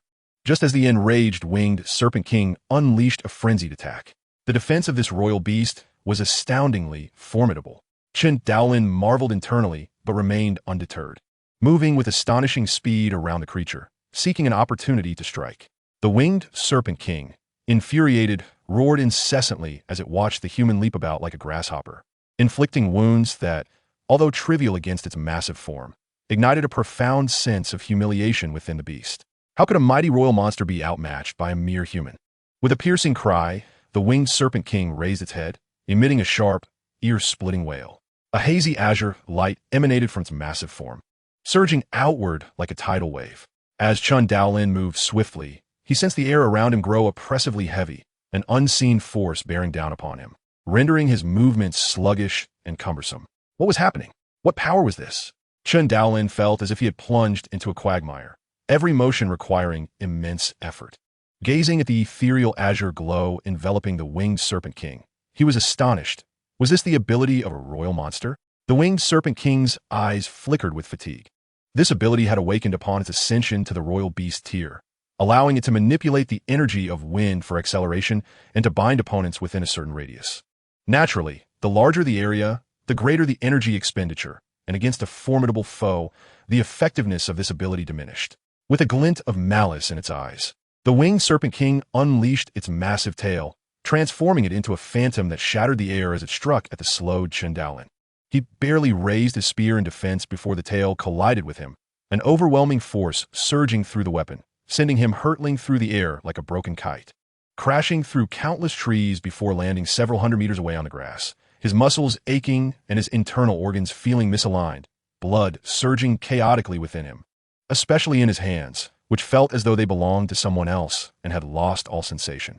Coughing, Chen Daolin felt a wave of suffocation lift as he regained some composure. He rose to his feet, realizing that although he had been struck by the azure serpent's tail, he had sustained minimal injury aside from the discomfort. So, I'm a monster as well, he thought in astonishment. Reflecting on his fivefold defensive power from the Realm King Fist, combined with the Black God suit that absorbed 90% of the impact, it was no wonder he could withstand the winged Serpent King's blow with such minor injuries. Moreover, as a warrior of unparalleled strength, his body would recover swiftly. At that moment, Chen Daolin recognized that, in terms of raw power, he could barely contend with this royal beast. However, the creature's unique abilities kept him at a disadvantage. After a moment of exhilaration, he contemplated calmly. The odds of victory were slim. It would be wiser to flee and seek revenge another day. Seeing Chen Daolin rise unscathed, the winged Serpent King's eyes widened in surprise, only to be replaced by a more frenzied rage. I will kill you. The colossal serpent coiled around him, launching relentless attacks. Chen Daolin moved with rapid agility, dodging one of the winged Serpent King's strikes before leaping onto a nearby hillock, swiftly turning to flee. Momentarily stunned, the winged Serpent King, its eyes now crimson, pursued recklessly, demolishing trees along its path and carving a deep trench in the earth. Chen Daolin remained calm, fully aware of the gap between him and the winged Serpent King.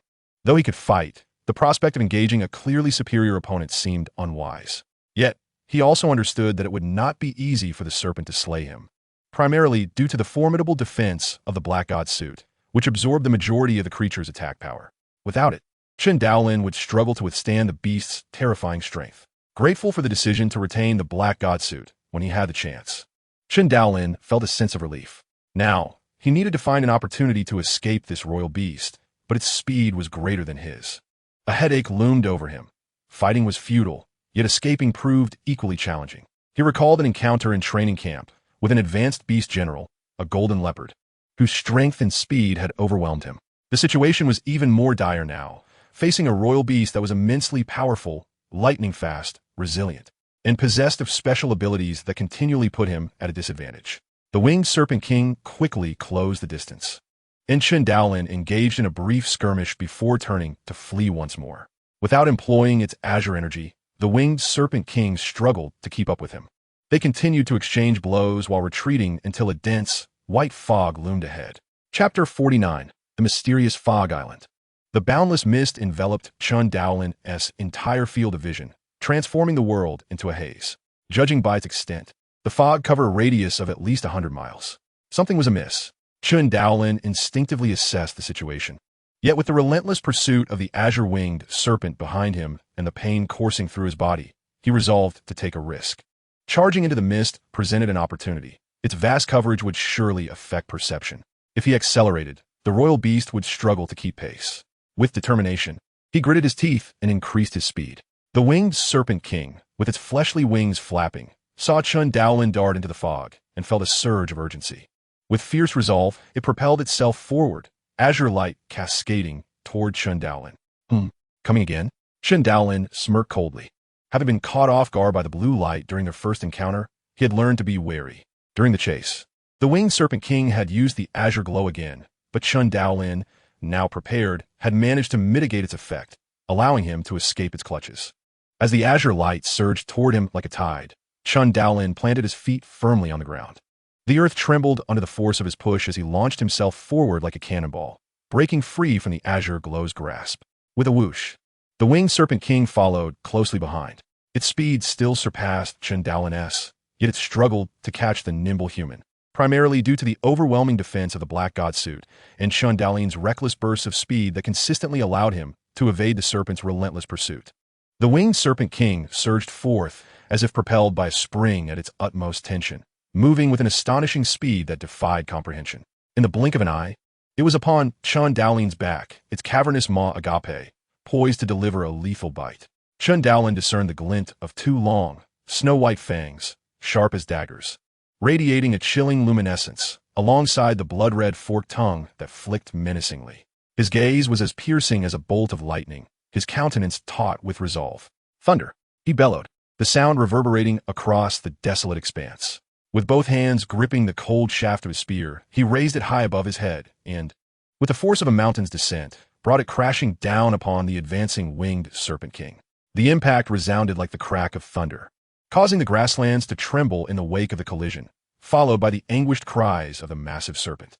Chen Daolin was propelled forward by the force of their clash, hurtling into the mist where everything was shrouded in a blinding white fog. In that moment, his limbs writhed in agony, not only from the direct confrontation with the colossal serpent, but also due to the overexertion from employing the king's fist technique, which had pushed his body to its limits. Nevertheless, a glimmer of relief washed over him. Perhaps he could escape the serpent's grasp. Suspended in midair, he felt himself drifting lightly toward the ground, soon catching sight of glimmering waves below. Water? Was this a lake? The realization struck him like a bolt. Suddenly, a massive figure burst forth from the depths, a towering aquatic creature cloaked in black scales, its large head and round body leaping several meters into the air, revealing an enormous maw lined with vicious teeth aimed directly at Chen Daolin. His expression darkened as he swung his spear with ferocity, producing a thunderous explosion of sound as it struck the creature's mouth, shattering its teeth and sending it crashing back into the depths, creating towering waves. Surveying his surroundings, Chen Daolin's keen eyesight could barely pierce through the 10 meters ahead of him, yet he discerned that he was indeed in a vast lake. A sense of dread gripped him. He furrowed his brow, glancing back to find that the king-level beast had not pursued him. An ominous shadow loomed in his mind. Could there also be king-level creatures lurking here? After a brief moment of contemplation, he resolved to venture forward. It was improbable that he would encounter two king-level beasts in such a short span of time. With his current strength, he believed he could navigate the dangers ahead. Chen Daolin steeled his resolve, plummeting toward the surface, while the black-headed fish vanished from sight, leaving only the rippling waters in its wake. As he plunged into the depths, he felt the weight of the water pressing down upon him, yet he maintained his composure. Suddenly, dark currents surged beside him, and he caught a glimpse of a massive shadow gliding through the water. His heart raced at the realization of the multitude of creatures inhabiting this lake. In the water, his strength was severely diminished, but even so, he remained unflustered when confronted by ordinary beasts.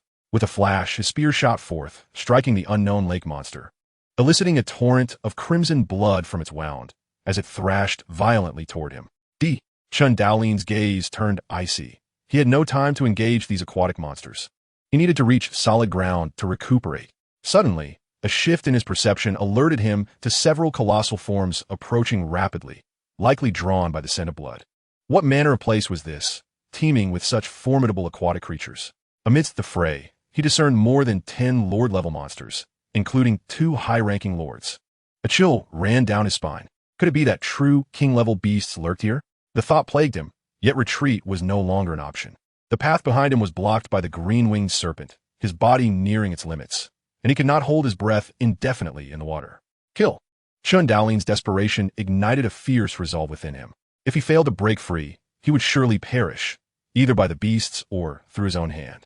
With his eyes gleaming red, the waters of the lake churned violently, monstrous corpses surfacing amidst the chaos, and countless creatures were drawn to the turmoil, creating a scene of utter pandemonium. At the precipice of life and death, his mind blanked, instinct guiding him as he unleashed his spear with unparalleled swiftness. A massive purple serpent coiled around him, while several enormous tentacles reached for him. Under the weight of impending doom, his latent potential erupted forth. The spear's power surged dramatically. Destruction. Third level break. A series of explosions reverberated beneath the surface, causing a cacophony of sound as blood rapidly stained the waters. Fragments of dismembered limbs rising to the surface. On a nearby beach, waves gently lapped at the tranquil shore. With a splash, a figure erupted from the water, blood-soaked and speckled with remnants of aquatic monsters. It was Chen Daolin, spear in hand, who knelt heavily upon the ground, blood mingling with lake water cascading from his drenched black hair. His visage obscured by shadows, only his fierce, unyielding eyes were visible, radiating a cold madness. His entire being exuding an aura of terror. Any ordinary creature, sensing the amalgamation of blood from numerous powerful lord-level beasts, would instinctively flee. He was a terrifying human. Gasping for breath, Chen Daolin knelt on the sandy shore, eyes closed, as waves of weakness and fatigue surged through him. He had finally escaped. Reflecting on the harrowing moments surrounded by the relentless aquatic monsters at the lake's bottom, a shiver ran down his spine. In a lake spanning 100 miles, he had encountered over 10 high-ranking lord monsters. The total number of such beings in the lake could easily approach 100. The level of danger was on par with the infamous monster abyss of City 003. He had never encountered any information regarding this lake in his studies, perhaps due to the vast white mist and the concentration of perilous monsters within. Ordinarily, martial artists seldom ventured into lakes or seas, for their strength would wane in water. While aquatic monsters thrived, humanity had long been at a disadvantage against marine beasts. To his astonishment, he discovered an island at the center of the lake. Slowly rising to his feet, he realized he was on the sandy shore of an island, the landscape before him dominated by dense jungles. This central island resembled an untouched forest, teeming with robust trees and lush vegetation. A mysterious fog enveloped the expansive lake, concealing a plethora of powerful monsters. While within the lake lay an even more enigmatic island. Standing upon the beach, Chen Daolin gazed into the eerie silence of the forest, troubled by the oppressive stillness. Chapter 50, Spirit of the Flora. In the serene tranquility of the primordial forest, silence reigned supreme. There were no birdsong or the rustling of creatures, as if the very air was steeped in death. Chen Daolin turned to look at the lake's surface, where not a single beast dared to surface. Even with his thick skin, he sensed that this island was anything but ordinary. What could possibly lie within? King-level monsters? Chen Daolin pondered, but it didn't quite feel right. Chen Daolin casually found a patch of grass by the beach, settling himself in a meditative posture, intending to first recuperate his injuries and restore his strength. He also activated his tactical watch to communicate with Ji Xian, assuring her of his safety and advising her to vacate the mountain range promptly, as it was uncertain when the king-level beast might return, rendering the area perilous. Seated far from the woods on the sandy grass, he closed his eyes and regulated his breathing.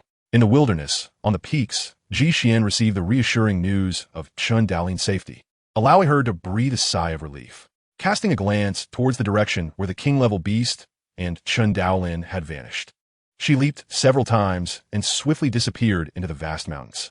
The lake rippled gently at the shoreline, composing a soft melody. On the tranquil heart island of the lake, Chen Daolin sat quietly on the grass like a statue. Suddenly, he opened his eyes, stood up, and stretched his body, revealing a smile. His injuries had nearly healed. Thus, even if he encountered troubles on this hard island, he would possess the strength to defend himself. As a martial artist, his physical prowess far exceeded that of an ordinary person, and at the level of a war god, his abilities were nearly superhuman. Even with internal injuries or broken bones, recovery would be swift.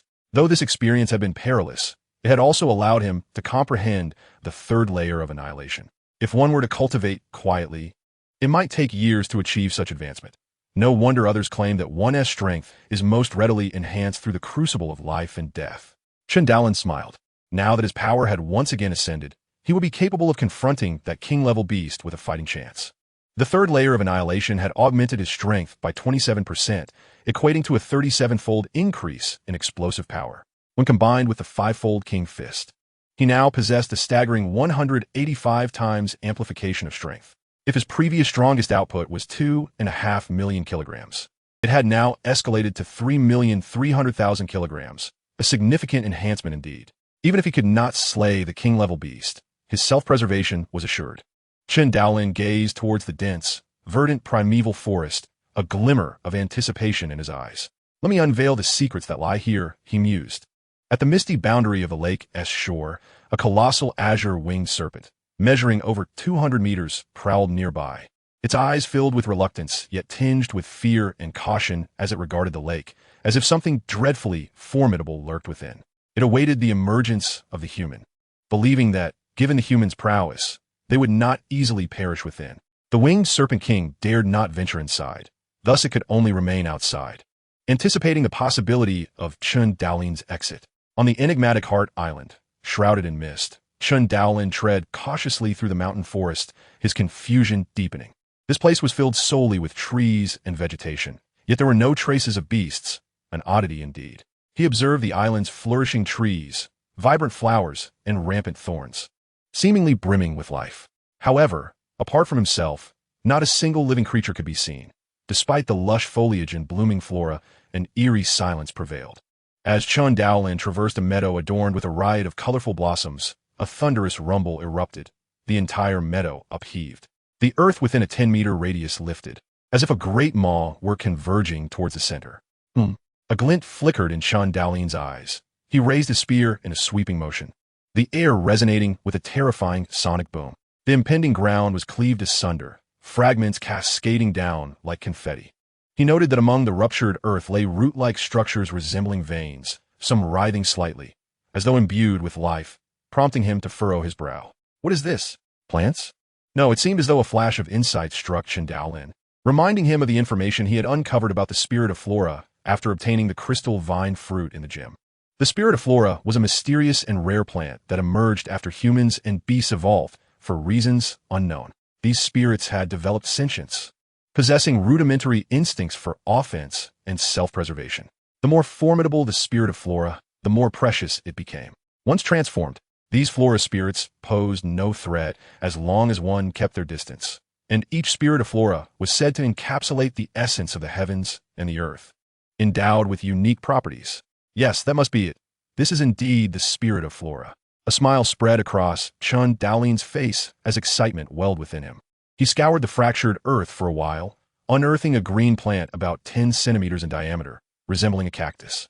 Yet its roots fanned out like a spider's web in the surrounding soil. Should any creature step upon it, the entire patch would quickly close, suffocating the prey within. The plant's strength and speed were barely on par with the war god level. Its numerous and resilient roots would ensnare ordinary beasts, making escape nearly impossible. Chen Daolin shook his head, peeling away the cactus-like exterior to reveal a 2-finger-length, rhomboid-shaped, tender crimson object exuding a peculiar fragrance. After scrutinizing it carefully, he stored away with care. Once more, he cast his gaze towards other parts of the Heart Island, now filled with fervor. This tranquil Heart Island must harbor more spirits of flora, he mused. Each spirit possessed miraculous effects. Some could enhance cellular vitality, some could bolster strength. Others could fortify skin to an impenetrable degree, while some could even allow for the regeneration of severed limbs. Each spirit of flora was supremely precious and exceedingly rare. Upon discovery, they would invariably attract the covetous attention of various factions. Yet, at this moment, it was only I who had discovered this place. Chen Daolin's eyes gleamed. The spirits of flora found here were solely his. As for whether the spirits possessed war god-level strength, he cared not.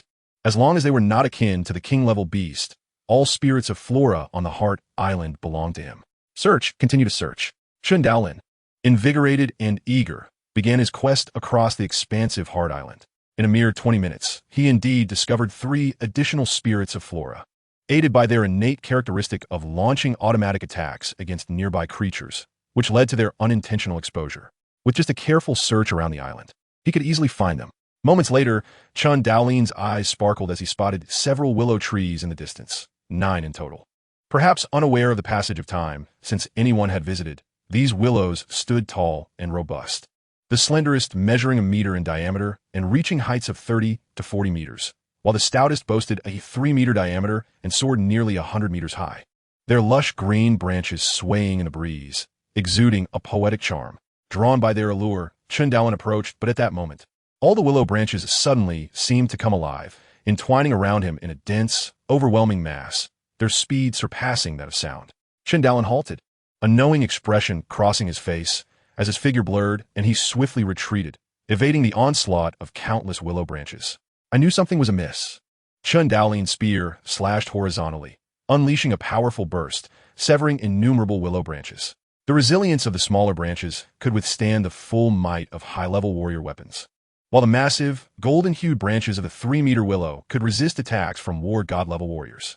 Yet, against Chen Daolin, who could contend with a king-level beast, they were almost pitifully fragile. After cleaving through the entwined willow branches, Chen Daolin paid no heed to their subsequent assaults. In an instant, he appeared beside the 9 towering willow trees. With a series of resounding strikes of his spear, he relentlessly hacked at the trunks near their roots, sending witch shavings flying. Green dew-like liquid oozed slowly from the wounds on the trunks, driving the willows into a frenzy. Countless willow branches rained down from all directions. Yet Chen Daolin effortlessly swatted them aside, reducing them to splintered remnants while simultaneously continuing to assault the trunks. Under the immense force exceeding 300,000 kilograms, even the notoriously resilient trunks of the willows could not withstand the onslaught. Soon, the colossal forms of the 9 spirit willows collapsed with a thunderous crash, and the once flailing branches fell limply to the ground. This Willow King is perhaps the mightiest among all the nature spirits I have encountered. Observing the massive trunk that had succumbed, Chen Daolin mused that the more formidable a nature spirit, the more precious it is. He clicked his tongue, wondering what effects it might possess. Anticipation bubbled within him. Chapter 51. The Heart of the Millennial Willow. In his palm appeared a grand total of 9 mesmerizing green crystals, 1 large and 8 small. Now, he possessed 12 nature spirits, 9 of which were garnered from the willows. Chen Daolin calculated, feeling an immense sense of satisfaction. Nature spirits are invaluable, sought after by countless individuals in the outside world, often unattainable even with wealth. Each possesses extraordinary effects. However, Chen Daolin was troubled. How should he utilize them? Unfamiliar with these nature spirits, he feared that recklessly consuming them might lead to his demise. If only I could enhance my strength here. Perhaps I could slay that king-level monster outside. Chen Daolin was not a magnanimous person. He believed in clear distinctions between gratitude and vengeance, always repaying enmity in kind. Contemplating his predicament, he accessed the communication list on his tactical watch, retrieving a contact number and dialing it. Hello. A deep voice resonated from the other end. Greetings. I am Chen Daolin. I wish to inquire about a nature spirit I observed in the wilderness zone.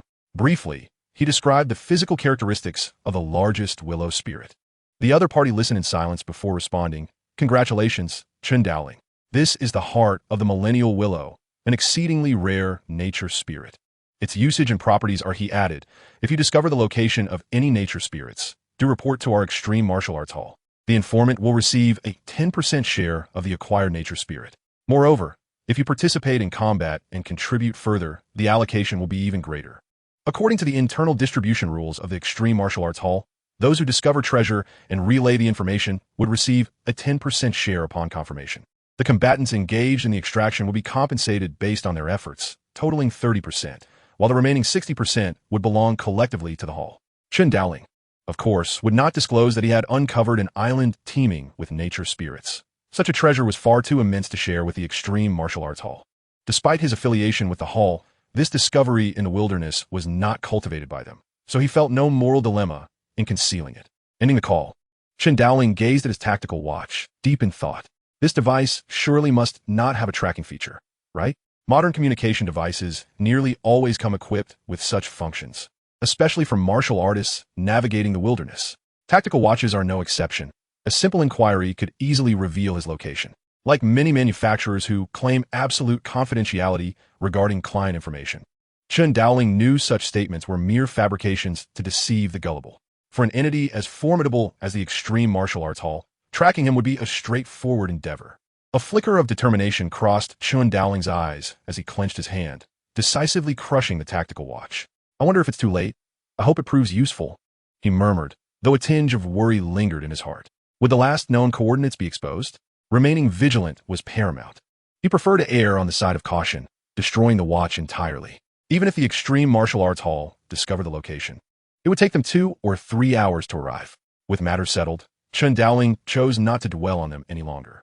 He examined the nature spirits in his backpack, locating a secluded thicket where he burrowed into a small cave, sealing the entrance and leaving only the faintest of gaps. Sitting cross-legged in the dim cavern, he thought, this should prevent discovery. Taking out the heart of the millennial willow, he marveled at its exquisite form.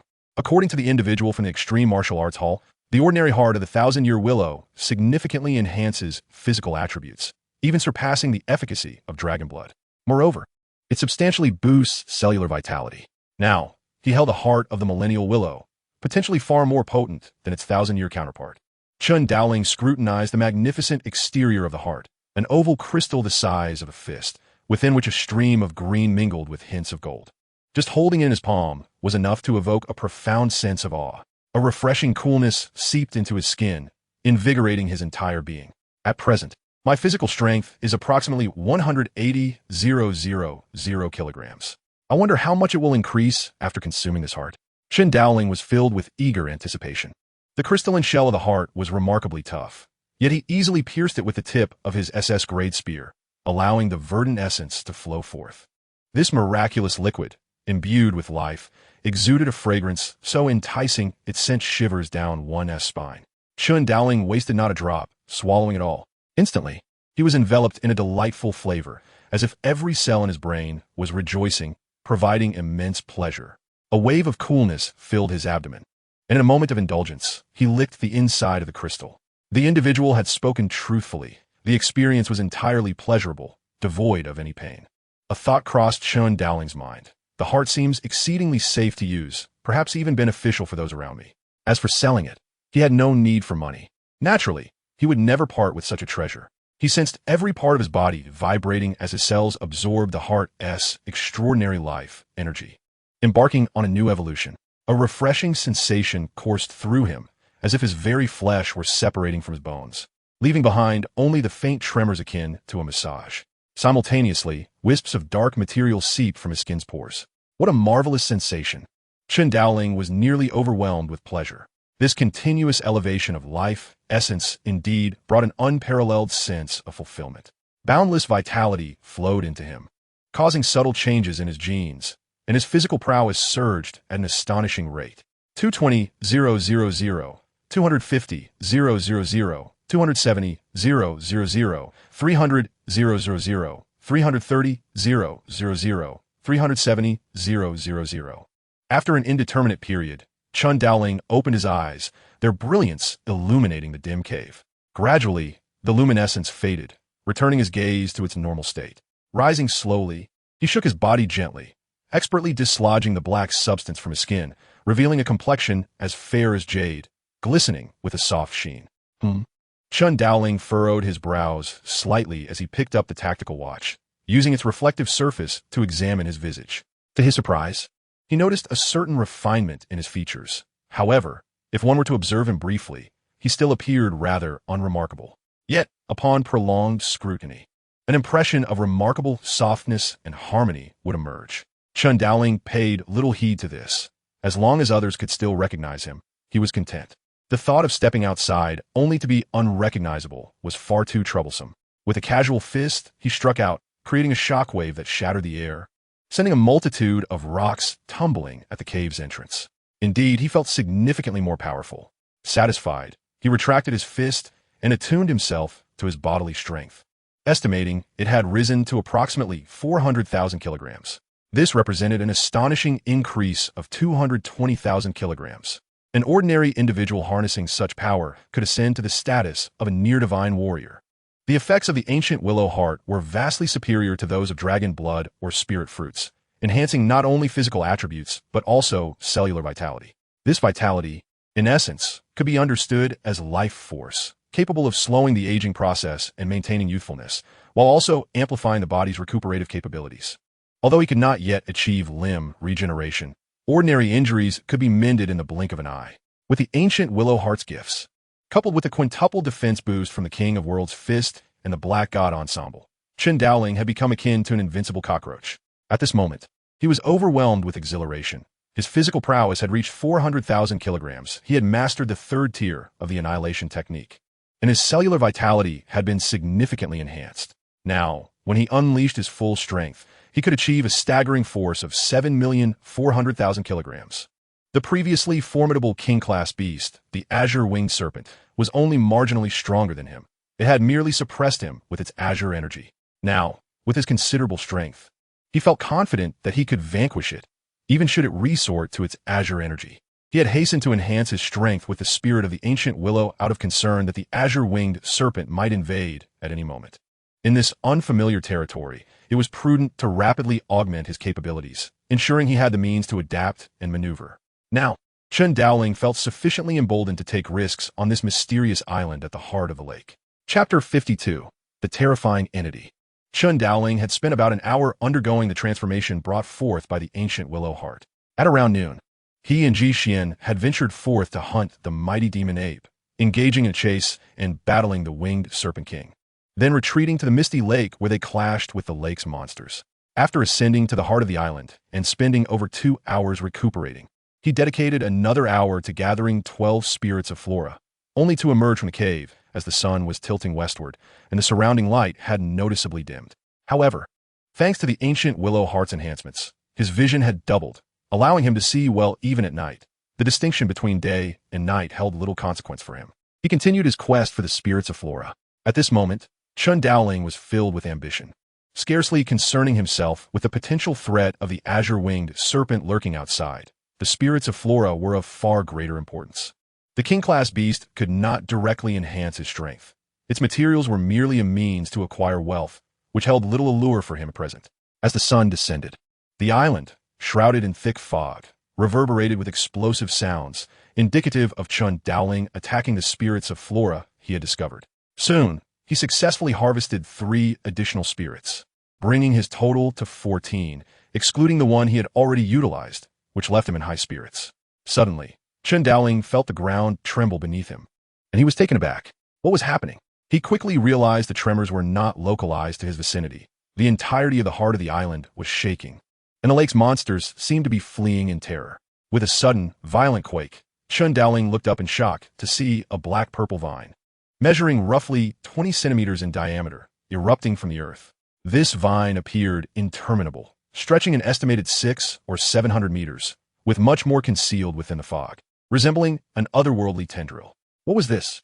Another spirit of flora? Chen Daolin was astounded. From this vine, he sensed an unprecedented danger that surpassed even the peril he had faced with the azure-winged serpent, which had previously forced him into a desperate retreat. His body trembled as an overwhelming sense of urgency gripped him, urging him to flee. Without hesitation, Chen Daolin turned and ran. The air exploded around him as he dashed towards the lake's edge, preferring to confront the myriad monsters lurking beneath the water rather than face this unknown terror. The black-purple vine slowly extended, revealing a length exceeding 1,000 meters, with still more hidden within the mist, swaying gently like a monstrous serpent poised to strike, instilling dread in all who beheld it. As the explosive sounds of Chen Daolin's supersonic flight echoed in the air, the vine seemed to sense his presence, pivoting in his direction before launching forth at a speed that defied belief. In comparison, Chen Daolin's running pace felt like that of an ant.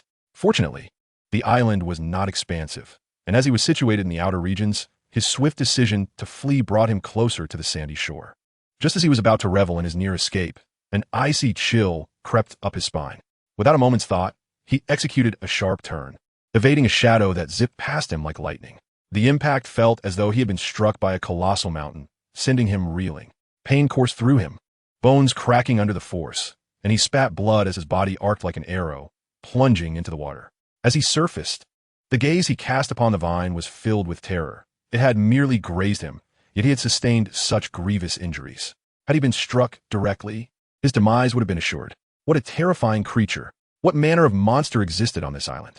Chen Daolin's mind raced with confusion, and upon hitting the water, he swiftly activated the Black God Ensemble to conjure a makeshift raft beneath him.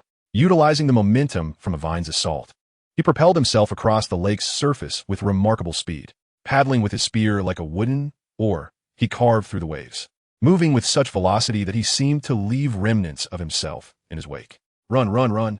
Cold sweat poured down his brow, and a singular thought consumed him. The unknown entity on the heart of the island, that black-purple vine, was far too formidable for him to confront at present. Any pride he had felt from his recent power surge evaporated in an instant. Having missed its target, the black-purple vine did not pursue him further and gradually retracted into the mist, the tremors of the island subsiding as tranquility returned. As though the prior events had been but a figment of imagination, the entire lake fell silent. The cacophony of monstrous roars had vanished. as if every creature had collectively lost its voice. Ultimately, Chen Daolin safely reached the opposite shore, stepping on a solid ground with a profound sense of relief, akin to the elation of surviving a harrowing ordeal. At last, he had returned alive. The azure-winged serpent, which had previously roamed nearby, was nowhere to be seen. It had sensed the ominous presence of the vine and fled faster than any other. Chen Daolin gazed at the lake with a lingering trepidation, his mind awash with profound uncertainty. What exactly was that long vine? Why had it appeared on the island at the heart of the lake? How had it come to be? Chen Daolin felt an unsettling sense of dissatisfaction. There must be a plethora of botanical spirits on the island, and what he had gathered could only represent a mere fraction of them. However, with that terrifying vine looming, Chen Daolin was unwilling to tempt fate and experience the sensation of death once more. Suddenly, a thought flickered in his mind. Recalling his previous conversation with the enigmatic figure who had mentioned that reporting the treasure would yield a tenfold reward. Initially, Chen Daolin had dismissed this notion, confident in his ability to collect the entire bounty of botanical spirits from the island. Yet, now, the presence of that dread vine had rendered his aspirations futile. Since he could not confront the terrifying vine himself, he resolved to enlist the help of the Extreme Martial Arts Institute, whose formidable power could surely contend with the vine. As he made this decision, Chen Daolin awkwardly realized that his tactical watch had been inadvertently crushed in his grip. He decided to seek out Ji Xian first. Thus, he retraced his steps to the concealed base within the mountains to find Ji Xian, as they had previously agreed upon several rendezvous points, with the mountain being the nearest, where they also stored the materials harvested from their numerous hunts. Like a phantom, Chen Daolin darted forth, vanishing into the night's wilderness amidst the sound of an explosive rush. Chapter 53. The Arrival of the Extreme Martial Arts Institute. Upon returning to the mountain, Chen Daolin found Ji Xian still at their hidden base on the mountainside, her face lighting up with delight at his return. Chen Daolin quickly recounted the events, handing her a millennium-old willow heart. Ji Xian, understanding that her own strength must be enhanced to better assist Chen Daolin, accepted it without hesitation, feeling the immense pressure of his rapid ascension in power. As Ji Xian consumed the millennium-old willow heart, Chen Daolin successfully established contact with the Extreme Martial Arts Institute. After inquiring about specific details and coordinates, they pledged to send reinforcements as swiftly as possible. Now, all that remained was to await their arrival. Standing at the cave's entrance, Chen Daolin contemplated the pitch-black night. He anticipated the arrival of beings far surpassing even the war god, perhaps more than one, and speculated that the Institute's leader, Hong, might also make an appearance. After all, Chen Daolin had clearly articulated the formidable power of that mysterious vine, capable of obliterating even a war god clad in the black god armor with a single strike, and this was merely a vine, its true strength yet unknown. He surmised that even a typical being beyond the war god would find themselves merely offering themselves as fodder against the vine. While Chen Daolin pondered these matters, Ji Xian had already absorbed the effects of the millennium-old willow heart, significantly enhancing her physical capabilities to the threshold of a high-level war god. Moreover, an enigmatic dark golden sphere in her mind shattered, elevating her mental prowess to the pinnacle of high-level war gods, rendering her nearly invincible among them. Ji Xian's physical strength now exceeded 300,000 kilograms, a substantial portion derived from her enhanced mental energy. With her augmented physique and mental power, Ji Xian could now move at speeds exceeding 700 meters while simultaneously wielding 6 flying daggers in unison, each capable of delivering a staggering force of 500,000 kilograms. Combined, their impact could surpass 3,000,000 kilograms. Beyond any high-level war god not clad in the black god armor, others would find themselves facing certain annihilation. Had it not been for Chen Daolin's own individual explosive strength exceeding 7,400,000 kilograms, bolstered by the black god armor, he too would have struggled to outmatch her. Based on their estimates, the millennium-old willow heart could augment physical strength by approximately 80,000 kilograms, effectively elevating an individual to the level of a novice war god without any painful risks. Additionally, it enhanced cellular vitality, making it an invaluable treasure. At this moment, both Chen Daolin and Ji Xian possessed sufficient strength to sweep through the entire training camp. Chen Daolin decided to allocate one of the 8 millennium-old willow hearts to Ji Xian, reserving the remaining 7 for those close to him. Ji Han, as well as his parents, Lin Xiao, his mentor Situ Bolai, and friends from Jiangnan Pavilion, Shi Jiang and Zhao Ruo. Of course, ordinary individuals lacked the evolutionary training of warriors, leading to significantly lower absorption efficiency. A single botanical spirit could elevate a high-level warrior to mid-level or even high-level, but for an ordinary person, it would only grant them the status of a high-level warrior. In essence, one botanical spirit could create a high-level war god. However, Chen Daolin was unconcerned. With the distribution of the millennium-old willow hearts complete, he still possessed 6 other botanical spirits. Moreover, he would also receive a 10% share of the spoils obtained by the Extreme Martial Arts Institute from the Lake S Central Island, representing a considerable fortune. It could be said that Chen Daolin was now exceedingly wealthy. Even the circulating funds of the 12 prominent families of Huaxia within the HR Alliance could scarcely compare to the worth of a single botanical spirit, a priceless treasure that could not simply be purchased with money. Just as Chen Daolin would never consent to sell a botanical spirit for money, such treasures were elusive. Previously, during the conflict at the 003 City Sports Arena, 3 war gods battled against 6 Lord-level beasts over a single botanical spirit, resulting in Chen Daolin ultimately reaping the benefits. The botanical spirits on Mist Island were further surrounded by countless lake monsters, with over 100 high-level lords lurking about. The island also concealed a terrifying vine, capable of obliterating high-level war gods clad in the black god armor in an instant. Chen Daolin harbored doubts that even beings beyond the war god could survive an encounter with that vine, having had some vague insight from his past battles against royal-level beasts. The weakest entities beyond the war god were likely only 4 to 5 times stronger than high-level peak war gods, but their unique abilities further widened the chasm in strength. An ordinary high-level war god without the black god armor could easily be annihilated by a being beyond the war god, unless they were a mental energy practitioner capable of outpacing them. After a brief wait, Chen Daolin and Ji Xian observed a deep purple streak of light streaking across the sky. A sleek, triangular, purplish-red aircraft descended before them, its hatch sliding open to reveal 3 figures stepping forth, suspended in midair. One was a strikingly handsome man in his 30s, his long hair framing a warm smile that exuded a refreshing aura. The second was a man clad in a black robe, his golden mask obscuring his features, emanating an icy demeanor. The third, also robed in black and similarly masked, was a towering figure radiating a ferocious, beastly presence. They were astonishingly 3 beings beyond the war god. Only beings of such caliber could fly unaided. Others, including mental practitioners, relied on telekinetic control for flight. Greetings, esteemed sirs. Chen Daolin and Ji Xian bowed, slightly in respect. Chen Daolin, Yixvan. Among the recent elite training camp participants, you 2 stand out as the most exceptional. The handsome man remarked with a slight smile. Lead us to the location you mentioned. We wish to ascertain the veracity of the abundance of botanical spirits. Chen Daolin, with a hint of concern, cautioned, esteemed sirs, there exists a particularly fearsome vine in that vicinity. Simply call me Lu Xuanxia, the handsome man replied with a smile. As for my companions, the one exuding coldness is Bing Shan, and the other, who appears quite fierce, is Yishou. They are both the personal guards of our leader. Within the Extreme Martial Arts Institute, beneath the leader, we have 5 chief inspectors and 3 personal guards, each of whom is a being beyond the war god. In the realm of transcendence, there exist merely over 50 beings surpassing the status of a war god, of which our Extreme Martial Arts Academy proudly claims 9. As he concluded, Inspector Lu's tone carried a hint of pride. Both Chen Daolin and Ji Xian were left astounded. To possess 9 out of over 50 such formidable beings globally is indeed a staggering feat. It is crucial to note that the world is currently dominated by 5 major powers: the Extreme Martial Arts Academy, the Thunder Martial Arts Academy, and the 8 super factions of the HR Alliance, excluding certain transcendental warriors not affiliated with these 8 factions. The remaining powers each possess only a handful of such elite beings. While the Extreme Martial Arts Academy boasts 9, the Thunder Martial Arts Academy is slightly inferior with perhaps 6 or 7, leaving only 3 or 4 truly dedicated to serving their nations.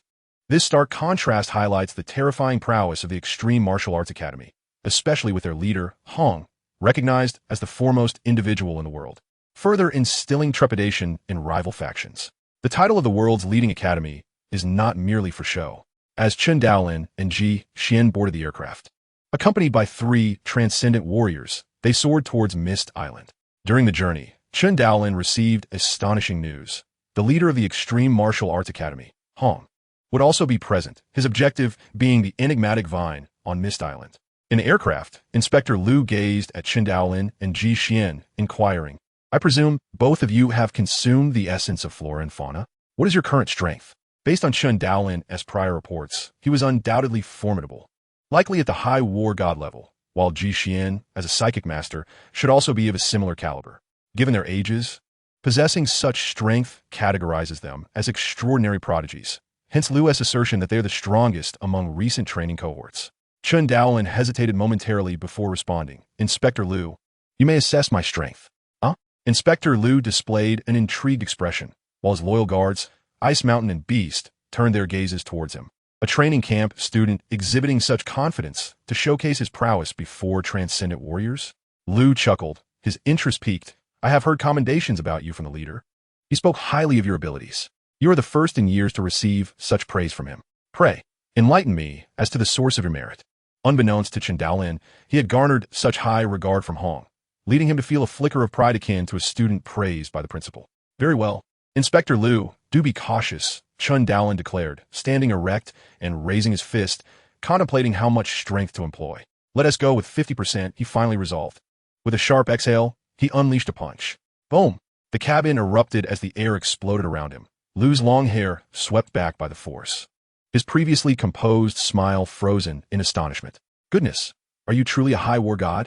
Although he had exerted merely half his strength, Chen Daolin's foundational power was already at 400,000 kilograms, amplified fivefold by the king's fist to 2 million, and with the devastating 37 times burst, he reached a staggering 7,400,000 kilograms of force, equivalent to a colossal 7,400 tons.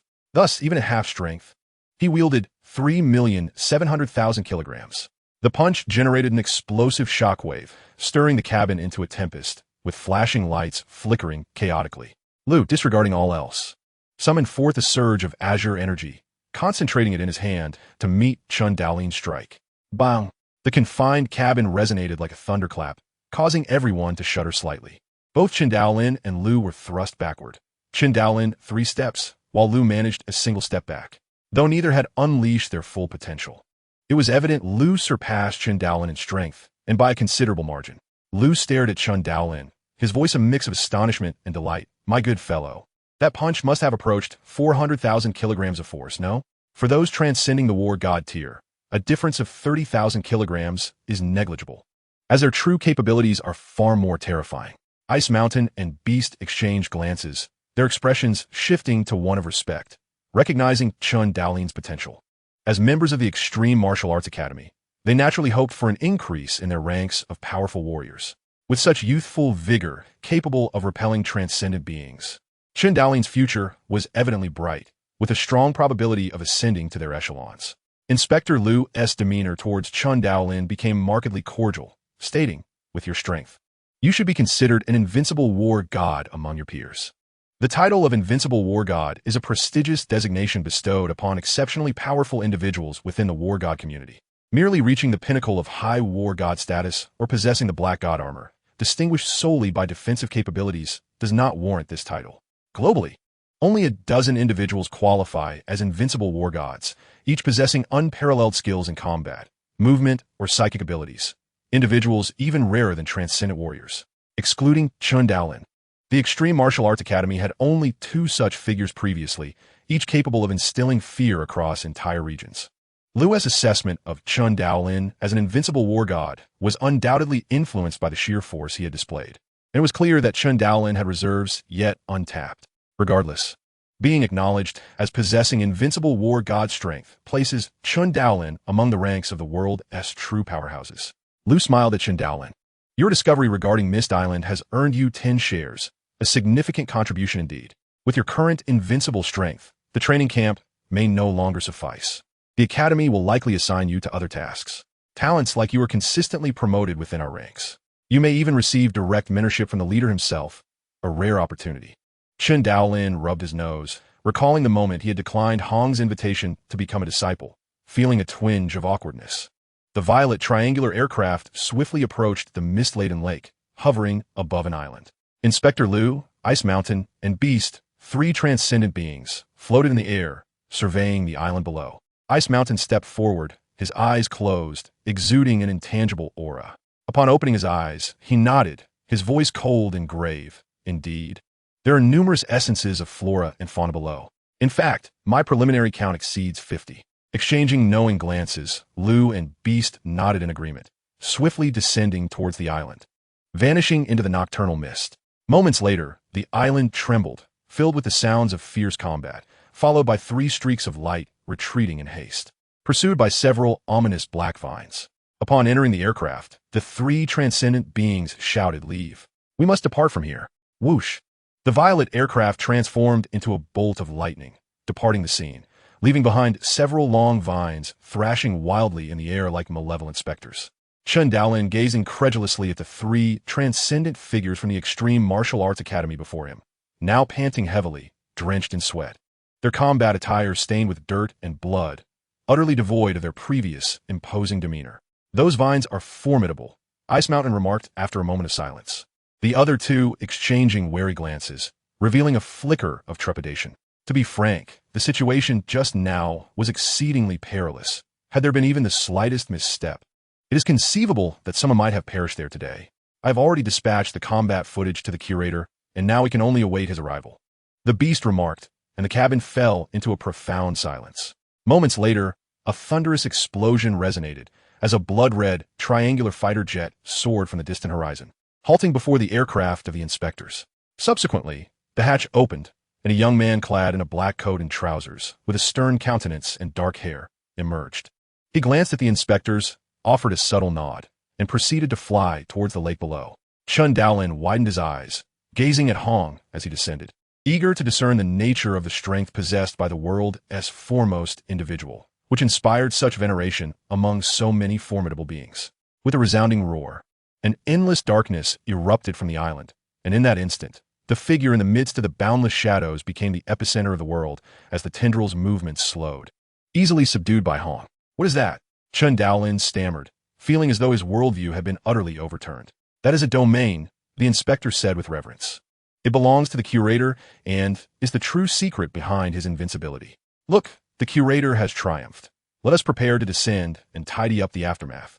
Chapter 55, Exchange. Within the Grand Hall of the Extreme Martial Arts Global Headquarters spaceship, the black-clad youth Hong sat across from Chen Daolin and Ji Xian, both seated on mats and facing each other across a table. Following the conclusion of their expedition to Mist Island, Chen Daolin and Ji Xian had prematurely concluded their Life and Death Adventure Month's mission and were brought back to the Extreme Martial Arts headquarters, where they awaited their meeting with Hong. After witnessing Hong's truly formidable power, both Chen Daolin and Ji Xian bowed their heads in profound respect, not daring to draw breath, for the disparity was overwhelming. The tendrils, capable of easily slaying Chen Daolin, were rendered utterly powerless before Hong, toyed with as if they were mere playthings. From that moment, Chen Daolin was acutely aware of the considerable distance that lay between himself and true power. The young man with dark hair regarded Chen Daolin with a hint of warmth in his gaze and spoke. "This time, you discovered Mist Island and reported it. Your contribution is not insignificant. For this discovery and report, you shall receive a share of all the spirit of plants, totaling 10. Hong was well aware that Chen Daolin might have previously acquired the spirit of plants on Mist Island, but given his esteemed status and perspective, he did not inquire further about such matters. Moreover, having already secured the Mo Yun vine from Mist Island, he was exceedingly pleased, leading to a much improved attitude towards Chen Daolin. With a wave of his hand, a 3-dimensional virtual projection suddenly materialized in the darkened meeting room, showcasing 11 images of the spirit of plants. This time, we procured 102 spirits of plants from Mist Island. According to their value, I shall allocate 10 to you, which are the 11 specimens before you. Here are their values and functional descriptions. As the 3-dimensional virtual projection unfolded, a plethora of text appeared alongside each spirit of plants, elucidating their various uses. Chen Daolin and Ji Xian raised their gazes, attentively observing. Their exceptional eyesight made this task effortless. The 11 spirits of plants ultimately displayed their prices. Measured in stars, 25 stars, 38 stars, 39 stars, culminating in a total of 335 stars. In truth, the spirits of plants hold little significance for those who have already reached the pinnacle of the war god level. Thus, I present you with an opportunity to exchange the spirits of plants for other items. With another wave of his hand, an additional 3-dimensional virtual projection emerged, categorizing items into various classes, such as manuals, intelligent fighter jets, battle garments, weapons, and elixirs. Hong smiled faintly on this exchange list, There are a total of 67 treasures available for you to redeem. You possess 335 stars to trade for whatever you desire, as long as it falls within that price range. Chen Daolin blinked, surveying the exchange list, feeling somewhat overwhelmed by the dazzling array of options. His gaze first gravitated towards the intelligent fighter jets. For Chen Daolin, these jets had long been an object of desire, much like how many men covet cars. Martial artists similarly harbor a deep affection for fighter jets, which far surpass the prestige of private airplanes.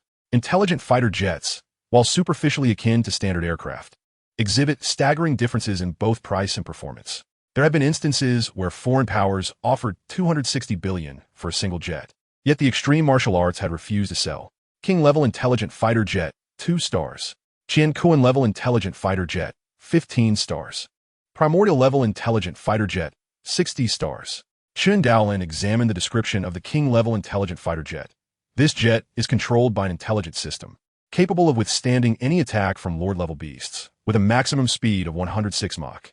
Unable to contain his excitement, he exclaimed, "Curator, I would like to acquire 2 of these King-level intelligent fighter jets." He raised 2 fingers. Hong cast a fleeting glance at Ji Xian beside Chen Daolin and nodded. The finest battle garment available was the Black God suit, priced at 5 stars. However, as Chen Daolin already possessed one, he refrained from purchasing another. Instead, he turned his attention to the weaponry category. As he faced increasingly formidable beasts, particularly the Lord-level ones, he recognized that his original spear was becoming inadequate. His gaze suddenly fell upon a 4th-ranked ultimate technique named Lightning Flash, valued at 25 stars. Unable to suppress his curiosity, he inquired, "Curator, what is this Lightning Flash technique? It seems rather exorbitant." Hong replied calmly, "This is an ultimate technique that can only be mastered beyond a war god level. It is still too early for you. You should consider selecting something else." Chen Daolin persisted, "Curator, I still wish to know the utility of this lightning flash." Hong regarded him for a moment before responding. "The lightning flash is an ultimate technique I devised, capable of igniting the primal energy within your genes, exponentially increasing your speed for a brief period. The extent of this enhancement correlates with the amount of primal energy consumed, reaching a maximum of 3 times increase. However, it inflicts significant harm to the body. Hence, it should only be employed in critical moments, and only those who transcend the war god level can cultivate it." Chen Daolin's eyes sparkled with determination. "Curator, I shall take it." After enduring the lessons imparted by the king-level azure-winged serpent and the mist vines, he had come to deeply appreciate the importance of speed for survival. Mastering the lightning flash would prove invaluable, whether for self-preservation or as a decisive strike in critical situations. As for the requirement of being above the war god level to cultivate it, Chen Daolin did not feel daunted. After all, it had only taken him a mere 9 months to evolve from a martial artist to his current status. Since Chen Daolin was resolute in his desire to purchase it, Hong did not impede him. He had already provided a warning. Chen Daolin was left with 45 stars. Next, he procured for Ji Xian a manual titled Foundations of Mentalism, valued at 3 stars. With 15 stars remaining, as he could not find suitable weaponry, he exchanged for a spirit of plants known as Imanji Kue, which would immediately heal injuries upon consumption. As for other elixirs, Chen Daolin felt no need to acquire any, considering he had already consumed dragon blood, spirit concentration fruits, and millennia-old willow wood heart, with a plethora of medicinal effects still lingering within him, coupled with a rapidly ascending power phase.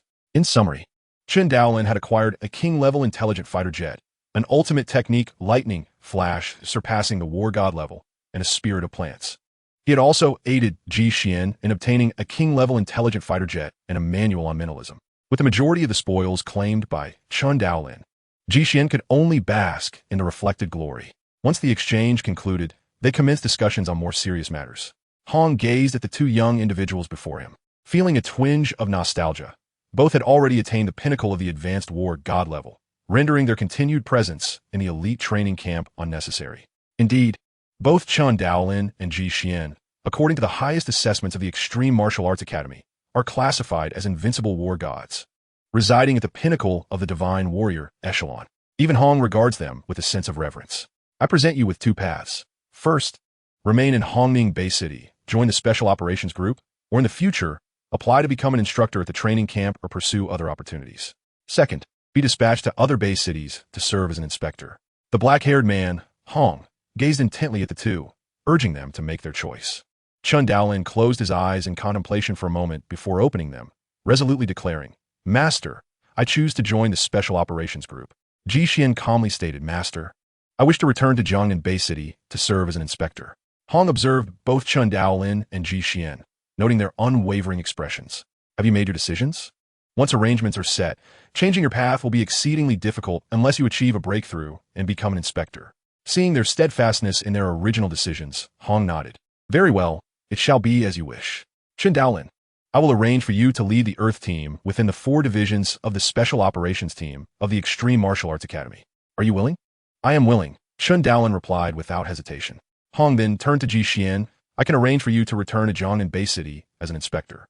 However, as an inspector, your title must be at least that of a senior war god. What you must do now is to attain the title of senior war god." "Yes, master," Ji Xian responded earnestly. At the global headquarters of the Extreme Martial Arts Academy, 2 young individuals, a man and a woman, emerged from the entrance of the grand, colossal spaceship structure, accompanied by a woman clad in red traditional attire. In an open area, 2 triangular intelligent warplanes, each exceeding 20 meters in length, were stationed, one silver gray and the other deep blue. Chen Daolin chose the first aircraft, while Ji Xian opted for the second. After recognizing their ownership, the 2 boarded their respective intelligent warplanes and soared back to the elite training camp. Seated in the luxurious and comfortable cockpit of the intelligent warplane he named Silver Flash, Chen Daolin gazed at the scenery flying by in the high skies, his heart brimming with joy. The lightning and fire technique could only be learned in the virtual space, and the master kept it shrouded in secrecy, indicating its immense significance. Chen Daolin shook his head lightly. The virtual space, known as the Divine Warrior Palace, was established by the world's strongest, Hong, and the second strongest, Thunder God. It serves as a sanctuary for all elite human warriors worldwide. Only those who possess the title of War God and pass the palace's scrutiny can acquire a consciousness-sensing helmet and become a member of the Divine Warrior Palace, gaining access to the virtual space. However, for Chen Daolin, this posed no difficulty. The high-level Lord-class monsters he had hunted recently numbered over 3, with more than 20 other Lord-class beasts at his disposal. Any 2 of them would suffice to earn him the title of War God. Naturally, possessing the War God title alone was insufficient. The most crucial aspect remained the palace's evaluation. Yet, for Chen Daolin, this was not a hurdle. As the Extreme Martial Arts Academy stood behind the Divine Warrior Palace, and he had already garnered the highest tiers recognition, this step could be overlooked. First, he would return to the elite training camp, then acquire the title of War God, pay a visit to Uncle Ji and the others in Jiangnan Bay City, and subsequently assume his role in the Special Operations Team. Chen Daolin outlined his itinerary. Chapter 56, Senior War God. At the elite training camp, it was still morning. As the trainees participated in life and death adventures, the instructors enjoyed a rare moment of leisure. Among the architectural cluster of the instructors' quarters, a seemingly ordinary, tranquil villa exuded the style of ancient Tang dynasty architecture. In the courtyard, a middle-aged man, dressed in white with a straight posture and graying temples, was deeply engrossed in practicing his martial arts. Suddenly, he paused and looked towards the entrance. A young man, unassuming yet well-proportioned, entered with a smile, holding a wooden box. "Why have you returned?" Situbole inquired in astonishment. The news of Chen Daolin's return to the global headquarters of the Extreme Martial Arts Academy was known only to a select few high-ranking officials, and Situbole, who preferred a quiet life, was oblivious. For some reason, after just a few days apart, he sensed a significant change in his disciple. Chen Daolin smiled. "I am about to leave the training camp, so I came to bid farewell to my teacher." He casually placed the wooden box on a stone table, gazing at the flourishing jujube tree in the courtyard, and said, "Thank you for your guidance during this time, teacher. I will visit you again when I have the opportunity." A flicker of understanding crossed Situbole's eyes as he patted Chen Daolin's shoulder. "Wait a moment." He returned to the house and soon emerged with a piece of calligraphy, handing it to Chen Daolin. "I have nothing of value to gift you, so please accept this as a memento. May your future endeavors sail smoothly." Upon opening the calligraphy, Chen Daolin read the words, standing tall like a cliff, unyielding in desire. "Embracing all rivers, vastness lies in tolerance." He bowed respectfully to Situbole. "Teacher, take care." Situbole silently watched Chen Daolin depart, letting out a soft sigh. With his enthusiasm for practice waning, he turned to head back inside, but suddenly noticed the wooden box on the stone table. Amused, he shook his head and casually opened it, only to be taken aback. Inside lay an egg-shaped crystal, within which swirled a vibrant green liquid. accompanied by a small note. Teacher, though you are nearing 70, I believe you could still help me find a wife. Brother Shijiang, sister Zhao Ruo. What is the password to your secret chamber? Chen Daolin strolled through the training camp. Reflecting on this place he had called home for nearly half a year. He had initially thought he would remain at the elite training camp for 2 to 3 years, yet here he was, departing so soon. After chatting with Shijiang and Zhao Ruo, he placed 2 portions of Millennium Willow wood essence into their respective secret chambers. Chen Daolin returned to his own pavilion to pack his belongings. As he emerged from his tower, he spotted Ji Xian descending with her backpack. They exchanged smiles, stepping out of Jiangnan pavilion together. On the way, Ji Xian hesitated, seemingly grappling with her thoughts. What is troubling you? Chen Daolin asked with curiosity. Ji Xian's lips moved before she spoke. Alin, do you resent me for not returning with you this time? Chen Daolin replied in surprise. Why would you think that?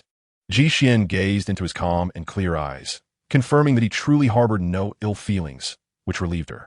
Everyone has their own path, their own life. As long as we are happy, that is enough. Chen Daolin maintained a serene demeanor. As long as we remember each other, we will always be friends. Distance is not an issue, is it? Ji Xian pondered for a moment. You are right. Well then, if you're not concerned, what more can I say? At that moment, Chen Daolin added, when we return, you should deliver the Millennium Willow wood essence to Uncle Ji and the others. But do not mention that it is from me. He hesitated before adding, including Lin Xiao. Otherwise, that girl will truly cling to me, and that would be a headache. She is not young anymore. I hope she finds a boyfriend in college soon, Chen Daolin thought with a paternal sentiment. At Jiangnan Second Military Academy, someone in the dormitory shivered violently. Ji Xian's expression was somewhat complex, yet she nodded, understanding that Chen Daolin did not want her family to feel indebted to him. As they walked, Chen Daolin looked up at the sunlight filtering through the swaying trees, a warm smile gracing his face. I hope that many years from now, when I think back, I can once again see your figures. That would bring me great contentment. Before her eyes, myriad faces emerged, some belonging to this lifetime and others to a past existence. While the memories of certain individuals had faded, the lingering sentiments proved difficult to dispel, leaving behind only a persistent, bittersweet ache. Ji Xian parted her lips slightly, gazing at the somewhat desolate figure of the young man before her, ultimately remaining silent. Her emotions beyond articulation. On the bustling streets of Hongning Bay City stood the Extreme Tower, an iconic skyscraper soaring to 88 stories. Abruptly, 2 triangular fighter jets appeared at the base of the edifice, followed by the descent of 2 figures from the heights, Chen Daolin and Ji Xian. Both burdened with hefty black combat backpacks that towered even above themselves, nonchalantly advancing into the building amidst a sea of astonished gazes. 2 elegantly attired women stood at the entrance. Mr. Chen, Miss Ji, they greeted, momentarily taken aback by the youth of their visitors, yet quickly regaining their composure to welcome them with warm smiles. Their eyes still wide with astonishment as they gazed at the 2 jets hovering over 20 meters above the Extreme Tower. As they walked, Chen Daolin and Ji Xian exchanged light-hearted banter. They had traversed a great distance to hunt the storm behemoth. Previously, they had only managed to slay 3 high-ranking Lord-level monsters in the Australian continent, but to certify as high-ranking warriors, they needed to defeat 2 high-ranking lore monsters. Neither wished to settle for the certification of a mid-ranking warrior, so they had separately taken intelligent combat aircraft into the wilderness, ultimately spending time to locate and eliminate a storm behemoth to acquire the necessary materials for their purpose, leading them to the Extreme Tower. Inside the Extreme Tower, a throng of people moved continuously, with the majority being martial artists gathered in the bar on the first floor, chatting and drinking. Upon the entrance of Chen Daolin and Ji Xian, all eyes turned towards them. Look over there. Impressive. That backpack must be 2 meters high, filled to the brim. How much monster material could possibly be inside? Soon, Chen Daolin and Ji Xian underwent a performance evaluation at the Extreme Tower, earning the title of high-ranking warriors and achieving a 4-star contribution point status at the Extreme Martial Arts Hall, 10 million contribution points. They were also presented with consciousness-sensing helmets delivered personally by the hall's representatives. With their belongings in tow, Chen Daolin and Ji Xian exited the building, only to find a crowd gathered around the vicinity of the Extreme Tower, gazing upwards at the triangular intelligent fighter jets hovering above. As they emerged, many cast envious and admiring glances their way. Ignoring the attention, Chen Daolin and Ji Xian leapt into their respective aircraft, which then transformed into streaks of silver and blue, vanishing into the horizon. In Jiangnan Bay City, Yangzhou City, at the second high school of Yangzhou, the bell rang, signaling the end of classes. students poured from the buildings, bursting with youthful energy and laughter. Clad in a white dress and clutching a few books, Jihan walked alone from the classroom, her exquisite features and aloof demeanor setting her apart from her peers. To prepare for this year's college entrance examination and to acclimate to social interactions, Jihan had been enrolled in this prestigious high school at her sister's behest. Yet, perhaps due to her long-standing habit of solitude, she remained a lone wolf within the school, her beauty and outstanding academic performance only amplifying her isolation. The other students, intimidated by her striking appearance and formidable background, dared not approach her, further intensifying her aura of detachment. In truth, Jihan was indifferent to their company. Her intelligence had always distinguished her, and having endured significant challenges in her early years, she had learned to navigate life and study relying solely on her own strength. This solitary style naturally translated into her school life, where she cultivated an independent and self-reliant demeanor, often perceived by others as unapproachable and self-admiring. Jihan, however, did not mind. She had long since charted her course for the future. With her sister's current standing, she could easily participate in the examination without attending school. Yet, Ji Xian had insisted on her enrollment, concerned that Jihan might struggle to interact with others later on. Jihan accepted this arrangement silently, not wishing to squander her sister's goodwill. Meanwhile, her brother, Daolin, remained blissfully oblivious, often neglecting to respond to messages, which inexplicably irked Jihan. At that moment, she was unaware that the brother she often thought about, Daolin, along with her sister, had already returned. Yang, a clear voice pierced the air, drawing curious glances from the crowd. A tall, handsome boy in a school uniform emerged from the throng, approaching her with a smile. Did you just come out? Shall we head back together? Fang Feipeng, whose father was a seasoned martial artist residing in the Mingyue community of Yangzhou City, now working at the Yangzhou Guild, lived nearby Jihan. Sharing the same grade, they frequently encounter each other on their way to and from school, thus establishing a friendly rapport over time.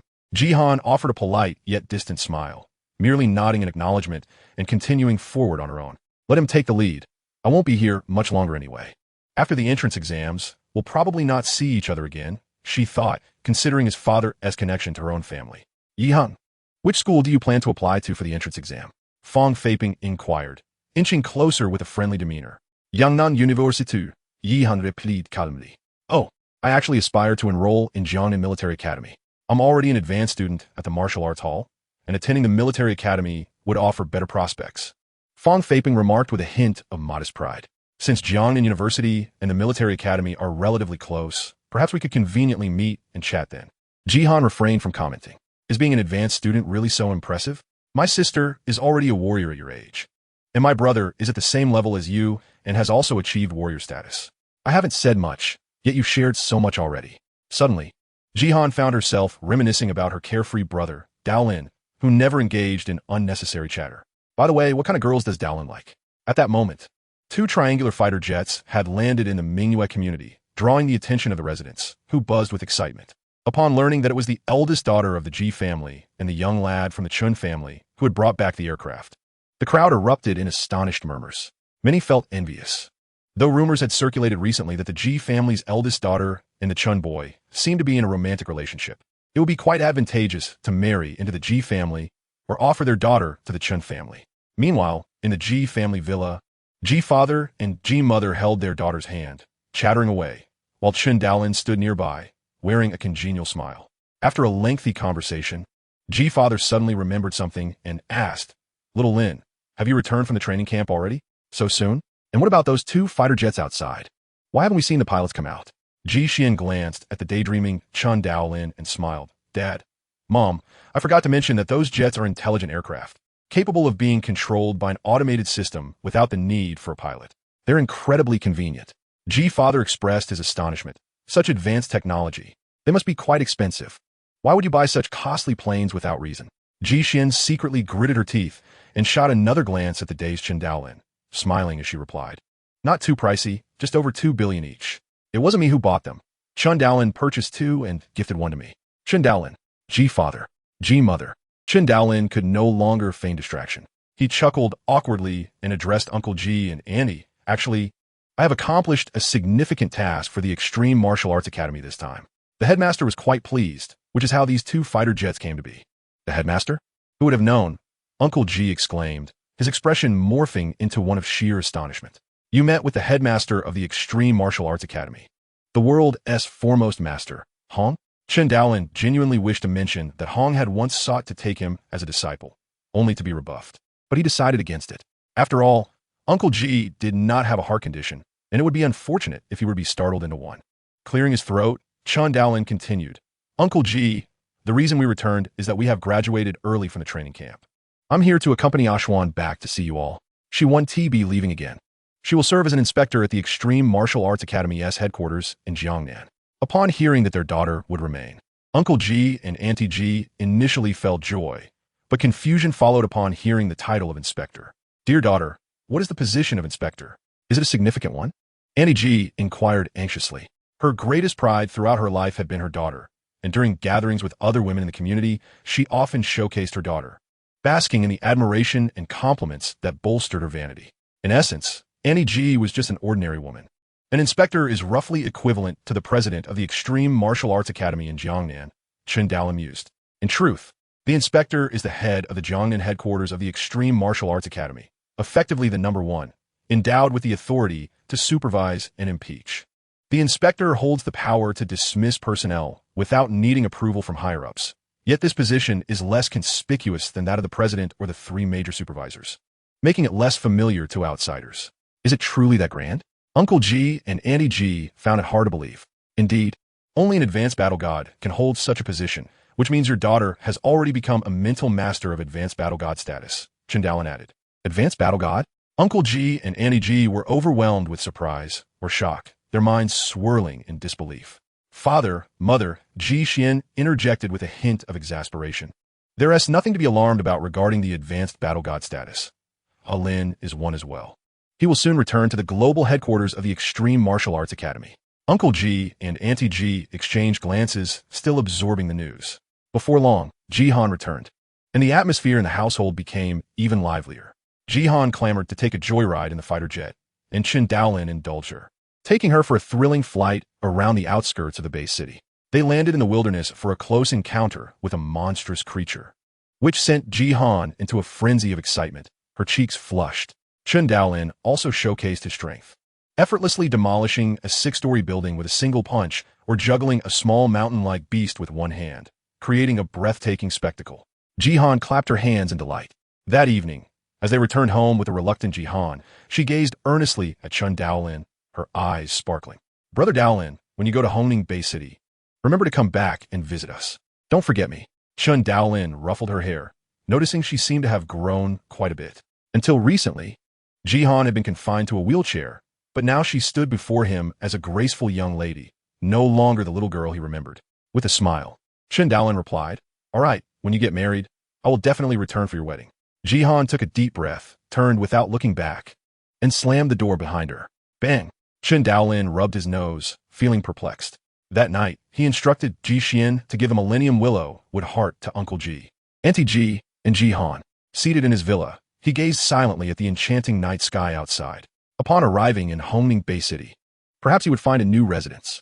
In the main district of Jiangnan Bay City, within the headquarters of the Extreme Martial Arts Academy, President Zhou Jingyong received news of the new inspector's imminent arrival while he was on the phone in his office.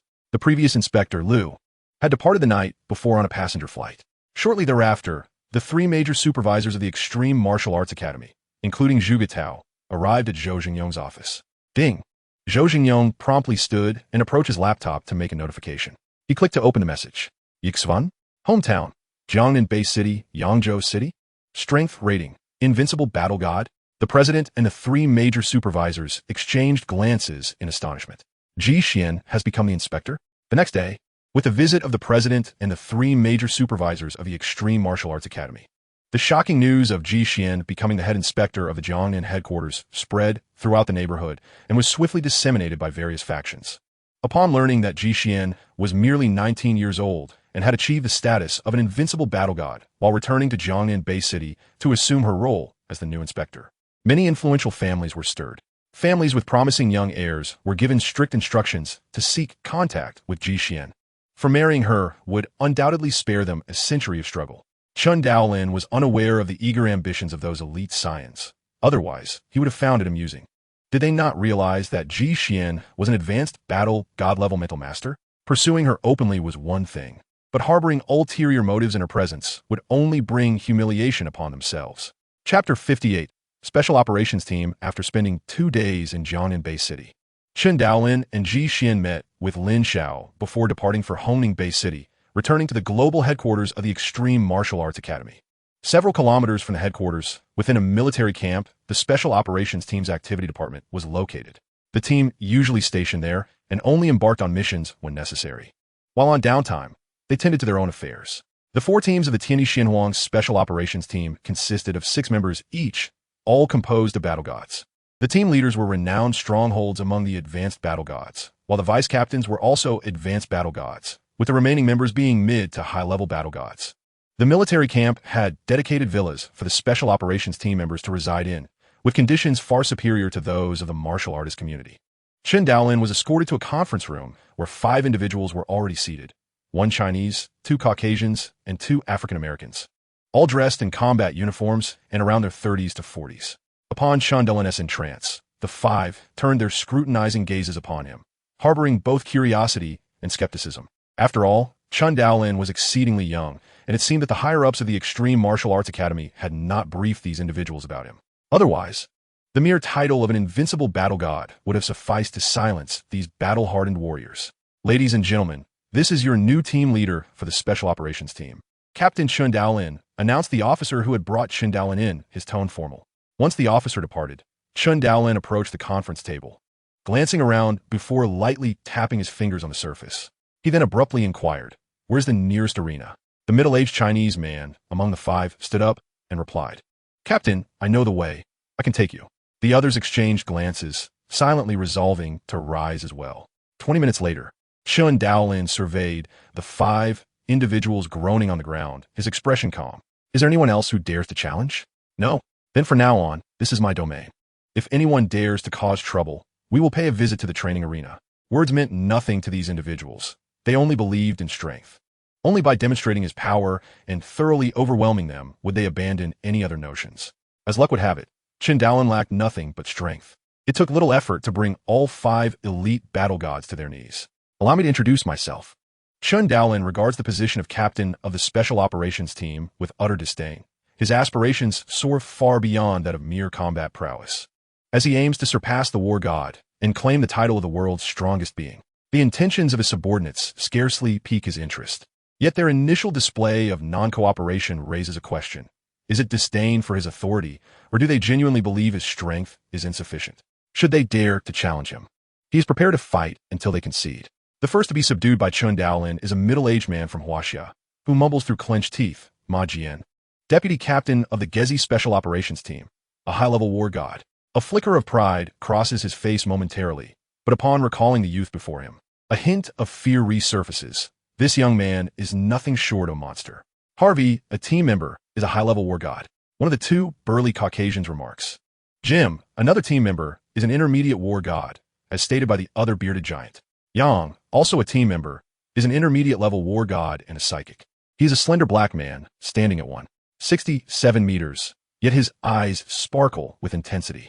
Nasty, the final member, is a robust and towering black man, resembling a muscular giant, who speaks with a deep, resonant voice. Chen Daolin gazes at them coldly and demands, "Present me with the team's data. I wish to peruse it." While he has no intention of leading this squad, he cannot afford to remain in ignorance, blind to their capabilities. In the confines of the office, clad in combat attire, Chen Daolin reviews the materials before him. The Extreme Martial Arts Academy currently boasts 4 special operations teams, tasked with executing directives from the Academy's higher echelons, such as apprehending a wayward war god, escorting valuable cargo, guarding critical bases, assisting in the extermination of monstrous threats, or competing for treasures in various locales. However, these assignments are typically not long-term. They only act upon the Academy's summons, leading to an absence of routine tasks. Chen Daolin nods in satisfaction, realizing that the special operations teams are indeed elite combat units, not mere laborers. Their primary focus is self-improvement and engaging in battles. Though labeled as special operations teams, they could equally be referred to as combat squads. Every member is a war god, with none below the intermediate level, and their combat capabilities and experiences are substantial. Yet, when faced with a behemoth like Chen Daolin, they find themselves utterly powerless. The chasm between an invincible war god and a typical high-level war god is insurmountably vast. Ma Jian, you will manage the affairs of the team from now on. Call upon me when there are tasks, but do not disturb me during idle hours, Chen Daolin states, rising and turning to leave, leaving the 5 battered team members to exchange wry smiles. Chen Daolin commences his training in the dedicated martial arts hall for the special operations team within the military camp, wasting not a single moment. He is still in a phase of rapid growth in strength, and every moment spent on trivial matters is a moment wasted. April 25, 2057. At the Hongning Bay City, within one of the training halls of the Extreme Martial Arts Academy's global headquarters. On the 10th day since Chen Daolin assumed the role of captain of the Gezi Special Operations Team, he stands in the training hall wielding a long spear, executing his techniques with deliberate slowness. After mastering the 3rd level of the World Annihilation technique, he has begun to delve into the 4th level. Should others learn that he has advanced to the 3rd level within less than a year of training in the World Annihilation manuscript, they would surely be astounded. In Chen Daolin's mind, memories of that fateful night on Mist Island resurface, wherein he stood amidst boundless darkness, an invincible presence akin to a deity. The 4th strike of the World Annihilation teases his consciousness, a glimmer of understanding flickering just out of reach, obscured by a veil yet to be pierced. Having endured numerous life and death trials and engaged in relentless practice, Chen Daolin's marksmanship has reached a level of mastery, and his agility approaches perfection. However, he senses a slight deficiency in his breakthrough. Yet, he remains patient, for time is a luxury he possesses. During these days, the members of the Gezi Special Operations Team have been thoroughly impressed by Chen Daolin's martial prowess, and he has grown familiar with the other team members. The 4 Special Operations Teams, Heaven, Earth, Mystery, and Yellow, exhibit comparable strength, with captains and deputy captains typically being high-level war gods, all formidable among their ranks. Most team members are intermediate to high-level war gods, with the Gezi Special Operations Team being a rarity, featuring 4 high-level war gods, including the invincible Chen Daolin, among its 6 members, with the reputation of Chen Daolin as an invincible war god spreading. The Gezi Special Operations Team has emerged as the most powerful unit among all teams, and many war gods who have sparred with him are left in awe of his might. Furthermore, through interactions with these seasoned war god martial artists, Chen Daolin has absorbed a wealth of knowledge. During this period, Chen Daolin also logged into the consciousness sensing helmet, entering the virtual realm of the War God Palace. The palace is primarily composed of ordinary war gods, with a council of management, including 52 members who have transcended the status of war gods, as well as 5 prominent chairs. Hong serves as the first chair, while Thunder God occupies the second. They are the true arbiters of the War God Palace. In contrast, the other chairs, ranked 3rd to 5th, hold high status, but are far inferior to the first 2. The War God Palace boasts a membership exceeding 500 war gods from around the globe, with only a few hundred classified as high-level war gods. The hierarchy within the palace consists of 3 tiers: ordinary members, council members, and chairs. Within the War God Palace, there are numerous functionalities, including a marketplace, an auction hall, and a challenge arena. In his private chamber, Chen Daolin discovers the transcendent war god-level ultimate technique, Lightning Flash, which he purchased for 25 stars. However, as Hong mentioned, it can only be cultivated by those who have surpassed the rank of war god. Occasionally, Chen Daolin encounters Ji Xian in the virtual space. She has ascended to the role of an influential overseer at the Extreme Headquarters in Jiangnan Bay City. Like Chen Daolin, she is engrossed in her own training in the fundamentals of psychic mastery, showing little inclination to engage in other matters. Chapter 59, Mission. In the virtual realm of the War God Palace, Chen Daolin dines in the first-floor restaurant with several war gods from the Extreme Martial Arts Academy. The Grand Hall stretches approximately 30 meters high and exceeds 100 meters in length and width, furnished with countless sofas and chairs, accommodating thousands of guests. Scattered throughout are at least several hundred war gods. Such a gathering is unattainable in reality, as these warriors are preoccupied with their own affairs across the globe. Only in the War God Palace's virtual space can they converge into a formidable force. The War God Palace stands as humanity's most formidable collective, led by Hong and Thunder God, alongside 52 transcendent War God Council members, uniting more than 3,000 war god from across the globe to rise above nations and organizations. The palace's mission is to consolidate human strength to repel the onslaught of monsters and even eradicate them. Before Chen Daolin and the assembly of war gods, the dining table is laden with exquisite delicacies rarely witnessed in the real world, including dragon liver and phoenix gall, crafted from various monstrous ingredients. Here, one can indulge freely, with flavors matching or even surpassing those of reality. However, such a feast is not inexpensive. A single meal could cost upwards of $1 million, with lavish banquets reaching tens of millions. Yet, this is merely a sensory experience within the virtual realm, which incurs no cost. Only the wealthiest among the war gods, some earning annual salaries of $5 billion, can afford this extravagance, treating 100,000 expenditure as mere pocket change. Behind the War God Palace lies the Extreme Martial Arts Hall, or rather, it is simply Hong. Chen Daolin could not help but marvel at Hong, truly deserving of the title of the world's preeminent tycoon. The earnings from the virtual realm alone in a single day likely surpass what a war god would earn in an entire year.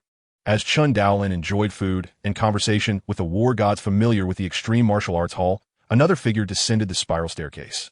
With short black hair, a striking visage, an austere demeanor, and a tall stature clad in casual attire. It was none other than the Inspector Ji Xian from the Jiangnan base of the Extreme Martial Arts Hall. Most individuals in the first-floor hall greeted Ji Xian, as a majority of war gods were eager to cultivate a favorable relationship with this formidable mentalist. "Miss Ji, you have arrived," they chorused. "Hello." Ji Xian replied with a gentle smile and a slight nod, proceeding to take a seat beside Chen Daolin, inquiring with a smile, "Am I late?" "You have arrived just in time. We have only just begun." An Extreme Martial Art Hall war god chuckled amiably. The camaraderie among the war gods of the Extreme Martial Arts Hall was palpable, and they welcomed both Ji Xian and Chen Daolin, the young paragons of invincibility, with warmth and enthusiasm.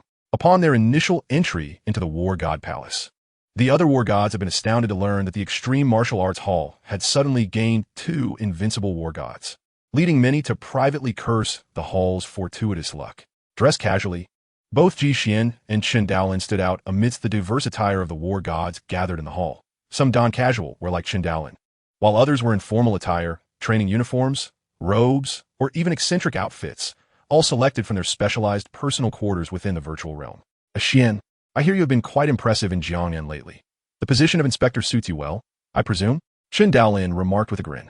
Since Ji Xian assumed the role of inspector for the Jiangnan base, news had spread like wildfire through the upper echelons of Jiangnan that she had dealt a severe reprimand to the inspector from the Lightning Martial Arts Hall, a high-ranking peak war god, during a welcome banquet. Even Chen Daolin, situated far away in Hongning, had caught wind of this. As the only 2 super martial arts halls in the world, the Extreme Martial Arts Hall and the Lightning Martial Arts Hall had long been rivals, with both sides maintaining inspectors, presidents, and supervisors, and engaging in fierce competition for talent. When Chen Daolin had recently undergone practical combat assessments, he had even been courted by a supervisor from the Lightning Martial Arts Hall. "Chen Daolin, remember to attend next month's auction," someone reminded. "Let us see," he replied casually as conversation flowed easily and the atmosphere remained jovial. After exchanging pleasantries with Ji Xian and the members of the Extreme Martial Arts Hall, Chen Daolin suddenly received an external communication alert. "Apologies," he said, exiting the virtual space and returning his consciousness to the study in his villa. The study, specially constructed by the Extreme Martial Arts Hall, boasted formidable defenses and stringent security, making it a challenge even for war gods to penetrate. This time was ample for those in the virtual realm to heed external warnings and exit promptly. Upon opening his eyes, he removed his helmet and connected the incoming call on his desk. A screen flickered to life, revealing a figure of African descent. "Inspecteur Vladimir." Chen Daolin inclined his head slightly.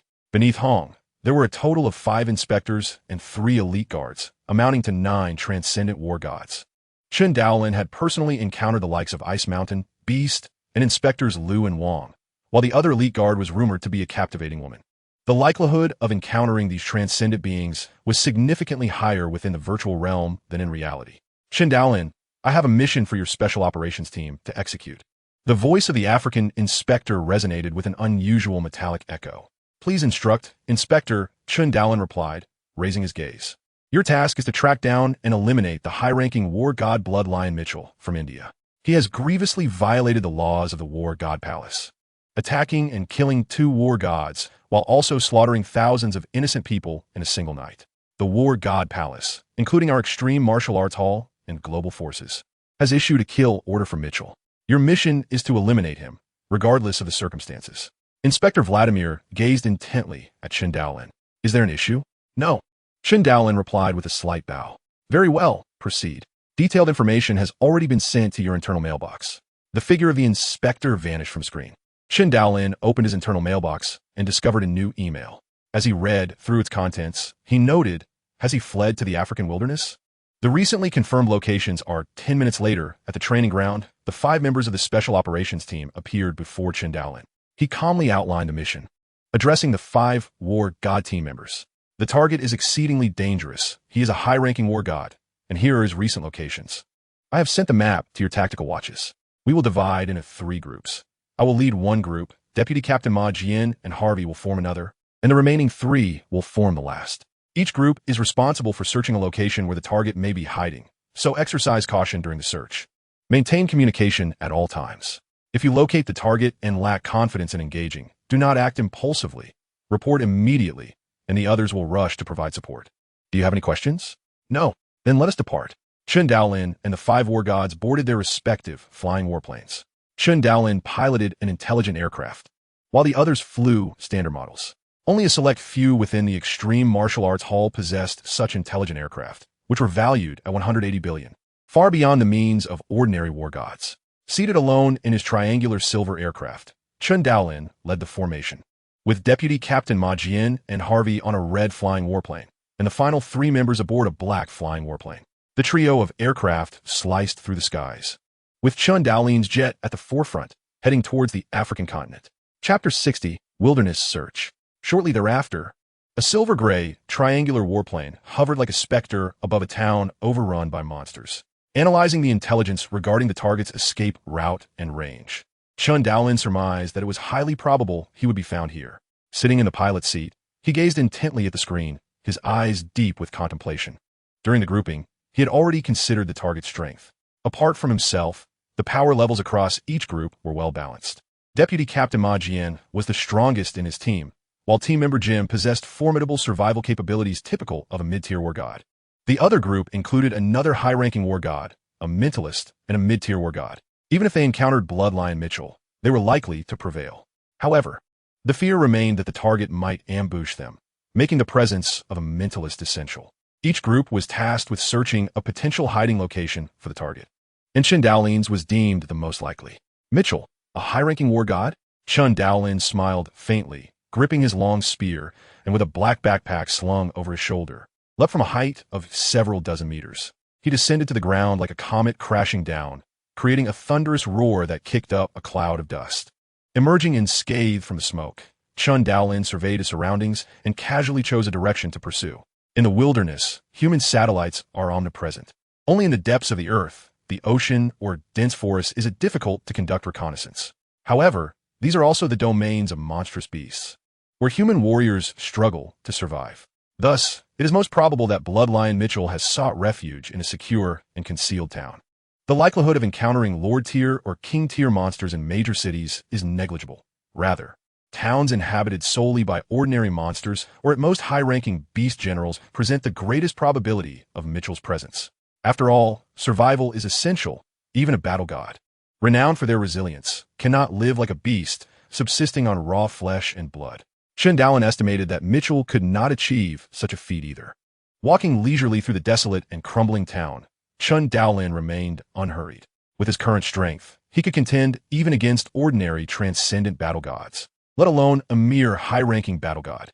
Furthermore, clad in the black god set as a shield, there were few threats to his life in this world, aside from high-tech weaponry such as laser cannons or transcendent battle gods, as well as king-tier monsters. His sole objective was to locate Mitchell and eliminate him. In addition to the Special Operations Team, led by Chen Daolin, other organizations had dispatched personnel, yet only the Thunderbolt Martial Arts School possessed a force as elite as the Extreme Martial Arts School. The remainder primarily focused on intelligence gathering. The Special Operations Team from the Thunderbolt Martial Arts School had also arrived in the African wilderness.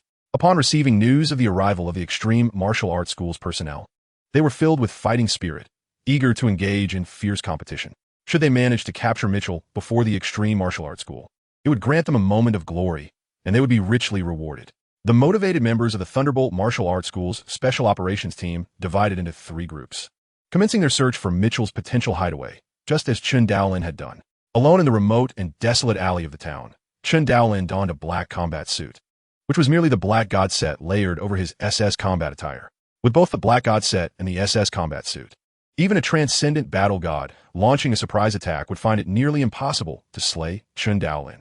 As he pondered the profile of his target, Bloodline Mitchell, he reflected on his origins as an ordinary man from humble beginnings. Born into poverty, Mitchell's father had perished from overwork in a factory, and his mother had once resorted to flesh trade. Unwilling to accept his fate, Mitchell worked tirelessly, training diligently until he became a warrior at the age of 25, thereby altering the course of his destiny.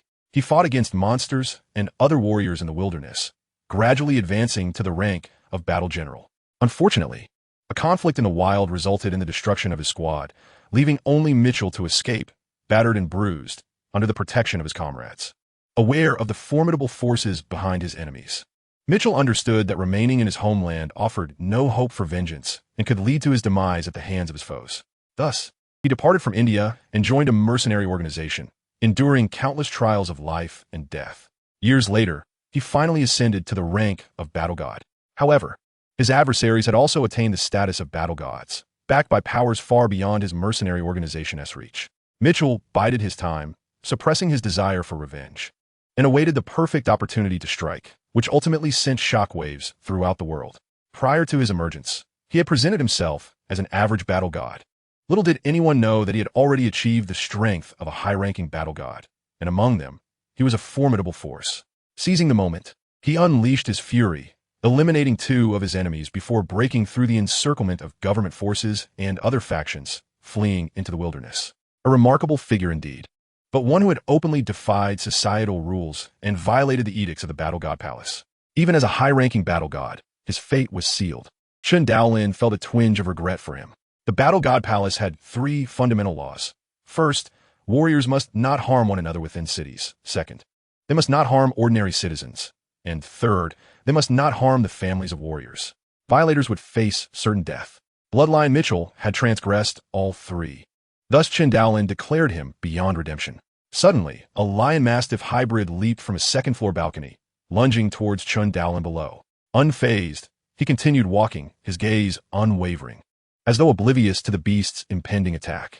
With a gentle flick of his spear, the lion-mastiff's eyes widened in fear as a gaping wound appeared in its throat. With a thud, it collapsed to the ground, lifeless. Chen Daolin did not spare a glance at the fallen creature, his figure gradually receding into the distance. To him, even the beast generals were of little consequence. He could hardly be bothered to slay them. Meanwhile, several dozen kilometers away in a city, 2 members of the Extreme Martial Arts School's Special Operations Team were traversing the streets. Locating a battle god intent on hiding within a city was exceedingly challenging. However, with cooperation from various factions, intelligence tracking, and the vigilance of numerous roaming urban warriors, it was nearly impossible for Mitchell to remain concealed indefinitely.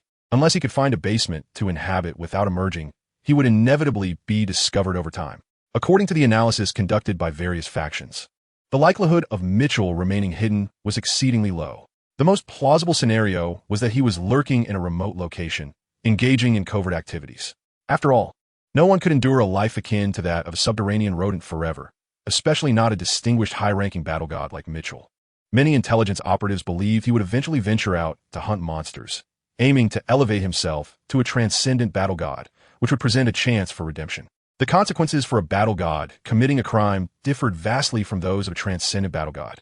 If Mitchell could indeed break through, it was likely that the Battle God Palace would retract the order for his execution in favor of alternative penalties.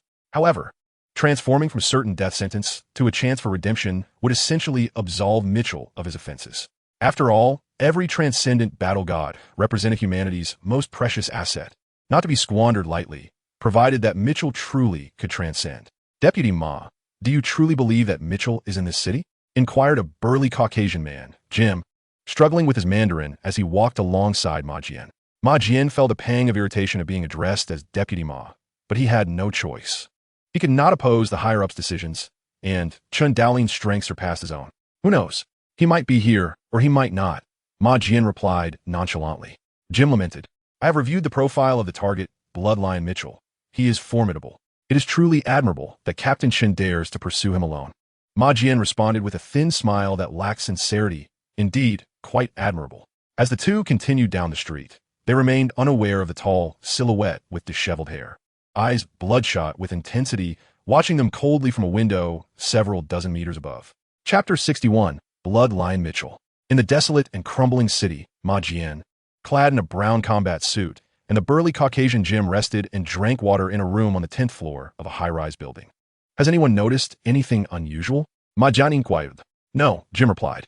In the wilderness city, teams were required to communicate every 5 minutes to confirm their status and report any intelligence. As Ma Jian and Jim took their break, they failed to notice a shadow stealthily approaching from outside the room. The wall behind Jim suddenly erupted, debris flying in all directions as a massive, glimmering spiked mace, as thick as a thigh, descended violently upon Jim's head. Although Ma Jian and Jim had not let their guard down, the attack came with such unexpected ferocity that even these godlike warriors, confident in their senses, could not anticipate that someone would stealthily approach from behind the wall and launch an assault while they were caught off guard. Just as the sense of crisis flickered in Jim's mind, the spiked mace struck him with brutal force. Despite the formidable physical prowess of a warrior at the god level, the head remains a vital target, and given that the assailant possessed strength surpassing Jim's, it was no surprise that blood and brain matter splattered in a gruesome display as Jim's head was crushed. His headless body swayed, blood gushing from a neck like a fountain. Witnessing this scene, Ma Jian's eyes widened in horror.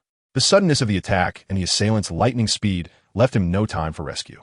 With a metallic clang, Ma Jian swiftly drew his battle blade, unleashing a furious slash towards the attacker, a brilliant flash of steel illuminating the room.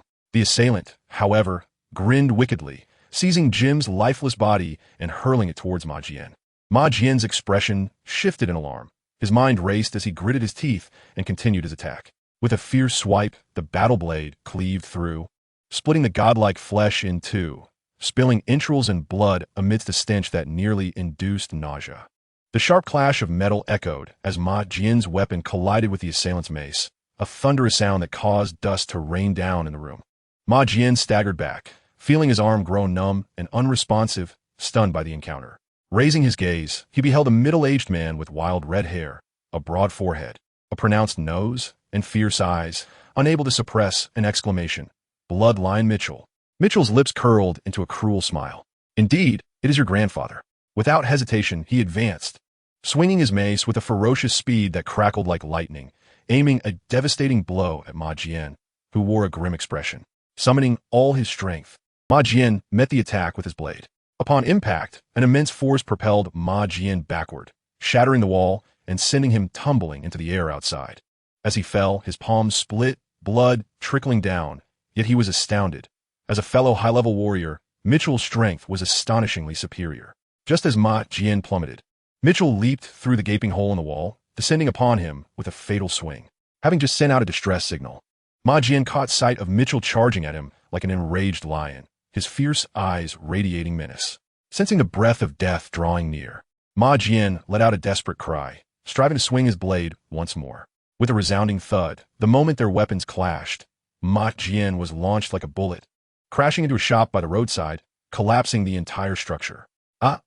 Buddish, if you wish to kill me, I shall first take your lives. Mitchell, his mane of red hair reminiscent of a wrathful lion, radiated murderous intent. His imposing figure descended from the skies like a demonic entity, landing not far from the rubble of the shop. Suddenly, the crumbled building exploded, and a figure shot forth from the debris, darting into the distance. Mitchell, seemingly anticipating this, wasted no time in pursuing, his body transforming into a streak of light that shot forward, the sound of an explosion echoing a second later. With dirt on his face and blood at the corner of his mouth, Ma Jian looked disheveled and anxious. He had not expected Mitchell's sudden appearance and the brutal demise of a companion, nor had he anticipated being injured by the terrain, already at a disadvantage against Mitchell. His injuries rendered him even less capable of defense. At that moment, a singular thought consumed Ma Jian's mind: escape. The two high-level warriors moved at speed surpassing sound, darting through the urban landscape like bolts of lightning. However, Ma Jian's injuries hampered his speed, and soon, Mitchell was upon him. Clang! Well, they clashed once more. An overwhelming force coursed through Ma Jian, causing his grip on the blade to falter. Mitchell's eyes gleamed with the ferocity of a predator, his mace striking with a rapidity that was almost incomprehensible, the air reverberating with thunderous roars. Ma Jian dared not withstand the onslaught, desperately employing evasive maneuvers. As the mace narrowly grazed his waist, he landed dozens of meters away, glancing down to find a gash in his combat suit, though it had not directly harmed him. The shockwave from impact sent pain surging through his torso. Pale-faced, Ma Jian turned to flee, with Mitchell's raucous laughter echoing behind him. What a madman! Ma Jian lamented internally. He had pursued many a wayward warrior in the past, yet they had always treaded carefully, avoiding detection, and had never engaged in a relentless chase like this. Mitchell, however, seemed to embody the essence of a bloodthirsty lion, boldly assaulting them and doggedly pursuing him, leaving Ma Jian questioning who the true hunter was. Gino, did you hear that? At a distance, two warriors happened upon the scene. One, a tall and slender figure clad in black combat attire, abruptly frowned. His companion, a towering Caucasian wielding two massive hammers, bore the appearance of formidable strength. Both were elite members of a special task force dispatched by the Thunderbolt Martial Arts Academy to capture Mitchell, each a high-level warrior. Their strength comparable to an uninjured Ma Jian. Let us investigate, they decided, their figures darting towards the source of the commotion with the swiftness of phantoms. Soon, they discovered the two figures ahead, their eyes widening in astonishment. Clang! As Ma Jian and Mitchell clashed once more, revealing their true forms. The two warriors from the Thunderbolt Academy recognized their targets in this relentless pursuit. Exchanging glances, they surged forward without hesitation. Ma Jian, on the brink of despair, found unexpected hope in the arrival of reinforcements, a surge of joy washing over him. You're finished now? He exclaimed, reinvigorated, unleashing a torrential barrage of blade strikes that enveloped Mitchell, preventing his escape. Fueled by his hatred for Mitchell's relentless pursuit, he struck with tremendous force, a blinding array of light encasing Mitchell from all sides. At that moment, the two high-level warriors from the Thunderbolt Academy charged forward.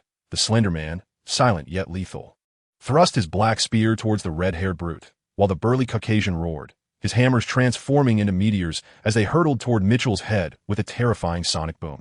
Faced with the simultaneous assault of three high-level warriors, even Mitchell's arrogance faltered slightly. Meanwhile, a silver-gray streak of light rushed toward them from the horizon. In the streets of the abandoned city, the sounds of explosive blasts and booming echoes reverberated, merging into a cacophony of chaos. For figures darted and collided like lightning, with three surrounding a central red-haired giant, relentlessly attacking. Each strike from the battle blades, long spear, and massive hammer produced explosive sounds, the terrifying force shattering the air itself.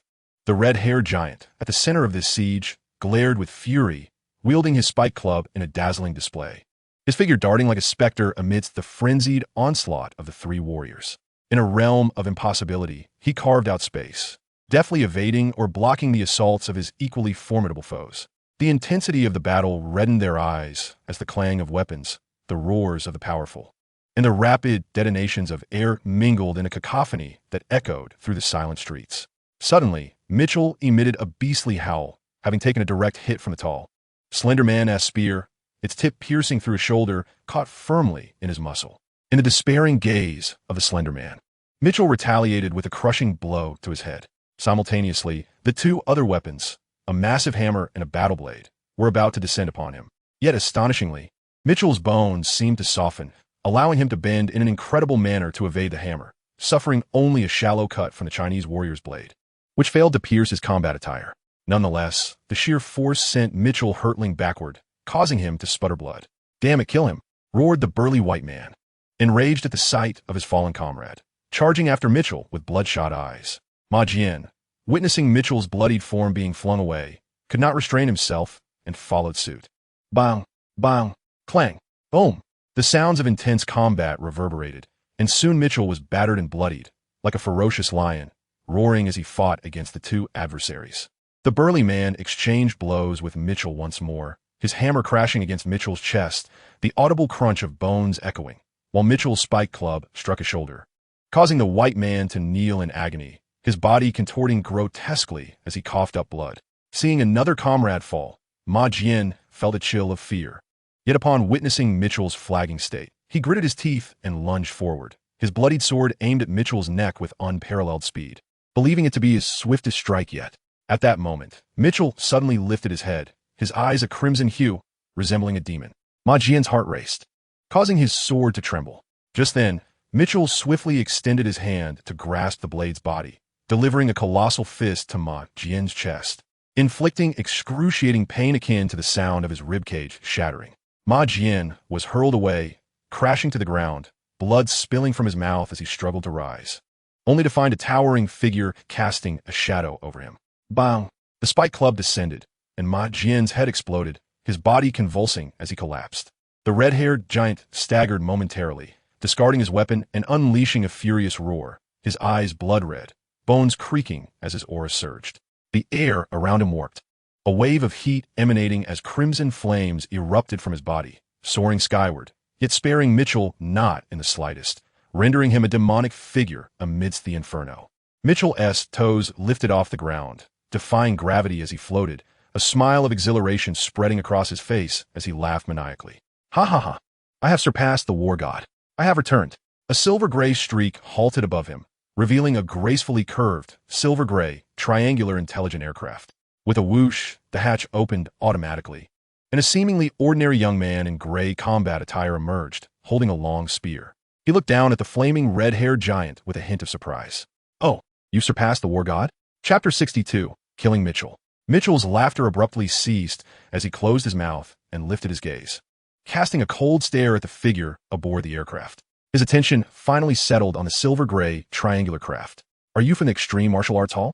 Chen Daolin did not respond, his gaze sweeping over the chaotic scene of the streets, taking in the bodies of Ma Jian, Gano, and the burly white man. His expression growing indifferent. With a swift motion akin to a hawk diving from the sky, he lunged toward Mitchell. Unfamiliar with Chen Daolin, Mitchell had not entered the War God Palace for a long time in his quest for vengeance, rarely engaging with others, thereby remaining oblivious to the emergence of two new invincible war gods at the Extreme Martial Arts Hall. As he witnessed Chen Daolin descend, a flicker of confusion crossed his face, and he thought, is he mad? Can't he see that I have already surpassed the war god? As Mitchell observed Chen Daolin approaching, a cold smile crept onto his lips. Regardless of his identity, if he sought death, Mitchell was all too willing to oblige. Naturally, Mitchell was an exceedingly reckless man, willing to attack those from the Extreme Martial Arts Hall, and Chen Daolin's provocation only ignited his ferocity, casting aside any trepidation he held for the dojo, preparing to unleash a massacre. Boom! Just as Chen Daolin was about to close the distance, Mitchell surged forward, flames engulfing his robust arms, converging into his fist as he delivered a devastating blow toward Chen Daolin, his speed breaking the sound barrier, striking him almost instantaneously. Bang! A heavy thud resonated from their collision, and Mitchell's expression shifted wildly as he beheld the flames on his fist extinguished by the force of Chen Daolin's blow, which had matched his own in strength. You! Mitchell's face paled. Just broken through, but unfortunately, you encountered me, Chen Daolin murmured softly, gripping Mitchell's wrist as black energy surged around him, transforming into 8 ebony arms that instantly ensnared Mitchell. The Black God armor. Mitchell gasped in shock, flames erupting anew from his form, thrashing violently, but the Black God armor was incredibly resilient. Even a being who had surpassed the war god would struggle to pierce it with a weapon, let alone he who was unarmed. The black arms formed from the Black God armor enveloped Mitchell like elastic bands, rendering him unable to escape. The overwhelming pressure emanating from Mitchell was immense. Had he been an ordinary war god, he would have succumbed to the force, but Chen Daolin's body merely trembled slightly, his countenance remaining calm. You cannot escape, Chen Daolin declared, instilling in Mitchell a foreboding sense of dread. The elation of having just broken through faded into nothingness. With a thud, they fell to the ground, and Mitchell roared in fury, his muscles bulging as he swung a devastating punch at Chen Daolin. At such close range, the force was unimaginable. Yet Chen Daolin raised his arm effortlessly to block the strike. Bang! Both figures staggered, and Mitchell's expression darkened, his eyes fixed intently on Chen Daolin. You too are an existence that has surpassed the war god? No, I have never seen you before. There were only a few beings on Earth who had surpassed the war god, and Mitchell remembered each one clearly, yet he had no recollection of this man before him. Nevertheless, the opponent's strength was on par with his own, subtly suppressing him. In his mind, Chen Daolin calculated strength approximately 4 to 5 million kilograms. This was terrifying. Even a being at the peak of the war god tier, 500,000 kilograms, would need to exert tenfold strength to reach this level. Currently, the mightiest on Earth, the Thunder God, could only manage 7 times that, explaining why war gods struggled against council-level powerhouses. Moreover, this was merely a newly ascended council-level powerhouse. unlike those who had broken through years prior, whose strength had been honed to perfection. In terms of mastery and application of power, Chen Daolin surpassed the Mitchell of the present. Before him, Mitchell resembled a nouveau riche, suddenly endowed with immense power, yet utterly oblivious to its application. Roaring in a frenzy, Mitchell unleashed flames that blazed fiercely, yet they proved futile against Chen Daolin, clad in the resilient black god armor that enveloped him entirely, offering impenetrable protection. Mitchell's flailing fists and kicks were ensnared by Chen Daolin's dark appendages, their potency significantly diminished, barely registering upon impact. The black god armor was adept at reducing 90% of the impact force, with the remaining 10% evenly distributed throughout Chen's physique. Given Chen Daolin's exceptional physical prowess, augmented by a five-fold enhancement from the Realm Master Fist, Mitchell's strikes merely elicited a slight tingling sensation, causing no real discomfort. Upon witnessing Chen Daolin brandishing his lance, Mitchell's expression shifted dramatically. No, spare me. I have transcended the war god. Release me, and I shall grant you anything you desire. Mitchell capitulated. Chen Daolin's gaze remained serene, his silence profound as he thrust the lance forward. Mitchell emitted a desperate roar, struggling with reckless abandon. Chen Daolin's kick pinned him to the ground amidst the roaring inferno. The lance raised high like the fangs of death. Mitchell howled in frantic resistance, the earth beneath him cracking and splintering, engulfed in flames. With a sudden thrust, Chen's lance pierced Mitchell's neck with a sickening squelch. Unwilling to concede, Mitchell grasped the lance, his lips quivering as blood poured forth, his gaze gradually losing focus. The overwhelming flames began to dissipate, revealing the silhouette of the raven-haired youth standing at the center. A silver-gray, triangular aircraft descended nearby, akin to a great bird, sending waves of dust swirling. Chen Daolin extended his arm, utilizing the black god armor to retrieve the bodies of Mitchell and his companions, as well as locating the corpse of Jim, the burly white man who had perished in the building, via the tactical wristwatch. He then boarded the aircraft, departing the city. The mission concluded, the target eliminated, and two members of the team, Ma Jian and Jim, lost. Chen Daolin reported through the communication channel. Almost immediately, three voices responded in unison. Received, received, received. As the silver-gray, triangular aircraft soared through the skies, Chen Daolin reclined in the plush cockpit, reflecting upon the recent encounter. To be candid, his ability to vanquish Mitchell was partly attributed to the latter's overconfidence following his ascension to the ranks of an official, as well as Chen Daolin's possession of the exceedingly rare black god armor, a privilege held by only a select few among the high-ranking war gods. It was the armor that allowed him to withstand the terrifying flames and restrain Mitchell, ultimately enabling him to secure the kill. Contemplating further, Chun surmised that the physical output of an ordinary official-level warrior likely ranged between 45 times their base strength, with few achieving six-fold enhancement. Even the so-called strongest in the world, the Thunder God, could only manage sevenfold. Upon Mitchell's recent breakthrough to a level beyond the war god, his strength astonishingly reached between 400 to 500,000 kilograms. Based on previous data and Chen's own assessment, Mitchell's physical output appeared to be below fourfold, perhaps around threefold, suggesting his true strength lay between 150,000 to 200,000 kilograms.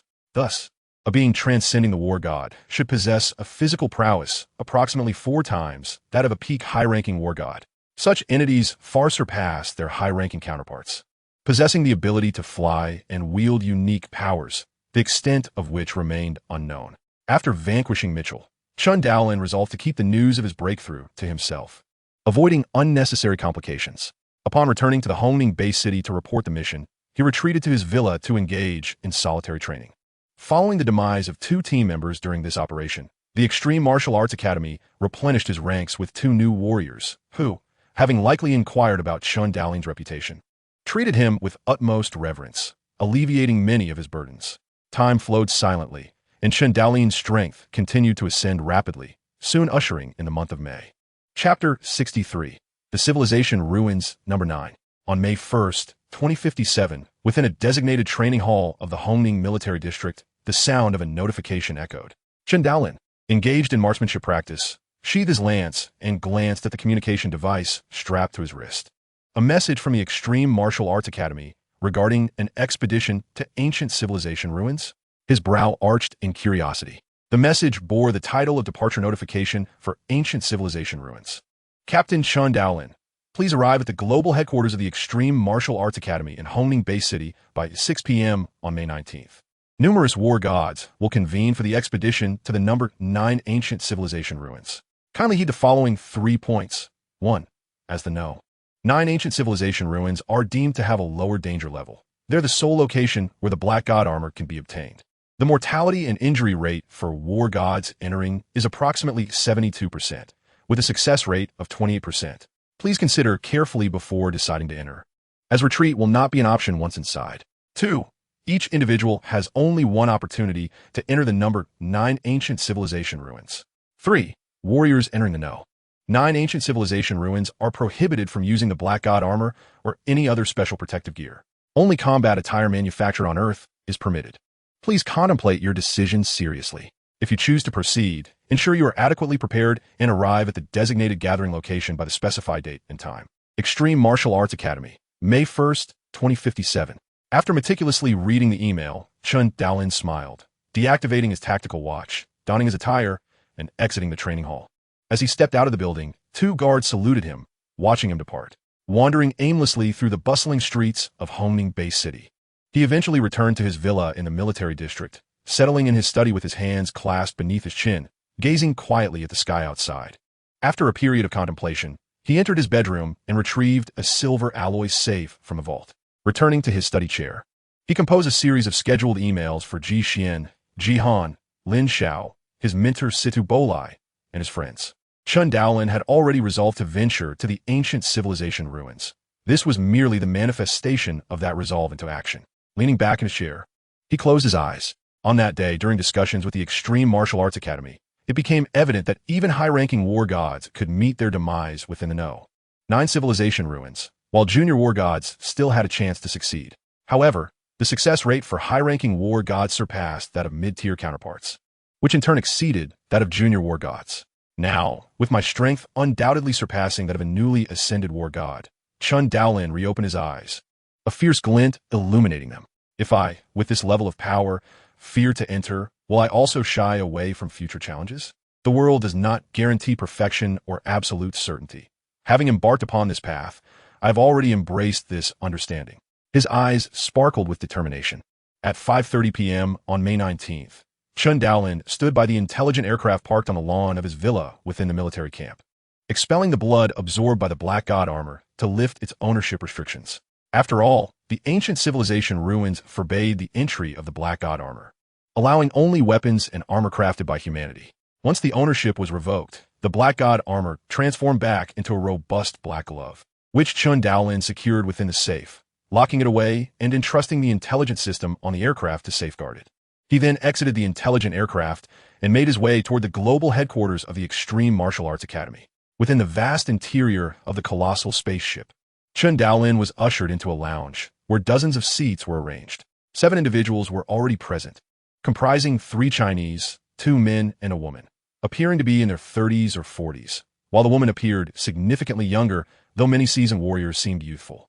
Additionally, there were 2 Indians and 2 Caucasians, some of whom bore a semblance of familiarity, perhaps encountered in the Hall of Warriors.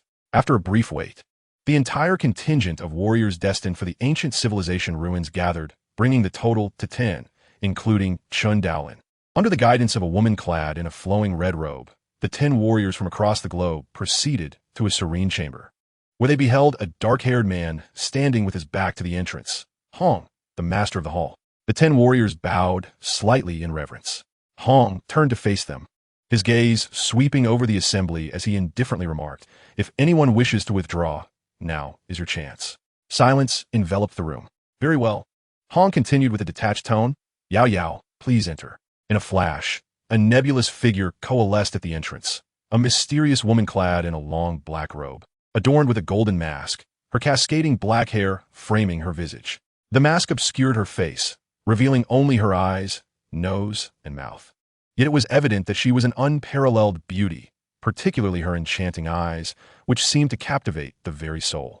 Even Chen Daolin, with his resolute composure, found himself momentarily entranced, noting the sound of a man nearby, swallowing hard. "So this is Yao Yao," he mused internally, truly deserving of such a name, utterly bewitching. "You 10 will soon embark for the number 9 ancient civilization ruins, with Yao Yao leading the way, Hong affirmed. Understood. The Qian Kuan-class intelligent warplane soared through the skies at an astonishing speed, housing Yao Yao and the 10 warriors. You may refer to me as Miss Legislator. Yao Yao's voice was soothing, igniting a subtle thrill in their hearts. However, no one dared to meet her gaze, each bowing their heads slightly. The 9 ancient civilization ruins, located deep within the Amazon rainforest of South America, were known to be relatively less perilous among the ancient ruins. This site served as a testing ground for the selection and elimination of participants.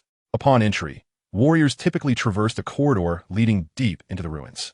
Each individual's experience within the ruins varied, presenting different challenges. Yet, those who succeeded would be rewarded with a set of black god armor, while failure often resulted in death or severe injury. Subsequently, Yao Yao equipped the communication watches of the participants with a translation software capable of converting the ancient languages of the number 9 ruins into both Chinese and English. This software would be uninstalled before their departure, though, of course, if one were to perish within, it would be of no consequence.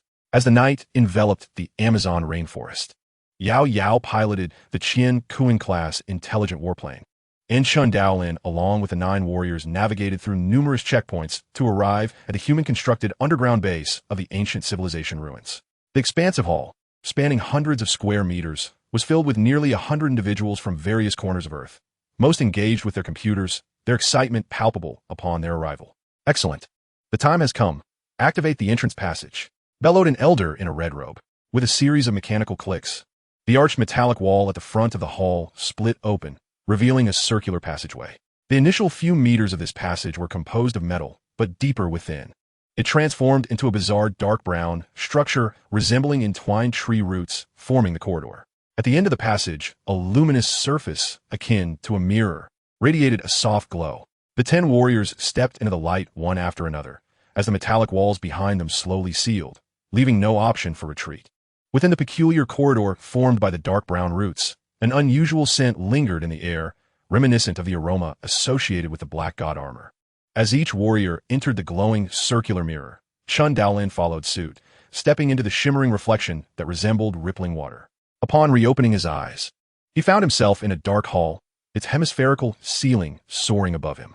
The hall, expansive and shadowy, was illuminated by ethereal beams of light cascading from above, rendering the space dreamlike. Is this the interior of the ruins? Chen Daolin mused, his curiosity piqued as he surveyed his surroundings. Suddenly, a wave of mesmerizing light enveloped him, and a complex string of sounds resonated through the hall. What does this mean? He instinctively lowered his gaze to his communication watch. After 2 seconds, the watch emitted a translated voice instructing, "Please enter the trial passage," accompanied by the corresponding ancient text on its screen. The dark hall began to tremble gently, and after approximately half a minute, a black passage appeared, flanked by intricate inscriptions. This must be the trial passage, Chen Daolin concluded, eyeing the corridor. With no other options available, he stepped forward, uncertain of what lay ahead. As he crossed the threshold, the dark hall and its passageway vanished in an instant. Chapter 64. The battle within the ruins. Emerging from the passage, Chen Daolin found himself in a corridor intricately woven from dark brown roots. The passage was not a straightforward line, but rather a winding path, and he was alone. The other warriors had evidently been separated. Communication with the outside world was severed as his combat watch failed to establish a connection. Chen Daolin inspected his belongings, aside from his weapon and combat suit. He carried a backpack and his combat watch, yet it was clear that communication within the ruins was impossible. What is destined cannot be avoided, he thought. Let us proceed and uncover the mysteries of this ancient civilization. Taking a deep breath, tinged with both anxiety and excitement, he ventured into the dark corridor. The passage was profoundly deep, with only Chen Daolin walking in silence, gripping his SS-class long rifle. He wore a complete set of gray SS-class combat attire, resilient against the strikes of royal-tier beasts, though it lacked the extraordinary property of the black god armor that mitigated damage.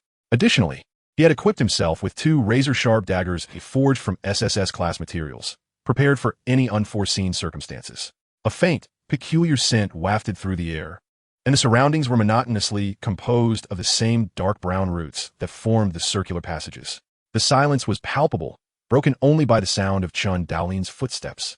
Suddenly, his eyes flickered, and 3 diverging paths appeared before him. After a moment of observation revealed no discernible differences, He chose the central path and proceeded. The scenery within this passage remained consistent, characterized by the same twisted routes, as though the entire ruins were constructed from such corridors. Chen Daolin maintained a calm and steady demeanor. After a while, 3 more paths emerged ahead, and once again, he opted for the central route, pondering deeply. It seemed akin to a labyrinthine ruin. However, should the options remain limited to 3 paths, he was confident he would not lose his way.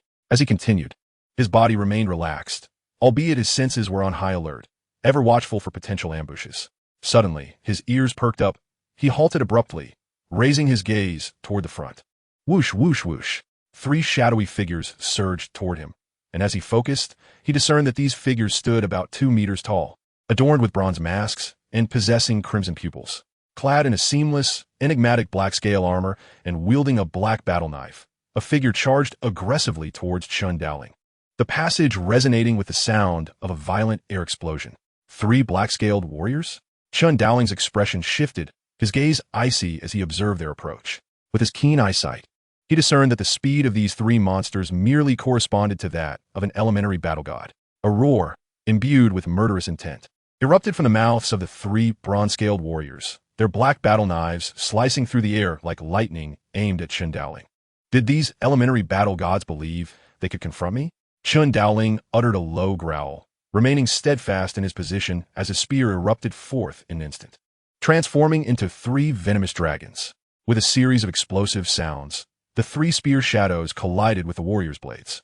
As Chen Daolin had anticipated, the strength of these warriors was indeed only at the elementary battle god level. Though there were 3 of them, they proved utterly inadequate against Chen Daolin, whose physical prowess had already ascended to the pinnacle of a high-level battle god. Clang! Clang! Clang! Chen Daolin's spear effortlessly sent the warriors' knives flying, before piercing through the bodies of the 3 warriors with unstoppable force. The sound of 3 dull thuds echoed as Chen Daolin's strikes exceeded 400,000 kilograms of power, capable of easily penetrating a steel tank. Yet, as the spear penetrated the warriors' bodies, he felt a distinct resistance, akin to a knife thrusting into tough leather, slightly impeded. However, under Chen Daolin's overwhelming strength, the 3 warriors were still impaled completely. Roar! The 3 warriors seemed unfazed, their wounds healing rapidly. They aren't unscathed? They do not resemble ordinary creatures. What if I try this? Chen Daolin, slightly astonished, narrowed his eyes as the spear blade transformed into a cold arc of light, sweeping across the necks of the 3 warriors. The warriors, who had been charging towards him, trembled simultaneously, a gash appearing at their throats, and, subsequently, their massive heads tumbled to the ground. With this strike, Chen Daolin decapitated the 3 warriors. Thud! Thud! Thud! The 3 headless warriors collapsed to the ground, their bodies falling silent. Chen Daolin exhaled in relief. It seems their heads are the crucial weak point. If there were no weaknesses throughout their bodies, and they could continue to live and move after decapitation, that would pose a significant problem. Just as Chen Daolin intended to inspect the fallen warriors, he noticed the 3 headless bodies began to dissolve, merging silently into the black-brown roots of the ground, resembling a stream of black mud. The 3 scattered battle knives also transformed into black liquid, sinking into the earth. Chen Daolin paused, touched the black-brown roots of the ground, but discovered nothing, marveling at the remarkable methods of the ancient civilization's ruins. Shaking his head, he ceased further contemplation and proceeded onward. Before long, he encountered another 3 branching paths. Huff, huff, huff, huff, huff, huff. Chen Daolin stood at the center as 3 warriors appeared simultaneously from the front and rear, their eyes glowing red as they charged towards him with roars. The sound of violent explosions filled the air. After an indeterminate time, the single branching path transformed into 6. 6 black-scaled warriors, adorned with silver-gray masks, now confronted Chen Daolin. 6 intermediate battle gods? After the confrontation, Chen Daolin was astonished. Perish! A fierce aura erupted from within Chen Daolin as his spear thrust forth like a gale, the rapid sound of strikes echoing as the 6 masked warriors were repelled. In a flash, Chen Daolin darted forward, beheading each of the 6 warriors one by one. The fallen warriors gradually merged into the ground.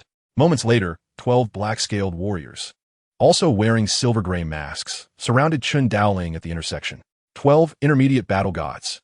As 9 branching paths appeared before him, Chen Daolin sensed something was amiss.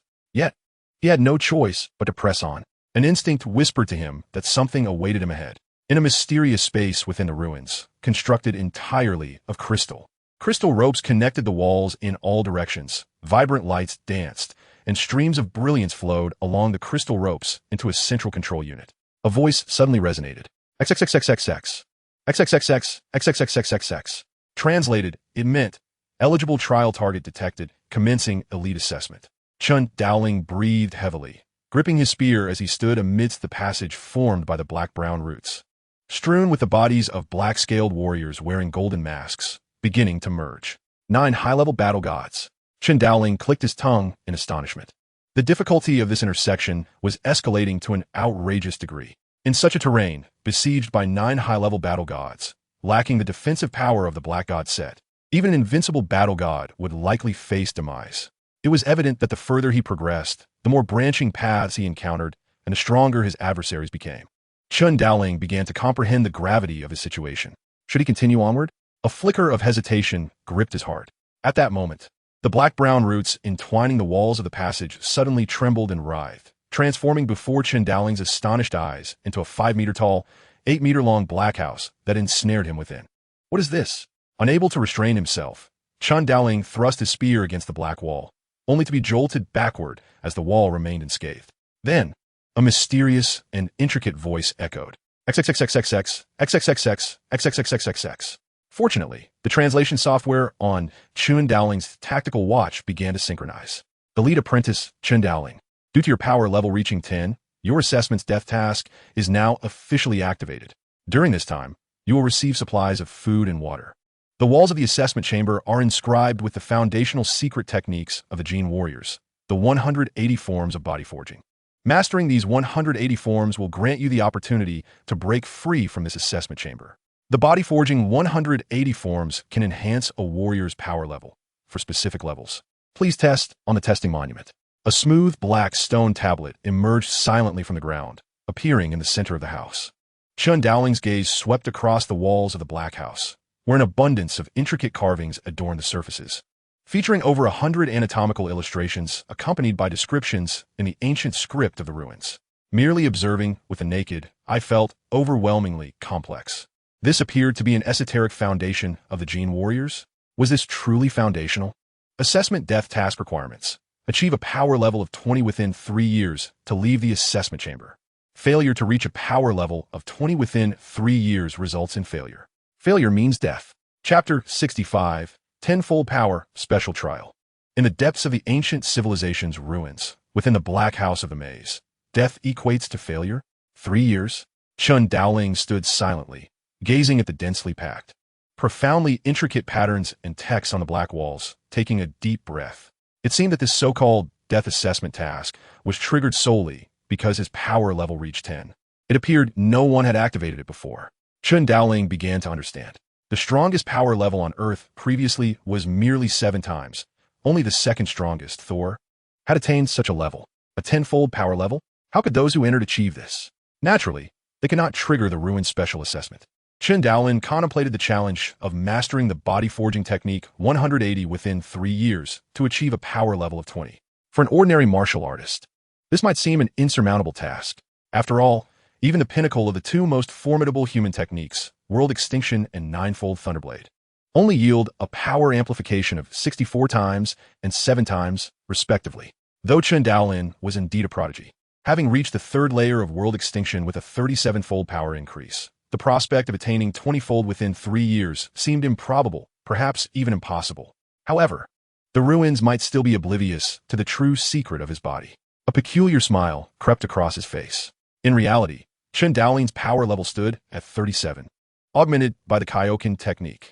When combined, this resulted in an astounding 185-fold increase. Thus, he was merely 15 times shy of the task requirement of 20-fold. Even if he did not study the body forging technique 180, he was confident that by delving deeper into the world extinction technique, he could attain the 4th layer within 3 years, elevating his power level to 46, which, when coupled with the 5-fold Kaioken boost, would culminate in a total of 23-fold. Passing the perilous assessments of the ruins would be a mere formality. With this realization, Chen Daolin felt a surge of ease wash over him, his attention captivated by the myriad of human sculptures, patterns, and inscriptions adorning the black walls before him. Not understanding them posed no issue. He could simply capture images with his tactical watch for later translation. The notion that mastering this foundational body forging technique 180 could elevate one's power level to 20 astounded him. The strongest power level on Earth was a mere sevenfold, achieved only by the Thunder God, while anyone reaching fourfold was deemed a genius, and those who managed to attain sixfold were exceedingly rare. Yet, this ancient civilization's ruins proposed that the body forging technique could yield a power level of 20. This was merely the foundational level. It was evident that the ancient civilization's ruins far surpassed Earth's martial arts in terms of cultivation. In the Black Room, Chen Daolin expressed his exhilaration. The body forging technique 180 was profound and enigmatic, the essence of cultivation distilled over eons by the ancient civilization. How could the fledgling martial culture on Earth, which had only recently emerged, possibly compare to an ancient civilization that had thrived for millennia? The body forging technique 180 was not merely a technique for amplifying power. It also enhanced the physical constitution of the martial artist and accelerated the cultivation speed. More significantly, it increased the likelihood of breakthroughs. Mastering the 90th form of the 180 technique could nearly guarantee transcending the apprentice level, essentially surpassing the war god level. How many beings on Earth had achieved such transcendence? The path to surpassing the war god was still largely exploratory, lacking a systematic cultivation method. Yet, should he bring this technique back to Earth, it would drastically enhance the cultivation speed of martial artists. Ordinary practitioners would find it easier to become generals or war gods, while those already at the war god level would have exponentially greater chances of breaking through. Perhaps in just a few years, Earth could witness a surge of individuals surpassing the war god level. Chen Daolin trembled with excitement, his spirit ignited. The thought even surpassed his own exhilaration at becoming a war god. He had not forgotten how he had perished in his previous life.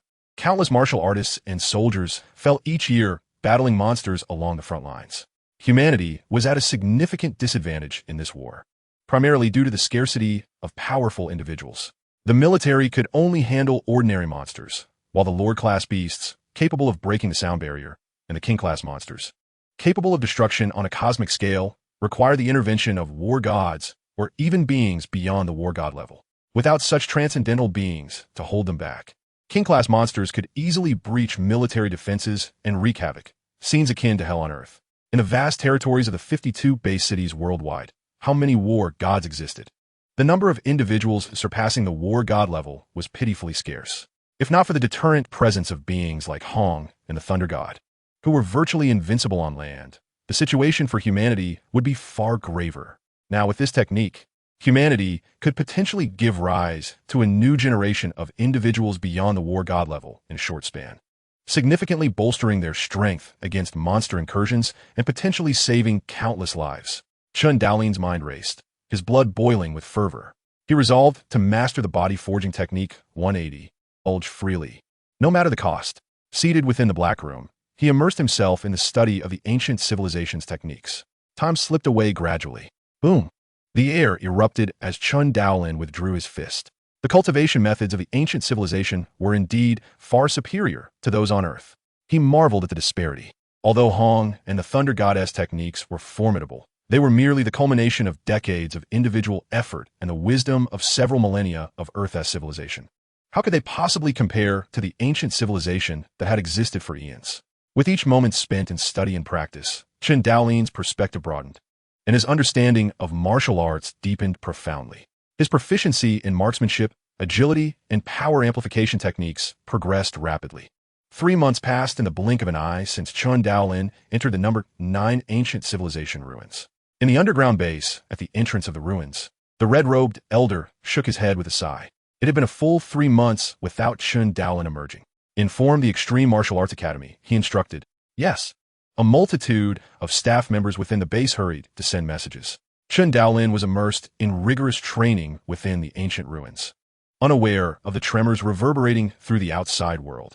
The Extreme Martial Arts Academy had dispatched 10 war gods into the number 9 ancient civilization ruins, of which 6 had emerged, 3 succeeded, and 3 were left incapacitated, or had not returned at all. Typically, those who did not survive the ruins were presumed dead. At the global headquarters of the Extreme Martial Arts Academy, within the colossal spacecraft structure, the Academy head, Hong, stood by the window, his dark hair cascading around him.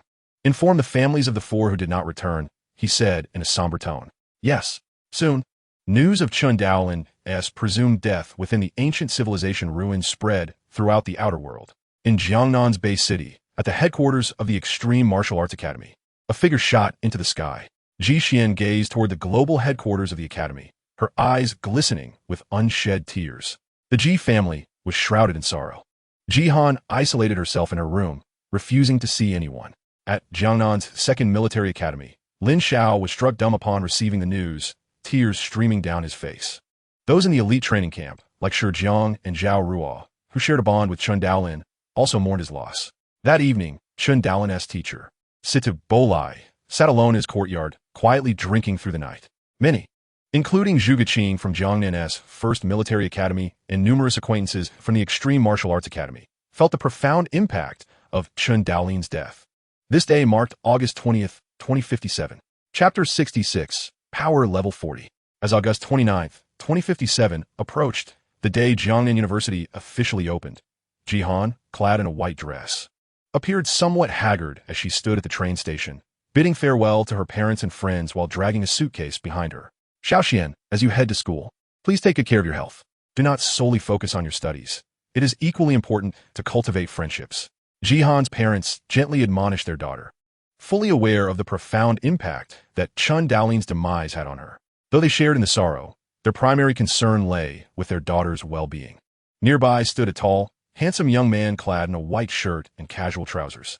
At this moment, he addressed Ji's parents, saying, Uncle Ji, Auntie Ji, rest assured, I will look after Xiaoxian well. Ji's mother smiled appreciatively and grasped the young man's hand. Xiaoping, I entrust my Xiaoxian to your care. It is no trouble at all. It is my duty, he replied with a warm smile. Jihan stood silently beside them, her expression distant and her mind preoccupied. The image of the person who always greeted her with a warm smile lingered in her thoughts. You promised you would come back to see me.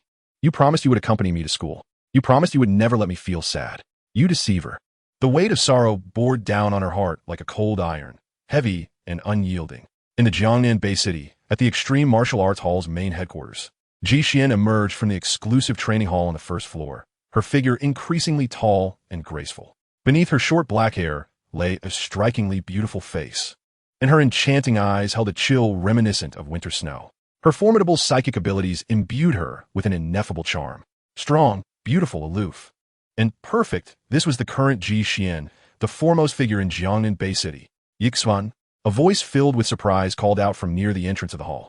Xu Lei, dressed in a crisp white suit, stood there handsomely, a bouquet of flowers in hand. He hurried over, his face alight with excitement. Yixuan, do you have some time? Allow me to treat you to a meal. His expression was full of anticipation. Ji Xian said nothing as she brushed past him. Xu Lei's smile faltered, frozen on his face. Taking a deep breath, he shouted, Ji Xian, I will not give up. I like you. I will make you agree to be my girlfriend.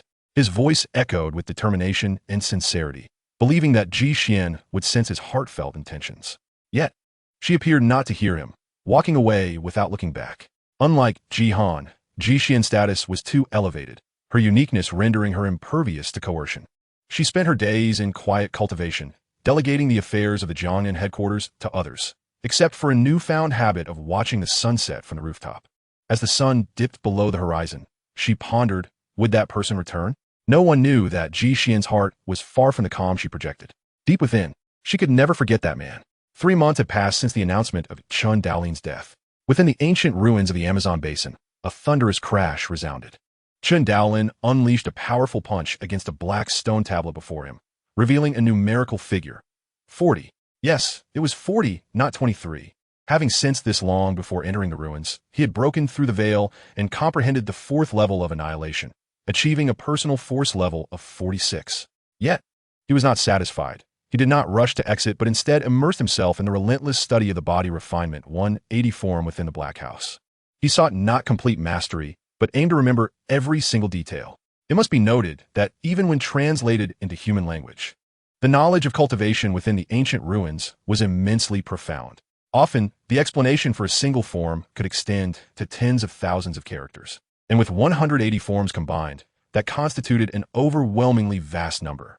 If not for Chen Daolin's genetically enhanced memory, which allowed him to nearly achieve photographic recall, it would have been nearly impossible to memorize the entirety of the body refinement 180 form in such a short span. Whether it was his exceptional talent in this regard or the aid from the King Fizz cultivation, his comprehension of the body refinement 180 form was remarkably swift. In the first month, he grasped the 25th form. By the second month, the 37th form. By the fourth month, the 51st form. As of now, he had nearly mastered the 63rd form. Every 9 forms equated to a doubling of power. The 63rd form represented a substantial 70 increase in force, amounting to 8 times his original strength, surpassing the renowned world's foremost force technique, the ninefold Thunderblade. Should he successfully cultivate the 90th form, not only could he achieve an astonishing tenfold power increase, but he might also transcend the limits of a war god. Throughout these 6 months, his physical prowess had continued to soar, now reaching the pinnacle of war god standards with a force of 500,000 kilograms. In a full burst, his punching power soared to an astonishing 20 million kilograms, nearly 3 times stronger than before his arrival. Moreover, his marksmanship had attained perfection, and his agility had entered a flawless realm. The higher levels of the realm transcended mere physical capability. They demanded profound insight. Chen Daolin felt an overwhelming sense of strength, confident that he could stand against even those who surpassed the war gods. His eyes gleamed with a fierce light, and an imposing aura enveloped him. In a labyrinth, a voice echoed once more. After half a year, hearing this voice again brought a sense of relief to Chen Daolin. The communication watch swiftly translated the message. Congratulations. The death assessment task has been successfully completed. Despite being mentally prepared, Chen Daolin felt a surge of excitement. Had it not been for his desire to fully master the body refinement 180 form, he would have longed to exit. He missed those outside, wondering how they fared and whether they felt sorrow upon learning of his disappearance. Now, his heart yearned to return. However, the ruins paid no heed to his sentiments. Continuing with their announcement, please proceed along the corridor before you to meet me and claim your reward for the successful completion of the assessment task. Reward? Chen Daolin glanced at the writhing black wall and the shimmering passage within, blinking before stepping inside. Passing through the shimmering mirror and the shadowy corridor, he soon encountered a hall bathed in mesmerizing light. An ethereal realm enveloped him. Suddenly, within the vast hall, a multitude of radiant colors converged, swiftly forming a blurred, towering figure, which then solidified into a bald, crystalline humanoid. Even by human aesthetic standards, this crystalline being was exceedingly beautiful. The bald crystalline figure smiled and spoke a single sentence. The translation system on Chen Daolin's tactical watch rendered the words, "Greetings, Chen Daolin." The crystalline figure glanced at the communication watch, and in an instant, a beam of light shot into it, causing Chen Daolin to gasp in surprise. The screen of the communication watch displayed a rapid deletion of various translation data from the ancient civilization's crystalline being. Do not be alarmed. I harbor no ill intentions. The crystalline figure suddenly spoke in flawless Mandarin. I have been on this planet for a considerable time, monitoring the development of your human civilization's history. For convenience, I now choose to communicate with you in a humanoid form. Chen Daolin listened intently as the crystalline figure continued. Chen Daolin, you have successfully completed the martial artist death assessment task assigned by the base, and you are entitled to receive the reward sent to you by our Noah Star civilization. With a wave of its hand, 4 items suddenly flew forth from the palace. The first item, which you refer to as the Black God set, was indicated by the bald, crystalline figure as it pointed toward the black vest. The second item, shaped like silver arm guards, serves as an auxiliary light brain. The third item embodies the attack technique of the Gene Warrior, known as the Wildfire 100 Strikes.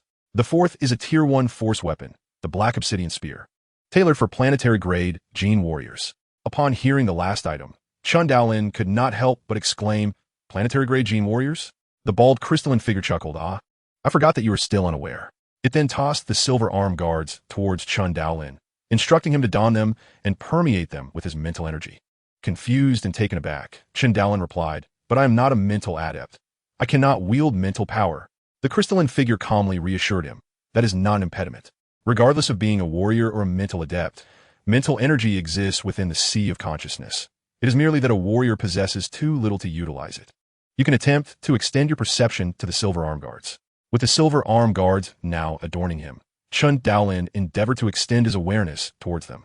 As a thread of mental energy penetrated the arm guards, they swiftly conformed to his skin, revealing an array of intricate characters and illustrations upon their surface, all inscribed in Chinese.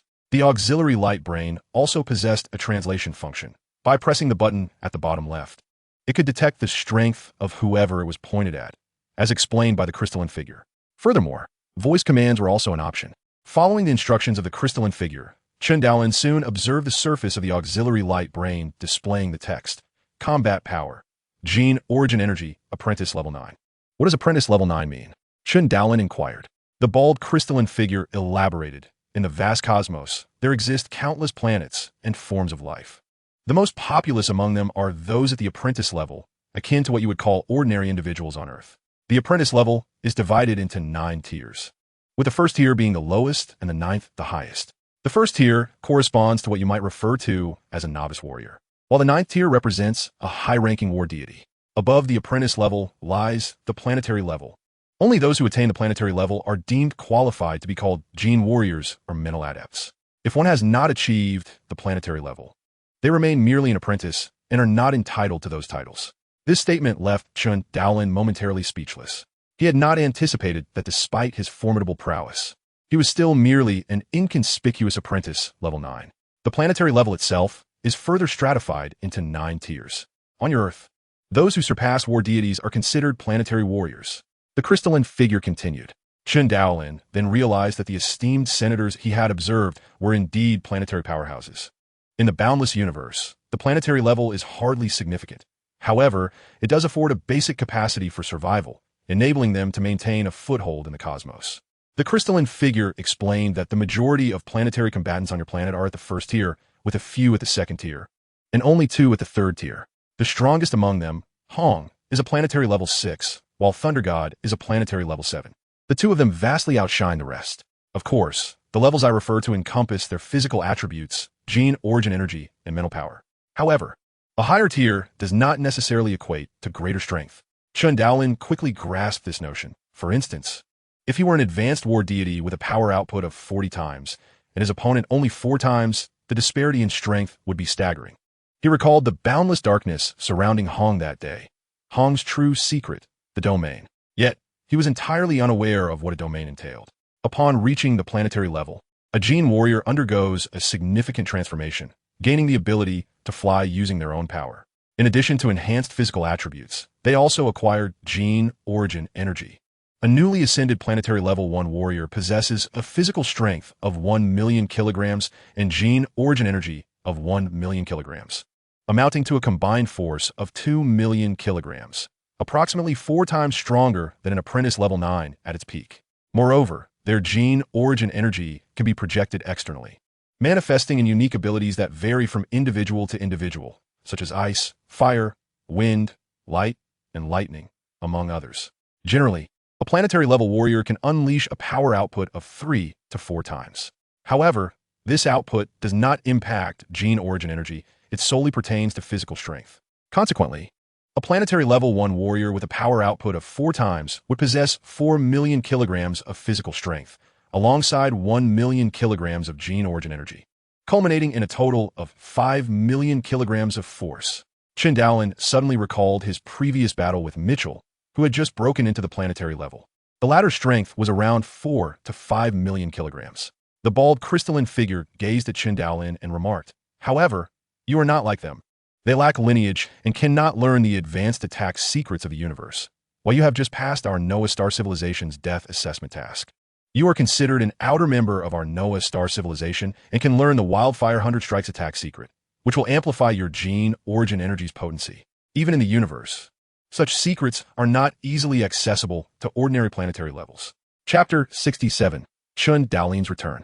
In the cosmos, secrets that enhance gene origin energy's attack power are far rarer than those that merely augment physical strength. The Wildfire 100 Strikes, which significantly enhances a planetary warrior's gene origin energy prowess, would not have been attainable had Chen Daolin not excelled in the death assessment task of the civilization's ruins. It can be said that among the 4 items he received as rewards, the other 3 combined do not compare to the Wildfire 100 Strike secret. The crystalline figure smiled and said, "You will understand the training methods for the Wildfire 100 Strikes upon your return. I shall refrain from elaborating further. Now let us discuss the final item, the Black Obsidian Spear." Chen Daolin's gaze shifted to the spear, suspended in mid-air, its jet-black surface seemingly absorbing light, its exquisite curves captivating. Although it is merely a Tier 1 force weapon designed for planetary warriors, even among Tier 1 weapons, their power varies significantly. Some can only be wielded by planetary level 3 or 4 warriors, while others can be utilized by those at planetary level 9. The bald crystalline figure chuckled. This black obsidian spear is among the finest Tier 1 force weapons, capable of fully unleashing your potential. It can even be wielded effectively by those at planetary level 9. And acquiring one is exceedingly challenging, even for the strongest among your kind. Hong.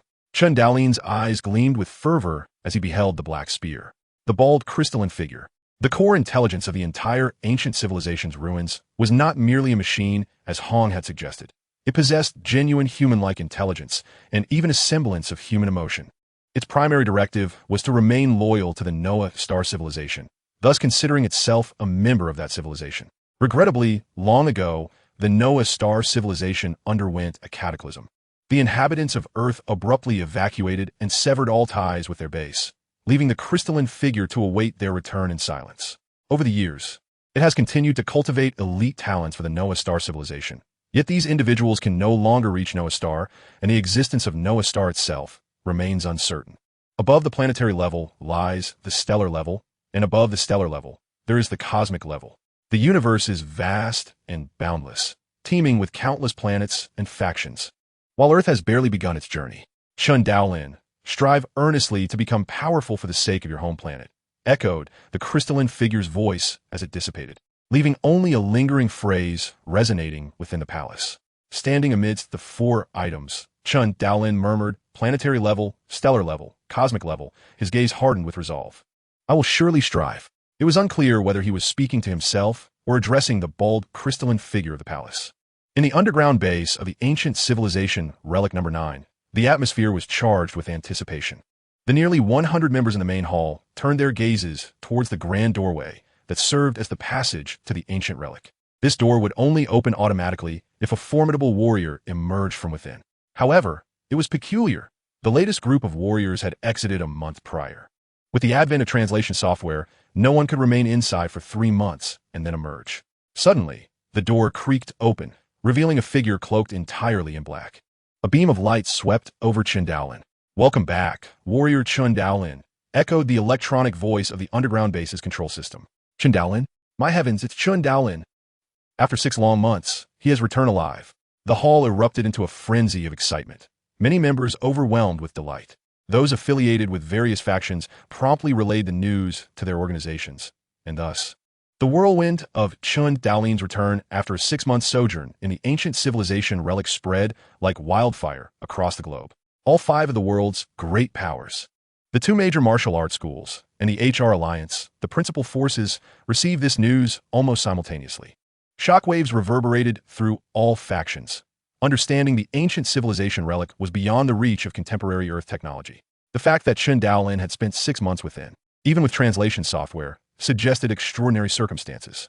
In a personal shower room provided by the base, Chen Daolin washed off the remnants of his journey, reveling in a buoyant mood as he dialed familiar friends to share the news of his return. His time in the relic had proven to be immensely fruitful.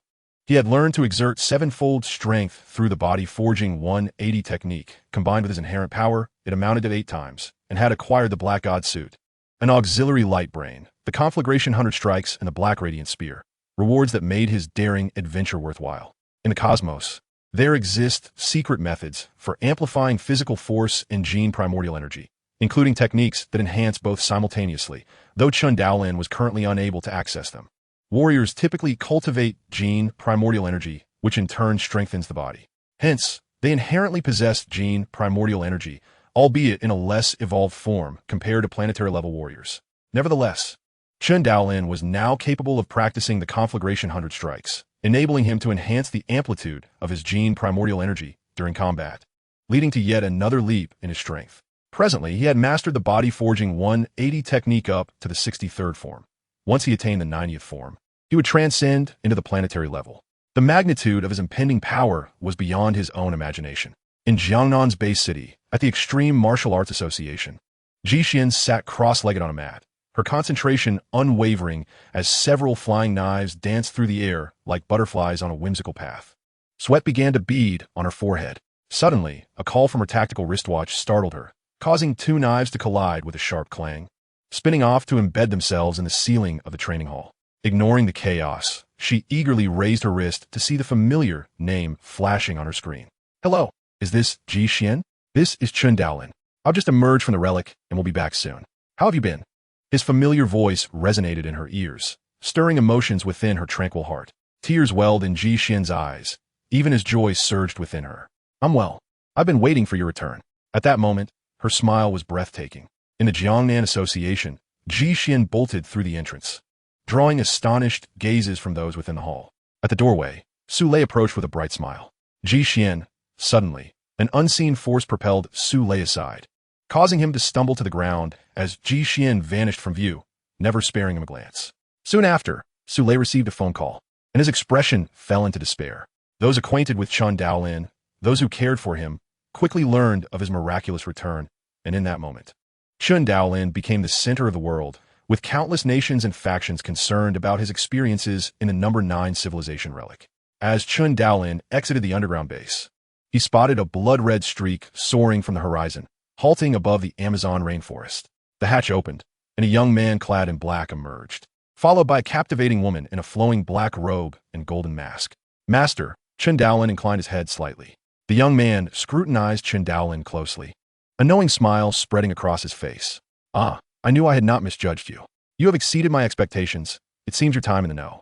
9 civilization relic has indeed borne significant fruit. His gaze fell upon the black radiant spear in Chen Daolin's hand, a glimmer of intrigue igniting in his eyes. Though he refrained from inquiring further. Let us discuss this further once we return, he said, gesturing toward the approaching flying machines. Chen Daolin nodded, gracefully gliding into the craft. An action that sparked a unique light in the young man's eyes, indicative of Chen Daolin's formidable mastery over his powers. Miss Yao Lao, it has been a while. Chen Daolin smiled as he entered, addressing the quietly standing figure beside him. Yao Lao blinked in surprise, then returned a gentle smile. Welcome back. The blood-red triangular aircraft vanished in a flash, leaving behind the disappointed gazes of other factions. In the aircraft's cabin, Chen Daolin and the young man faced each other, with Yao Lao seated across from them. Chen Daolin contemplated the current state of affairs on Earth. Most planetary-level warriors were merely first tier, with only a few reaching the second tier, and only 2 at the third tier, alongside the 7th tier Thunder God and 6th tier Hong. While the Thunder God boasted superior physical attributes, Hong, with his dominion over a realm, had established an invincible position, capable of besting even 9th tier planetary-level warriors. As Chen Daolin pondered whether to reveal the body-forging 180 technique to the Extreme Martial Arts Association or to humanity at large, he recognized the weight of such a decision. He foresaw the upheaval that the introduction of this ancient civilization cultivation method would bring to the world. Yet, some actions must be taken regardless of the consequences. As for the Conflagration 100 strikes, it remained Chen Daolin's trump card. He could not relinquish it until his strength was sufficiently formidable.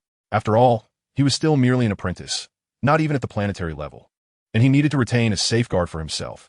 He could not be so altruistic. Conflict and strife still existed among humanity. Each year, many martial artists perished in the wilderness, not solely at the hands of monstrous beasts. Hong regarded Chen Daolin with a hint of curiosity painted across his face. I am intrigued, Chen Daolin. What exactly transpired during your 6-month sojourn in the number 9 civilization relic? What kept you there for so long? Memories of a resolute yet youthful visage flashed in his mind, and he sensed that Chen Daolin had returned irrevocably changed. With a swift flicker of thought, Chen Daolin was willing to relinquish the body refinement technique 180, yet he hesitated to divulge any details regarding the ancient civilization's ruins. It was apparent that the bald crystal figure had erased the tactical watch's records to prevent Chen Daolin from revealing its existence to others. However, the bald crystal figure did not impose a confidentiality clause on the body refinement technique 180, prompting Chen Daolin to choose to circulate it, thereby enhancing humanity as strength. At the ancient civilization's ruins, I encountered Chen Daolin, who began to recount his tale with a blend of truth and embellishment. Hong Yu's eyes sparkled with interest, for he was aware that the number 9 civilization's ruins were remnants of a force from the cosmos, yet entry had become impossible. With Hong's current prowess and insight on Earth, few things could capture his attention, and the number 9 civilization's ruins were one such rarity. As Chen Daolin's narrative unfolded, Hong's gaze became increasingly animated. Upon hearing that Chen had acquired a complete cultivation method capable of elevating one to planetary level with a power amplification of 20 times, Hong was finally stirred to action. He leapt to his feet, his eyes radiating an intense brilliance as he fixed his gaze on Chen Daolin, inquiring, "Is it truly the case that you possess an ancient civilization's cultivation method that can elevate one to planetary level with a maximum power output of 20 times? It was no wonder Hong was exhilarated. Despite his possession of numerous artifacts, treasures, and technologies from ancient ruins, he had yet to discover a usable cultivation method. The current manuals were predominantly of their own creation, and Hong had felt stagnated at his current level for an extended period, yearning for a breakthrough. The cultivation method Chen Daolin had unearthed from the ancient civilization's ruins undoubtedly ignited a flicker of hope within him, though it was merely a planetary-level technique. Given that Hong himself was already at that level, it could potentially facilitate further ascension. "Speak, Chen Daolin. What do you desire in exchange for sharing this cultivation method with me?" Hong, not one to be underestimated, quickly surmised Chen Daolin's intentions. After all, Chen had not concealed his acquisition of the ancient civilization's cultivation method, indicating the potential for a transaction. Without hesitation, Chen Daolin responded, "I am willing to share the ancient civilization's cultivation method with the Extreme Martial Arts Hall, but it must be made available for sale in the marketplace, accessible to any martial artist who meets the requisite conditions." Hong regarded Chen Daolin thoughtfully, observing the clarity in his eyes. After a prolonged silence, he erupted into hearty laughter, much to Yao Lao's astonishment. Having accompanied Hong for so long, she had never witnessed him in such high spirits. Once his laughter subsided, Hong looked down earnestly and stated, "I can agree to your terms. Any martial artist who meets your stipulated conditions shall have the opportunity to purchase this ancient civilization's cultivation method." Previously, Hong had harbored a sense of superiority over Chen Daolin, a remnant of his accustomed high standing. However, that perception began to shift, as he now felt a growing respect and admiration for the young man. Furthermore, the value of this secret technique could significantly benefit the Extreme Martial Arts Hall. After a moment's reflection, Hong added, "I can offer you 100 stars and 1 trillion huaxia coins as compensation." Although modest, it was a token of goodwill. In truth, the cultivation method's value was immeasurable. Should a force acquire it, it would soon be capable of cultivating a multitude of planetary-level warriors and countless battle gods. Hong, not one to be stingy, was determined that Chen Daolin should not suffer loss. Yet he could not afford to offer more, merely a gesture of goodwill. Indeed, 100 stars equate to approximately the value of a dragon's blood, which sells for about 160 billion huaxia coins per portion, totaling roughly 16 trillion. As for the 1 trillion huaxia coins, it is merely a formality. At Hong's level of power and status, no amount of money could purchase what they truly desired. "Thank you," Chen Daolin acknowledged, understanding Hong's intentions and accepting the offer without reservation. Seeing Chen Daolin accept his gift, Hong's smile widened further. "By the way, what are the conditions for sale in the marketplace? If they are too exorbitant, most will be unable to afford them. If too cheap, they may not appreciate their value. It is human nature to undervalue that which comes easily." Hong was concerned that Chen Daolin's good intentions might be misconstrued by some. Chen Daolin contemplated for a moment and replied, "The Body Refinement Technique 180 is divided into 10 volumes, each containing 18 techniques. The first volume requires 10 million huaxia coins and 1,000 contribution points. The second requires 20 million huaxia coins and 5,000 contribution points. The third requires 100 million huaxia coins and 10,000 contribution points. And the fifth volume, which allows for a breakthrough to planetary level, requires 10 billion huaxia coins and 5 million contribution points." Hong grasped the essence of Chen Daolin's proposal, while the financial cost was manageable. The requisite contribution points necessitated that martial artists hunt monsters and sell materials to the Extreme Martial Arts Hall in exchange for points. He nodded in silent approval. "Leave this matter to us at the Extreme Martial Arts Hall. I shall assign Yao Lao to personally oversee its implementation." Yao Lao nodded slightly. The Extreme Martial Arts Hall had ample experience in this regard. After all, they were the largest distributors of martial arts manuals in the world. With the issue of the ancient civilization's cultivation method resolved, Hong curiously inquired, "What is your current strength?" Although Hong was formidable, he was not omniscient. He could discern that Chen Daolin still held the title of battle god, yet he was unaware of the specifics of his strength. Chen Daolin did not withhold, stating, "My power output has reached 8 times. Hong was taken aback by this revelation, though it fell within the realm of expectation. After all, having passed the ancient civilization's assessments, Chen Daolin's prowess could not be lacking. An output of 8 times surpassed the previously lauded Thunder God, who boasted a power output of 7 times. A smile crept across Hong's face as he pondered how that fellow Thunder God would react upon learning that a mere 19-year-old had surpassed his most prized achievement. After a moment of contemplation, Hong seemed to arrive at a decision and spoke with an eightfold power output. Chen Daolin, your previous status as the invincible battle god makes you more than qualified to serve as our extreme martial arts hall as inspector. Would you accept this position? Hong's gaze was laden with deeper motivations. Chen Daolin's talent and contributions were not only significant to the Extreme Martial Arts Hall, but also poised to make a substantial impact on the world at large. Thus, Hong sought to appoint him to the role of inspector within the Extreme Martial Arts Hall. Chen Daolin did not refuse. I am willing. Hong beamed. Very well. Choose a date for your appointment so that we may publicly announce the addition of a new inspector to the Extreme Martial Arts Hall. Yao Lao, you shall oversee the arrangements for Chen Daolin's induction. Yes, Hall Master, Yao Lao replied, her emotions swirling as she regarded the composed Chen Daolin. A 19-year-old inspector? This was bound to send shockwaves throughout the world. Upon returning to the global headquarters of the Extreme Martial Arts Hall, Hong eagerly accompanied Chen Daolin, inputting the cultivation data into the auxiliary light brain for further study. He did not forget to send a copy to the Thunder God, for they were long-standing comrades and brothers. Chen Daolin held a favorable impression of the jovial bald man, and thus he offered to gift him a copy directly.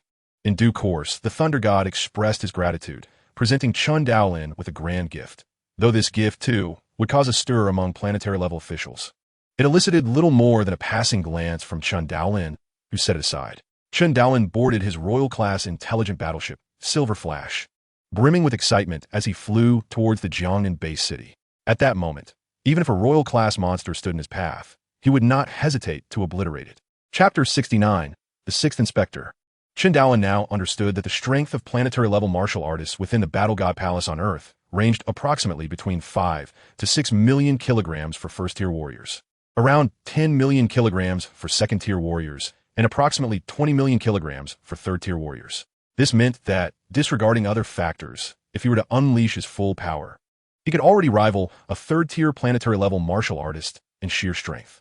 Indeed, the formidable strength of a planetary-level powerhouse is not solely attributed to sheer power.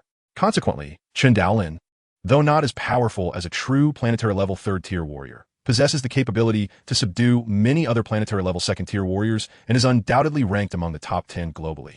Thus, it can be said that Chen Daolin's appointment as the inspector of the Extreme Martial Arts Academy is well-deserved. As he sat within the confines of the flying warplane, Chen Daolin pondered silently. The 5 most powerful individuals on Earth at present must surely be Hong, the Thunder God, 2 planetary-level third-tier warriors, and a planetary-level second-tier mentalist, namely the 5 council members of the War God Palace. He found it amusing to consider that, despite all being council members, the disparity in strength between the latter 3 and Hong and the Thunder God was immense. Hong was now at the planetary-level 6th tier, where each stage is twice as potent as the preceding one. Thus, his power should be 6 times greater. This implies that when Hong exerts his full strength, he could potentially unleash 224 million kilograms of force. The Thunder God, even more formidable, stands at the planetary level 7th tier, capable of 7 times that power, equating to an astounding 512 million kilograms. Realizing this vast difference between himself, Hong, and the Thunder God was startling. In a direct confrontation, he would likely be obliterated without a chance to retaliate. Yet, Chen Daolin silently chastised himself for being an apprentice at the 9th tier, constantly measuring himself against those at the 6th and 7th tiers, a rarity even in the vast universe. The silvery gray, triangular intelligent warplane soon returned to the Jiangnan base city, seamlessly navigating through the aerial defense systems to enter Yangzhou City, landing atop his former villa. As Chen Daolin emerged from the flying warplane, he was greeted by Ji Xian, who stood at the courtyard gate. Their eyes met in silence for a moment before Chen Daolin broke the stillness, stating, "I'm back." Ji Xian's chest heaved with anxious excitement as she rushed forward to envelop him in a fierce embrace. Just as Chen Daolin felt a twinge of awkwardness, a sharp pain struck his abdomen as Ji Xian playfully but forcefully nudged him, and he could swear that her earlier action had exerted a force of at least 1 million kilograms. A typical warrior might have been killed outright from such a blow. Even with the Black God suit reducing 90% of the impact, it was hardly a pleasant experience. With a huff, Ji Xian turned to leave, only to be halted by Chen Daolin, who presented her with a small box. "What is this?" Ji Xian asked, her face flushing slightly with curiosity. "Open it and see." Chen Daolin replied with an air of mystery. As she unveiled the box, it revealed a substantial black hat. Upon seeing it, Ji Xian's eyes reflected a flicker of confusion. which quickly transformed into realization as she caught the twinkle in Chen Daolin's eye. A spark of understanding ignited in her mind, and she exclaimed, "The Black God suit?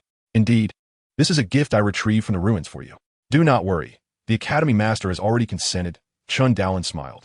It was inconceivable that Hong would object to such a gesture, especially after Chen Daolin had contributed the body refinement technique 180, which primarily benefited Hong and the Thunder God. The Black God suit was a trifling matter in comparison, and Hong was more than willing to extend this favor to Chen Daolin, especially since Chen had accrued 100 stars in Hong's estimation, enough to procure 20 such suits. Ji Xian stared at the Black God suit, momentarily speechless, her body trembling slightly as her eyes glistened with unshed tears. Chen Daolin, taken aback, realized that even the typically strong and composed Ji Xian had her vulnerable moments. After Ji Xian accepted the Black God suit, Chen Daolin sent the body refinement technique 180 to her email while the blazing 100 strikes, still a manual he had yet to master himself, would be sent to her once he organized it. The sudden return of Chen Daolin, who had been presumed dead for 6 months, stirred a considerable commotion in the Mingyue community, igniting countless discussions. However, the Ji family was engulfed in jubilation, with Ji Xian even using the flying warplane to bring her sister Ji Han and Lin Xiao back from Jiangnan for a heartfelt reunion. As night fell, the villa was cloaked in darkness, illuminated solely by the cold moonlight streaming through the second-floor windows. Bathed in the silvery glow, Chen Daolin resembled a statue as he opened a black tome shimmering with starlight. "Blazing 100 strikes," he murmured, recognizing it as a secret technique of gene amplification from an ancient cosmic civilization's ruins. While such techniques were relatively common throughout the universe, this particular manuscript was unique to Earth. Blazing 100 strikes comprises 6 tiers: 3 strikes, 9 strikes, 27 strikes, 81 strikes, and 100 strikes. Mastering the first tier allows one to amplify the power of their gene energy by 2-fold during combat. Each subsequent tier increases the amplification to 4-fold, 8-fold, 16-fold, and 32-fold, respectively. This technique is infinitely more precious than the body refinement technique 180. However, its complexity is formidable. Even the initial 3 strikes would require extensive training. Chen Daolin shook his head, focusing his mind to delve deeper into the technique, while also recording a version to send to Ji Xian, insisting she must keep it confidential. Chen Daolin returned on December 20th, 2057. 8 days later, December 28th, 2057, marked the day of his official appointment as the inspector of the Extreme Martial Arts Academy. The Grand Conference Hall of the global headquarters of the Extreme Martial Arts Academy was filled with attendees from around the world gathered for the ceremony. Ladies and gentlemen, welcome to the Global Extreme Martial Arts Academy Inspector Appointment Ceremony. Today, we have the honor of welcoming the Academy Master, Hong, the host announced, directing the cameras toward Hong, seated in the front row at the center. Also present is the Academy Master of the Global Thunder Martial Arts Academy, the Thunder God, alongside the 3rd Council Member of the War God Palace, Missouri Henderson, and the 4th Council Member, East. Lastly, I wish to introduce the individual who will soon take on the role of the Global Extreme Martial Arts Academy Inspector, Mr. Chen Daolin. As he spoke, a 3-dimensional virtual projection displayed Chen Daolin in a sharply tailored suit. With a smile, Chen Daolin's gaze swept across the audience, landing on the flushed faces of Ji Han and her companions, while Ji Xian appeared markedly more composed, though a smile played at the corners of her lips. Moments later, under the watchful eyes of the assembly, Chen Daolin stepped onto the stage to receive the inspector's insignia from Hong. From this day forth, he would become the 6th inspector of the Extreme Martial Arts Academy, second only to Hong in rank. Ladies and gentlemen, Hong's cold, authoritative voice resonated, silencing the applause and plunging the hall into a profound stillness. Some of you may wonder why I have appointed Chen Daolin as the 6th inspector of the Extreme Martial Arts Academy. He gazed down upon the crowd with an air of divine authority that discouraged dissent. I assure you, it is due to his significant contributions. Suddenly, a projection screen appeared on the wall behind the podium, displaying 10 volumes of manuals and their details. These are the training methods contributed by Inspector Chen, capable of guiding a warrior from the lowest rank of soldier to general, war god, and even Hong paused dramatically to surpass the war god. A wave of astonishment swept through the hall, igniting a flurry of murmurs as attendees exchanged incredulous glances. Methods to attain power beyond that of a war god. Is this truly possible? The magnitude of Chen Daolin's contribution became evident, explaining his appointment by Hong. The news spread like wildfire across the globe, particularly among various organizations and factions, igniting fervor. Yet, The most intense excitement emanated from the distinguished guests seated in the conference hall, over 30 powerful council members. It seemed that had it not been for Hong and the Thunder Goddess' presence, they would have eagerly rushed forward to scrutinize the materials. The Thunder God, grinning, observed the proceedings, even taking a moment to wink at Chen Daolin, who remained expressionless, indifferent to the playful antics of the exuberant figure. Today, Hong made a momentous announcement at the ceremony for the new position of Inspector General, revealing to the world the existence of the cultivation method. He was well aware of this development beforehand, for he had just emerged from the ruins, and the Extreme Martial Arts School had swiftly introduced the body-forging 180 technique. It was evident to even the simplest minds that there was a connection to him. Thus, he boldly proclaimed it as his own acquisition, simultaneously signaling to the world that he had the formidable Hong and Thor standing behind him, a move intended to instill a sense of trepidation in certain individuals. Although he was not intimidated by the current strength he possessed, this approach would certainly mitigate unnecessary complications. Observing the expressions of the council members and warriors below, it was clear that Hong's strategy was yielding favorable results. In the midst of the tumultuous discussions within the conference room, news of Chen Daolin's appointment as Inspector General and the emergence of the body-forging 180 technique spread like wildfire across the globe, igniting a fervor among martial artists eager to purchase the technique. Chapter 70, titled Breakthrough, Planetary Level, detailed the madness of those individuals.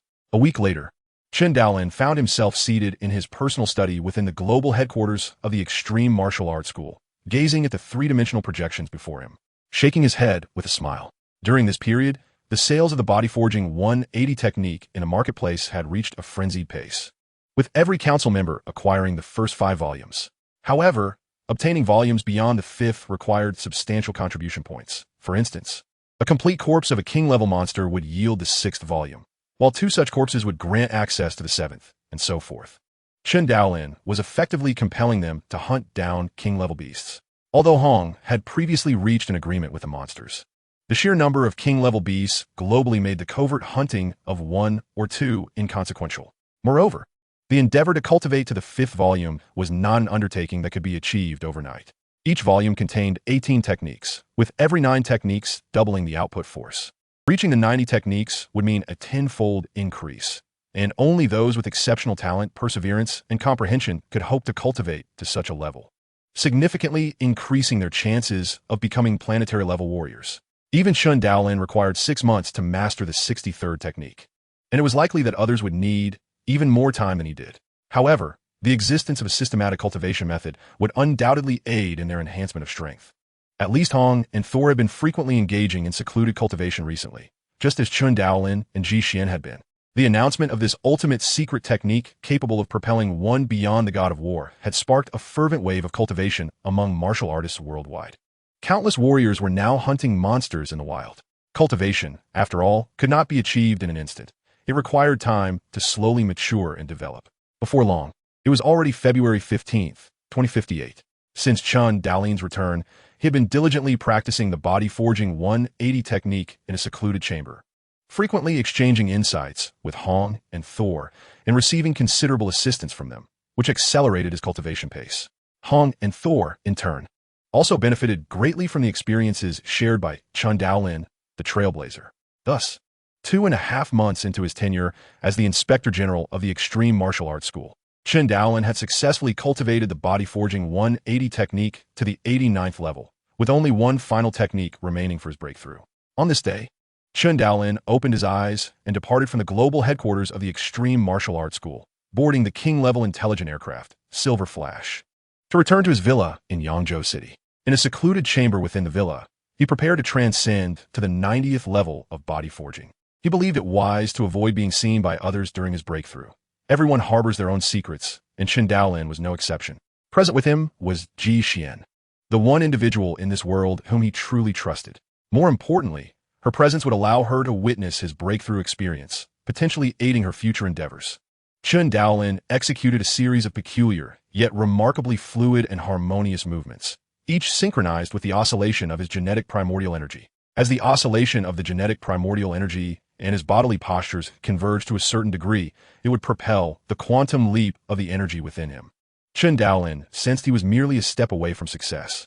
In the past, he had faced failures at this juncture, yet he felt a significant opportunity this time. Completing the final movement, His body trembled violently, and the genetic primordial energy surged within him as if a rupture had formed, creating a vortex that frantically absorbed energy from the external environment. After a series of extraordinary transformations, a miniature star appeared within Chen Daolin's dantian.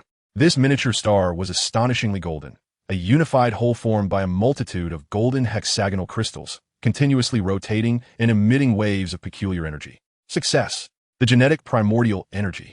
Chen Daolin's heart swelled with joy. A burst of golden energy surged from his dantian, coursing through his body, instantaneously transforming every gene, cell, muscle, bone, and skin.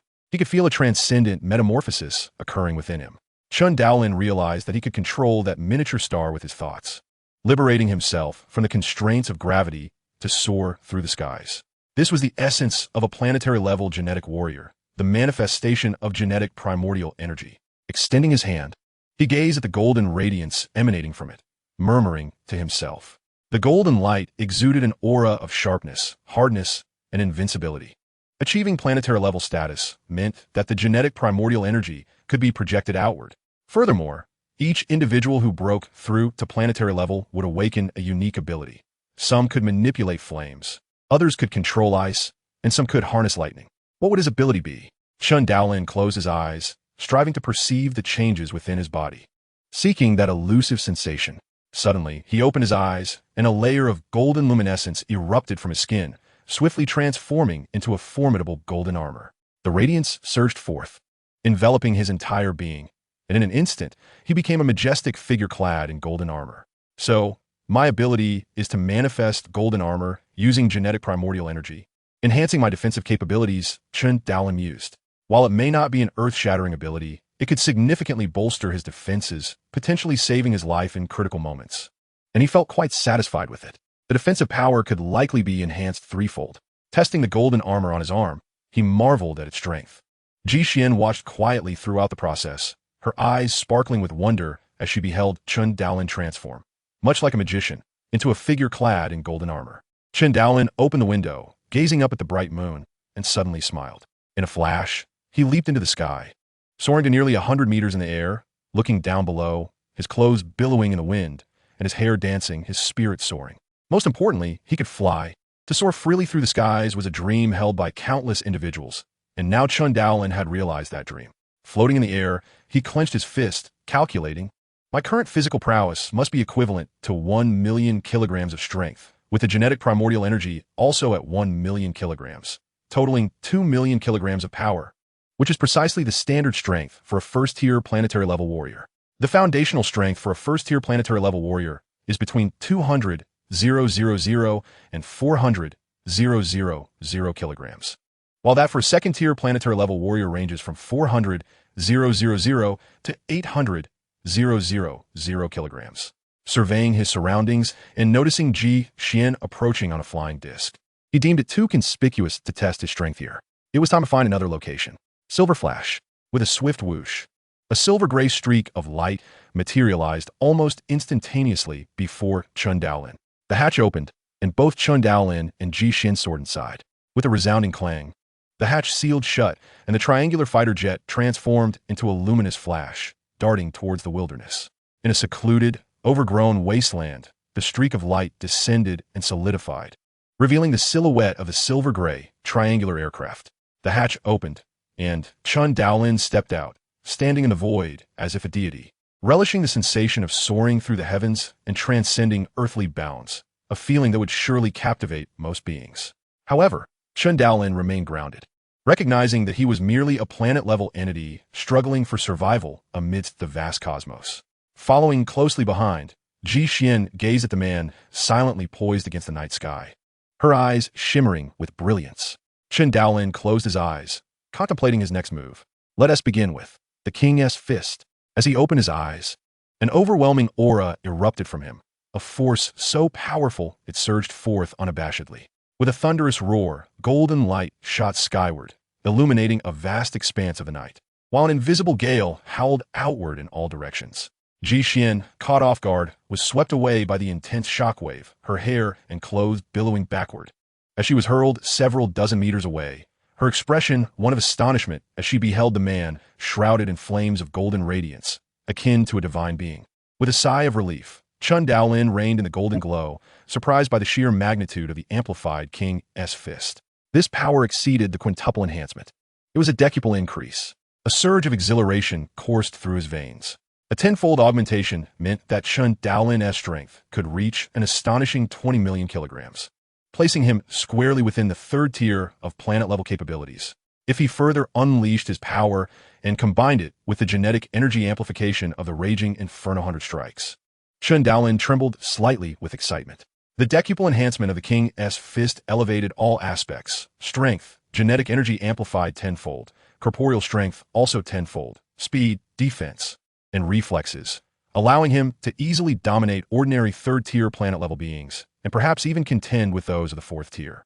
Moreover, with an additional tenfold burst of strength, achieved by training the body refinement technique 180 to the 90th form, the corporeal strength post-King's fist enhancement would yield 10 million kilograms, plus an extra tenfold force, culminating in a staggering 100 million kilograms of brute force.